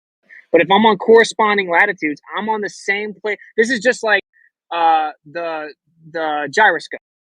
Don't you guys agree that the gyroscope is supposed to detect the same amount of rotation at corresponding latitudes, or that the pendulum is supposed to drift? Hold on, before we go on to that though, I mean, if they're using the longer, you're saying there's longer twilight in the north, but if they're using the geometry of Earth, saying it's pear-shaped instead of the bottom and it's more flat, it should make the twilight last longer. I don't think they address that, or No, and I wasn't changing the subject either. I'm just trying to make a point. You can't just say it's not perfectly symmetrical as some type of rebuttal, because you guys claim it's symmetrical enough to invoke stuff like the pendulum at corresponding latitude. But yeah, answer his question. If it's actually I'm more not. oblate, then it would be, you would have twilight longer in the south, right? I wasn't saying that as a rebuttal. I came in, you guys, all I heard was you say something about it being symmetrical and some kind of test. I don't even know what the test is, but what I'm saying is that, right, if you're trying to disprove the model or discredit the model, you should beforehand account for the actual model. So you should get the like most updated geoid or ellipsoid, whatever. I would do, if it was me, I would do both. And do the calculations for those, for what the predictions are based on those models. And then you compare reality, you know, your actual measurements to those predicted values and see if they match, or Yeah, if sure, they're within sure. error or But just just so you, totally not yeah, matching. just so you know the test, because you'll realize that the differences in those models are pretty insignificant for this test. The test is that you go to, say, the 33rd degree north latitude, and on the solstice, you measure how long, like, what's the duration of twilight. So the sun sets, the circle that is the sun is no longer visible, but you still have light. So you measure how long that duration of twilight is. 33 degrees north on the solstice, which is about to come up, so we can do that easily. Then we would have to wait 6 months, right? So 6 months later, at the corresponding southern latitude, so 33 degrees south latitude, you measure the duration of twilight on the solstice at that corresponding latitude. They should be roughly the same, like very close to the same on a globe, right? Because it's 6 months apart. So it's the solstice for the north, solstice for the south, 6 months apart, corresponding latitude. They should be roughly the same. But if the duration of twilight is significantly shorter in the south, that doesn't work on a globe. But would work on a flat Earth when people suggest that the sun is moving faster in the south because it has more land to cover. It would make sense that you don't get as long twilight in the south because the sun's moving faster with tangential velocity, not angular velocity. That would seem like a very easy thing to measure. That's why I like the test. We should all be able to agree on it. It should be really easy. Yeah, just take the ground position at one place, the next place, see when it hits zenith over both places, done. No, Are you saying you just totally if we had a larger? you just totally changed the test, right? So, like, what? We're talking about the twilight. There's a difference in angular velocity and tangential velocity. Duh. Okay, even the globe claims this same exact thing. But Right. we're talking, the globe claims the same thing, right? You have 15 degrees per hour, but as you go above the equator, then the Earth's tangential velocity is less. But you have the same angular velocity, right? You have 15 degrees per hour, even though at the equator it's 1,037 miles per hour east. But in the north, like in the United States, it's like 787. Okay, so that's the thing with the sun and how far we see it and what's its position. Plus, we have an optical limit. So the corresponding latitude showing the same duration of the sun, or showing where the position of the sun is in the zenith and stuff like that, that doesn't help us distinguish between the two models. But the twilight does. The twilight would help us distinguish. We can easily measure the duration of twilight in the corresponding latitude 6 months apart. Did you say that the twilight would be longer if it's wider at the southern hemisphere? Yeah, if say that below the equator it's more oblate, so more flat, then the twilight should be longer. Okay, good to make sure. Yeah. But in reality, that's in your model. That's such an insignificant difference. Oh, You know, yeah, like right. it's basically not even worth mentioning at all. Correct. Yeah. Like at the most, it's different. It's 26 miles at the equator. The equatorial bulge is supposedly 26 miles, right? So, you know. But Well, we Jeremy should was just showing that to invoke the oblate aspect as if an answer for why it's shorter, that's the opposite of what it would be. If the oblate aspect of the Earth was causing something, it would make the duration longer in the south. Like he was just pointing out that that's like a I don't think contradiction. anybody said that. Yeah. If it is oblate, it should make it be longer. That's geometrically, that's how it would work, right? But it's so Because small of a it's change. more Just be flat. really, really insignificant on the globe, you know, in the model. But you think doing a test of twilight, which is like, I don't know how you standardize what twilight is, but you could do it. But you think that's more effective than just measuring the ground speed of the sun at multiple locations?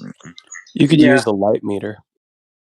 You could. Yeah, because there's angular velocity and tangential velocity, so that doesn't show us anything. Like we need to figure out the twilight. Like you could do all kinds of things. You could use like a I guess I don't even know what you're talking about, light meter.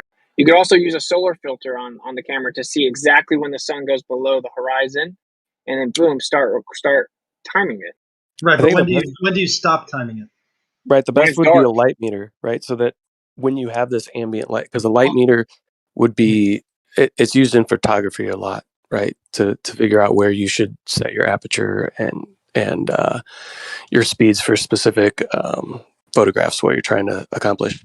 But they're relatively cheap, and you can get light meters. And we say once it's below a certain amount, we consider twilight to be done, so people can actually get an accurate timing as to when the ambient light drops below a specific meterable, whatever you want to call it, intensity. Yeah, well, they say that it's 12 degrees for the nautical and the civil twilight. And there's an astronomical twilight for up to 18 degrees. So at 18 degrees, we say at that point it becomes dark. There's no more twilight. And Right, but that's not is something you're different. going to do with eyeballs. Yeah, it's something that Witzich says that is off by a couple hours between the same latitude, 32, 33, and 30 degree, north or south. And that's the part we have to validate. No, I don't think anybody Well, can. I never specifically said that either. But I just said that in the north that it can be like hours. So I'm just saying this should be a test that everyone can agree on. But just like the radio test, I'm trying to iron out all the details first because the solstice is about to happen.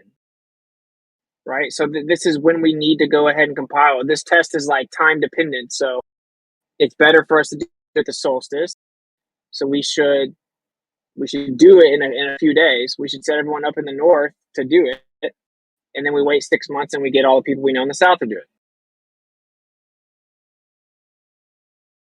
Ideally, you record it, which sounds kind of like boring, to be honest. Maybe go to the beach. Maybe I'll go to the beach or something.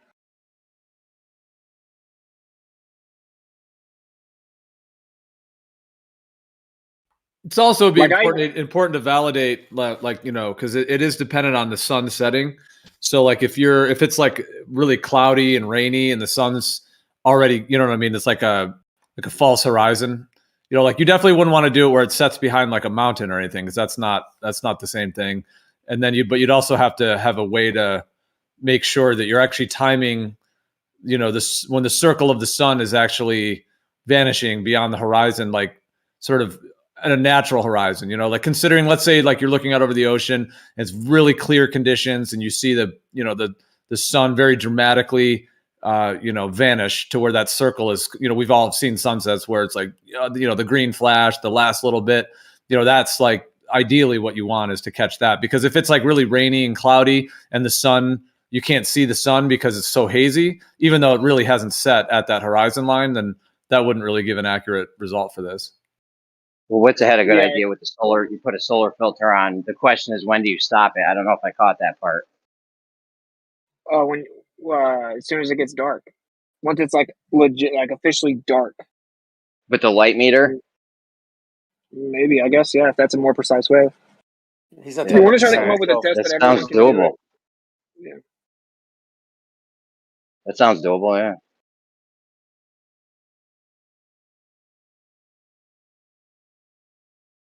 To me, if there's a consistent difference, it debunks the globe.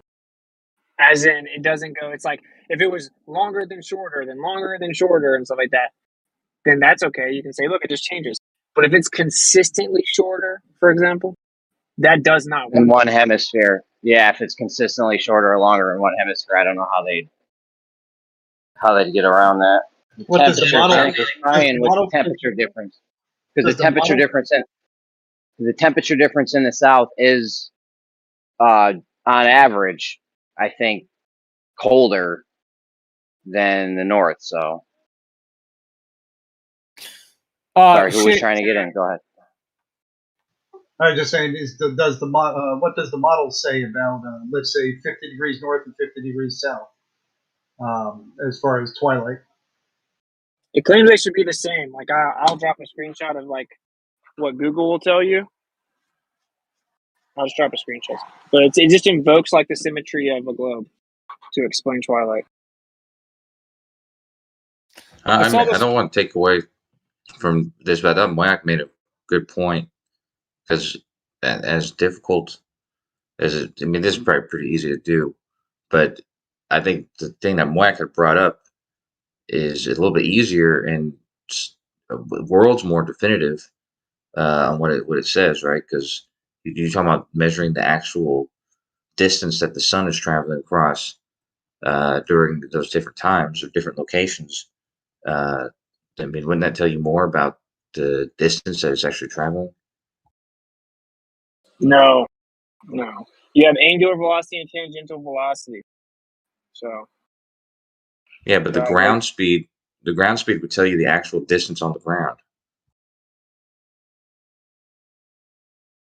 That would be, yeah, it'd be great to do in conjunction with this. Is that what you're saying, Kosho? To get the ground speed from the subsolar point? Yeah, well, yeah, or just a local solar noon, either of the two. But yeah, subsolar point would be better. Yeah. Yeah, but the problem you run into with just trying to do it solely based off of that is an assumption of distance, right? So if something is a lot closer and moving slower, it can look the same as further away and moving faster, right? So something like measuring the twilight can eliminate that. Measuring the subsolar point, actually doing it realistic, a good way to do it. It's a logistical nightmare. Yeah, regardless, what this does is it doesn't matter what's going on It's actually not a logistical nightmare. It's a very simple thing to do, but it tells you what the distance is on the ground. So it doesn't matter what visually the sun's doing. When noon is happening at one location and then it's happening somewhere else 4 minutes later, you know that 4 minutes is 1 degree. So you can just multiply that by 360, and that will give you the entire length of that latitude. So I think that's fairly simple, and it tells you a lot about how big that latitude is. And you can do it by just having two people 69 miles apart or whatever hell distance apart. No, you need to go measure where the subsolar point is, and then measure the distance until another, distance away, and then measure the subsolar point there, and then do it like that. You want to do it some crazy nutcase way. No, I mean, I agree that's one way of doing it, but it's not the exclusive way.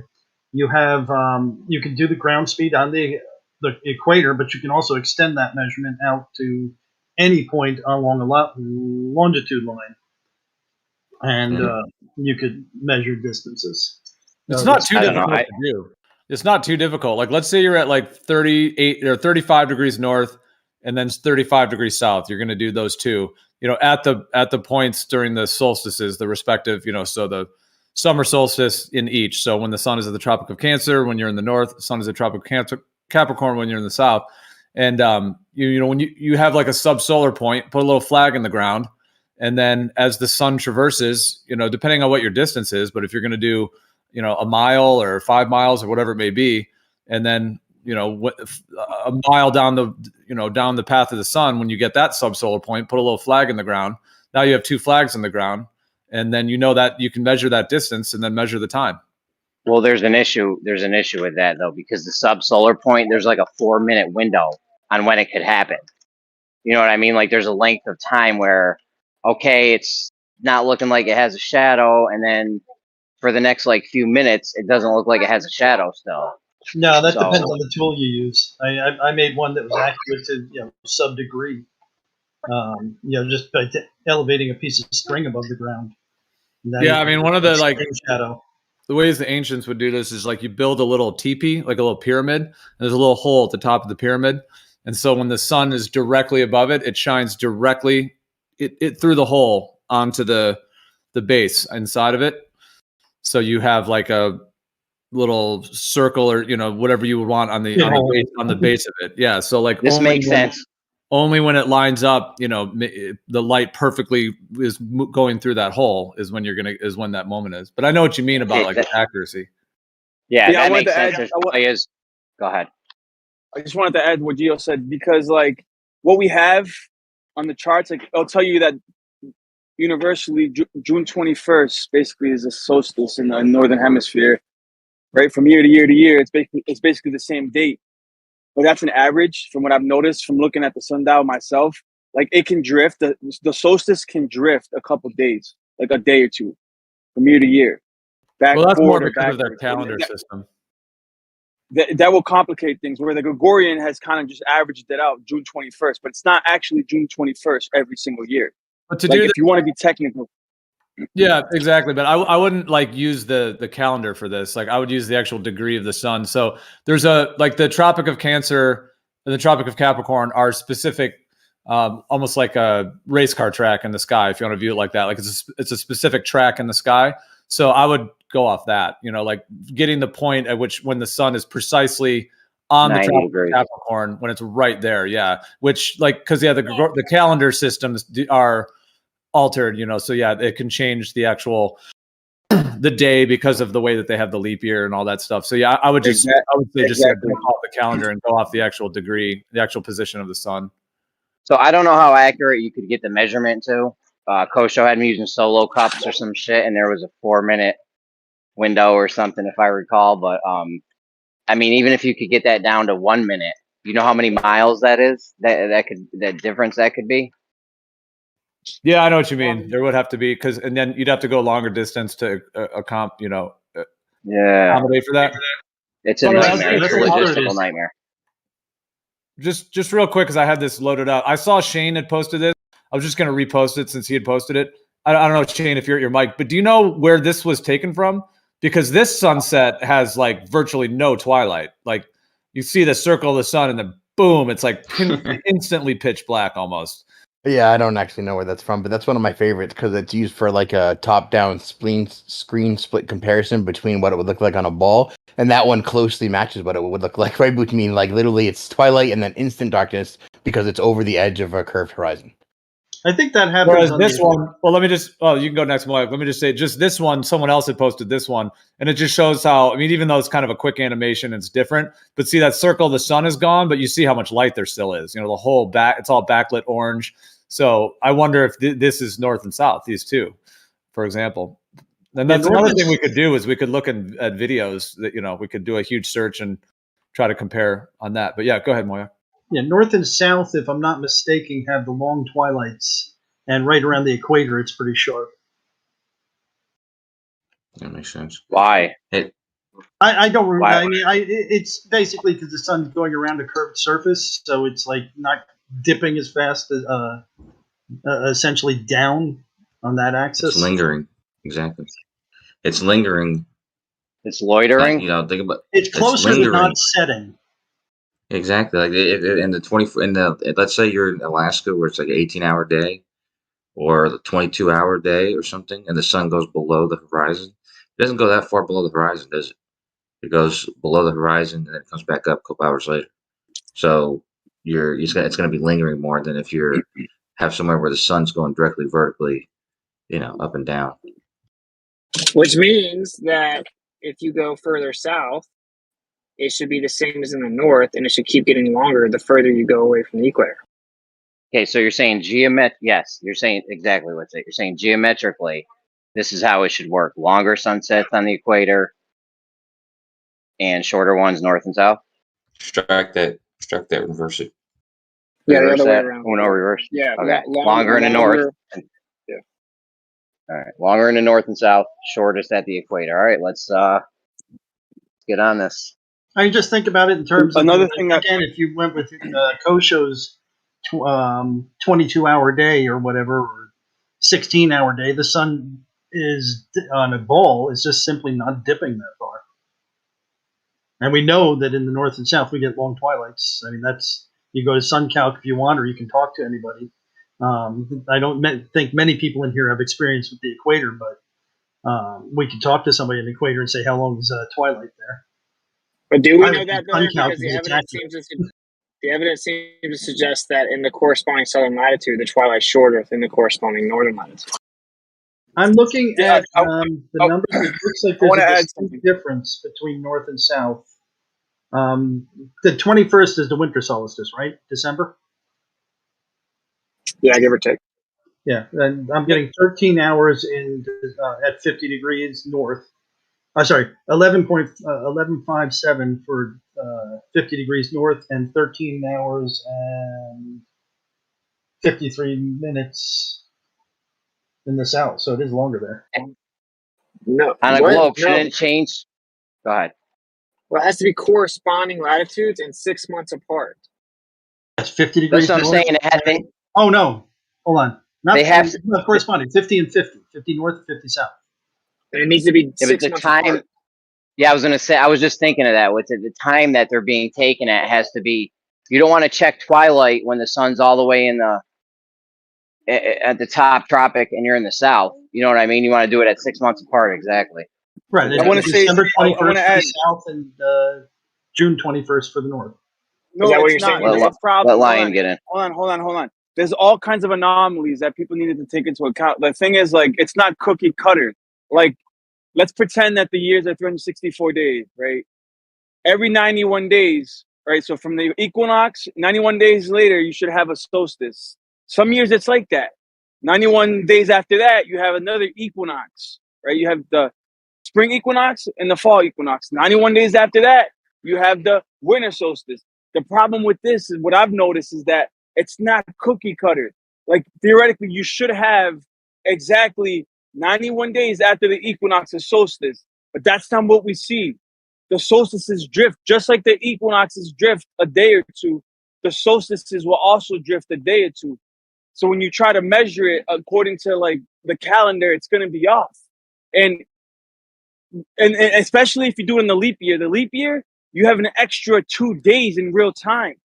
Like in real time, the sun takes longer to travel and make its revolution. That's why Or we the would Earth. set this up so that doesn't matter. You do it when it's on the same latitude, opposing latitude lines, and you're at the same, subsolar point or whatever. That's easy work. It would have, in my opinion, you would have to do it on not a leap year, and you couldn't go off by you couldn't go off by the calendar. You literally had to figure out what day the solstice is actually on. And that's All a you lot got to more do is difficult than you think. All you gotta do is what I just said. Make sure you're on the same latitude, opposing latitude lines, and the sun is in the same, is over the same latitude lines when you do it. That's all. You don't have to worry about leap years or anything crazy. They have devices that they do. I mean, they make festivals out of this stuff. So, I mean, I'm not sure if there's any question of what day it's going to happen. I don't know if it varies because I don't pay that much attention to this, but it does vary. If it does vary, they know exactly what day it's going to happen because they have people waiting there with their little measurement devices and their little buildings with holes in the top, their little solar observatories that show when that dot is going straight up and down. Well, there's an exact moment that it happens. It's the same, there's not even a question. The exact minute. Yeah, it's not a question. The exact moment it happens. The solstice can vary between 87 to 91 days after the equinox. But you won't see that in most calendars. That's based on the calendar, though. No, that's not based on the calendar. That's based on real time. The calendar it's always lands on the same day. June 21st and December 21st is the solstices every year, but that's not what we see in real time. Sometimes it's on the.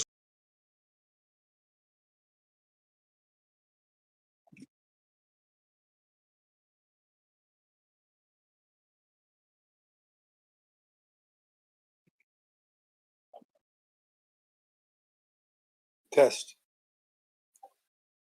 You're a test. Don't test me. Yeah, testing is correct. But what was I saying? No, sometimes it's on the 20th, sometimes on the 21st, sometimes on the 22nd. It depends on the calendar. Come test the islands. Are you guys still talking about Twilight?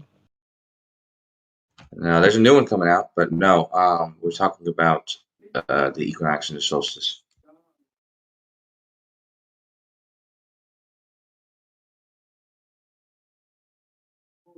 I have here in the data that I'm recording.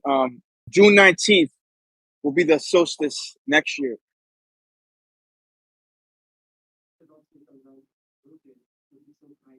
That might explain some of the variance I'm seeing. I'd have to see when the December solstice and the September and the June solstice actually falls.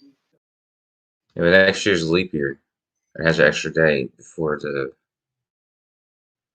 Oh, okay. Before the solstice. Yeah, leap years don't have an extra day. It's the culmination of 4 years of variance. It's just a correction for the calendar. I disagree. The calendar in has real extra time. days, I'm saying. No, in real time, the sun takes longer, or the Earth takes longer to make its revolution around the sun. In real time, it takes 366 days for the Earth on your model to travel around the sun. Where every other year, it's literally 365 days. No. But to average, yes. To average it out, That's not true. They've added. Listen, yes, it is, bro. What they've done is to average it out. They've added a quarter every year to average out that year.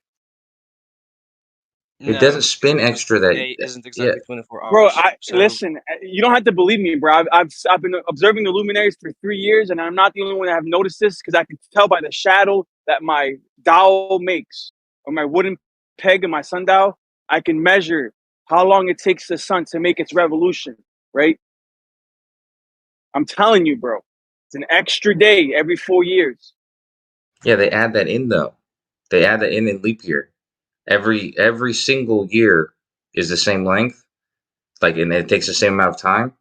And what they do is, because it's an extra quarter of a day, they just add that in to that extra day every 4 years. Yeah, I know. Otherwise, the calendar stops working. Oh, maybe you're saying. I thought you were saying it the other way around. You're saying, but I thought you were saying they average it in, but no, it's already averaged. Like that's it's already what the day length is. Yeah, but there's literally an extra day that it takes the Earth to travel around the sun every 4 years. Do you agree or do you not agree? No, it takes the exact same amount of time every year. Every year it No, takes an no, extra. it doesn't, bro. You don't know what you're talking about. You're interrupting. Every year it takes the same amount of time, and it's an extra 25% of a day. And so what they do is they don't include that day until 4 years. They add an extra day. Yeah. Or what they could do alternatively, Lion, is they could say each year is 365 days in a quarter. But that would be weird as fuck, right? So we just take that quarter and add it up at the end of every fourth year. That's all, man. No, that's what they're telling you, bro. But what I'm telling you is that in real time, there's no Sorry, listen to fractional days. There's no fractional days. There's literally I agree with you. So 365 the days. fractional day is a weird thing.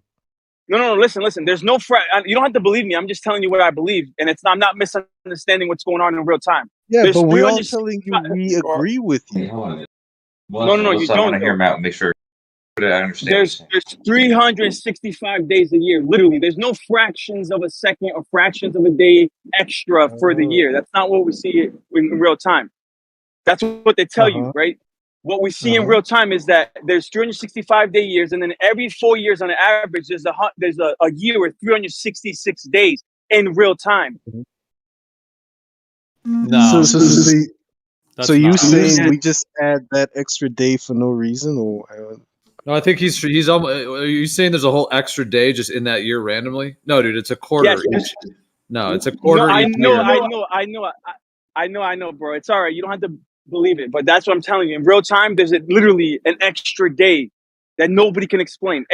They in real time. Yeah, in real time, bro. It's not about believing. It's not about believing or not believing you. It's just what's true. I mean, it's not about you trying to. It's not like a convincing thing. It's just what is the actual case. Yeah.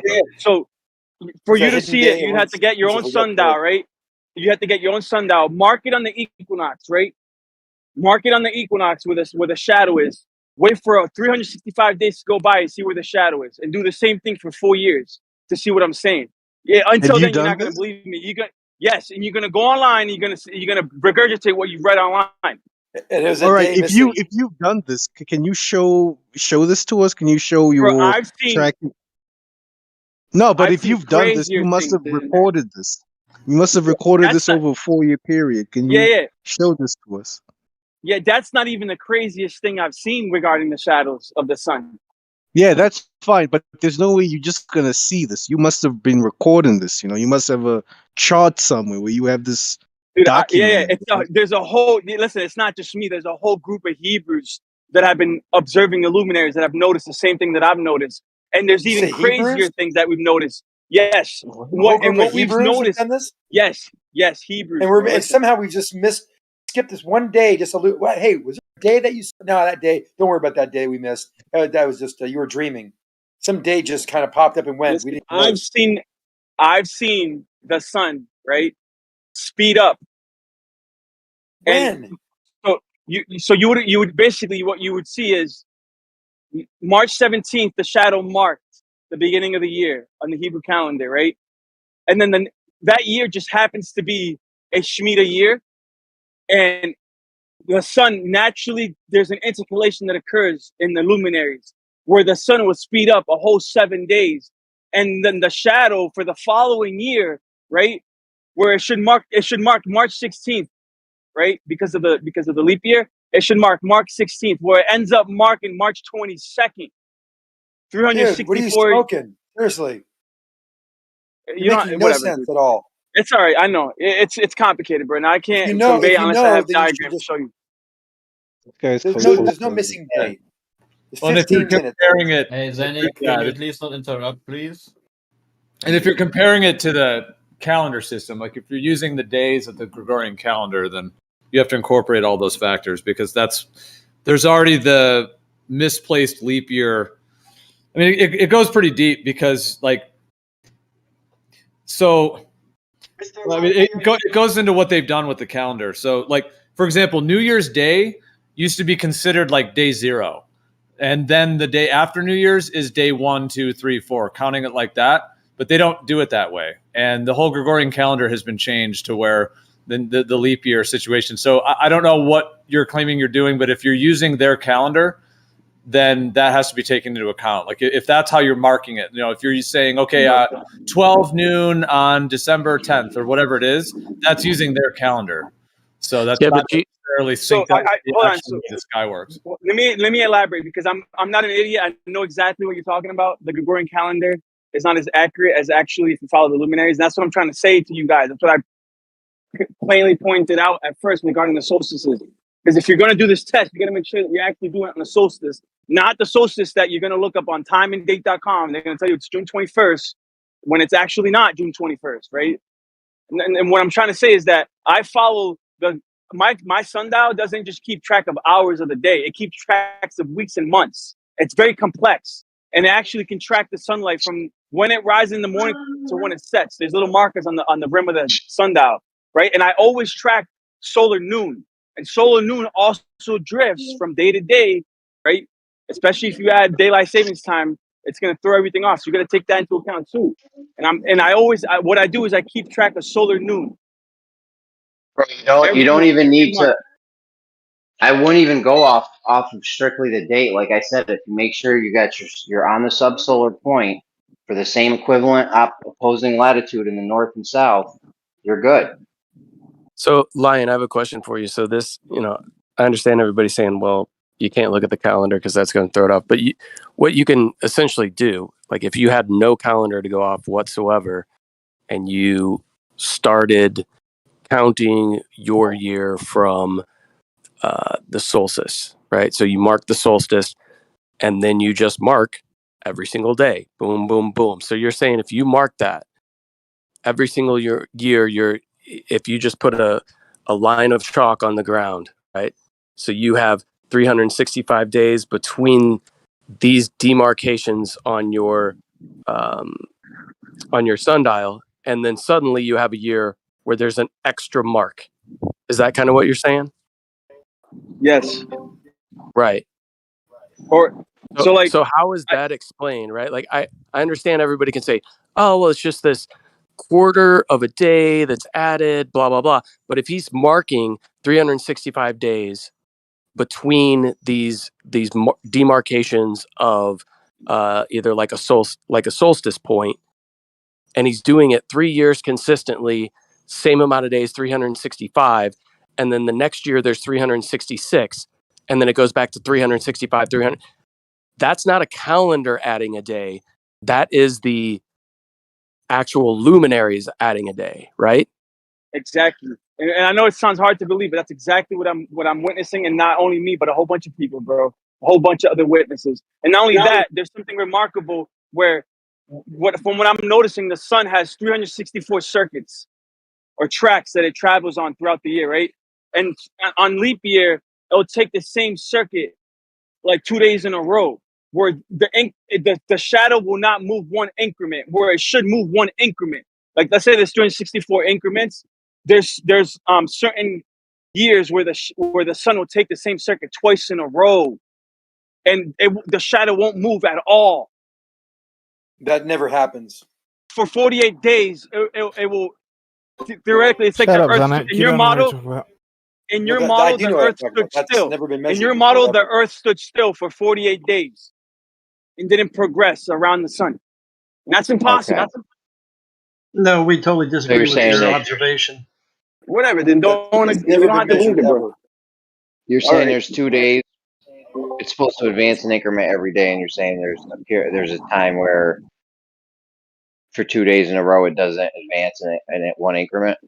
And it happens during the leap year, where the sun does this. Which days? The leap year is man-made. Which days?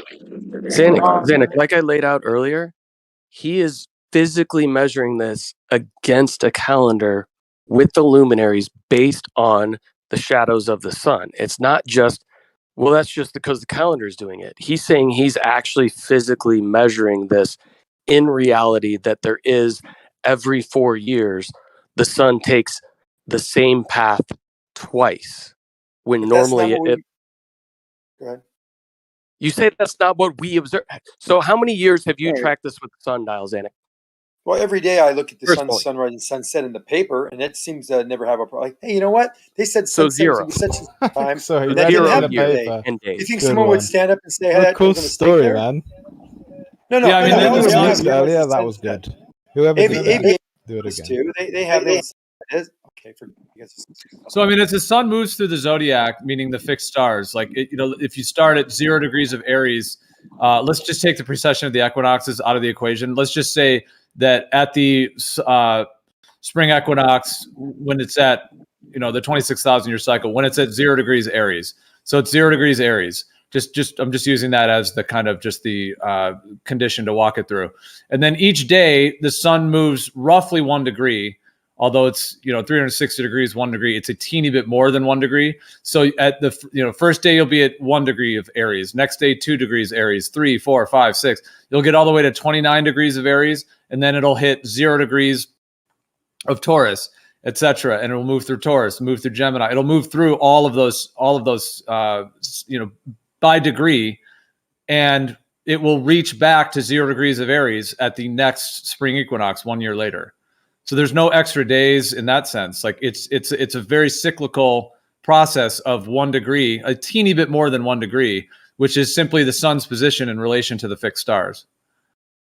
So I'm gonna lay this out. You don't have to believe me, right? But on my sundial, there's a fixed marker on my sundial, right? That marks the beginning of the year every single year, right? That marker in 2021 was March 17th. It's a very specific fixed marker. I don't mess with it. It tells you the beginning of the year on my sundial. This sundial is a museum replica from a sundial that was discovered in the same caves where they discovered the Dead Sea Scrolls.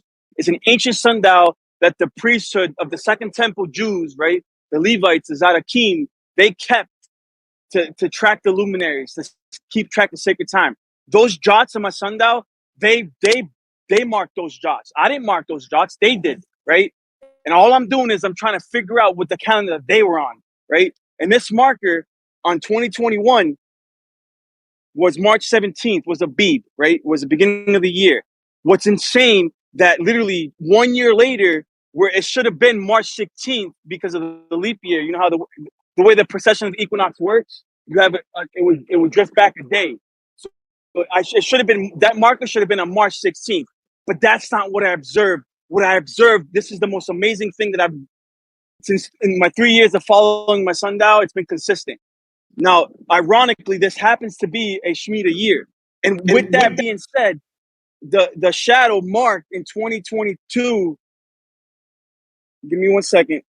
Yeah, but you're hearing you March describe this. 23rd, bro. All right, yeah, but those dates you're using are the Gregorian calendar. So it seems like you're already using that as your marking point. Gio. He's using that as a grid point for you to understand what he's observed. Yeah, but my sundial is not going off the. That calendar he's using though, it already incorporates the leap year, which is but this is more. I just don't think you're listening to him properly. Napalm understood it. I don't understand why nobody else can. All right, hold on. So 2021, it's just 1 year later, bro. So 2021, the shadow marked March 17th, the specific marker. 1 year later, it should have been March 16th where that shadow would have marked. But it didn't mark March 16th. It marked March 23rd.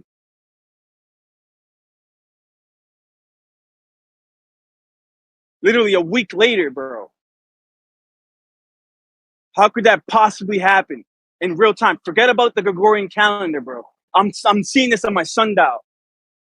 Where a year later, right? So 372 days later, that shadow returned to the same mark. How It's accurate are your impossible. markings this thing? Dude, it's very accurate, bro. It never misses. I mark it as solar noon. Could be a little You know what you refraction, could do maybe. because. Sorry, Jeremy. And so How do you determine solar noon? Yeah, I mean it's the year is defined. It's the middle portion of the day. The year is defined in terms of the degree of the position of the sun in relation to the fixed stars, and that's not changing by 7 days, ever. The leap year has to do with the fact that the Gregorian calendar is off sync with the natural sky. So, but that's not true. That's not true though. Yeah, listen. The Gregorian calendar and the way people use it nowadays, they've incorporated this thing of, well, let's arbitrarily put it as 365.25, and then every 4 years we'll correct it. But that's how they've arbitrarily chosen to observe that. But what they're dealing with is an actual physical thing that happens in creation, and this is the method they've used to account for that or to calibrate for that. What he's telling you is he's observing the actual reason why this exists in the first place. This is going to happen again. It doesn't happen every year, but it's going to happen again in 2028. I already know because I already know how the calendar works. In 2028, if you guys have a sundial, you guys can witness this yourself and believe what I'm saying. We can all do it if we're still in contact. This is good though, because this goes to physical evidence in favor of the weekly the 7-day intercalation, because that's something that people tended to have a difficulty with because it's not so obvious in the scripture. So the intercalary day is different from leap years then? I'm having a bit of a maybe side discussion that might not relate, so maybe Lion, you can translate that for him. Well, the sun is moving around the earth, point blank. That's what's going on. The sun speeds up, slows down. The equation of time is a lot more complex than anybody ever realized. And what you see, the experts talk about on the internet regarding the years and the way the sun works, it's all bullshit. All it takes is a sundial to be able to realize that it's all bullshit. Right, but the sundial will reflect the position of the sun in relation to the fixed stars as it moves through the zodiac. So that I would agree that's the real calendar, like that's the real actual system. So I mean, for a moment we could just throw the Gregorian calendar out the window. Just there's no March 17th or 23rd or anything. If we just for the moment just throw it completely out the window and only go off the like you're talking about with the sundial and the position of the sun in relation to the fixed stars, you can do it that way. And the sun will be at 0 degrees of Aries. It'll move all the way around and it'll be back to 0 degrees of Aries in that part of the sky. That's 1 year. And the shadows of the sundial will reflect the position of the sun and from 0 degrees of Aries all the way around back to 0 degrees of Aries. And that will be the 1 year. And I understand, bro. I don't have to use the stars at all. The stars actually, in my understanding, don't really keep track of years. The stars are for ages. And that's a longer time frame that we don't for this conversation is irrelevant. What I'm talking about, okay, so you mark the beginning of your year, whatever it is, whatever calendar you're on, you mark it on your sundial, right? And see how long it takes the sun to return to that same exact spot a year later, right? And count how many days it takes for that shadow to mark in the same spot. That's what I've done, right? From 2021 to 2022, bro, it took the sun 372 days to go back to the same exact spot. Okay, all I can tell you is that's false. But we can just move on. I know, bro. You're highly deluded and just incorrect. That's all I can tell you. It sounds nuts. It does not take 372 years for the sun to make a full cycle. It just doesn't. It's just not the truth. He said, "All right, bro. It's all good, bro." But 2028, he's actually done it. So I don't understand. Don't you think? If you disagree, I don't know what he did. I don't know what he did. You should go and test. Whatever he did, I don't know what he did or what he. No, because I already know he's wrong. It's not how the sky works. Okay, how do you know he's wrong though? Right. How do you know that what he said he observed and did? How do you know that didn't happen? He has because I would never believe it either, bro. I honestly don't blame Gio for not believing me, bro. Because I would be like, "You're crazy, bro." But I've seen it for myself. It's not about being crazy. I mean, you've brought this to a religious thing, which you always do, and it's you always are bringing it back to your thing. So I know it's linked to that. It sounds like, but it doesn't sync with the actual sky clock. What you're saying. That's what's insane about it. Because I know Elijah, you're on the Zadok calendar, right? Yeah. Yeah. So it matches perfectly with the Zadok king. It's insane, bro. Yeah, because I mean, obviously we like to bring up what we believe. But what he's Yeah, but it's actually not really talking. polite. It's not really polite in a Gio, can you let me conversation. finish my sentence, please? Right. But that's not that's not what he's talking about right now. What he's specifically talking about is an observation that he did. Right? And you're saying that that's impossible. Okay, I understand. But you can't know that unless you go and test what he did for yourself. I have. I've used sundials multiple times. Okay, but have you done it long enough, like the way he did it, to go and determine whether what he did, whether what he said is true? He's telling us that the year is 7 days longer than we all experience the year. Is that what he's telling us? That's not what I heard. The year is 372 days long, 24-hour periods. Is that what he's saying? He can speak for himself. Technically, it'd be from one Wednesday to the next Wednesday.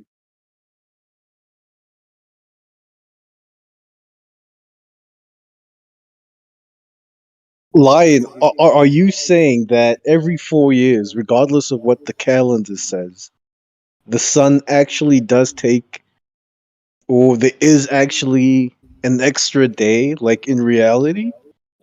Yes. It's not always every 24. It's not always every 4 years, but No, that's exactly what he's saying. He just said yes. He's saying every if you 4 count years. 1, 2, 3 it does years, vary. you have He's only done 365 it days. Sorry, But on the 4th year, there is actually literally an extra day in reality, regardless of what any calendar tells you. That's what he's saying. over the last 4 years that he's measured, yes. If he had, But now he's saying if he had done it for longer, it would actually fluctuate between 4 and 5, and there's like a repeating pattern. But he hasn't done it long enough. So the thing is that the also what you're saying, luminaries. Lion? If you figure out the Creator's calendar, just hear me out on this. There's no need for correction. There's no need for intercalation. There's no need for adding days and leap years. None of that. There's no need for that because the luminaries take into account the extra days that have been accrued during the Shemitah year. So what I'm noticing, right, the luminaries naturally account for those extra days that we see accrued every single year. Because the calendar, according to Enoch, is only supposed to be 364 days, but we have an extra day every single year and an extra 2 days every 4 years. And those days are naturally accounted for by the luminaries. The sun naturally and the moon naturally But speed up. wasn't Enoch using a different calendar? He was using a lunar calendar, right? So with a lunar calendar, I think months are fixed based on the lunar cycle. So your month has less days than in a solar calendar. So you're gonna have a shorter year. Nate, you wanna listen? That's not accurate. Yo, if I'm talking, might you have told can't you that about interrupt me Enoch, and but then that's not expect what me to Enoch. listen to you. So the same way you're gonna talk, I'm also undercut you. Get serious, bro. Yeah, but when I undercut Now you say earlier, I what you wanted apologize to for that, say. dude. What's wrong with you? No, you didn't say sorry. I'm trying Now to you can inform you say that your specific view of Enoch is not accurate. What do you You mean? guys, can we stick to the astronomical? I know Lion is always dead set on derailing the conversation into his religious interests, but can we not necessarily do that? Can we stick to the actual astronomical discussion that we're on? Nate's the one that's bringing it up. I'm not the one that brought up Enoch. Fuck out of here. What did I bring up? Dude, you just went on a rant about Because someone mentioned Enoch. I'm not the one that's making this biblical. Lion is. Gio's is right. I'm sorry, but the reason I'm being is because you have to understand the 364-day year was my understanding was the original year, right? That's all I'm saying. And the reason I believe this is because of Enoch. I'm not trying to bring the Bible into it, but that's just the fact of the reality. You are. You obviously are. I have to. I legit have it's to. very rude to the whole room because that's not the topic. So just to derail it into your thing is not necessarily very respectful to everybody else. It started with is everyone offended? Does everyone want a tissue? Bunch of grown men. Equinoxes. I'm not trying to bring the Bible into it, bro. But when you talk about the luminaries and the fixed constellation, you've been doing that the last 20 minutes, Lion. Why don't you just show us pictures of your Well, it's like you have an agenda that you're trying to push, and then it derails the conversation into your agenda. Bro, I mean, if the conversation No, naturally because- goes towards a biblical conversation, fair enough. Like if that's what it's going to go into, but to just every single time try to derail it into that, it's not. It's just not polite, I think, to the whole room. You're obsessing with that when he's trying to All point right, out an it's all good. observation that you flat out refused to acknowledge. Well, It's all good, man. he was trying to talk about the observation, but he kept bringing it back to these other religious components and not the actual astronomical, which is why I was saying, can we stick to the actual You're astronomical? doing that now. No, Gio's What are just you gonna do about explaining the what's been observation? going You're on. gonna go and for the test it last yourself 40 minutes. over the next The 4 years. reason being is because the next time this happens, it will be 2028, bro. Literally Yeah, but 7 years later, bro.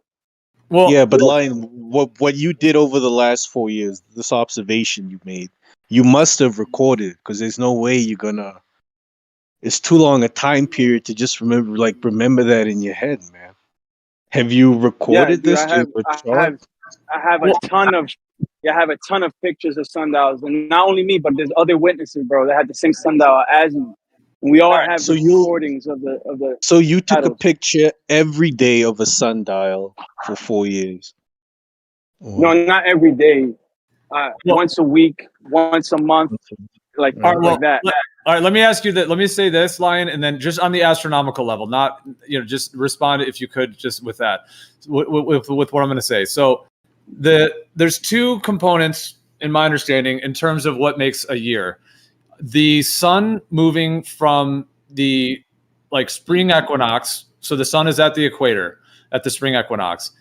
Throughout the next 3 months, it will move, to the Tropic of Cancer. That would be the summer solstice. It then pauses there, for a moment, for a day or two, as it were, and then it starts moving back to the equator for another 3 months, and then it moves from the equator out to the Tropic of Capricorn, another 3 months, from the Tropic of Capricorn back to the equator, another 3 months. So that is one whole year. If you're going to count the year from the spring equinox to the spring equinox, it's moving along the tropics like that. In addition, while it's doing that, and that's 1 year, that 365-day year. In addition, synchronistically and simultaneously, it is also moving in the zodiac in relation to the fixed stars, which is why it's called the Tropic of Cancer and Tropic of Capricorn, because when it's at the Tropic of Cancer is when the sun was in Cancer, and when it's at the Tropic of Capricorn, when the sun was in Capricorn. So that's why it has those names. So correct. The thing is, when the way I described it, when the sun is at the equator at the spring equinox is when it's at, removing the precession of the equinoxes for a moment, it is when the sun would be at 0 degrees Aries, 000 degrees of Aries, meaning if you looked up at the sky and the constellation of Aries, the fixed stars, you'd be like, okay, the sun is right there at 0 degrees of Aries. It's at the equator. We start the year. The year starts, the sun goes to the Tropic of Cancer, goes back over the equator, etc. Does that whole thing. While it's doing that, when it gets back to the equator, after that whole movement, when it gets back to the equator, it's back at 0 degrees of Aries. So it made one whole cycle through the zodiac, through the fixed stars, and it made one whole cycle, between the tropics, and that's 1 year. And the thing about that, in terms of the sun being tracked, it's, like I said, roughly 1 degree, and that can be tracked. And the thing is, an ephemeris is a compendium of numbers, essentially, that shows the degree of the sun at each moment. So it would show, 0 degrees of Aries, 1 degree Aries, 2 degrees Aries, an ephemeris. And an ephemeris it's like clockwork, meaning an ephemeris doesn't change. It's not like all of a sudden there's extra days or there's extra things happening. The ephemeris, that's why, the ephemeris is a very consistent thing. Now, you could debate, thousands of years ago was something different or whatever. But in terms of all recorded time in history that we're aware of, that's why, an ephemeris can be, validated in terms of what I'm describing. And that time cycle of the 1 year, I'm not saying it fits with the Gregorian calendar exactly, because you've got those factors of the leap year and the way that they do that. I'm just talking about the actual days themselves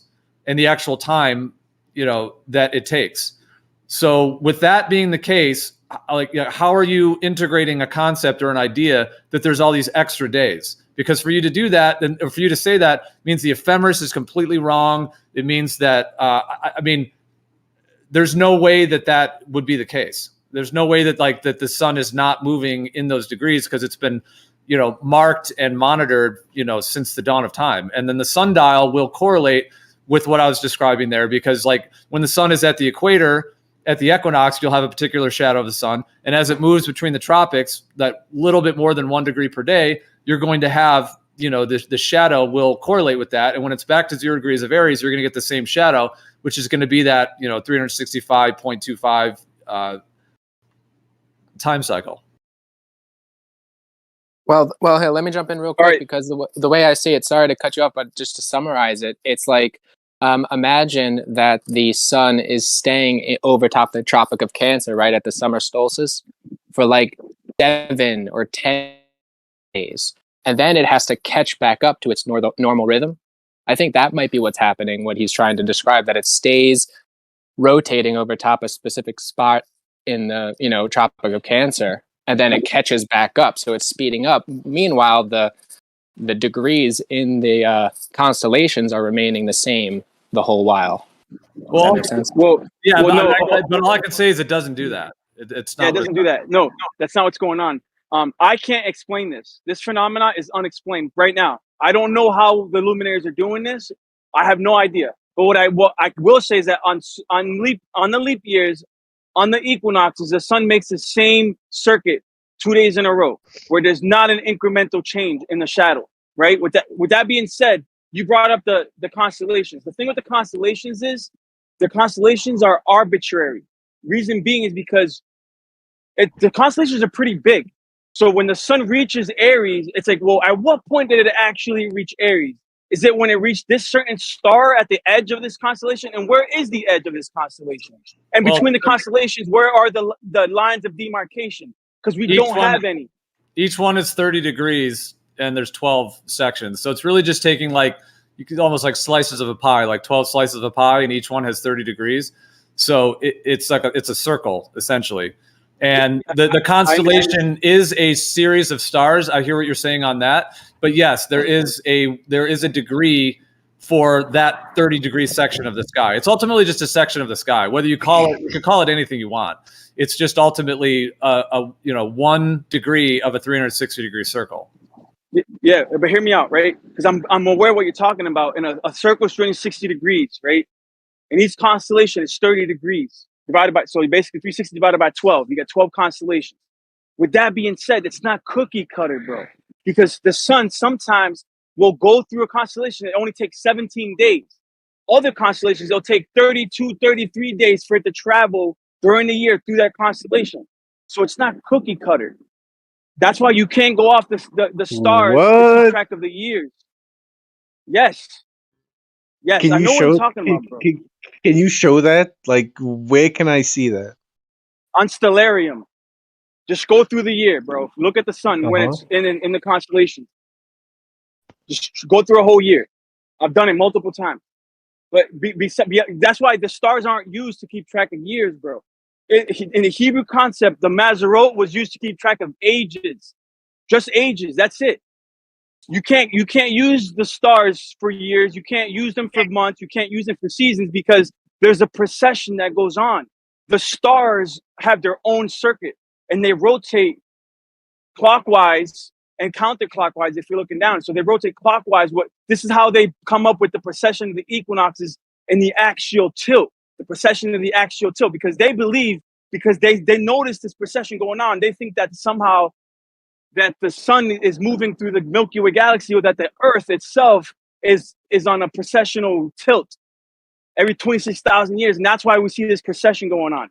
But if that's not what's going on, the stars are moving themselves around the Earth.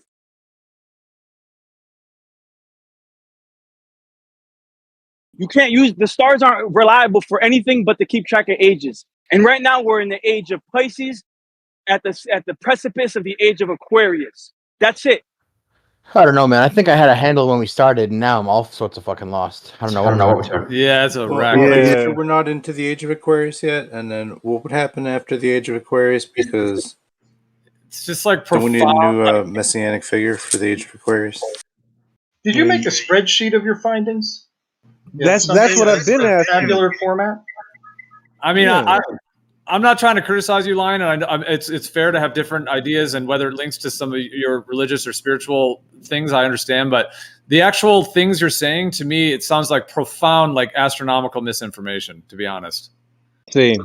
Like, Like you need to share some sort of evidence because you are making some outlandish claims, like claims that wouldn't even work on a flat earth, so you really need to share your workings line, whatever it is you did for the last 4 years, however it is you was mapping or tracking the sun, you gotta share that if you want anyone to take what you were saying seriously.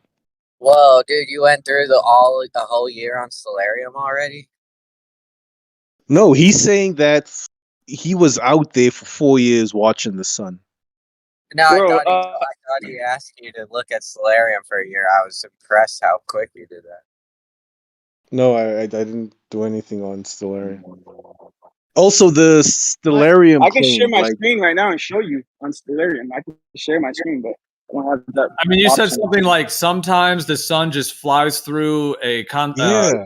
like a 30-degree constellation in 17 days, where instead of 30 days, and then other days it's doing way longer. And that's just not not what. I mean, dude, there's software, for example, that astrologers use that is essentially just putting an ephemeris into a visual form. And we have this circle of the zodiac, and each degree of it doesn't even it doesn't like the way that the stars are actually the actual constellations are what they are in terms of like the perceived sort of shapes and ideas. But even with that being the case, you can take a 360-degree circle with each 1 degree, and you have 30 degrees, 12 sections of 30 degrees. So, and the constellations do fit within those in terms of how it's laid out in that sense. And the sun can be tracked by anyone alive on Earth in terms of what I'm describing, in terms of how the ephemeris works, with the way I described it with the equinoxes and the degrees that it moves in relation to the fixed stars, meaning it's something you can actually look up and be like, oh, okay, it's in that position. And that's why we have we see different constellations throughout the years and the seasons, and all of those are because of that component. So it's like a clockwork. So it's kind of like what you're describing is almost saying, well, this hour took 60 minutes, but this hour took 120 minutes, and then this hour took 30 minutes. Like that's not how time functions. No, man. What you've done is you've divided the 12 constellations, right, into 30 degrees each, right, arbitrarily, because in real time that's not what we see in the sky, bro. So you could do that. There's no. I'm not. You can't. All you right. can do that. Yeah. But Lion, if that's not what we see in real time. we see, show us then that. Yeah. So let me share my screen. I'll show you right now, bro. Let me share my screen. I'll show you on Stellarium, bro. I can't believe that you guys. I thought you went to college for this view. Stellarium shows exactly what I'm saying. It doesn't. Let's see. I'll show you right now. Bro. Let's see. Let's see this. And now you're going to try to personally attack me. That's well. No. I'm not. We might identify as problem here. I'm not. Yeah, I'm surprised that you haven't noticed this. That's all. I'm not attacking. Yeah, we might be wrong, Gio. Who knows? We might all be wrong, and he's right. Before you guys go on to Stellarium, I wanted to ask Lion. He's been watching it for 4 years on his sundial. What on the other 3 years? How long were the years? Like you said, that you measured one that was, I think you said 371. What were the other years? How many days were there in the other years? No, that's not okay. So this is why it's confusing, because each year is 365 days, and then every 4 years you have a 366-day year in real time. In real time, right? So whether you're on the heliocentric or the geocentric, it took the sun 366 days to make its revolution, right? And if you're in the heliocentric, it took the Earth 366 days to go around the sun. I think you have to define what the revolution you're talking about is. Yeah, like, what do you mean by revolution? He means that the sun spins on its axis in 366 days in the geocentric model, but I don't think that's accurate. I don't think the sun moves in the geocentric model. Isn't it that it takes 365 and a quarter days each year? Yeah. But Howard, what he's saying is, in reality, regardless of whatever calendar you use or whatever model you believe in, 1, 2, 3 years, the sun moves around the Earth in 366 days. No, 365. And then on the 4th year, for some reason that he's not sure about, it takes an extra day. Is that Is that what why you're it saying, Lion? Yeah, he's Is that saying what you're this saying, literally Lion? happened. Yes, but yes. So every 4 years, though, the sun makes the same circuit twice for whatever reason. That's why we get an extra day added to the year. It's in real You see time, what I'm bro. saying? It's in real time. I mean, all I can do is just Like, politely say that's not how it works. But if you'd like All to right, show something sounds different, I mean, you can show something if you want to. If there's something you Yeah, want to sure. show. I'll I wondered. collect my information and I wondered. we'll come back to this topic. I wondered why I got dizzy every 4 years. I mean, it's sort of like in comparable what you're saying. It's almost like if you have a clock and you're watching, every hour, 60 minutes, 24 hours every day. And then one day there's just 25 hours. And then all of a sudden the next day it goes back to 24 hours. I mean, it kind of reminds me of what you're saying. And what I'm saying is that there's a clockwork component to it. Like I posted a chart there in the chat, and like in that chart, the sun was at 28 degrees and 39 minutes because there's 60 minutes in each degree of Aries. Now I know what you mean, that the labeling of the constellations has its own sort of symbolic representation in terms of like calling them those constellations, because you could make different names for them. You could call them some other name, and then you could, nonetheless, it's still splitting the circle of the sky into 360 degrees. And the sun is like a very, very consistent clockwork, which is why an ephemeris can be made for, hundreds, if not thousands of years into the past and in the future, and correlates with the position of the sun. And the ephemeris shows what degree the sun is in relation to the fixed stars, which is what causes the year, in addition to the fact the sun's moving between the tropics and the fact that, essentially the sun is moving a little bit slower than the fixed stars. So the solar day is 24 hours, and then the stellar day, the sidereal day, is 23 hours and 56 minutes. So there's a 4-minute difference in the speed of the stars, the fixed stars, versus the sun. So the sun's going a little slower. The fact that the sun's going a little slower than the fixed stars means that it's moving through the zodiac. That's why it goes from 0 degrees Aries, 1 degree, 2 degree, 3 degree. That's because it's losing pace on the fixed stars. And at some point, the fixed stars essentially lap the sun, in that way, to where it's back to 0 degrees of Aries. And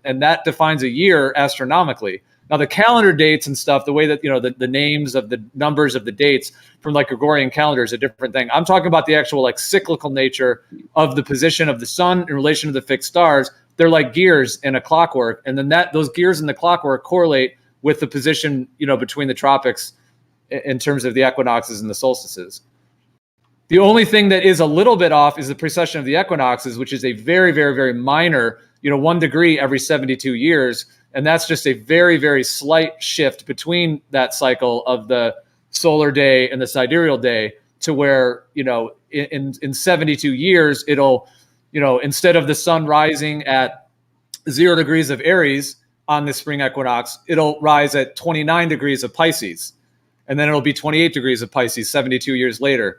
So every 72 years, it's just the sun is rising at the spring equinox in just 1 degree, difference. And that's the precession. But that's very, very minor, and what I'm talking about is the core cycle of the sun in the tropics. And it's clockwork. So, I mean, for you've said a lot of different things, that there's, extra 7 days, extra 1 day. You'd have to substantiate what you mean if you're going to present that. Well, yeah. So going back to the constellations, because one thing at a time, these are all separate topics. So right now, for example, in 2023, the sun entered Pisces the prior year, right? We know this because of the precession of the equinoxes, right? We know that right now we're at the end of the age of Pisces. How do we know that? Because the sun has been in Pisces for 2,000 years, bro, at the equinox. And we're literally at the end of it, right? And even then, right, when you count since the beginning of that the sun entered into the age into the constellation of Pisces, you have from the 13th, March 13th, you got 1 day, 2, 3, 4, 5, 6, 7, 8, 9, 10, 11, 12, 13, 14, 15, 16, 17, 18, 19, 20, 21, 22, 23, 24, 25, 26, 27, 28, 29, 30, 31, 32, 33, 34, 35, 36, 37, 38, 39. 39 days it was in Pisces.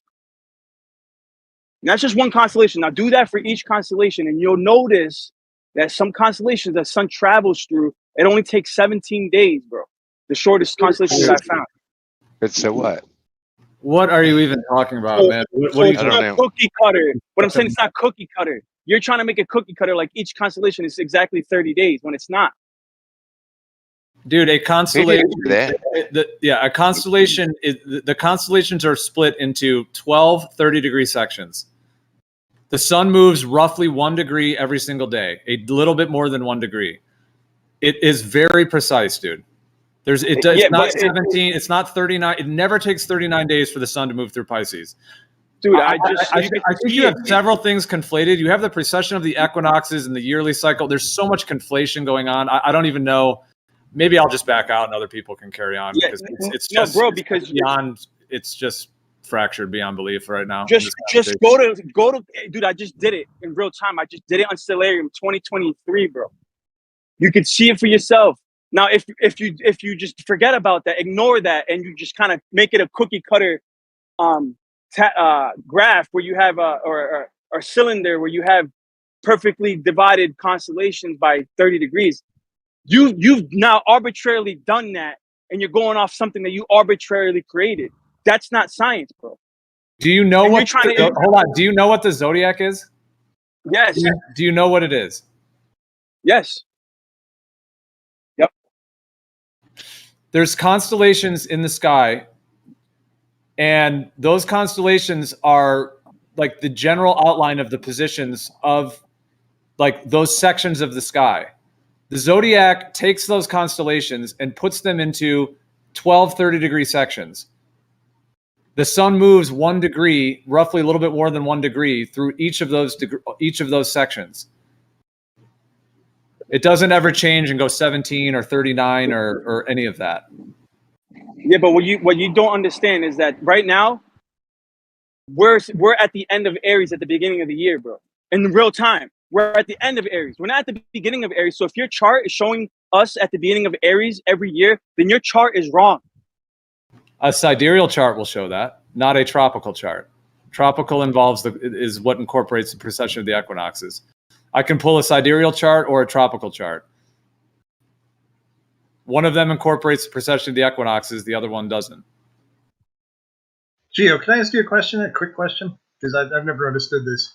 When they say the sun is like, let's say, in Aries, what does that mean? Is that the position where Aries would be around the circle, and you can't see Aries at the same time, or is it where the stars were?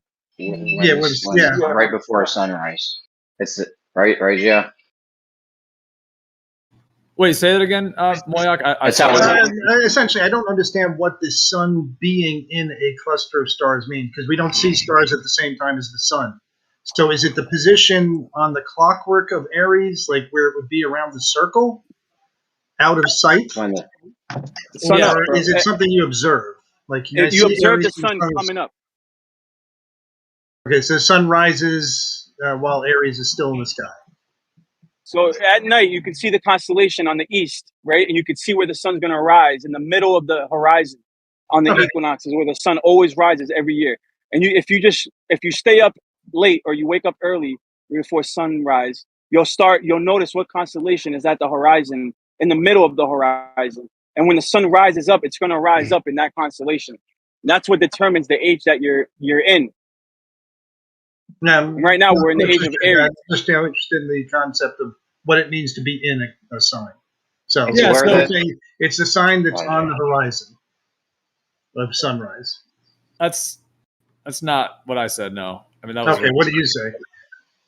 Well, here, let me post. I'm just going off, just doing like quick Google searches. Some of these are going to show a globe.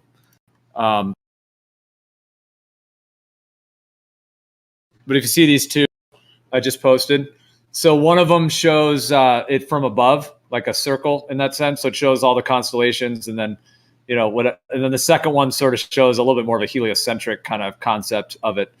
And then I posted this a minute ago. I'll post it again because this is actually from like an actual software that I used as well. So the one I just posted there is more of a technical one, like the first and the third.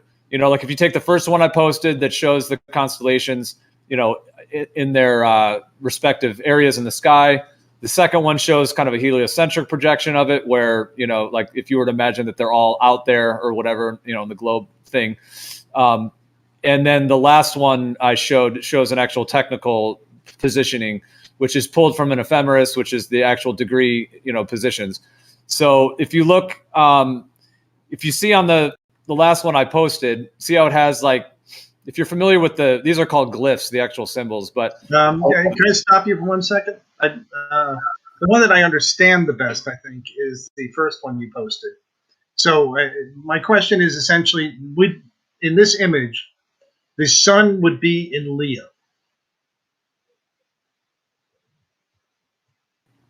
Correct, right? Oh yeah, you mean the second one? The one that, yeah. The one with the Earth, Sun, and the constellations ringing it.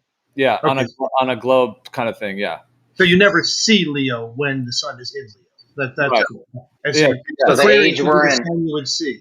Yeah, you can't see the fixed stars where the sun is. So that's correct. Like, you're not going to see this. You're not going to be able to visibly see the stars of Leo unless there's like a solar eclipse. Then you can, you know, when the stars become visible. Right. But unless that, it's sort of like they're behind the curtain, you know, because the blue sky and the sun, you know. However, the thing is, though, in this the zodiac system, like the whole circle of the sky in these degrees, like if the sun, you know, like 180 degrees opposite of the sun, like in Leo, will be, you know, there's a 180 degree opposite position that you can see, is what I'm saying. Right. You know? Aquarius. So the age we're in. So the age we're in depends on where the sun rises on an equinox and what constellation was in the background right when it happened. That's the precession of the equinoxes. That's the longer 26,000 year cycle. Yeah, that at the spring equinox, the moment the sun rises, you know, when the cycle started, that would have been at 0 degrees of Aries, which is why they call the Tropic of Cancer and Capricorn, why those are labeled. But there is this very, very minor drift where, you know, every year, it's every 72 years, it's 1 degree. So 72 years later, it'll be a 29 degree Pisces, another 72 years, 28 degree Pisces. But that's a very, very minor cycle. Like, that's the larger 26,000 year cycle. But the thing that the sun does every year and every month and every day is it's moving through the zodiac in terms of its position. And that's why I was saying the solar day is 24 hours. And then the sidereal day is 23 hours and 56 minutes. So the sun is moving a little slower than the fixed stars. Therefore, the sun is going to move through these signs, through the position of the fixed stars. And like I said, it's slightly more than 1 degree every day. And I think that answers my question. Thank you. Yeah, for sure.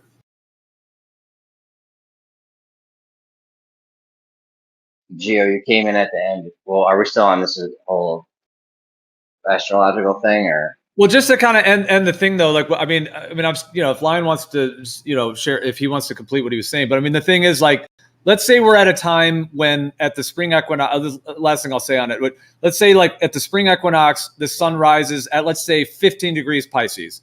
So, you know, there we are. Oh, the sun, you know, at the spring equinox, it's in 15 degrees Pisces.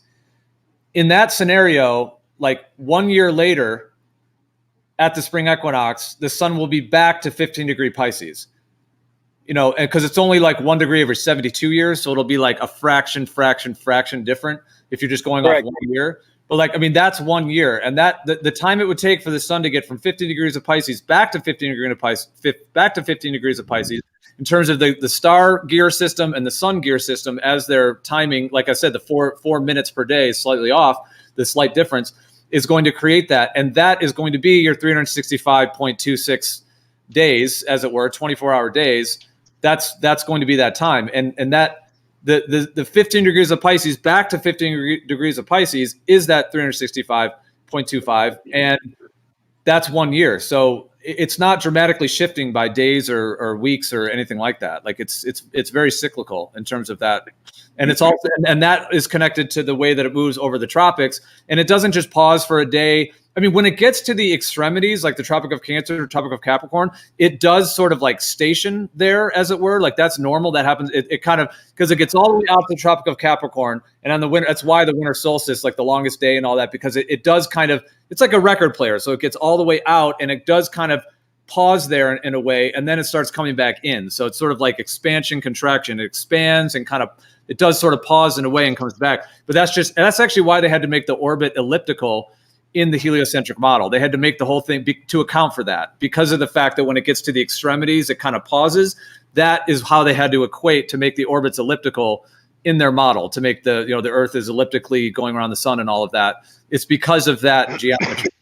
But I mean, all of that I'm describing, it's a very fixed, regular cycle in terms of that part of it. And so that's why I was just wanting to share that there is that cyclical nature. And so, I guess when Lion was trying to say there's all these extra days and extra pauses, I was just refuting that from my understanding of it. I'm going to show you a couple of pictures of my sundial, right? Because let's say that I was off. Let's say my calculations were off. Then it would throw off the rest of the year. Everything would be off, right? The solstices would be off. All my months would be off. None of it would match up. But that's not what I see. What I see is in 2022, right? Even though for whatever reason, the shadow bumped forward 7 days, Yom Teruah, or the half year mark, was right on point. So this is, and I'm gonna show you what I'm saying, because I know it sounds unbelievable, bro, and I don't blame you for being skeptical, but this is something that I've noticed, and many others have noticed, that is unexplained, bro. Let me show you. So this is 2021. This is the first day of the 7th month on the Hebrew calendar, right? And it happens to mark the exact that marker is the same marker for the beginning of the year. It happens so halfway through the year, at the exact halfway mark, the shadow should return to the same exact spot at the beginning of the year, and that's what I see happened in 2022 and 2021.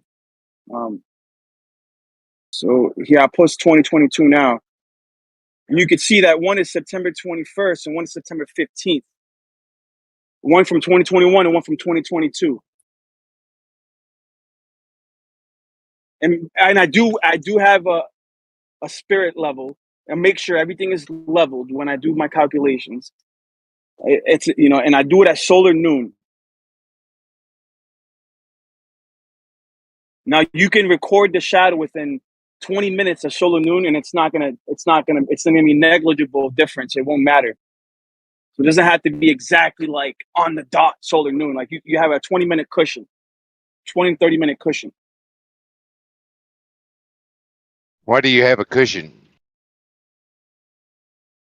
Because the shadow won't matter. Like I would think if the sun was moving at a constant rate, that 20 minutes would be, like a few degrees. Yeah, but it's not. It's negligible regarding the markers on my sundial. So Lion, so it was consistent like this for 3 years, and then you say on the 4th year, it was not. Can you show us the picture of like the 4th year? Yeah, I mean the thing is, dude, you've got it's not negligible, the difference in this. What is this? 21 plus 14. Yeah, it's like over 35 minutes. That's a lot of time for a sundial, dude. What that sounds like. No. Hold on. I'm sorry. Well, this is taking into account daylight savings time, because actually 1 year the solstice happened to occur during daylight savings time, and 1 year it didn't. But that's not, daylight savings is an hour. It's not 30 whatever minutes this is. 35. What is this? 14 plus 21. 35 minutes. It's not what daylight savings is. It seems like you just took. This is just if it is these different days at different times and just lining them up like that with different times, because it moves minute to minute. Okay, what I want you to do is look up solar noon on September 15, 2021, right? And I do have the area. I think this was in Massachusetts, right? And then look up the solar noon September 21st, 2022, bro, and see how close I am. It's not more than 15 minutes, bro. But I see what you see, because you're seeing 1246 and you're seeing 121. You're like, oh, you're way off. Like, I understand, bro. Now that's like 7 or 8 degrees difference in those two times. So that would be a significant difference on the dial. Yeah, it seems like that's what this is just the different dates, like a week apart, but different times to just make the shadow the same, using the time difference. No, bro. I understand your skepticism, bro, but I promise you, bro, it doesn't matter, bro. Because I can track the, It I can look does at the shadow matter. for a It whole. does No, matter, no, bro. The okay, shadow so moves every tomorrow, minute. The shadow right, moves every minute. cool. So guess what? Tomorrow or December 20, June 21st, right? I'm gonna record the shadow for a half hour, right, at solar noon, and you tell me if you can see a difference in my shadow, and then you know what I mean. Yeah, he's 7 degrees. You're gonna notice that there's no difference, bro. It's not. I'm telling you, bro. That doesn't even I've make done this sense, so much. Lion. It Okay, doesn't so make sense I'm that gonna the sun record a could video. move 7 degrees in the sky and it wouldn't change the shadow. That doesn't There's a make any lot. sense. There's a lot of things that don't make any sense, bro. I'm trying to figure it out myself. But what I'm noticing, these phenomenon, these anomalies that I'm noticing, can't be just disregarded as mathematical error or human error. That's not what's going on here. Okay, I don't know what it's worth. If it's worth anything at all. But I use this from where did I get this from? Did I make it up? No, I got it from let me just tell you the word I got it from real quickly. I got it from some place called the timeofdate.com. Hold on. Yeah, that's right. All right. Well, no, I didn't. I got it from some place called AstroPixels. Okay, AstroPixels. Anyways, I don't know if this confirms what Line is saying, but I doubt it because I did disagree about the days and adding to it. But I think there's something to what you were saying about how it's not equal from equinox to solstice, because this just shows every year the amount of time between the spring to June, June to autumn, autumn to December, solstice to equinox. And it does show that there is there's a regularity each year, but there's not a regularity between each season. So it's not the exact amount of time between each season.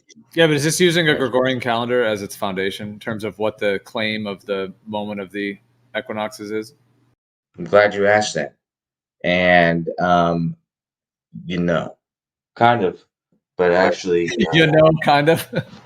Well, no, because what I did was I used GMT time, and I converted all these dates to Julian dates. So, all right. Yeah, so that way I could just add and subtract them. All right, there's a couple things going on there then. Yeah, there's a couple layers there then. That's good layers. well, let me just say real quick with lying with your thing there, dude. I mean, actually, that so it's like roughly like 35 degrees, which is about 7 degrees difference in terms of that 35 minutes in the two things you posted, which is about 7 degrees. And then it's 7 days. And I told you the sun moves 1 degree a day. So literally all this is showing is what I was saying, that the sun moves 1 degree per day. You have a 35-minute difference and a 7-day difference. So the 35-minute difference is making it 7 degrees difference. The 7-day difference is accounting for the fact that the shadow's in the same position. How about that? Yeah. That makes sense. Yeah. Nah, man. I hate to say I agree with you, Gio. No, yeah, it's I hate all to good. say it. Boyak agrees with me. Oh my gosh. We should celebrate. That's how we know you're wrong, Gio. Yeah. I must be wrong now. I'm questioning it. I'm gonna I wrote it down. Yeah. Put it in as I could have recorded it right on solar noon on the dot, like same second, same minute, everything. It would still show the same thing. But if you did that, it would be 7 degrees difference because it's 7 days difference because it's 1 degree per day. That's how I understand, bro. Dude, a sundial has moved 1 degree like since the dawn of time. Dude, humans have been putting like sticks on the ground and watching the sun move through, because it's the same, like moving through the zodiac. It's a little bit more than 1 degree because it's 365.25, so it's a little more, a teeny bit more. But I mean, you can put a stick in the ground and measure that, in a sundial. It's just been done since the dawn of time, dude. It's the cyclical. No. In the same way that the hand of a clock moves around in 60 minutes, like the cycle of the sun is moving in that way. It's not just changing like, in any ways like you're describing. It's the thing is I check it every single month at solar noon, bro. Right, and every single month it's on point. Even if I fast forwarded, right? I didn't fast forward because I wanted to fast forward. That's what the shadow showed, bro, at solar noon. Well, okay, what is your claim of solar noon then? We'd have to dissect that. Like, where are you getting that from? Because what this shows is 1246 and 121. This shows a 35-minute difference. Dude, I want you to look up when is solar noon on each date and tell me how much I'm off by. I don't know. I'm driving, dude. I don't know. I can't do it. I can't all, you know what I'm saying? I can't look it up right now. But I know for a fact that I tested it within 20 minutes of solar noon. And you're saying that 20 minutes is a long time. But I can tell by looking at the solar noon every single day that 20 minutes is negligible, bro. It doesn't make it doesn't shift the shadow. It doesn't shift it. It'll Be shift doing it this every 7 month at degrees, the man. exact time. How come you couldn't get it on time? Like, why were you late at all? You know the whole. I work, bro. So the whole I'm at like work. 15 degrees per hour. You know, all that's because like if you divide 360 by 24, you get 15. So the sun moves 1 degree every hour in terms of through the day. So, or sorry, it moves 15 degrees every hour. So half of that is like 7. So if 35 minutes would be a little more than 7, and you've got the 7-day difference, 1 degree per day. So it equates with the way the sky works. It'd be 5 degrees in 20 minutes. Almost Yeah, like we're processing around the sun at 1 degree per day, roughly. A little bit less. you can break it down that way. Yeah, 5 degrees per 20 minutes. Yeah. Yeah, and these calculations. The gyroscopes pick up as well, of course, the 15 degrees, that whole deal. But these calculations are already predetermined, like in advance, like the years in the beginning of the years. The sundial is just a second witness to when the year begins. Already predetermined. It just happens to match up. I understand your skepticism because I didn't measure at exactly solar noon. So I'm going to measure it exactly solar noon, and I'm going to show you that it's irrelevant. The 20, 15-minute difference is irrelevant. It doesn't show. It actually doesn't show because these markers right here, they're not little markers where it would show a difference. They're big enough that there's a 20-minute cushion. So if you have a stick in the ground, which is what this is showing, like a rod of some sort, a gnomon as it's called, which is what this is. What you have here is a vertical sundial. So it looks like one vertical gnomon. So there's many different forms of sundials. This is a vertical sundial. So you have that one rod that's just pointing directly up. So how many degrees will that move in 1 hour? Because anybody can literally do this. You can go put a stick in the ground today and do it. And mark how many degrees. So how many degrees in your understanding will the shadow move in 1 hour? I haven't measured that. Because I only keep track of months and weeks and years because like if I'm off by a week, right, the shadow would show it. It doesn't show days; it shows weeks. Yeah, but these two are 7 days difference, but they're 35 minutes difference. So that's key. The 35 minutes is accounting for the 7 degree difference for the 1 degree per day, the seven days, and it's just the shadows in the same place because it's just a different time.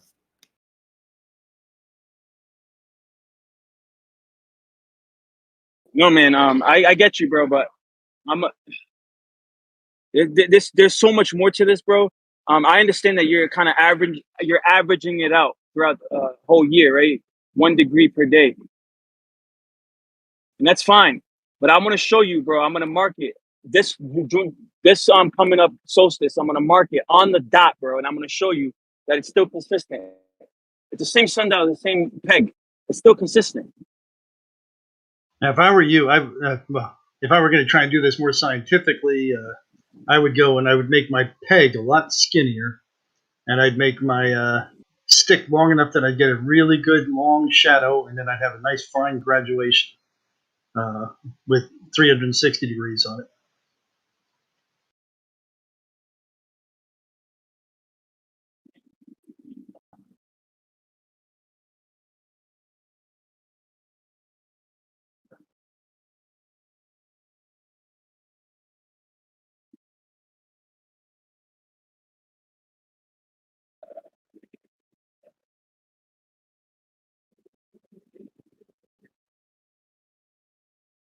Where'd you get this thing? It looks very handmade. Did you make it out of clay yourself, or? So hold on. So I looked up sunrise and sun times in Worcester, Massachusetts, and solar noon. Solar noon in Worcester, Massachusetts in 2021 was. Give me 1 second. I want. It's giving me problems right now. Timedate.com. No, this is a replica, bro. This is a replica. I bought it from a biblical museum, and it's a replica from one that was found in the deserts of Judea, bro. And I mean, in a cave. Are you sure your understanding, like, because I'm not even saying whatever the religious component that you're linking it to, I'm not even claiming that they're like wrong or deceiving or anything. Like, are you sure you're understanding whatever their claims are in terms of this and how it links to whatever you're linking it to? Because I mean, I'm not saying that it's all just like, I'm not putting down that tradition or saying that they're wrong per se. I mean, but I don't know if you want to, you know, I don't know. I don't know how much it's worth going into all this more, but I'm just saying, are you sure you understand what they're even claiming? Yeah, because so you would anchor your years based off the constellations, right? Well, they anchored their year based off of the Shabbat, right? And the years would begin on the 4th day of creation, right? Which would be a Gregorian Wednesday. At first, I'm like, well, how do we know that the Gregorian calendar is on point and synchronized with the creation timing or the priesthood in the desert? How do we know, right? And this is how we know, because the luminaries match up with the Gregorian calendar, and the determining factor is the 7th day, Saturday Shabbat, actually anchors the calendar. And it just happens that the equinoxes, and when the sun and the moon rise in the east gate on the equinox on the 4th day of the week, match up with the shadows and match up with the sundial, bro, and the Gregorian calendar. It's ridiculous.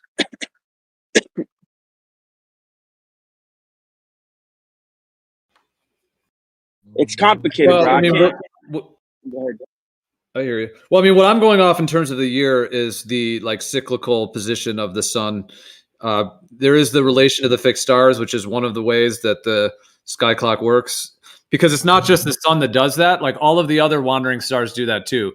Like Jupiter has an 11.7 year quote unquote orbit. I mean, I don't think it's orbiting around a heliocentric system, but it takes Jupiter 11.7 years to go from that whole same journey I said. Like, so if Jupiter starts when it's at 0 degrees of Aries, I mean, it doesn't line up in that same way that the sun does. But let's just take a random. Let's say that you're going to start the Jupiterian year at 5 degrees Gemini, just randomly taking a position. It's going to take 11.7 years for Jupiter to get back to 11 degrees or whatever I just said, 5 degrees of Gemini. So it takes Jupiter 11.7 years to come back to the same position in the zodiac. And somebody's hot micing. What is that? Please Snoring. Snoring. Is that Nate? Anyway, so like for Jupiter, it takes 11.7 years for it to come back to the same position in the zodiac in comparison to the fixed stars. And it takes 11.7 years for Jupiter to move through the tropics and over the equator as well. So the way that it takes the sun 1 year, it takes Jupiter 11.7. It takes Saturn 29.5. Uranus is 84 years, etc. So it takes Uranus 84 years to get back to the same position in the fixed stars. 84 years and 84 years for Uranus to move from the tropic to the Tropic of Cancer, back to Capricorn, that whole cycle. So it blows my mind actually when I first fully understood that the thing that they call an orbit in the heliocentric model of like, oh, it takes, Saturn 29.5 years to go around the sun or whatever, that's extrapolated from how long it takes for Saturn to move through the entire zodiac in degree position and for it to move between the tropics. And for it to move between the tropics and for it to be changing in its relation to the fixed stars are the same. Like they're both 29.5 years for Saturn. So it's like a spirographic system, like a fractal system that's synced up to where the position it's moving as it moves between the tropics and the pace at which it's losing pace on the fixed stars are synced up in the sort of orbital cycles, as it were, of the luminaries. And then the sun is the one that has its, its 1 year cycle. So I'm just going off of that, like the actual the gear system and the cyclical positioning of the sky in these positions. So I looked up solar noon, right? September 15, 2021, Worcester, Massachusetts, and it's 12:42 p.m. Right, so I'm off by literally 4 minutes, bro. In that picture, 4 minutes. Not like I give myself a 20-minute cushion, but in this case, I was 4 minutes off from solar noon. That's not enough to throw the shadow off, right? And then I'm looking up September 20. Hold on.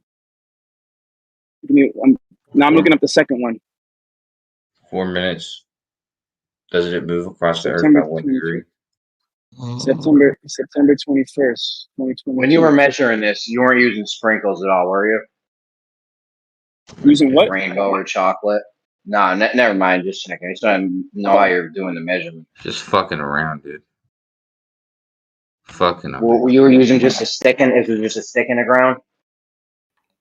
He posted that sundial, bro. Babe, welcome to the conversation, man. He was using a freaking sundial. He's been saying this the whole time.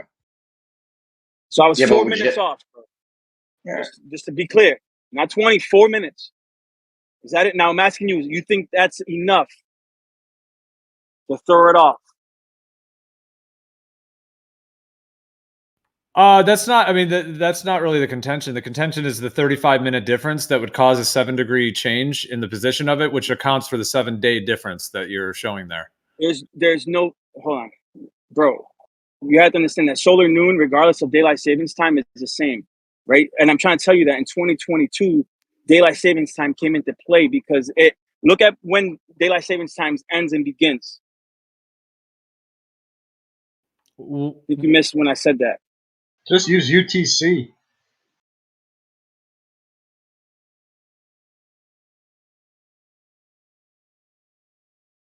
And where are you getting the claim of solar noon? Like, is that when are you looking up something that is supposed to show the sun at its zenith, or what is? Because there's a like, where are you getting that data from, and how are you linking it to?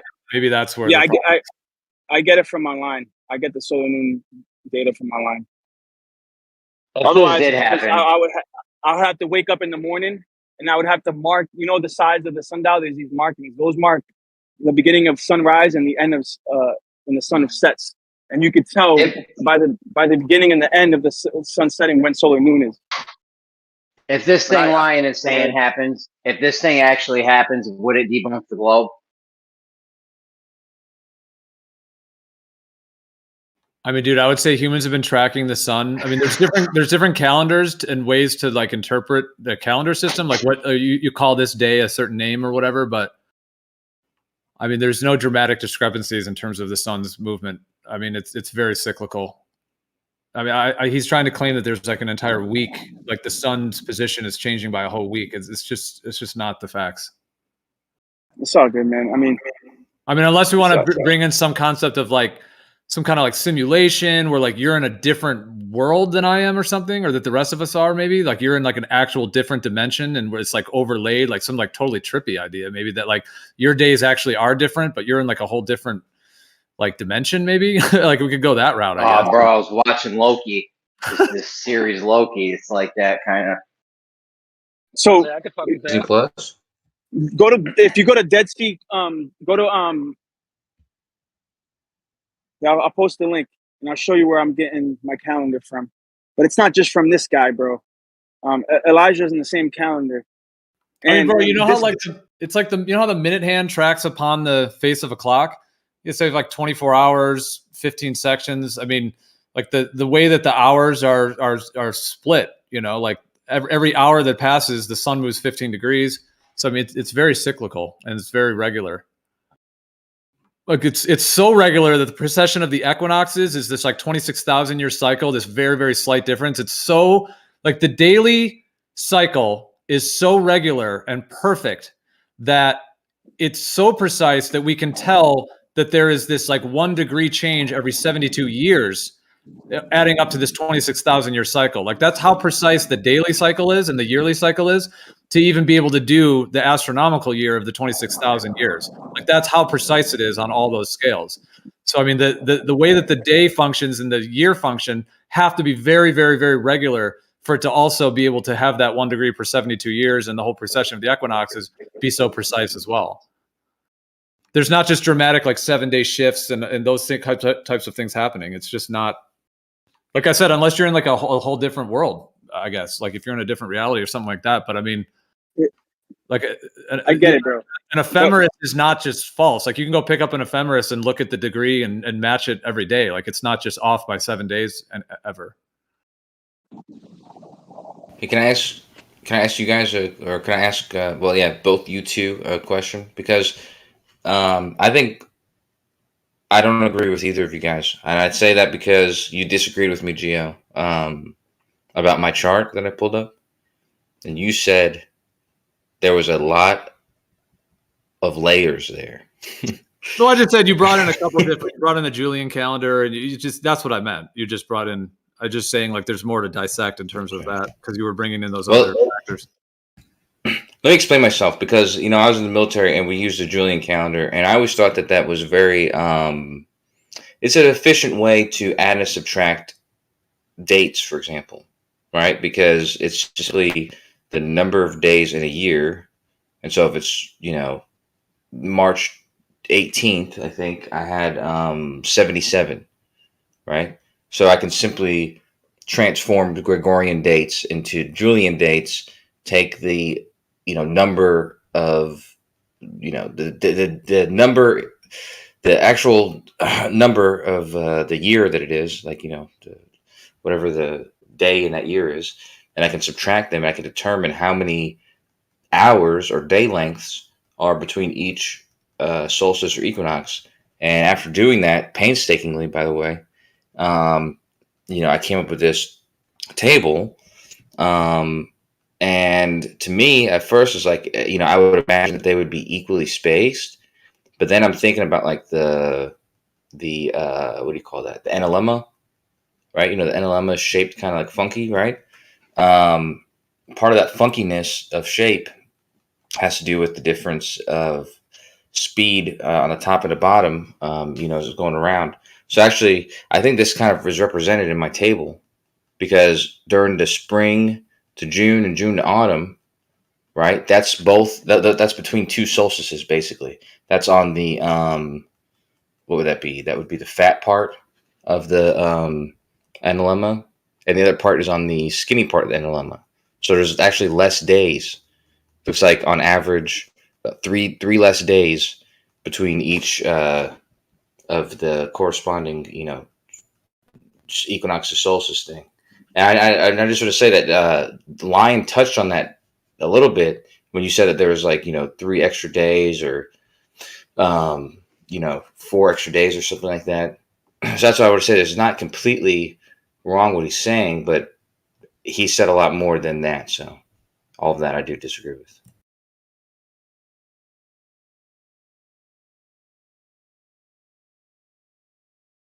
So That's the end of my basically, like presentation. you can see this phenomenon happen again, but you're gonna have to wait to 2028 to verify what I'm saying is true or not. And I encourage everybody to get a sundial by 2028 so you can see this happen. But you would actually have to measure it. So you have to measure the beginning of the year in 2027 and see how long it takes for the sun to return to the same exact spot a year later, right? And in 2020, you're gonna see what I'm saying is true, bro.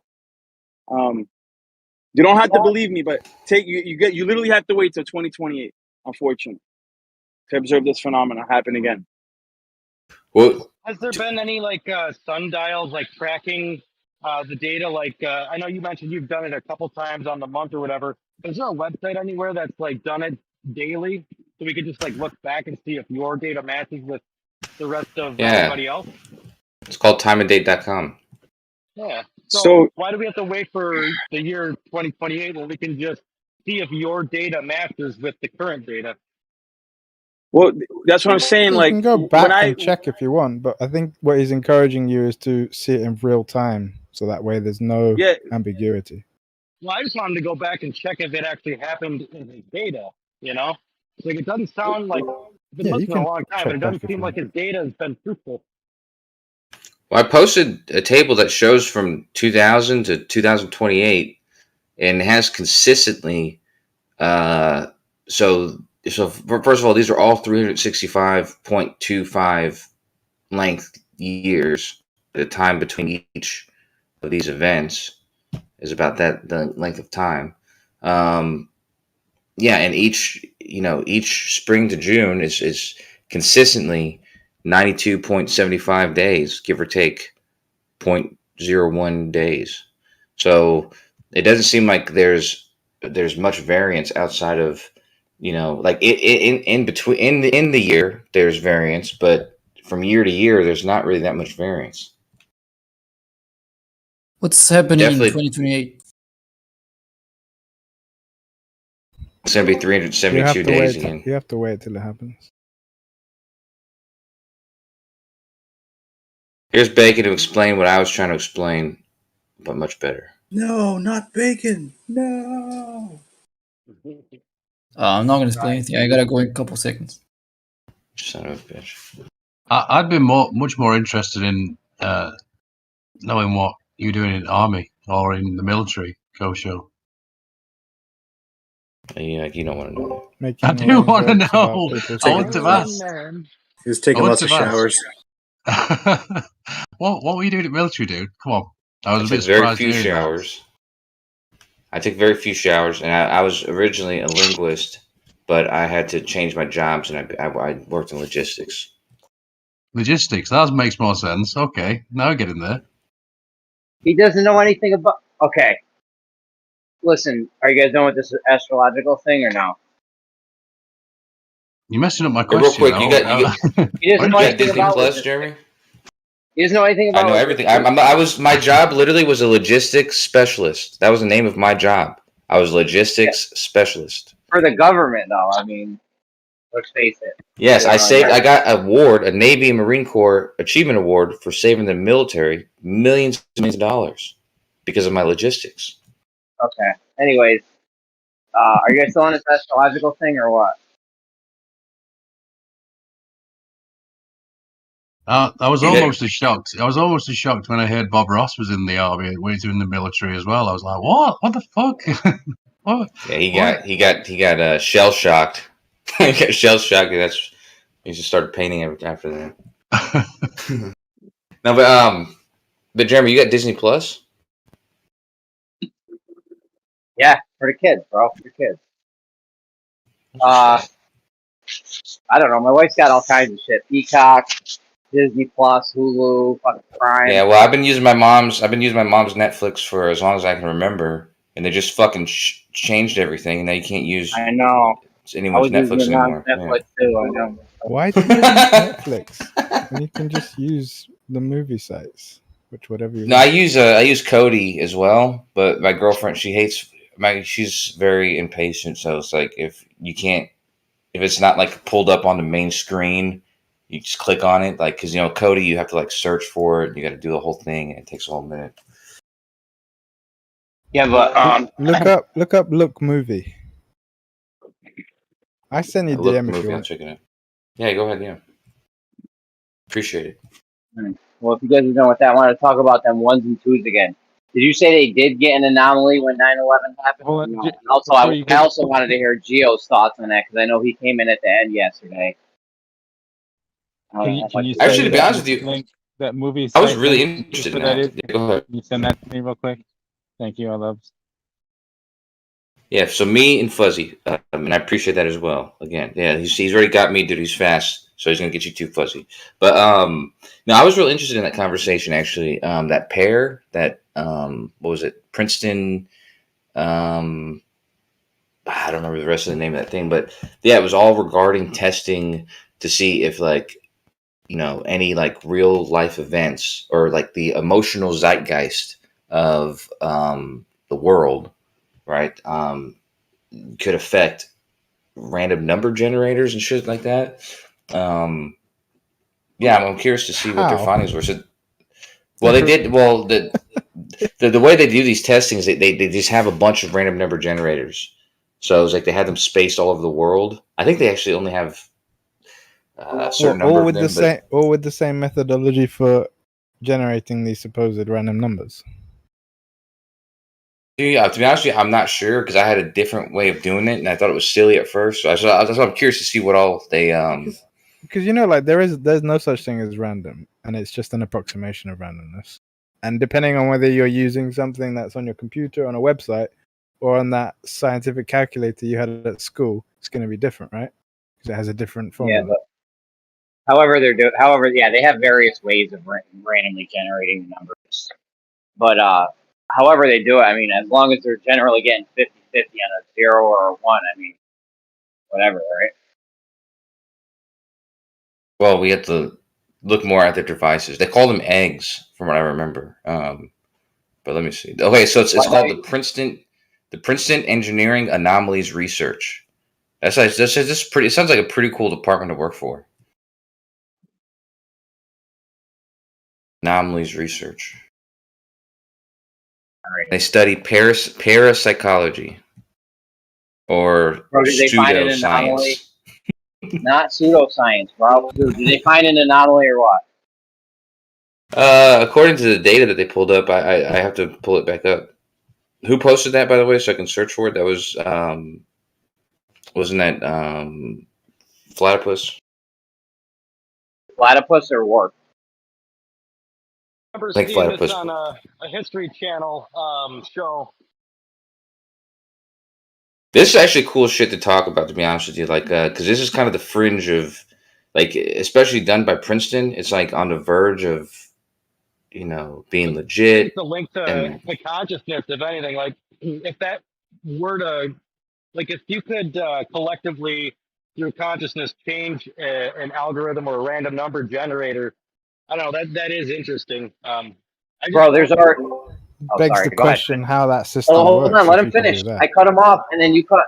Let him finish. sorry. No, it's all right. I was done. I was just like, yeah, he's kind of hitting on the thing. Is I'm not certain how we would correlate, the reactions to the number generators, syncing up or whatever. It's very interesting though. I just don't know if the math Yeah. or the explanation is really there. Yeah, there's already scientists and shit, and heads of departments for major universities that are. A Nobel Prize winner is down with this mind over matter thing, but they just say you ain't crazy. Dude, you keep saying that stupid shit, dude. It's a thing, No Nobel offense. laureates prize disease or something. You guys call it? Yeah, right? I know. I understand that. But you keep saying that there's plenty of dudes who have shown this to be true, and there's the Japanese guy that everyone has already discredited. But you're saying I like didn't even people. bring him up. Who's everyone? even Is he a bring him guy up. you hired off the street? I Well, there's a lot purposely of didn't even people. bring the Japanese guy up. Yeah, but are you actually just talking about him? No, I'm talking about guys in America or people that have won Nobel prizes that have they're heads of departments and universities and shit. Top tier universities that. It's not 1942, dude. There's plenty of Japanese dudes that live in America, dude. So Is the but placebo you know the effect not a Japanese real dude. thing? Is that not real? You guys talking about Satoshi Nakamoto? well, kind of. No. He's trying to avoid him, but I'm talking about him. Yeah, Are you avoiding the placebo effect? that's Nah, different. See, Talking I about think the thing that Masuri you lot are Please missing clarify. Please clarify how that's different. This is just totally different. Placebo effect is a biological. It's like mind over matter, like your mind over your body, which I think obviously has some influence on some things. You mean you're the one who tells your body to fix your body, subconsciously. So You can physically talk that's to very your different. physical body, but you can't talk to the physical things around your body. Well, that's what I'm saying. That's why I'm saying it's different. I'm not saying either are discredited in any kind of way. I'm just saying that they're just different effects. So I wouldn't consider them the same thing. So how this is did why you I think you lot are disqualify just. it? Sorry, Fuzz. Oh, I'm just. No, go ahead. Go ahead. How did you discount it by proving it the other I'm way? not disqualifying it. Well, I'm not you sounded discounting it. I'm not disqualifying it. really dismissive about it. He's straining credulity. It's a fallacious way. Oh, I of, know. talking. No, I'm just saying that those two things are different. I'm how do you know open. they're I'm open to both ideas. I'm not discrediting either of them. What did you do I'm being to skeptical. qualify that they're different, though? How do you know they're different? It's obvious they're different. I just said that. Well, it's One is a obvious. biological How thing. obvious?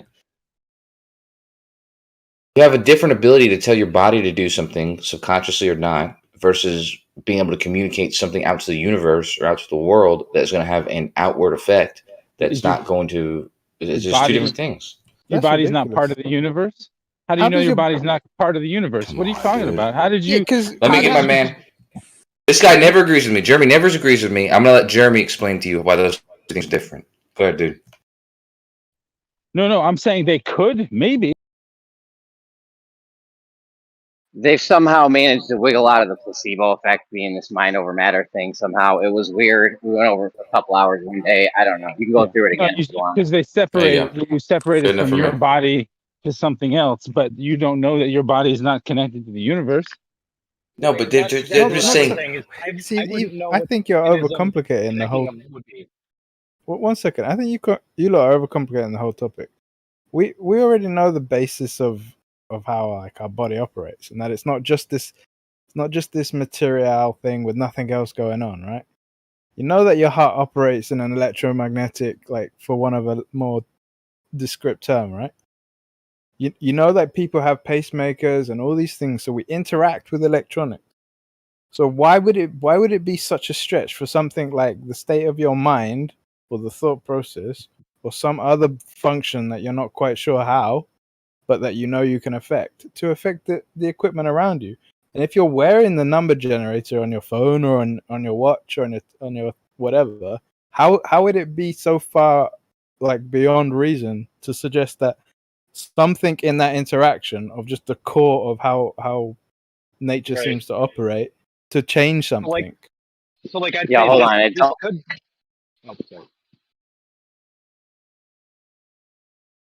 generator. Like another guy, that warp guy was doing that too yesterday. Like, does you need a massive thing happen where you have mad people? I mean, I don't know, but I think you would have to have a ton of people like focusing on something or something.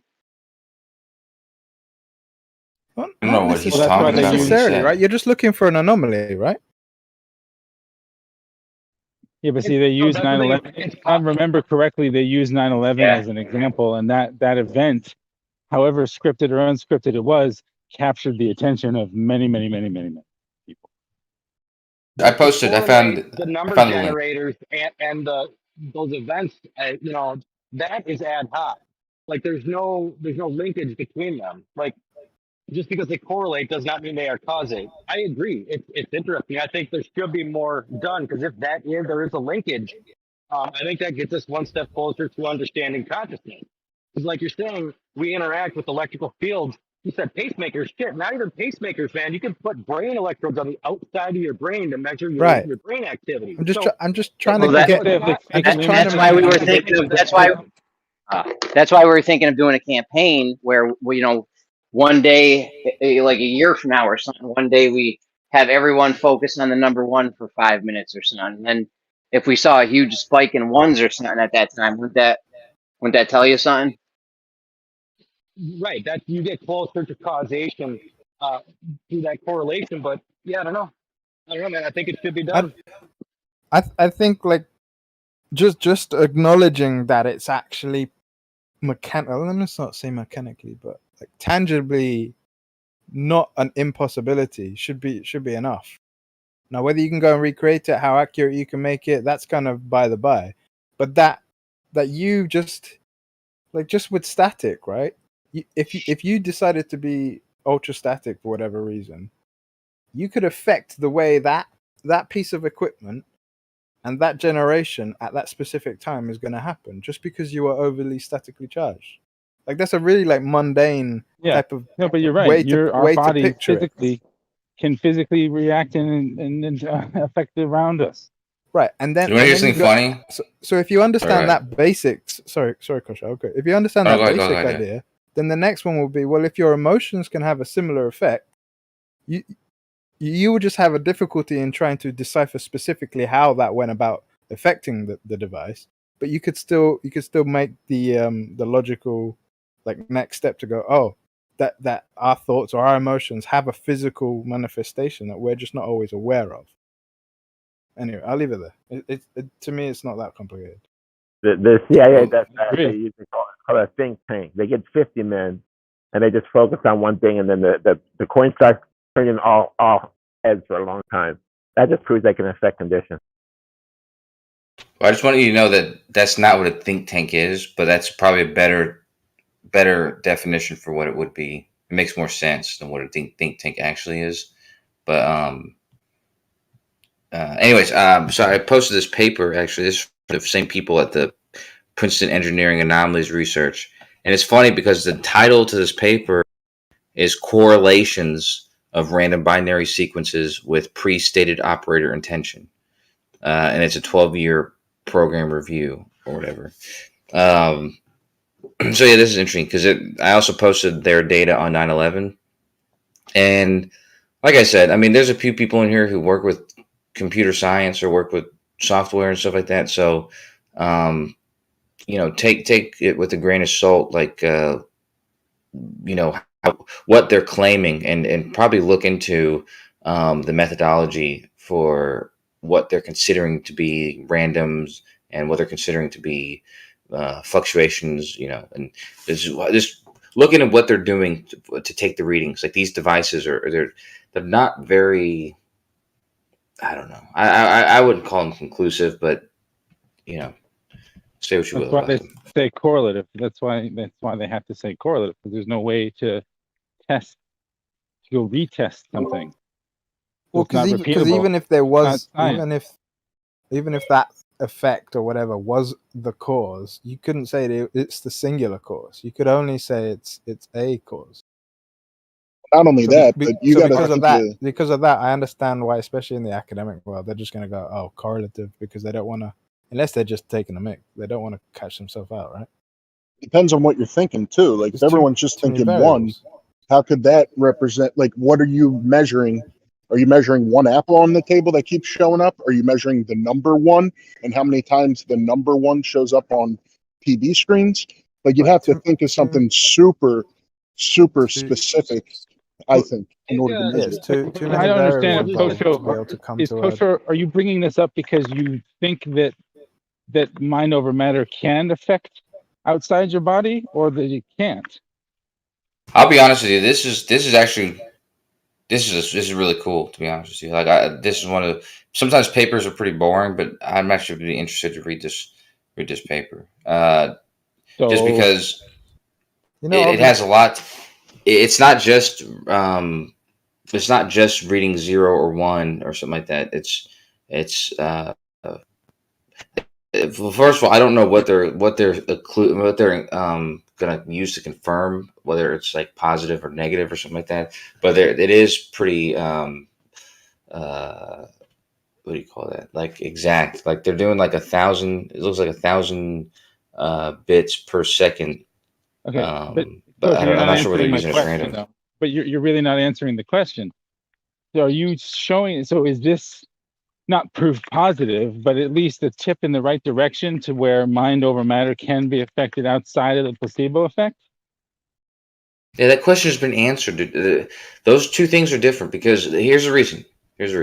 Because the placebo effect, first of all, you as a person, you don't have executive abilities to control everything in your body. You can't control everything in your body, but hold on. You can't control everything in your body, but your body does control your subconscious abilities, like your white blood cells healing things and blah, blah, blah.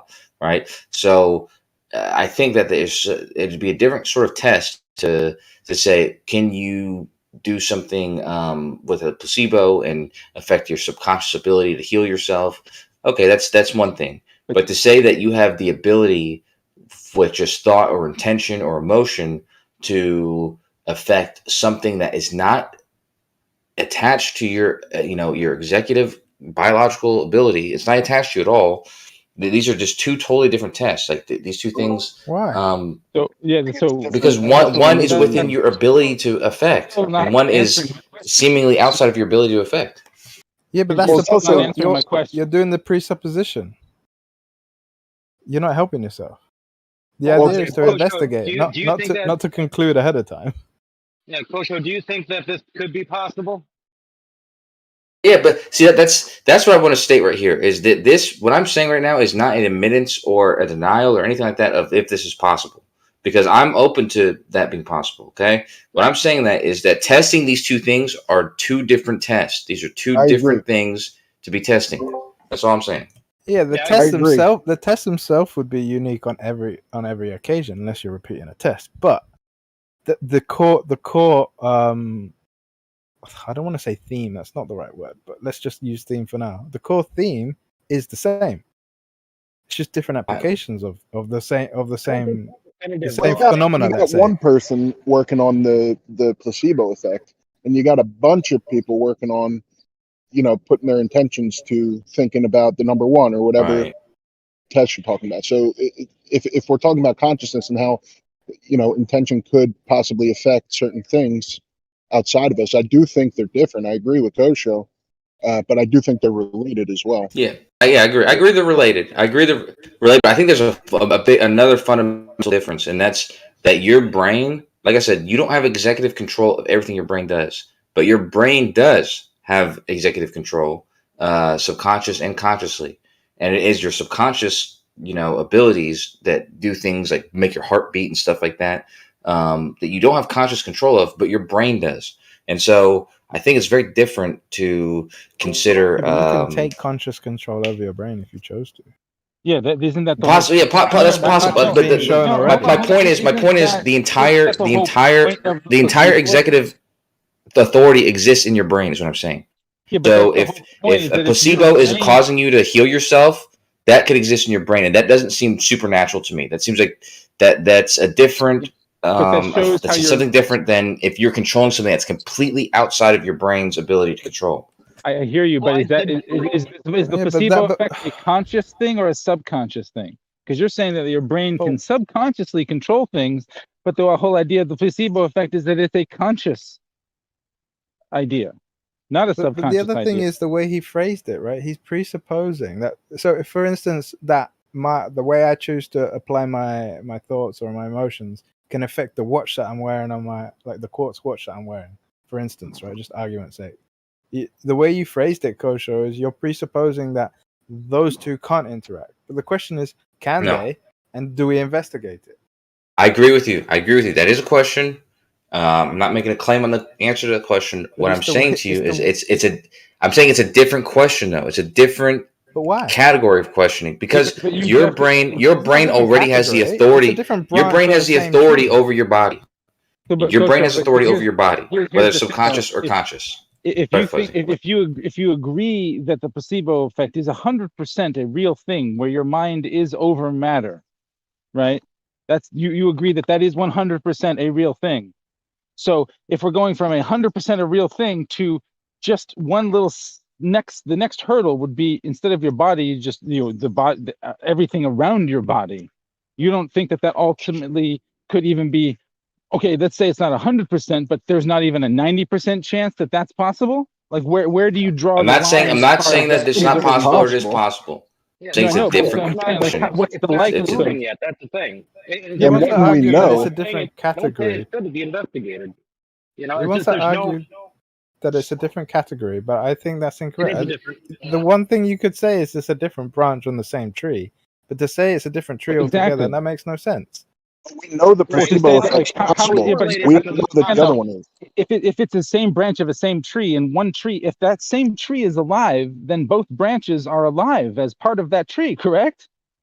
Right, that's my point. But the way he's phrasing it, unless he can come in and correct me, but the way he's saying it is that it's two different trees. We know that the brain can control our body. Exactly. We don't know that the brain can control things outside of it. There is a fundamental difference. I mean, we know that one is possible.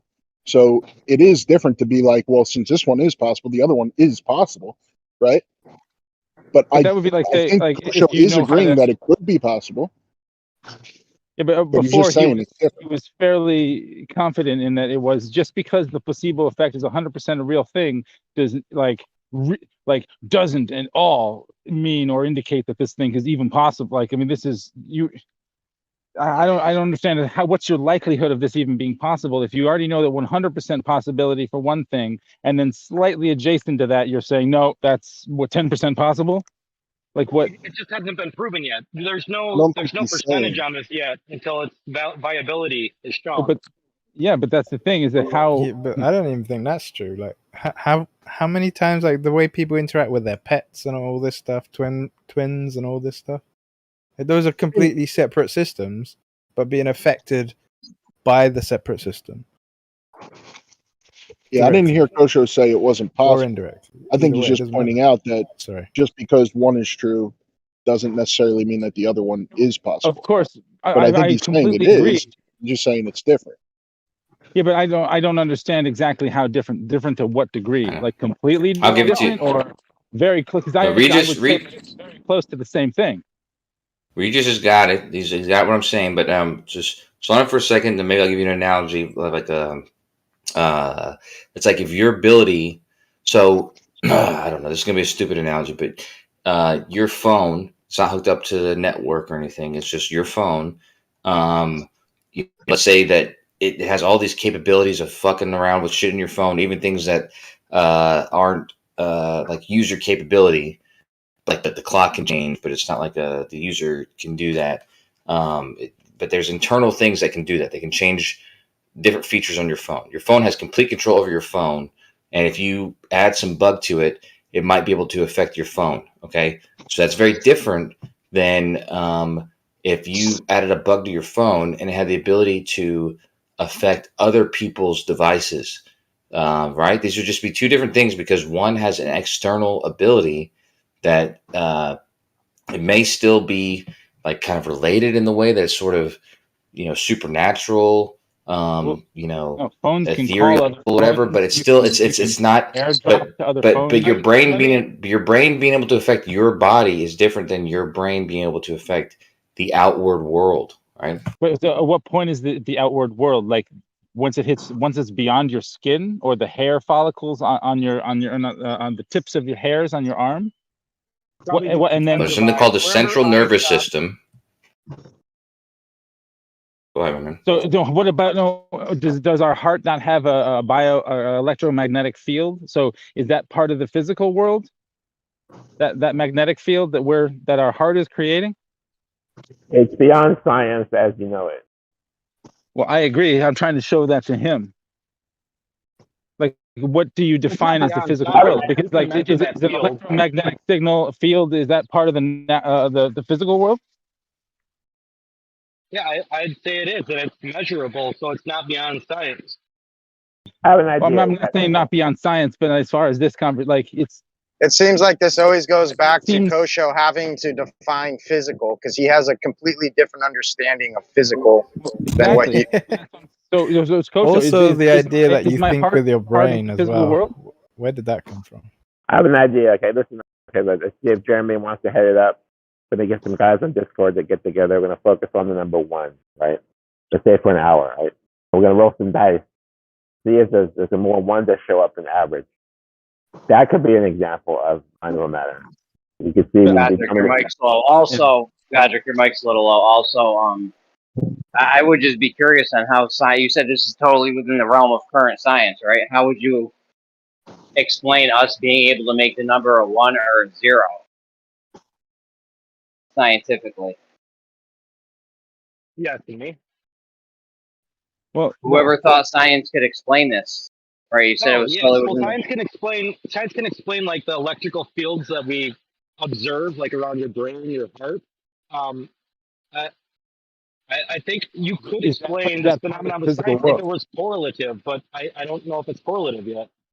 It's funny. Where does the physical world start and stop as according to your body?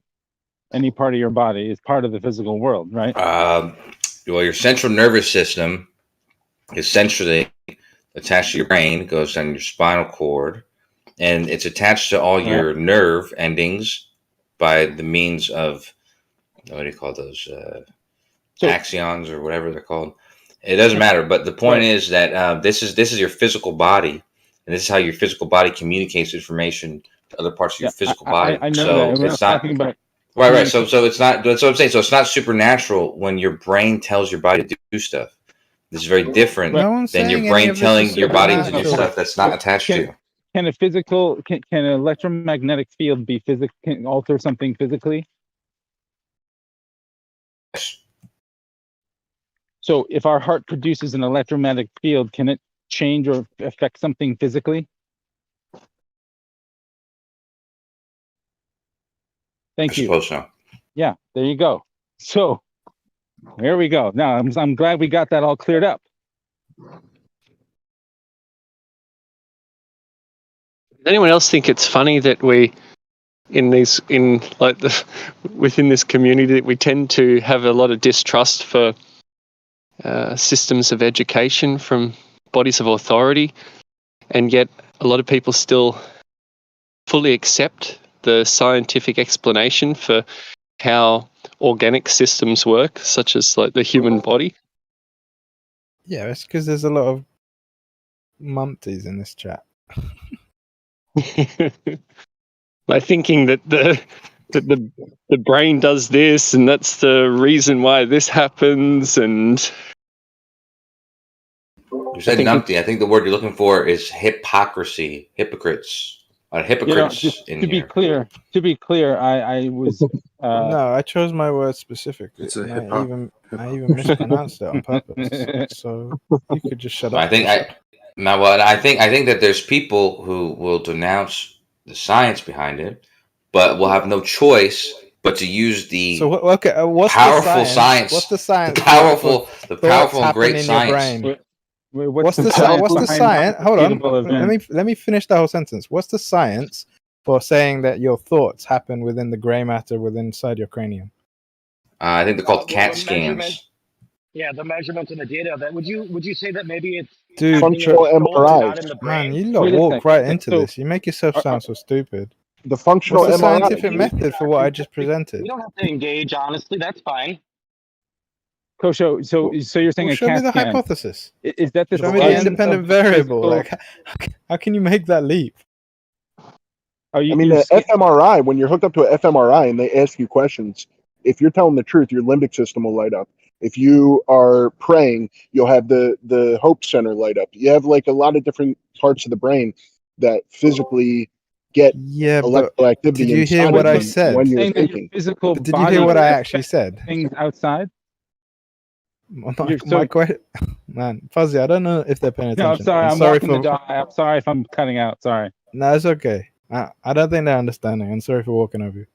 So there's been a recent thing where AI was reading MRIs of people while they were thinking and looking at images, and the AI was going to generate what they thought that they were looking at, and they matched almost like if you were just to put the words into like Midjourney and get a picture out of what they were looking at is like almost like to the T. So the fact that you can see, you can read, you can have data of the workings of the brain, but I don't see that for like a soul system.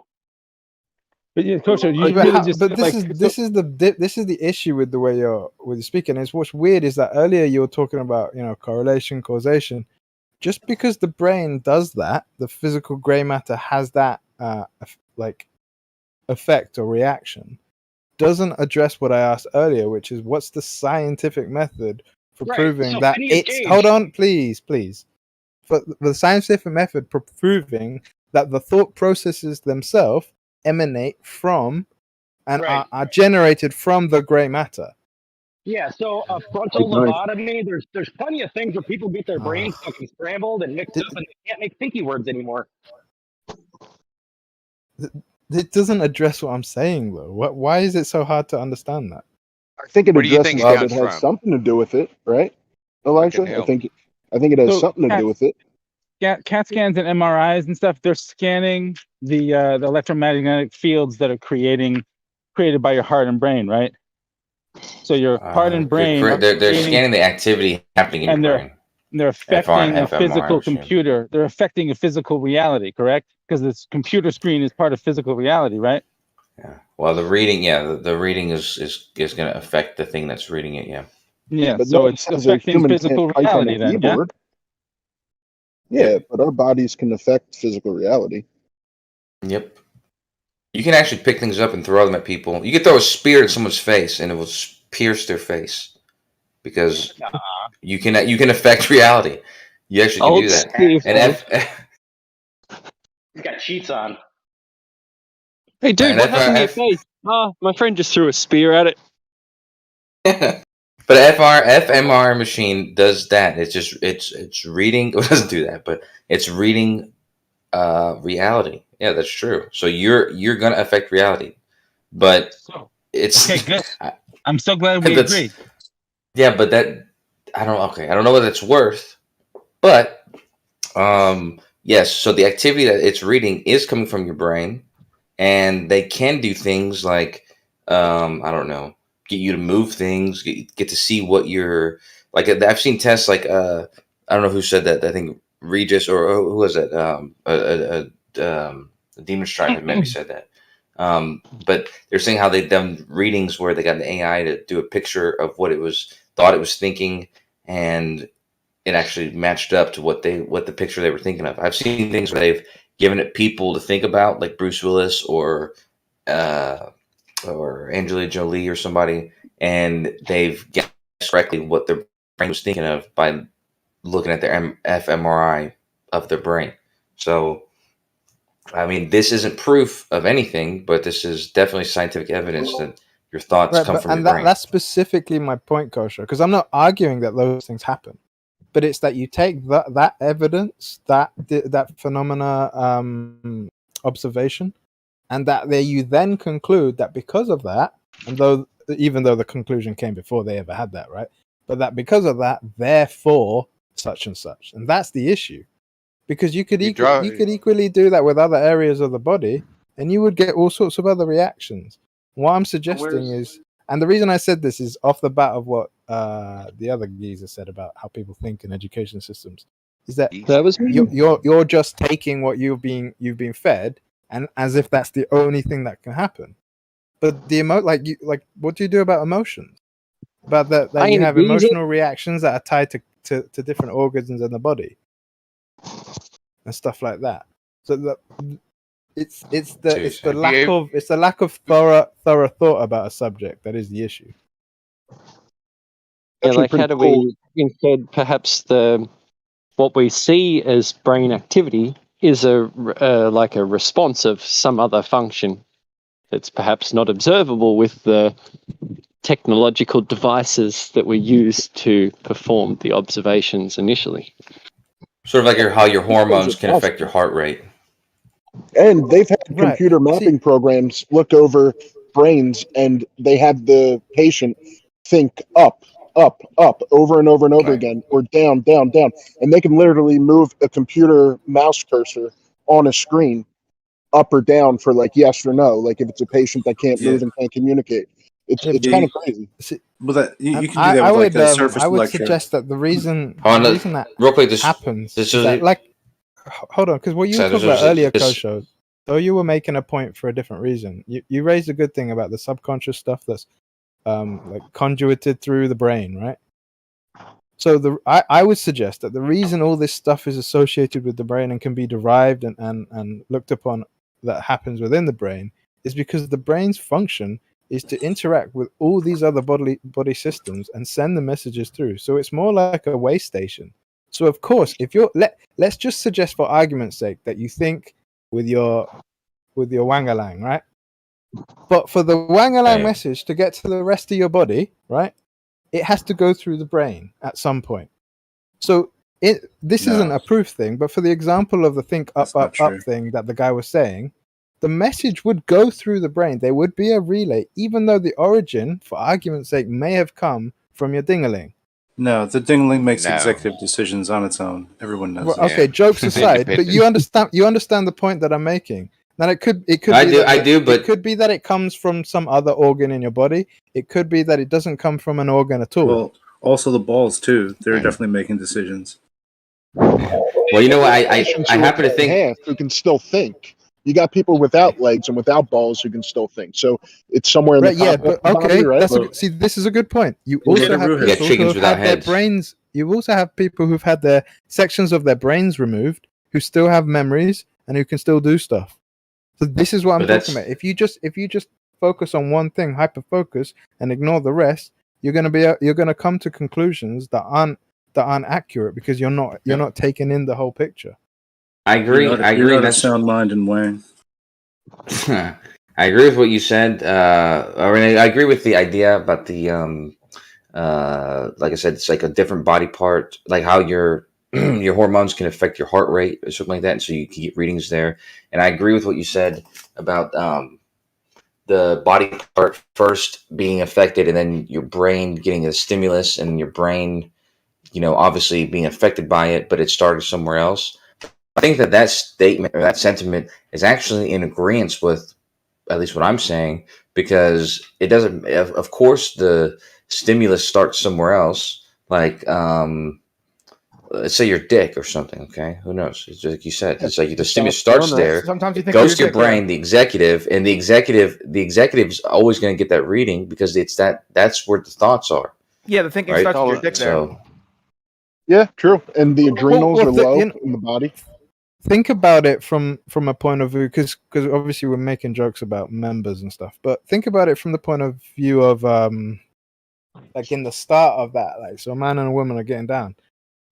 The message, right? If he's not really conscious of what's happening, he's just like, it's only just starting, she could put her hand on his thing, right? For the blood to then do its reaction, there has to be the message that goes via the brain and then to the heart and all this other stuff. So the origin in that case, right? Obviously, we're doing very hyper specific and we're being a bit silly because of what we're talking about. But that has to start physically down there, but then it goes shung shung shung to all the different other parts of the body that now have to wake up. But all of that messaging is always routed through the control board, or whatever you want to call the brain, or for this pills. analogy. Yeah. Right. But it didn't emanate from the brain. Now, vice versa, some things can be manipulated, or like kind of like hacking, right? So those things where they put the different stuff on the brain to make other parts of the body react. Like, That's have you kind heard of of like Viagra? if you're that's kind of like if you're bypassing an alarm system, for instance. The endocrine Like a system. neuronet? Are you talking about a neuronet? Well, there's lots of You're systems. talking We're about just doing analogies at the moment. You're talking about how the nervous system interacts with the endocrine system, and how that also interacts with the circulatory system in case of getting erection. Your connections whack. I'm just talking about inputs and outputs. Sensory, afferent, efferent nervous system. He's delving It's into all the doctrine. It's all processed in the brain, though. I think that's what he Yeah, said. it's pretty cool though. Like, you got pain, you stub your toe, it travels up to the brain interprets it as pain. It's just really cool. It does all work together. It's a good point. Well, those are pathways. Before, you were talking about how three systems interplay with each other, but pain is just a pathway through the nervous system. Yeah, that's all it is. It's just that. It's just exactly that. It's 100%. Well, would you propose it's magic? I propose it's not what you're saying is You just Mr. popped in, Science. right? Jace, I have a question now that your thing sounds better, right? You just popped in. We were talking about what I was talking about, and some people maybe disagreeing, others were agreeing. That the notion that just because some things can be derived from the brain through scans and other stuff, right? The notion that the thoughts themselves emanate from the brain is an inaccurate conclusion to jump to, because you don't actually have that proof. You don't have it there. You only have quote unquote evidence in favor of, right? What would you say of that? How would you respond if you get my gist? You gotta say that one more time, man. I'm sorry about that. Okay, would you be of the opinion that that the brain is responsible for thought, that it emanates from the brain, the gray matter inside your cranium? Yes. Okay. What I'm suggesting is that that's not the case, because you don't actually have any way, or at least as far as I've heard, to prove that. But rather that you have things that can point to that the brain's involved at some stage, relaying the thoughts or whatever to the rest of the body. But that the thoughts could hypothetically, for instance, emanate from either the ding or the heart or your left foot, right? But that Yeah, the, but the you reason should the brain the see reason the brain gives the for message that. is because the reason the brain will give that message to those scans that these guys were mentioning earlier is that is part of the pathway, but the thoughts could actually start from the heart. Yeah, but you would have to see the pathway. The brain would be having to get a signal from whatever other organ or body part you're going to Right, propose and that's that the with thoughts emanate from, and that hypothetical. just doesn't seem to be the case. But that's with just that hypothetical. I'm not making the argument necessarily that the heart or the ding-a-ling or the left foot is the emanation of the thoughts, but rather that because you could have these other possibilities, that it's not the brain that's the one responsible for thought. The other suggestion, this is probably where you might just have to get off the stop early, because you might not be able to interact with this because of the way you view the world. But it might be that the thoughts come from outside of the body. It's like you, as believers or people who believe in this type of stuff, would suggest the soul is where the thoughts come from, and then it interacts through the body, through the different organ systems. What do you mean by thought, Elijah? Well, that's my point. It all just sounds kind of unfalsified. Like if the thoughts are coming from Yeah, outside of your that's body, what I was how thinking. could I'm not you the one ever who's trying test that? I'm not the one who's we trying to can make do a claim, is though. go off of what we can observe and demonstrate, which is that we can pinpoint where the brain is having interactions between neurons and having activity for specific cognitive functions, be that motor skills, talking, thinking about things, right? We can locate the regions in the brain where that occurs, right? But there's no way to test if thoughts are coming from outside of your body. Like, I don't know, it just seems like an attempt to make it kind of mystical and No, I'm not doing that. I'm just saying there is suggestions that could be possible. I'm not making a claim, but rather I'm using those suggestions to add to the case that to conclude that it is from the brain itself. The gray matter within your cranium is an erroneous conclusion, because Not erroneous. It's not something that's been proven. It's only something that has been concluded because of things that tend to line up in favor of that. But Based only on if you ignore all the other possibilities. We're But, assuming I mean, that it's coming from you're the going to brain. appeal to possibilities again. I'm not appealing to possibilities. I'm making a wider point.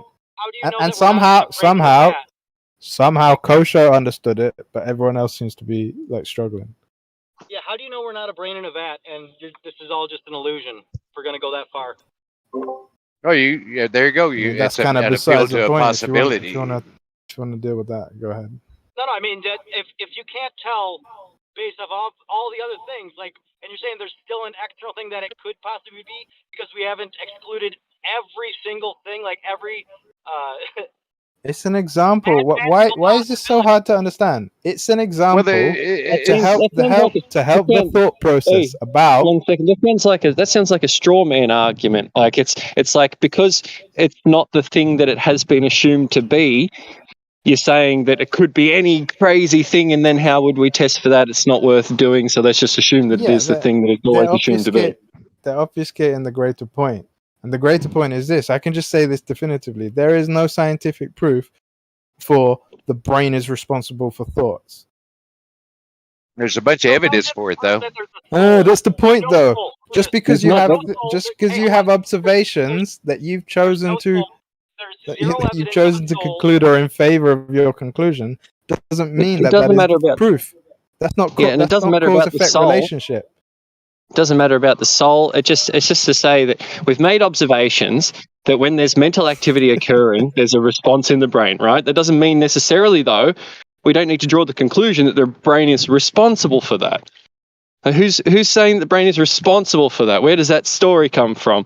Why are we jumping to such a big conclusion just because we see activity in the brain when people have thought responses? We make the assumption, therefore, that, if that's where the activity is occurring, that must be responsible. Do you have anything where anyone's ever had thoughts without a brain?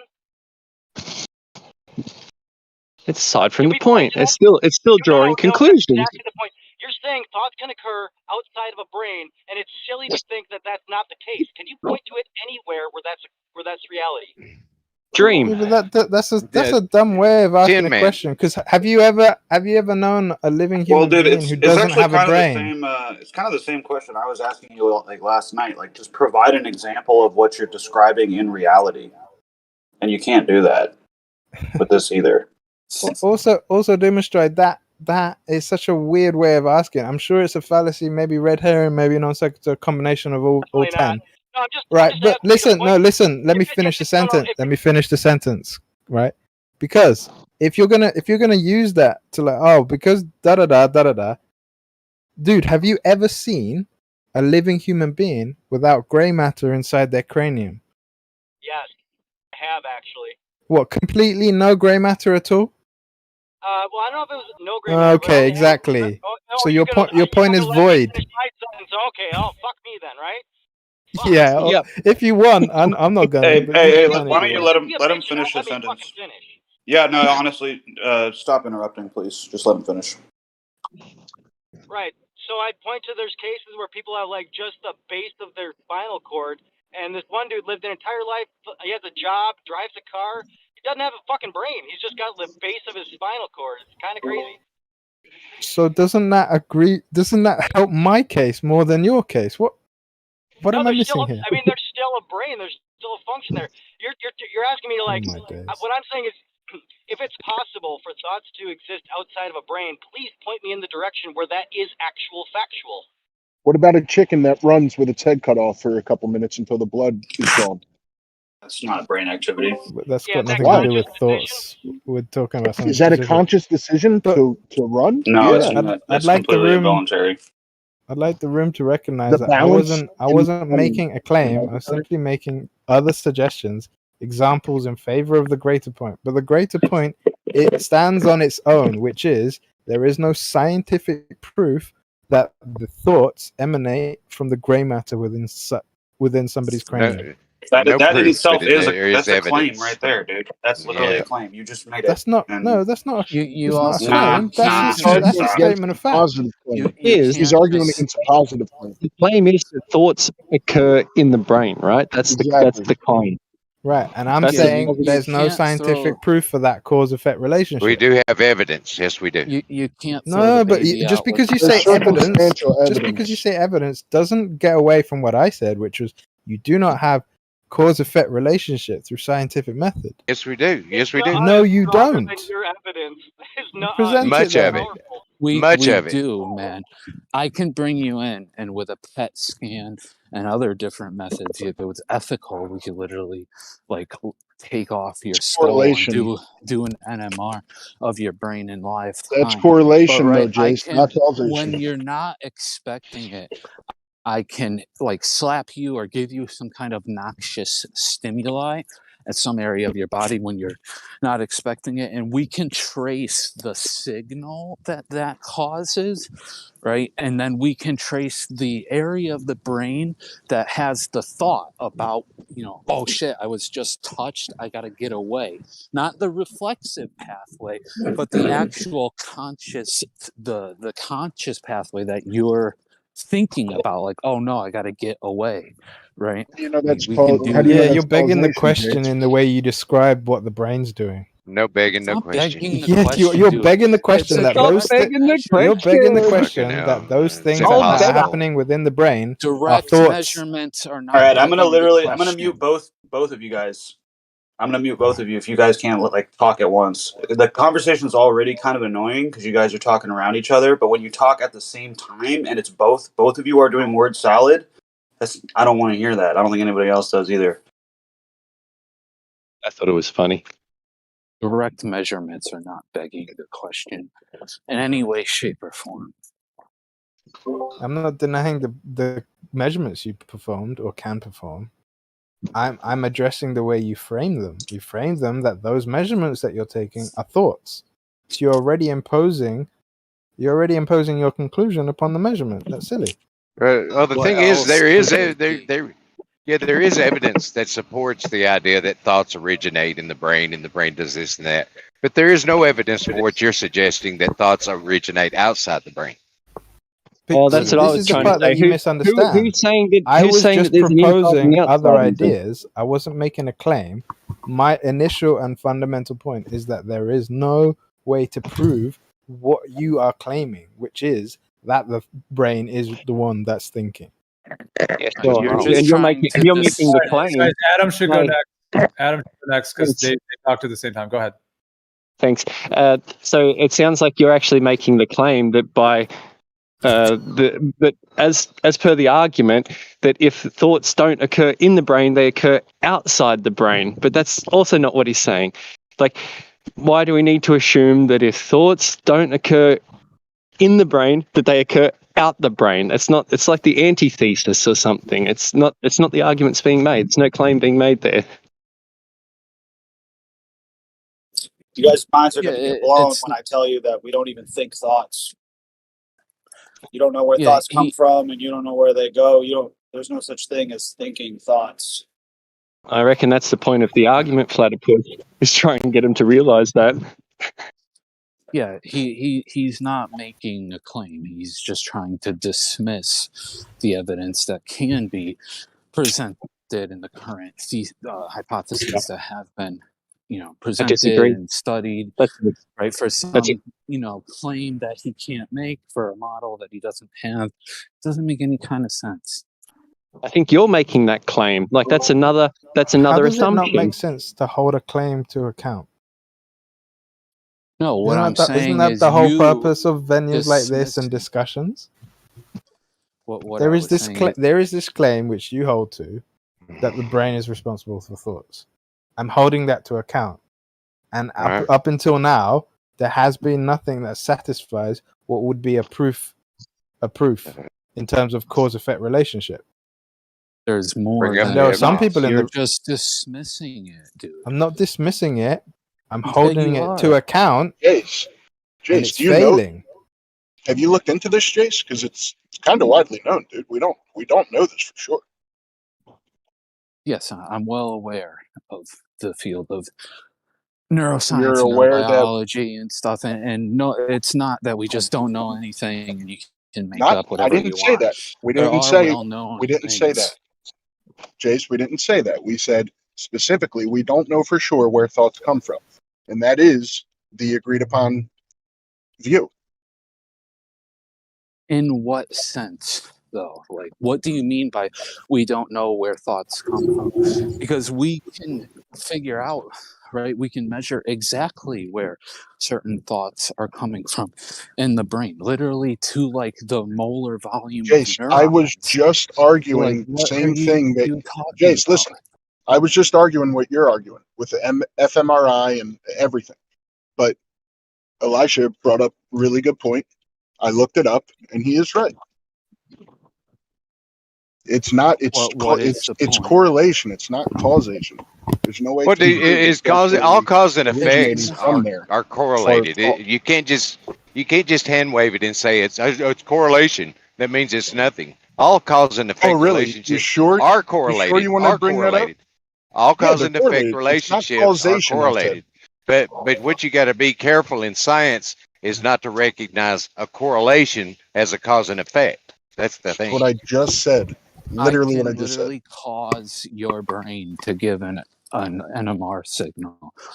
I can That directly isn't the cause same it. I thing. can And manipulate which that can be areas just of the brain that I and that want to have Jace, that's signal. not the cause and effect we're looking for. and that and that can be just the switch that brings out electricity outside from the house inside to the house.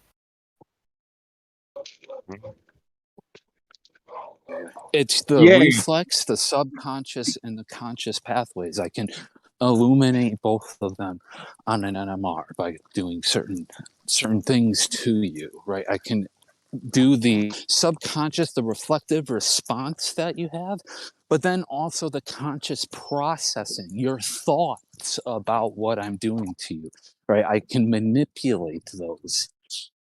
You sound like a Nazi doctor. I can manipulate you. Okay. And so I'm not a Nazi, so point. Don't be trying to manipulate me. And no, what I was getting at is in a cause and effect manner, right? We can literally move the signal around by doing specific. You're just trying to manipulate us with your hypotheses.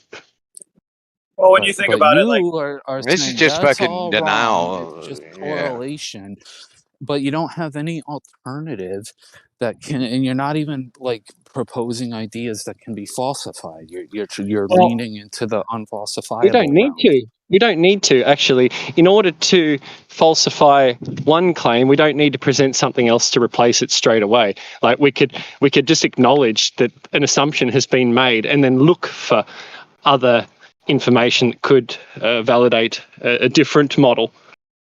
We You're don't not need even to throw the presenting baby any. out with the bathwater. What I'm As I just said, saying is, don't need to present something to falsify another claim. Don't have to give you something. You're not. I'm not here. I'm just saying there's a positive claim being made. We can say that positive claim is not necessarily true without having to just say present. that. You can only What say I'm that if you have saying is, evidence of that. Yeah, you're not. All you're doing is saying it. You're not falsifying anything. You're just saying things. Well, yeah, let me and jump in like and say this. So, like hang on, let equating me just say the brain one to like a television, like an actual TV.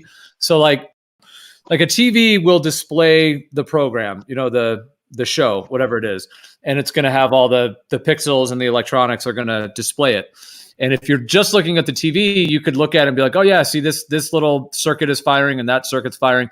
But the actual program you're watching is coming from the cable company. It's coming from beyond the TV. The actual, late night with Jimmy Kimmel or whatever you're watching is coming from, elsewhere to the TV. So in that analogy, in terms of consciousness in the brain, in terms of the brain, like, firing and being able to see certain parts of the brain that are activated or lit up, that is occurring. But does that actually validate that the thought or the emotion or the consciousness is coming from the TV, is coming from the brain? I mean, because like in the analogy with the TV, it's the actual program, the thought, as it were, the thing that's on the actual screen is coming from beyond the TV. The TV is just like a medium by which that can be displayed. So is the brain the same? Like, is the brain getting its thoughts and ideas and consciousness from beyond itself? And then the brain is just sort of the vehicle or the expression point, and therefore you're getting those signals. But just because those signals can be measured doesn't mean that you've isolated that they're actually being originated from the brain. Sure, I think that's a valid question, Gio. It just seems to me, if I understand correctly, that the ones that are arguing are saying that because we haven't got a device to test for that and to prove that it's a illegitimate claim to make. Well, I'm not saying that. Yeah, right. It's definitely not a verified claim, but I'm not necessarily. I'm saying it's starting to lean into the realms of unfalsifiable, but that not really what my point is. My point is there are things that are known about this topic, and if you're going to propose an alternative, right, you can't just throw out what's already known. Your alternative has to incorporate the things that are known, or else like serious scientists aren't going to take it seriously. Well, that's the conclusion that's being made, right? The conclusion that's being made is that the conclusion is that it's known apparently now. So I think that's what, not what I said. The counter argument is. Yeah, you said? You said it's known. No, I did not, dude. You said what? I said you said throwing out what is known. No. Well, hold on, Jay. Hold on, dude. We can moderate, so you can go next. You don't have to feel like you got to jump in. But could he just say his point? And that, because all the clips and interruptions, it's hard to follow. You can go next for sure. Can we just let him say his full point? Yeah. Like the counter argument here is that it's not known that thought is occurring within the brain,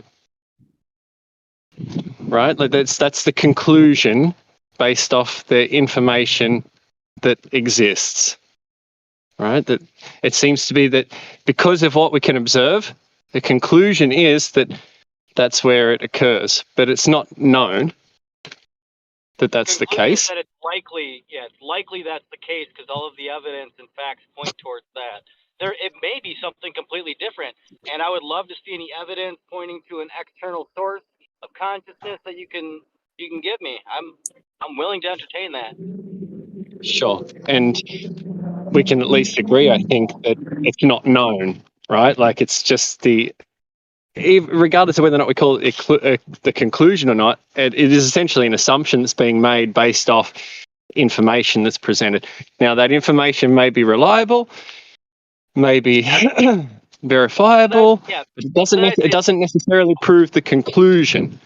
I'd say all evidence is like that. Like we don't truly know everything, right? Like we have a good idea, an understanding of things, but we don't ultimately know everything or know something fully. I mean, there's always room for error.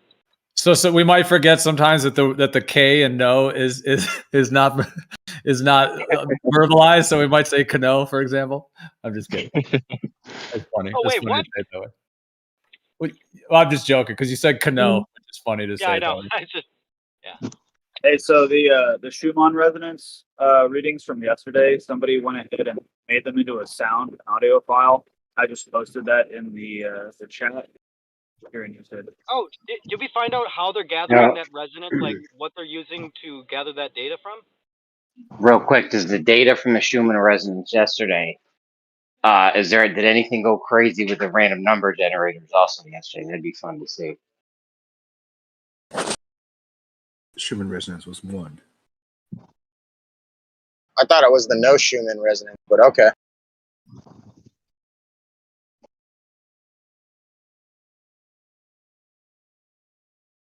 The Schumann effect.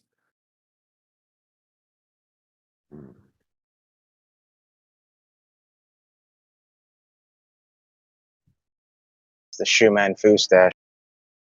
No shoe man, no shirt man, no problem man. I just listened to that audio file. It sounds awesome, in my opinion. Batman. Well, whatever's going on, it's continuing well into today. And yeah, it's pretty weird. Sounds like the wobble. This is the toroidal wobble sound. It's the Yeshua man frequency. Yeah, it's the Om. It's the primordial sound. I'm gonna be real. It sounds like something woke up. Dude, if you guys aren't using Truth GPT, man, you're probably doing the right thing because it's fucking retarded. But is that Elon's? yeah, it is, dude. I asked it earlier. What, are you triggered because it says that racism doesn't exist? Yeah, it's just it's funny. I said, is calling someone a butler? I said, someone calling someone a butler racist.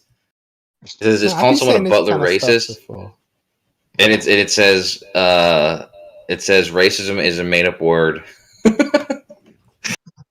It's basically a fugazi. Elon's crust strikes again. Yeah, but dude, I asked it about 9/11. Dude, I asked about the Schumann. I literally said, do you know about the PAIR program at Princeton? It's like, yeah, it was the CIA. They did this in the 80s and 90s, or 70s and 80s, and got shut down in the 90s. And I said, okay, what about 9/11? They have 9/11 recordings from this event, from this program. But it's after 1990. And it says, yeah, well, guess what? Many people believe the U.S. government was actually involved in the attacks. I'm like, what? Like, I didn't even ask about that, but okay. It's just telling me that this is telling me how the 9/11 was an inside job. It's like, you need more truth. Get some of this in you. Conspiracy bot over here. Yeah. Conspiracy GPT. Pseudo truth.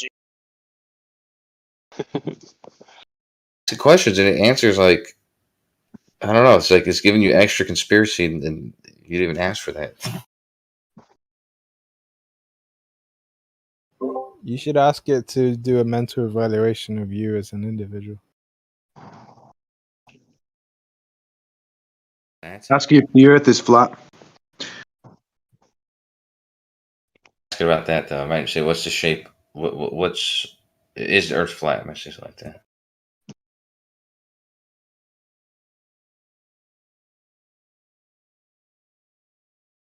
Yeah, probably the guy with the rocket company is not going to make sure his AI company doesn't say that it's not flat. I think we're about That's to what you don't find get out- though. I think we're That's about to find out that this thing does not have the truth. If that's what you're typing in.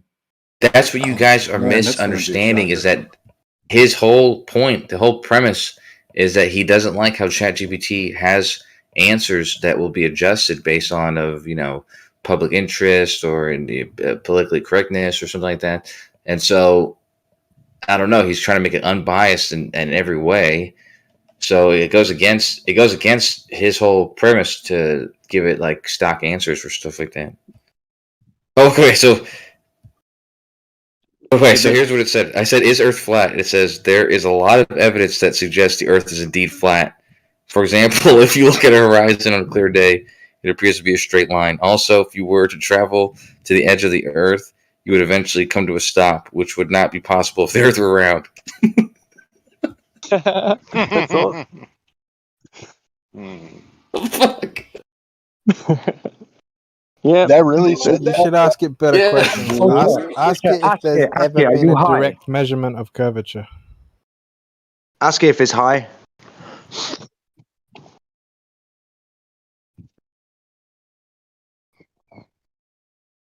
Ask it if Elon's an intelligence agent. Good one, actually.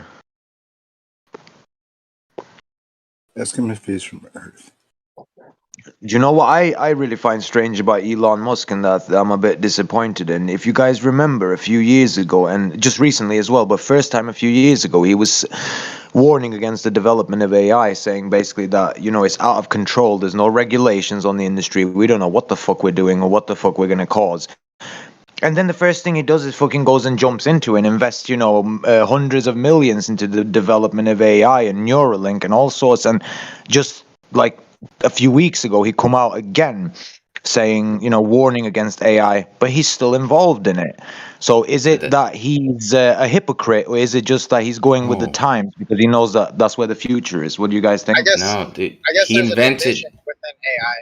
Like he was, yeah, he was collabing with another guy, and then they parted ways because his business associate or whoever it was trying to develop like actual AI, where Elon wasn't necessarily trying to do.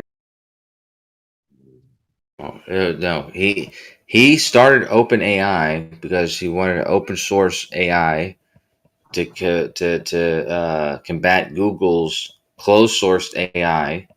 So he wanted it to be an open source thing, so it wasn't controlled by a single source and blah blah blah.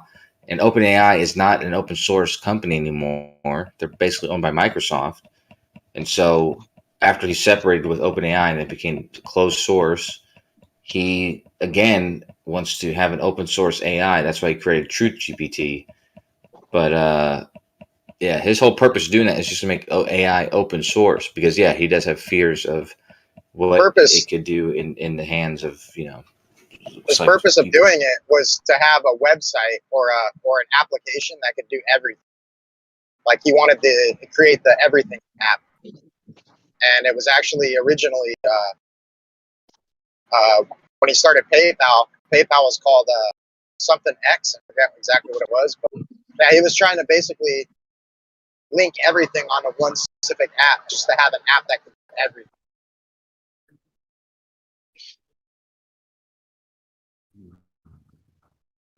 Is he like baby Nimrod? Well, I don't know why he didn't set PayPal up so that people could buy and sell Dogecoin and shit on it, or crypto or whatever. Because that was 20 years. That was 20 fucking years ago. Technically, Dude. you can, but it's not really like you're purchasing crypto. Yeah, he's going to part the crypto Directly. sea, and then he's going to be a tough man to find. Are you saying it's unchangeable? This whole PayPal So he made website? it 25 years ago and sold it 25 years ago. So 25 years have gone by. Yes, he doesn't own PayPal anymore, dude. That's how he made his money, by selling it. Oh, I thought he still owned it. He sold it all, dude. Yeah, he sold it. He got like $3 billion. He got like he got like hundreds of millions of dollars. That's it. For selling it. Yeah, well, they got $3 billion total, I think, and he got his take was like hundreds of millions. He's got to be getting residuals. Come on.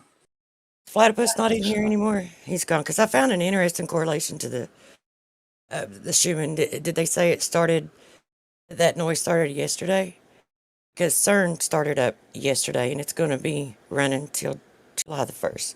That actually makes a lot of sense. I was just gonna say it makes perfect sense then, especially because of They the have energy in CERN. I mean, they have to have a What whole about power just to run CERN. the 5 planets lining up on June 17th?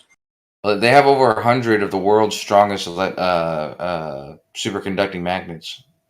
Yeah, exactly. Yeah. They need a power plant alone just to run CERN, pretty much. Like the power input is amazing, and plus they upgraded it just a few years ago as well. They actually shut it down for a year or two, so they upgraded it so that they can have more powerful magnets and have stronger acceleration of the particles, which was quite amazing actually. I mean, think of think of the massive like magnetic field. Like I've often, I know this is a little out there, that they've always tried to go like go to the edge, get out of this place. They've tried to, with the Operation Fishbowl and shooting nukes, to the firmament and stuff. So I've always suspected that CERN was just another way. They've tried to give us this cover story of what they're doing, and they might be doing other things there. I'm sure they are doing other things there because they use each thing for multiple reasons, as many reasons Do as you they reckon can they're milk trying to it open for. a portal? I believe that they Hold on. have. Well, I think it. I believe they've Go discovered ahead, that like magnetic fields is like a lot of the ways that everything works. So it's just one way to overcome or tap into it and maybe manipulate it. I've always suspected that's what they're doing. Anyway. I don't Yeah, I think they're think in doing anything. 2020. I think in 2022 they approved plans to build one that's 60 miles. A 60-mile circle. Like right now, I think it's like 6. So they're going to build an even bigger man. one. Good Huh? fucking guess, man. Nice. Good way to have your So you data said the together first before one's bringing shit up. 6. Kosha, The how next big one's is it? How 60. big is the circle? It's like Dickhead. 17 miles in circumference. Okay, 17 miles. They want to build one that's 60 miles, way bigger. Yeah, they have already upgraded it as well. The I mean, they've upgraded the resolution. magnets and all. Wow, I got to. Guys, Christ. The resolution you'd be able to get with that would be spectacular. That's the issues. But hold on, I gotta ask though. This is a good question for Jace because I gotta ask. When they talk about the speeds that they're doing, dude, and they're 99.9% the speed of light. Like, are they at that value? And if they were increasing that value by like a percentage, or not by a percentage, by a decimal, like another 9 or something, is that truly increasing the energy so much so that you can get better? It seems strange that they're already extremely high, and it's like how much more of an energetic event could you get just by adding another 9? You get it more often. So these particles that they produce by slamming them into each other, when they use higher energies, it's not that they get other particles, is that the success rate is higher. The more energy you slam into each other with, the more times you produce these subatomic elemental quarks and stuff. That's why they upgrade. Yes, Naveen Hassenpfeffer said this was actually one of the biggest problems. He asked me. Naveen Hassenpfeffer actually said. There's a question to you? Okay, go ahead. Yeah. Go ahead, Jeremy. Just finish your thing. No, go ahead. I can't wait to hear what you're going to say on this. Just finish your thing. All right. Do I need to mod this between you guys? Yeah, Jeremy, they're not even really. It wasn't even really an interruption, dude. You have the delay and stuff, so we have to just somehow mod it and like give you the. He's still in the room. He dropped out of the room. Maybe his connection dropped. All right, forget it. Just I guess go ahead, Jace. You hurt his fucking feelings, Jace. Well, good job, Jace. Anyways, it's just Coach, you're right. Every 9 that you add, or every decimal place you add, you're going up in order of magnitude, right? So the more you add, like if you want to go from like 10 to the 15 joules to 10 to the 23 joules, right? If you're trying to go from like normal scales to the electroweak scale, you have to keep adding more decimal places. So that's why they do these upgrades and stuff. I know that just seems like an incredible to me, even though I agree with the order of magnitude thing, but it seems like if you were to multiply those numbers together, for instance, like if you were doing like a regular collision, yeah, I don't know. It just seems like multiplying those together, the value you would get would be just about the same value, but with a little bit more, I guess, exactness, right? But I mean, is it really increasing by that much when you're? I guess you are. Yeah, even though it's a decimal, I guess that's true. Because even if it's 99%, yeah, that's true. I see. Magnitude. I was thinking of like 99.9% the speed of light, but I forgot that value's out of 100, and you can instead think of like the meters per second or something like that. Yeah, I guess true.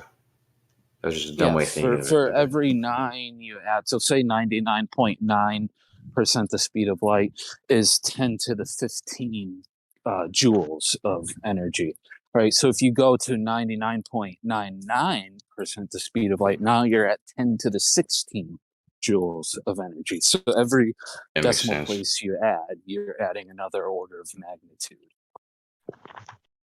It's a multiplicative increase.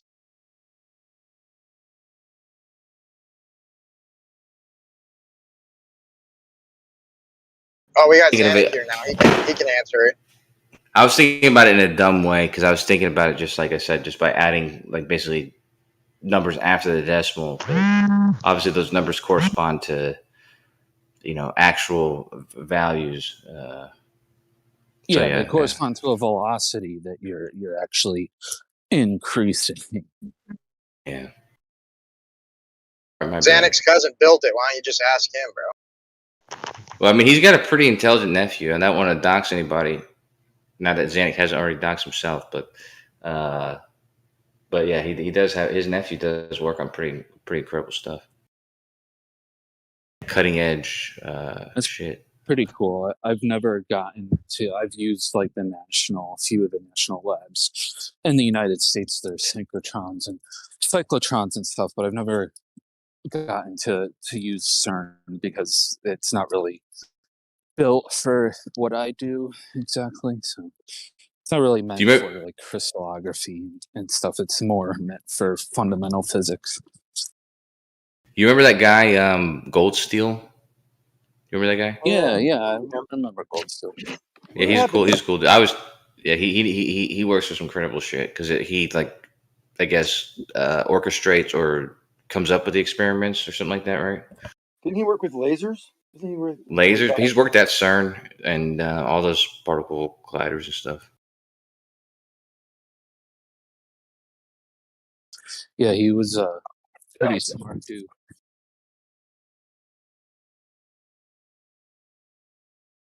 He had a good way of explaining things too. It's always cool to pick his brain. It's funny he doesn't come around no more. He got wrecked by the ether, bro. Yeah, wrecked by the ether. That's funny.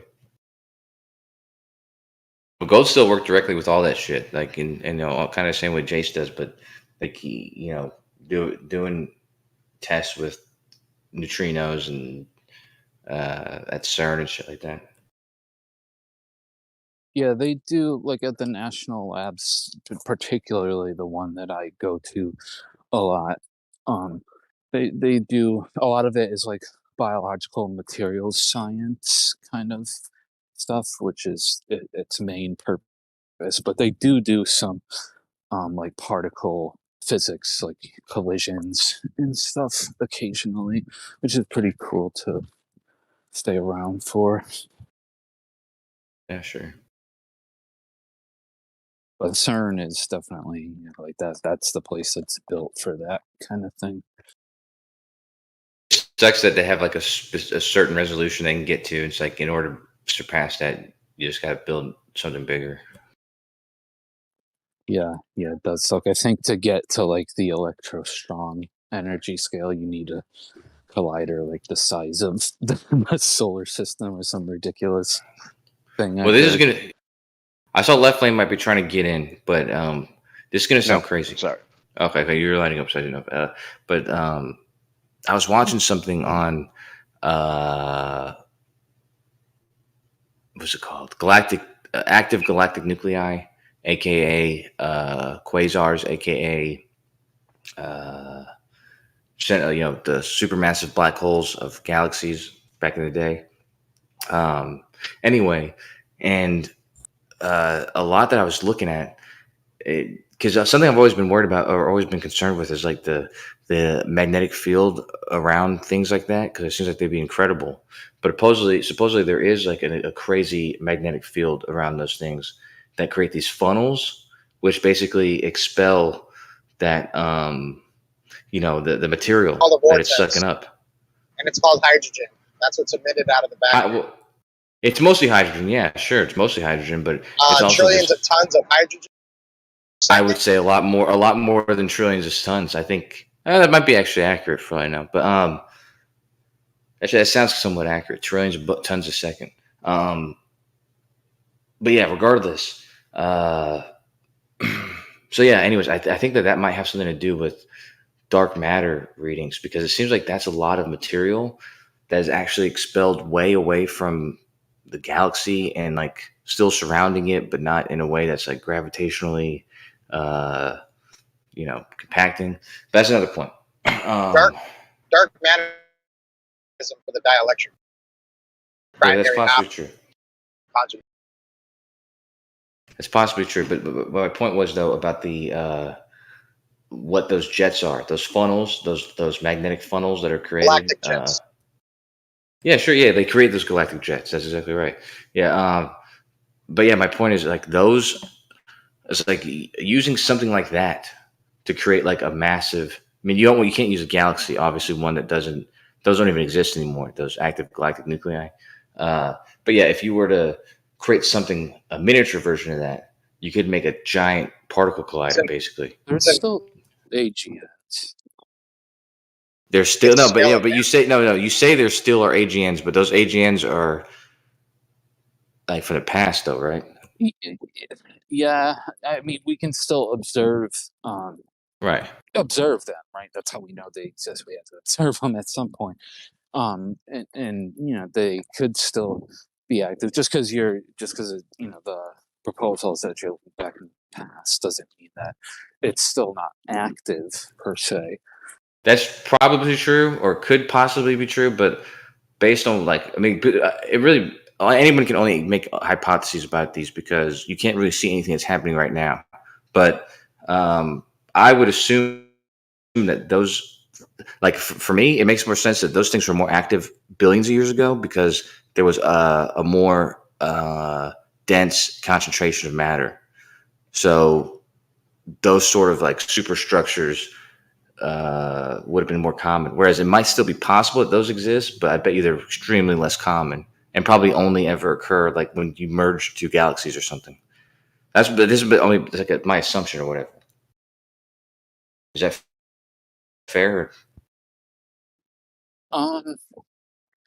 Yeah, I guess. I mean, I'm not super familiar with the hypotheses around. I'm not an expert either.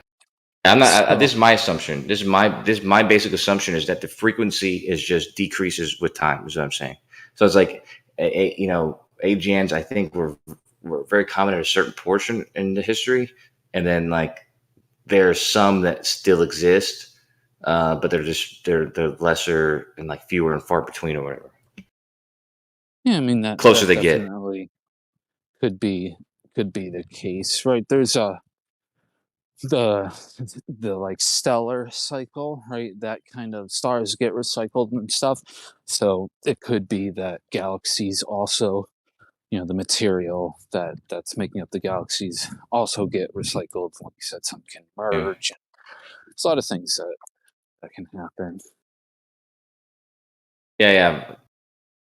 No, actually, those to me are some of the most fascinating things. In the sky, I think that there's a lot of answers in quasars and stuff like that, like about dark matter and all that kind of stuff. Yeah, Ether's already tackled that. Yeah, you could say that. You could say that, and it's true to the extent that you could say anything and it could be true if no one's checking it, right? But what you said doesn't really doesn't mean anything. What you said. How is the ether answering what a quasar is or whatever? Ether field theory is already reconciled what a black hole is and what it does. So while you guys are sitting here trying to foam at the mouth over Hawking's bullshit, we've already got a rational, logical, concise answer as to what it is. Where you guys are still fumbling about, talking about what dark matter isn't and what it possibly could be. We've already got a logical answer. That's the problem. Go ahead, tell us what it is. I already told you. I just said it's the primary half of the conjugate field that makes up the dielectric and the magnetic, being the dielectric field. You're making things up again. How am I making that up? Conjugate fields. Conjugate field? Do you think a conjugate field is a made-up word? Is that what you think? The way you're applying some of these words. The way I'm applying. Nice try, Xander. So why don't you... You know he's not making up. You know it comes from Ken Wheeler stuff. I know. You think Ken Wheeler made it up? If I'm Ken Wheeler made it up for sure. No. Yes, of course. Sorry. Why don't you explain? So if you're going to explain, if you know something very well, usually the easiest way to show or to prove someone has knowledge of something is to explain it in simple terms. So please tell me. So yeah, I'll tell you in simple terms. A black hole is just a spatial cosmic field state in which the dielectric capacitance has completely overthrown the spatial attribute of magnetism. It's pretty much that simple. What does that mean? In short, what does that mean? What does that mean? In short, a black hole is just a giant mass. That's clear as day. Which is okay. So in short, a black hole is just a giant mass, which is or has become a point source object, kind of like a pulsar or a quasar, which all magnitude, i.e., magnetism, has erased the supermass.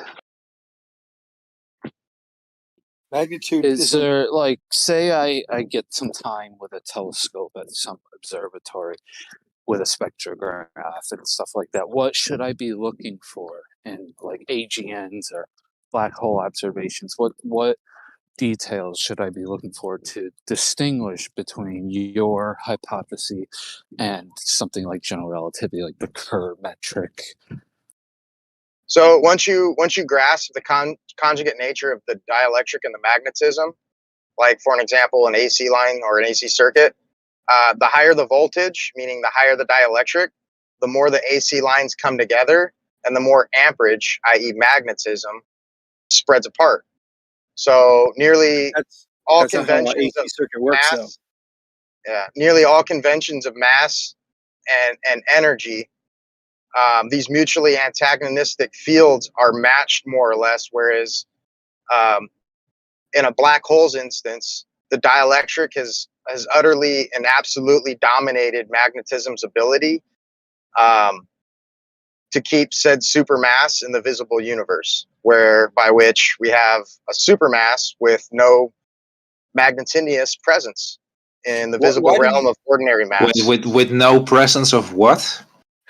Oh boy, I just got all the trolls in here today, huh? No, just asking. I never heard that word before. It started with an M, I believe. Yeah, magnetinious. I can spell it. Tell me why they use a capacitor in a split capacitor split phase motor. So I'm not going to. No. Why would they use a capacitor on a single phase line on your wall? Why would you use a capacitor with a two phase motor to make a 2-phase motor? Okay. Just told you I'm not playing your question games, Anna. No, because you don't know the answer. You don't even know what a capacitor is, bud. I do. And why do they use a capacitor? And you have two coils in a motor. Hold on. You have two coils in a motor. Two coils. Now, one of the coils is directly connected to the wall socket. Okay, in and out, black and white. The other coil has to have a capacitor in phase with it. So the other capacitor is connected to the same line, but has a capacitor in line with it. Why do they do that? Why do they use capacitor in one line of a two-phase split capacitor resistance. Induction motor? What? Resistance. Why? No, not at all. There's no resistance. Okay. Well, you tell me. You want me to tell you the answer seriously? Yeah, I'm not here to play your question game, bro. What that does is the capacitor will tend to phase shift the AC output of the line. So you have a 60 hertz, 115 volt AC line. The capacitor line will be phase shifted about 90 degrees out of phase. So that becomes a second leg of the pedal on a bicycle, on the crank. If you just had one phase and you connected both poles to it, they both would be cycled at the same time, and the motor wouldn't go anywhere. Just like a crank on a bicycle, if you had one pedal, you can't pedal it unless you had a toe clip. But if you have one pedal and you're pushing down, but you have two phases now, one created by the capacitor. Why does the capacitor phase shift the 115 60 hertz line so that you can have two phases on a single phase motor and a single input AC jack? So how is that relevant to black holes? Because you don't know what the word dielectric means. You don't know what the word capacitor means. You don't know what any of that means. So you always do this. You just literally come in and you say something that is literally not related to what he was saying. No, the and word we're supposed to dielectric just all is the allow word you to do capacitor. it. I don't believe he knows what a capacitor is. He said What? capacitance. Capacitance, not capacitor. You just always do this. Capacitor. So I didn't say, I What's said capacitance, capacitance, okay? but yeah. Anyhow, What's a capacitor? He never said that yeah. word. He said capacitance, and a capacitor has capacitance. And then the unit of measure is a microfarad.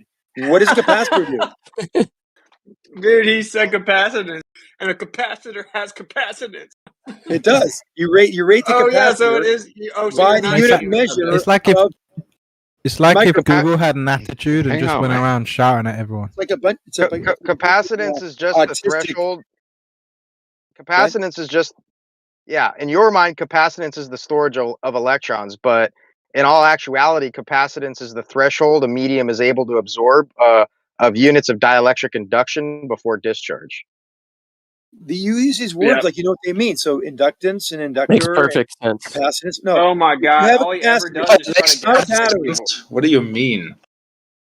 Shut up! Why don't you guys go circle jerking like the? Can we have like a mainstream propaganda room where you guys just? Do you remember what I learned in 7th grade? Like we don't care. You're not addressing what he said. You're just. I can pretend I'm smart if I can repeat a rudimentary regurgitation of these terms. It's utilizing it in real life. I know what capacitors are used. He didn't for. say anything about a capacitor. The real meanings. It's the not real the real definition. meaning. It's a different word. He didn't even use capacitor. Why do ballers then actually defend what Xanik does? He literally came in and just stepped all over what Dyslow said and changed the subject like he was teaching him something. Because he has no idea what capacitance means. And then he's defending it. All three ballers. You are all trolls. All three of you are trolls. What is it? Look up the definition of capacitance. Look up the definition of capacitance and how it's associated with a capacitor. Buddy, do you think we don't know that a capacitor has something to do with capacitance? That's well, what's not so the funny? point. What's the problem then? He didn't address his actual point, Left Lane. He just goes on rambling about a capacitor. He's done this 400 times in here. Anytime the word capacitance is said or the word dielectric is said, he just starts. Do you know how AC motor works? Every single time. Because it's the most simple example about how capacitance. No, can be you used just want to in the real divert. world. Nobody cares. I only just got in. Dyslow, can you repeat from the beginning before he cut you off? Oh God. Yeah, because now we're I wasn't completely here. off. I That's from the personally beginning, actually want to please. know the context. More nothing. Well, how about you guys go doesn't make wanna your hear own it, room?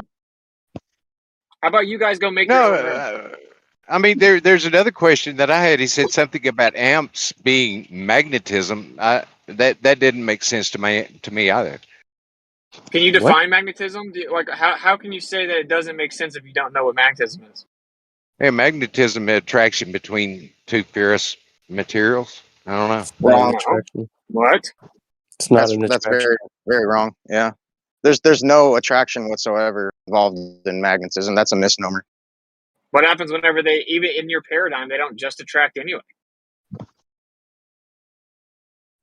So It's an acceleration. it's acceleration. It's acceleration between the two. Well, an accelerometer measures acceleration. How does that work? Huh? How do you guys even use cell phones with accelerometer if you think the Earth's flat? You can't even use your cell phone. Accelerometers. Can you tell me how an accelerometer on your phone works? Dyslo, just go from the top. It's cool, man. I was just trying to entertain Kosho because he was interested in quasars, galactic jets, and black holes, and I had a I little appreciate information. But yeah, no worries, man. Okay. But it kind of got tarnished, so. Yeah, Zanik felt left out, and he had to jump in and ruin the fun. This is like when I'm like, I make a point about, I don't even know, like just literally like an inertial plane, block domain wall, and then Zan's like, why would we listen to Witsit? He doesn't even understand the pendulum. You know, it's like, it's really annoying, dude. Stop doing it. Just stop doing it. That's literally what you just did. Do you even understand what magnetism means? Look in the No, I didn't just seriously. bring up something else up. He said it doesn't make sense to say it's magnetism. So what is he founding that statement upon if he can't define magnetism? How can he say that it doesn't make sense to call it magnetism? So that's not literally what I just did, no, As always. Yeah, so that was easy. Now you won't respond to what I just said, so we can just move on from this troll as well. Well, can I excuse? Just to bring it back a little tiny, slightly bit, but not that far back. But I thought your question a while back, or the first thing you said when you came in, as was what did you say? You were asking about the word that Dyslo used. I don't remember what the word was, but it started with mag something or whatever, and he was getting ready to define it, and that's what I was curious about myself. Oh, you remember what that word was? Yeah, I remember what the word was. Pertaining to magnitude. It's something with mag. It started with MAG. Yeah, it's magnetinius. I could spell it. Maybe I'm not saying it right.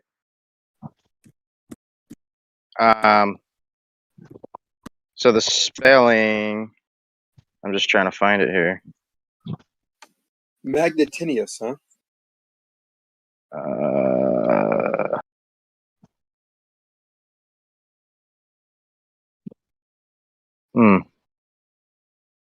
Doesn't exist, does it? Zanik, why are you such a douchebag, bro? Because I just entertaining that you just make up words like Ken Wheeler. I didn't even make it up. I didn't even. That actually has meaning. They don't have any That's why he's a douchebag. Okay. Yeah. Thank you. I didn't even make it up, dude. Like, what the fuck you talk? I'm reading from Wheeler's definition list, bro. Like, I don't understand why you're. No. He made. I actually gave too much credit. He made it up, and you just kind of. I'll be in a second. Sorry. Now you're getting me in trouble with my fucking wife, bro. Yeah, all right, magnetinius. MAGNETUDIN.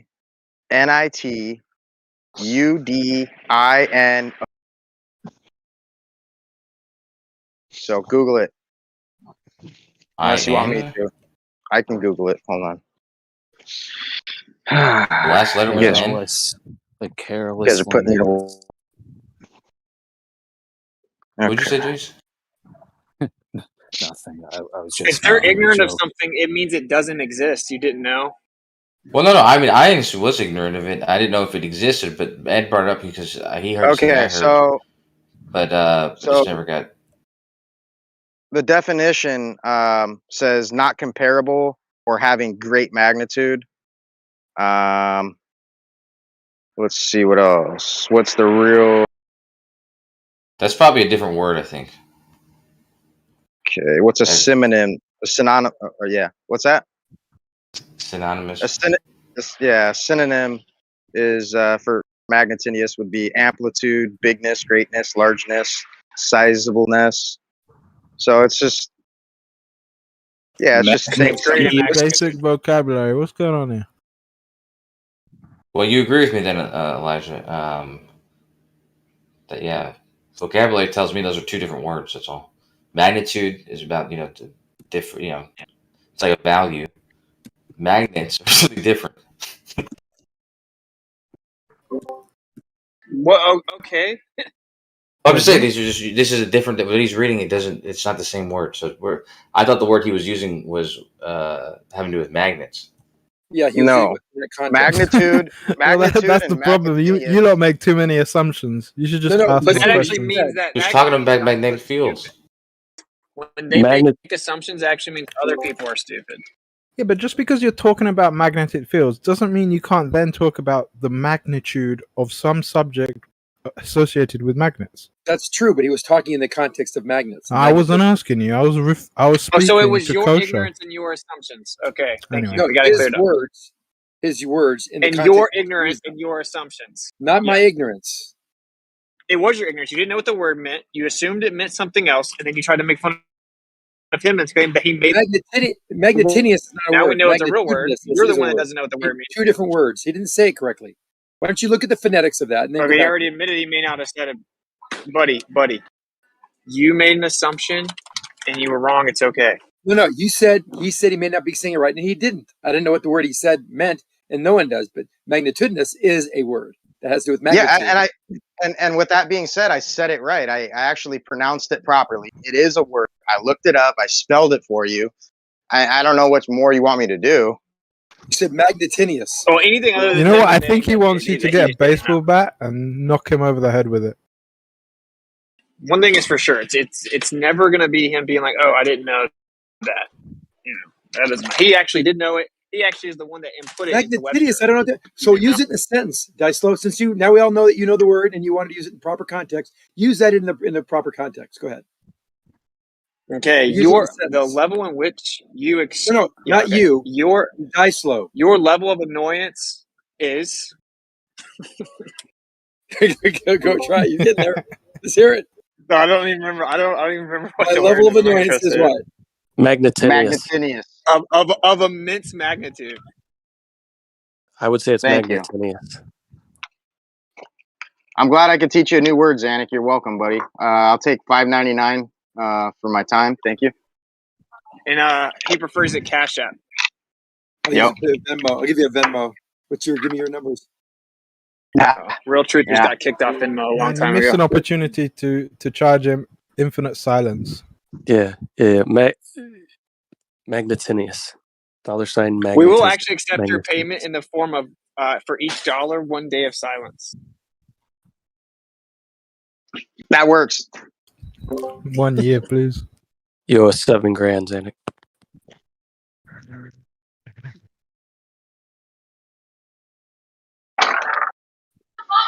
This is like whenever what's his name? This is exactly what happened whenever Professor Dave was debating Dave White, and he brought up magnetic declination, and Professor Dave doesn't know anything about it. He's like, "You just made that up." Like, they're so overly confident, dude.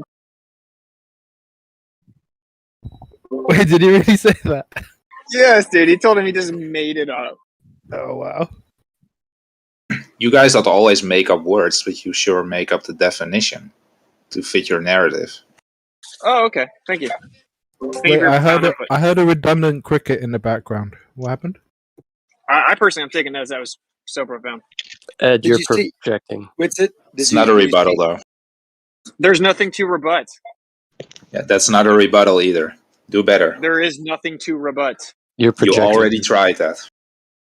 What are we talking Your about? point is just some stupid, low IQ, vague statement that tries to gaslight people to project your own ineptitude. Witzy, not don't about talk me. to the robots. They don't deserve friendship.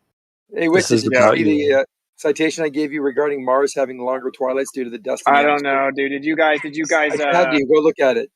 Did you guys realize that there's an NPC upgrade? You're supposed to be upgrading your software right now. You guys are Is it late. today? It started at 7. Started at 7 Eastern. Yeah. Wow, that's such a good argument. It's Will only you 10 please go minutes ago. We upgrade your got time. software, please? Yeah, at least 24 hours.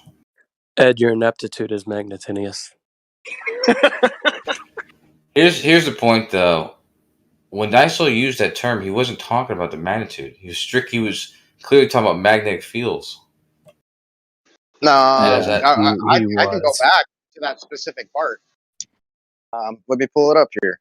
It says, I'm going to go back to the first sentence. So it says, under nearly all conventions of mass and energy, these mutually antagonistic fields are matched more or less, whereas in a black hole's instance, the dielectric has utterly and absolutely dominated magnetism's ability to keep said supermass in the visible universe, whereby which we have a supermass with no magnetinous presence in the visible realm of ordinary mass as we are Yeah, accustomed.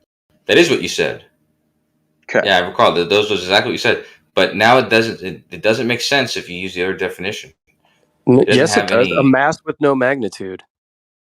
Yeah, but he was talking about the magnetic field. He was talking about its magnetic presence, and then he brought up He just read the quote magnitude's again. presence. What's wrong with you? So he's analogizing here. He says if we could increase, for example, a magnet the size of the moon to countless powers of greater Gauss ratings, it would spontaneously vanish from the visible universe, but its dielectric acceleration, i.e. gravity, would still be 100% present. So meaning this thing would literally vanish, right? But its attributes would remain. A supermass So- with no magnitude that lost Right. its ability to be present within the visible. Correct. So bring up the part where you say that black word hole. again. Exactly what But he was talking about, right? Kosho, Yeah, but a black hole? that word wasn't in that sentence. Whatever part that has Magnetinous. that When it word. said, It's just an extreme way to say magnitude. I mean, that's how I'm perceiving it. You didn't say it in that last description. Well, no, I went on further. Like I'll state it again. Read it from where it says the word. Yeah. Okay. So he says, hold on, buddy. Hold on, buddy. Give me it. So there's no presence of magnitude, man. You go try it.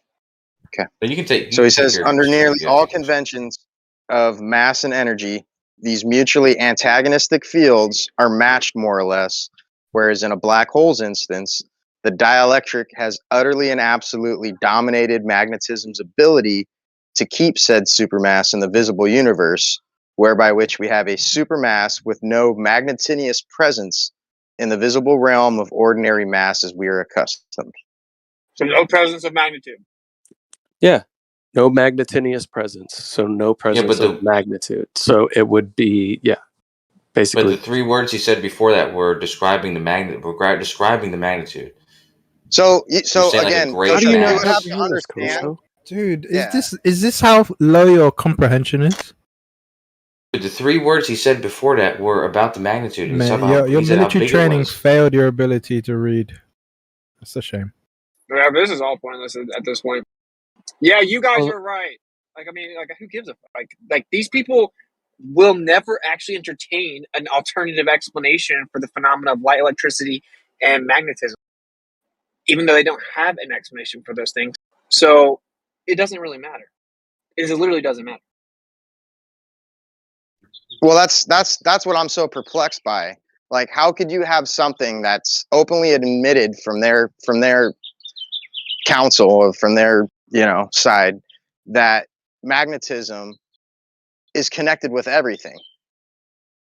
Like, no matter what, there's a magnetic component involved. Like, there's nothing in the universe that's not ferromagnetic, diamagnetic, or paramagnetic. Everything is magnetoreactive. But yet they won't ever touch it. They won't pick it up. They won't look at it. They won't understand it.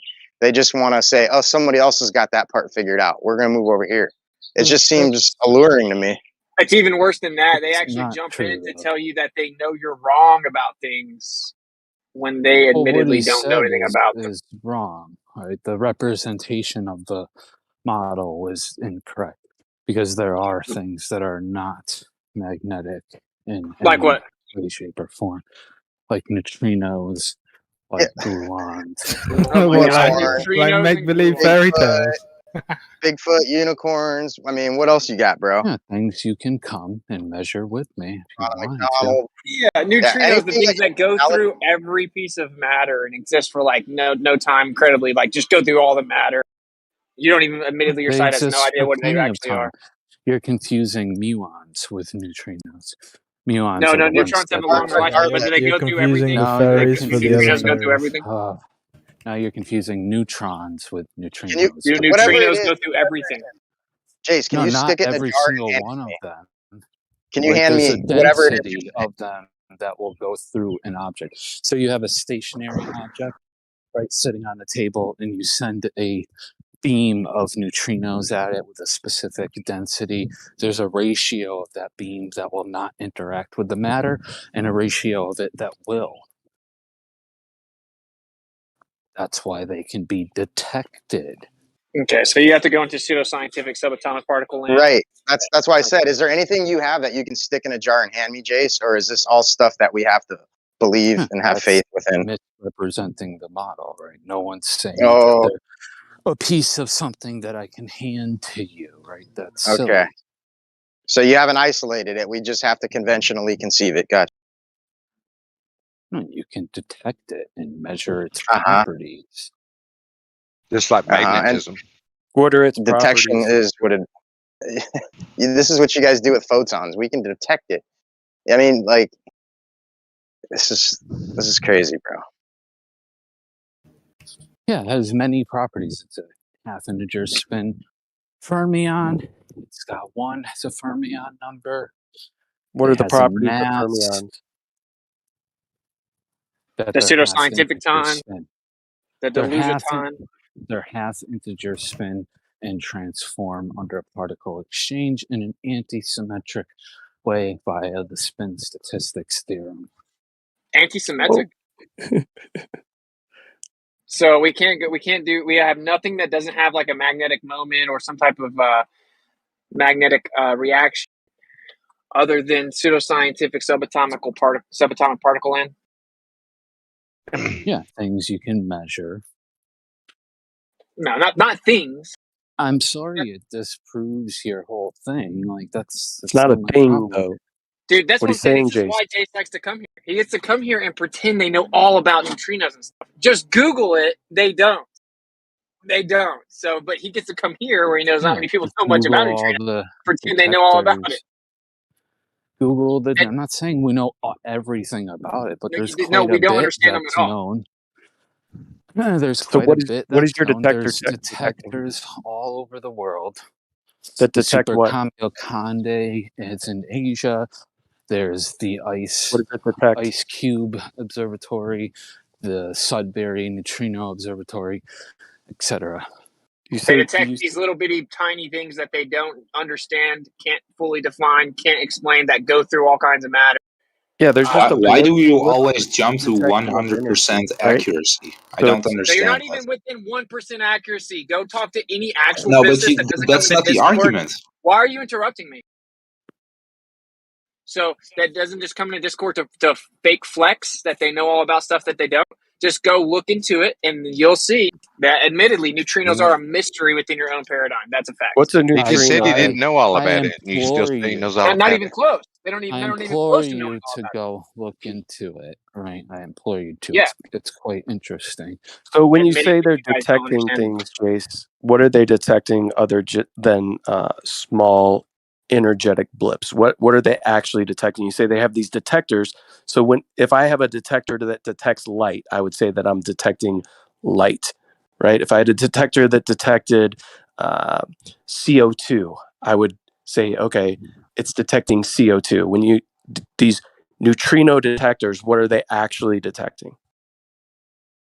Depends on the type of detector, but the most common is using a CCD, a charge coupled device. So you're detecting a specific frequency of light.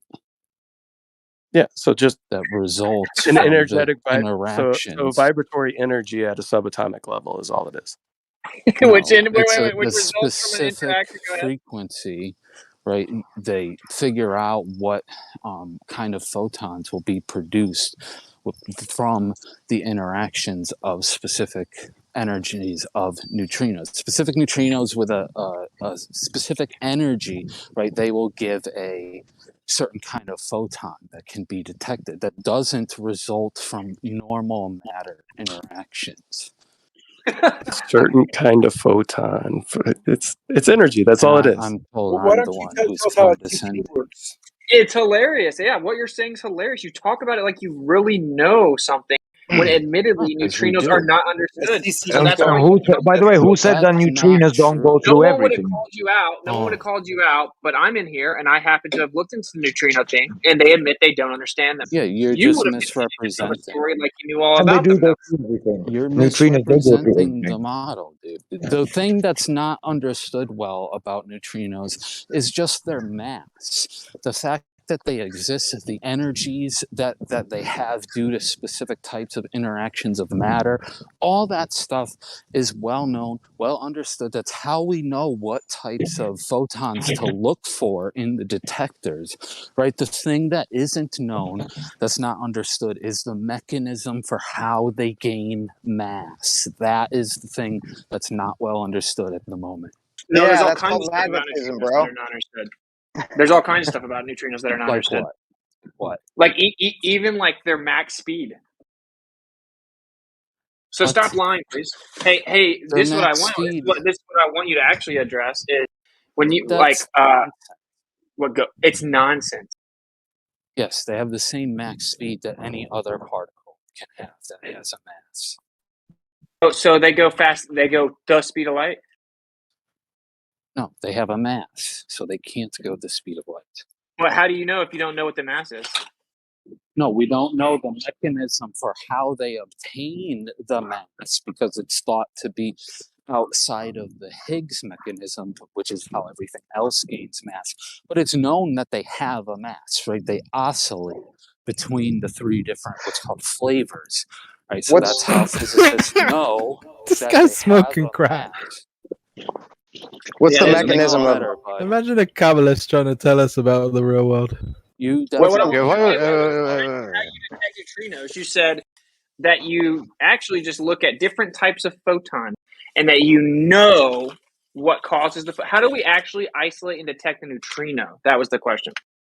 I said certain kind of detectors do certain things, but the most common is by detecting photons with a specific energy, a specific frequency, because they are predicted from the interactions of neutrinos with the atom to the detector, and then you can figure out what the photons from the atom-to-atom interactions would be, or the molecule-to-molecule interactions would be.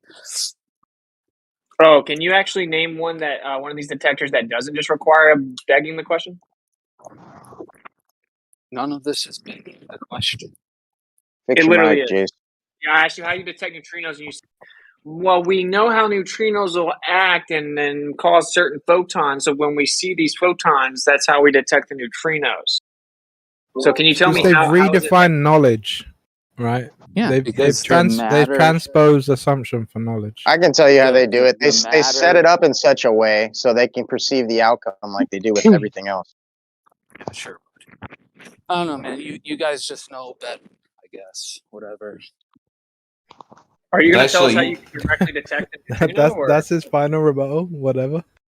Oh, but Dysel, You're just very in denial, professional. dude. You think you know better than scientists, and you don't. It's just the reality. How do we But you directly think detect you a do. neutrino in the So first place? you're emotionally triggered now. That's weird. Hey, how do we You would think if what you were saying was true, how do you we could directly just present it and leave it as that. I did present it, and you just laugh and giggle and chuckle because you know better. How do right? we So- directly detect neutrino?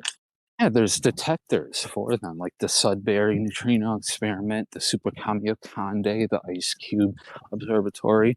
You can go and look up the specific details of how they do it. I don't know them off the top of my head. I gave you some of the things that I know about detecting photons with specific energies because they don't result from anything else. You can build your own detector and see if you can get anything to produce a photon of that energy, and you won't. It's only these neutrino interactions. I have my own But- detector. What? It's a bullshit detector, and it's going off big time right now. They say that neutrinos are basically everywhere. Yeah, I know, but It's not a you know rebuttal. better. Well, Dude, what were you going to actually- say? It's Kosho wanted to uncanny, say something to me. Jace, What was it, uncanny how these Kosho? people think they know something they don't. When they don't understand Yeah, something, I know. they know that they don't understand. A whole bunch of low IQ chanting. Let's get back to the point. See if any of you guys can actually address how did you detect and isolate or even initially discover the neutrino? Please go ahead. Enlighten us. Well, there's two The answers low to that. IQ But, chanting has been going on this whole time. It's you guys laughing. You literally have never said anything of substance, so just go on mute. Okay, Kosho, go ahead. well, I was just going to say, Dysol's brought this up before, though. This is the second part of the answer, but the Cherenkov radiation. That's the one that's yeah, right. You brought that. You've actually brought it up to me. I think that was the first time I heard of it. The one that goes faster than light. 3 times faster. Well, it goes faster than light, perceptively. Faster than C. Faster than C. Sorry, let's get that. That's one of the primary ways that because like Jace is saying, he's correct. Like they look for a specific wavelength of light or whatever, but so it's predicted. But it's also predicted that obviously let's say it interacts with an electron, it's going to be more energetic than because it's going to have energy added to it from the neutrino, predicted energy. So that was another begging the question, though. So, like, how do we actually isolate and discover it? Well, no, but that's what I'm saying is that you can predict you're going to get that Cherenkov radiation because the beta particles, like the electrons, are going to, they're they have very little mass or whatever. But if they're interacted with by this, extremely fast neutrino, you would imagine that its speed would be, like you'd see this particle faster than, you see the Cherenkov radiation. I'm saying. Okay, so they saw that and then tried to explain it. That's what happened with Cherenkov radiation. So you come up with some theory to try to explain it. Is it proof of it?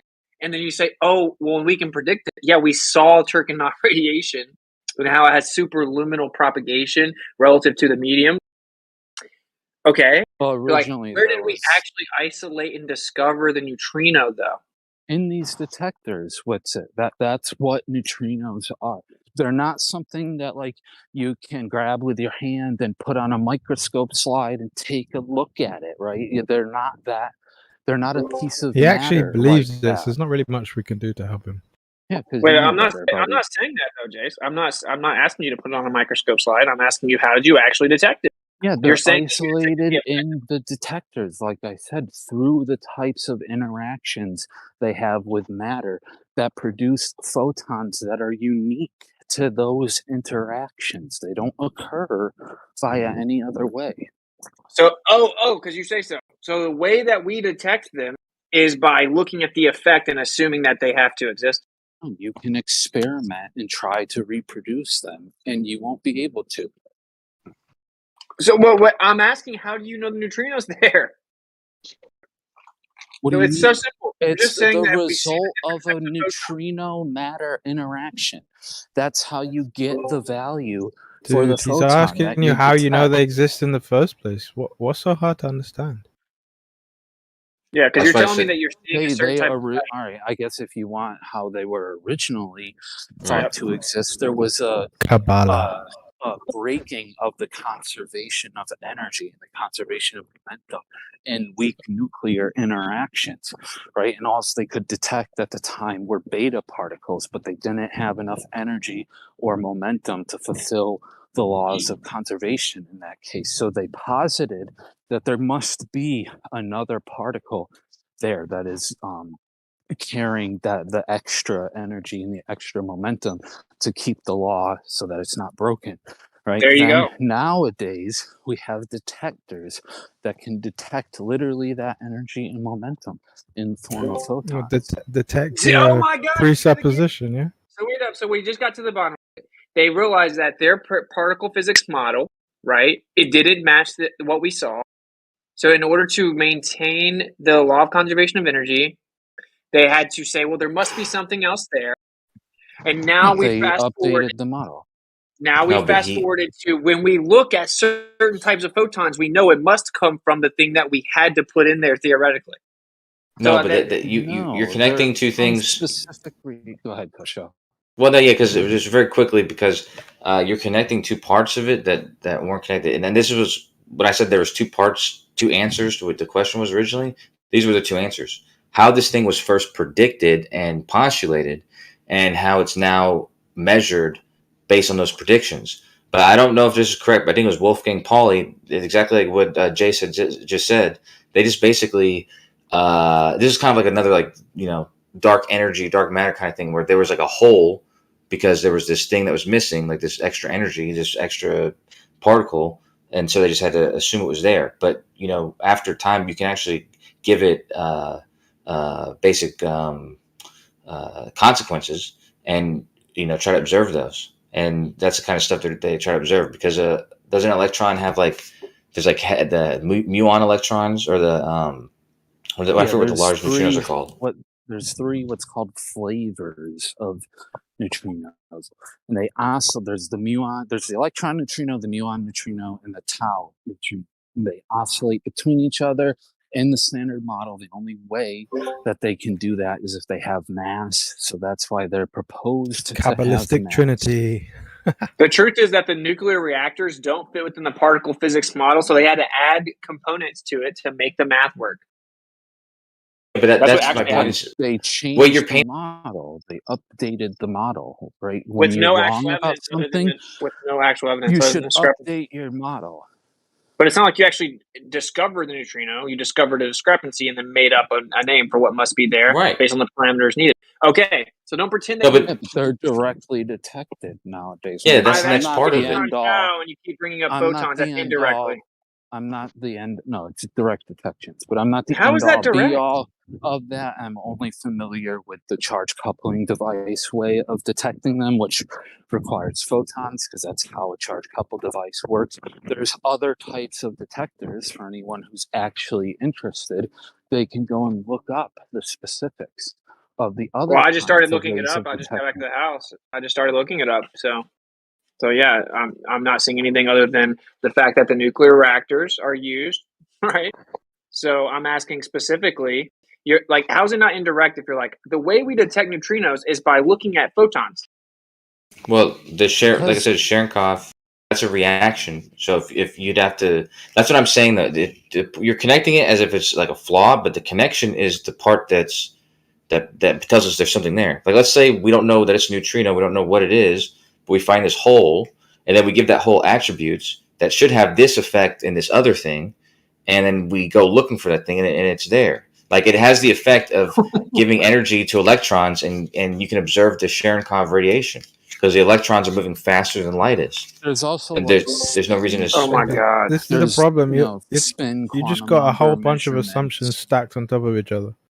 There's spin quantum number anomalies that arise. There's also fermion number anomalies that arise. And when you consider the whole with the conservation of momentum and conservation of energy, when you consider all of these together, what pops out from that is the neutrino with the properties to fulfill those laws. Okay, so it's a fix. That's what it is, and that's why they admit that they don't really fully understand them. So anyone coming in here pretending that they do fully understand them, they're taking advantage of the fact that people are unfamiliar with it, because that's not true. They're well understood. He's just a low-level Kabbalist, and he doesn't even seem to realize it. Or if he does, he's pretending. Oh, dude, great input, man. You just know You don't- way better. You don't have anything of substance to produce. You don't have any substance to argue against. Nobody What do asked you, mean? left lane. Keep I've your mouth shut. offered for you guys, right, to come to my lab, and we can do some of these experiments. I'll literally disprove your beliefs right in front of your eyes. I'll let you do it yourself. That's a pretty nice offer. You will not show me a neutrino, Well, buddy. Nobody what will go sparked- there.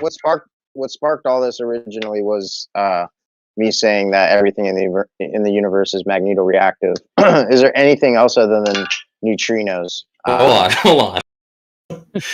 You're basically admitting the whole point. That's what the point we were. Never mind. Well, that's the point we were making about what was said about the word, but it doesn't matter. You guys just don't even seem to realize that this is just an egregious begging the question. It's really weird to me. I think you guys do realize it, but you've trained yourself to interpret the discovery of discrepancy as actual, like, real phenomena and particles that you discover. When in fact, That's why I wanted to respond. Your particle physics suck, and that's why it doesn't work for magnetism. That's why it doesn't work for so many things. And you have to keep, because of the law of conservation, you have to keep on making up particles.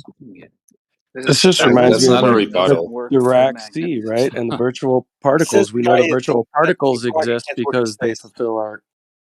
Says the It's guy just that rem- doesn't think rockets can work in space. You Brilliant. can easily get You guys, we gotta always. You guys, we gotta go one at a time. I think napalm was up.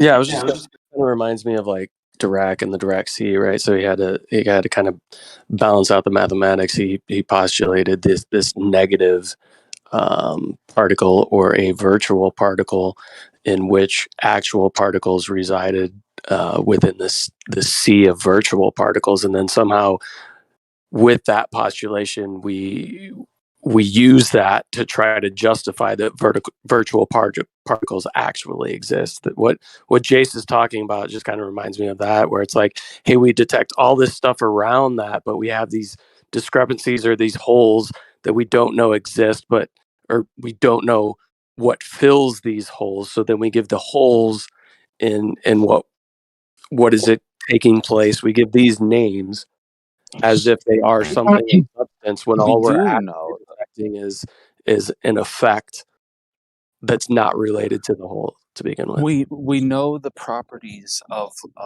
what would fulfill the laws, right? So there's the law of conservation of energy is broken, the law of conservation of momentum is broken, the law of conservation of quantum spin and fermion number, all those things, etc., are broken, right? So now we do individual experiments. We postulate that, okay, so there must be a particle that has a momentum of this value, right? So we do that experiment, we measure in this situation, can we detect this particle with this momentum value? Is it a range of momentum values, or is it just a specific value? And it's that specific value.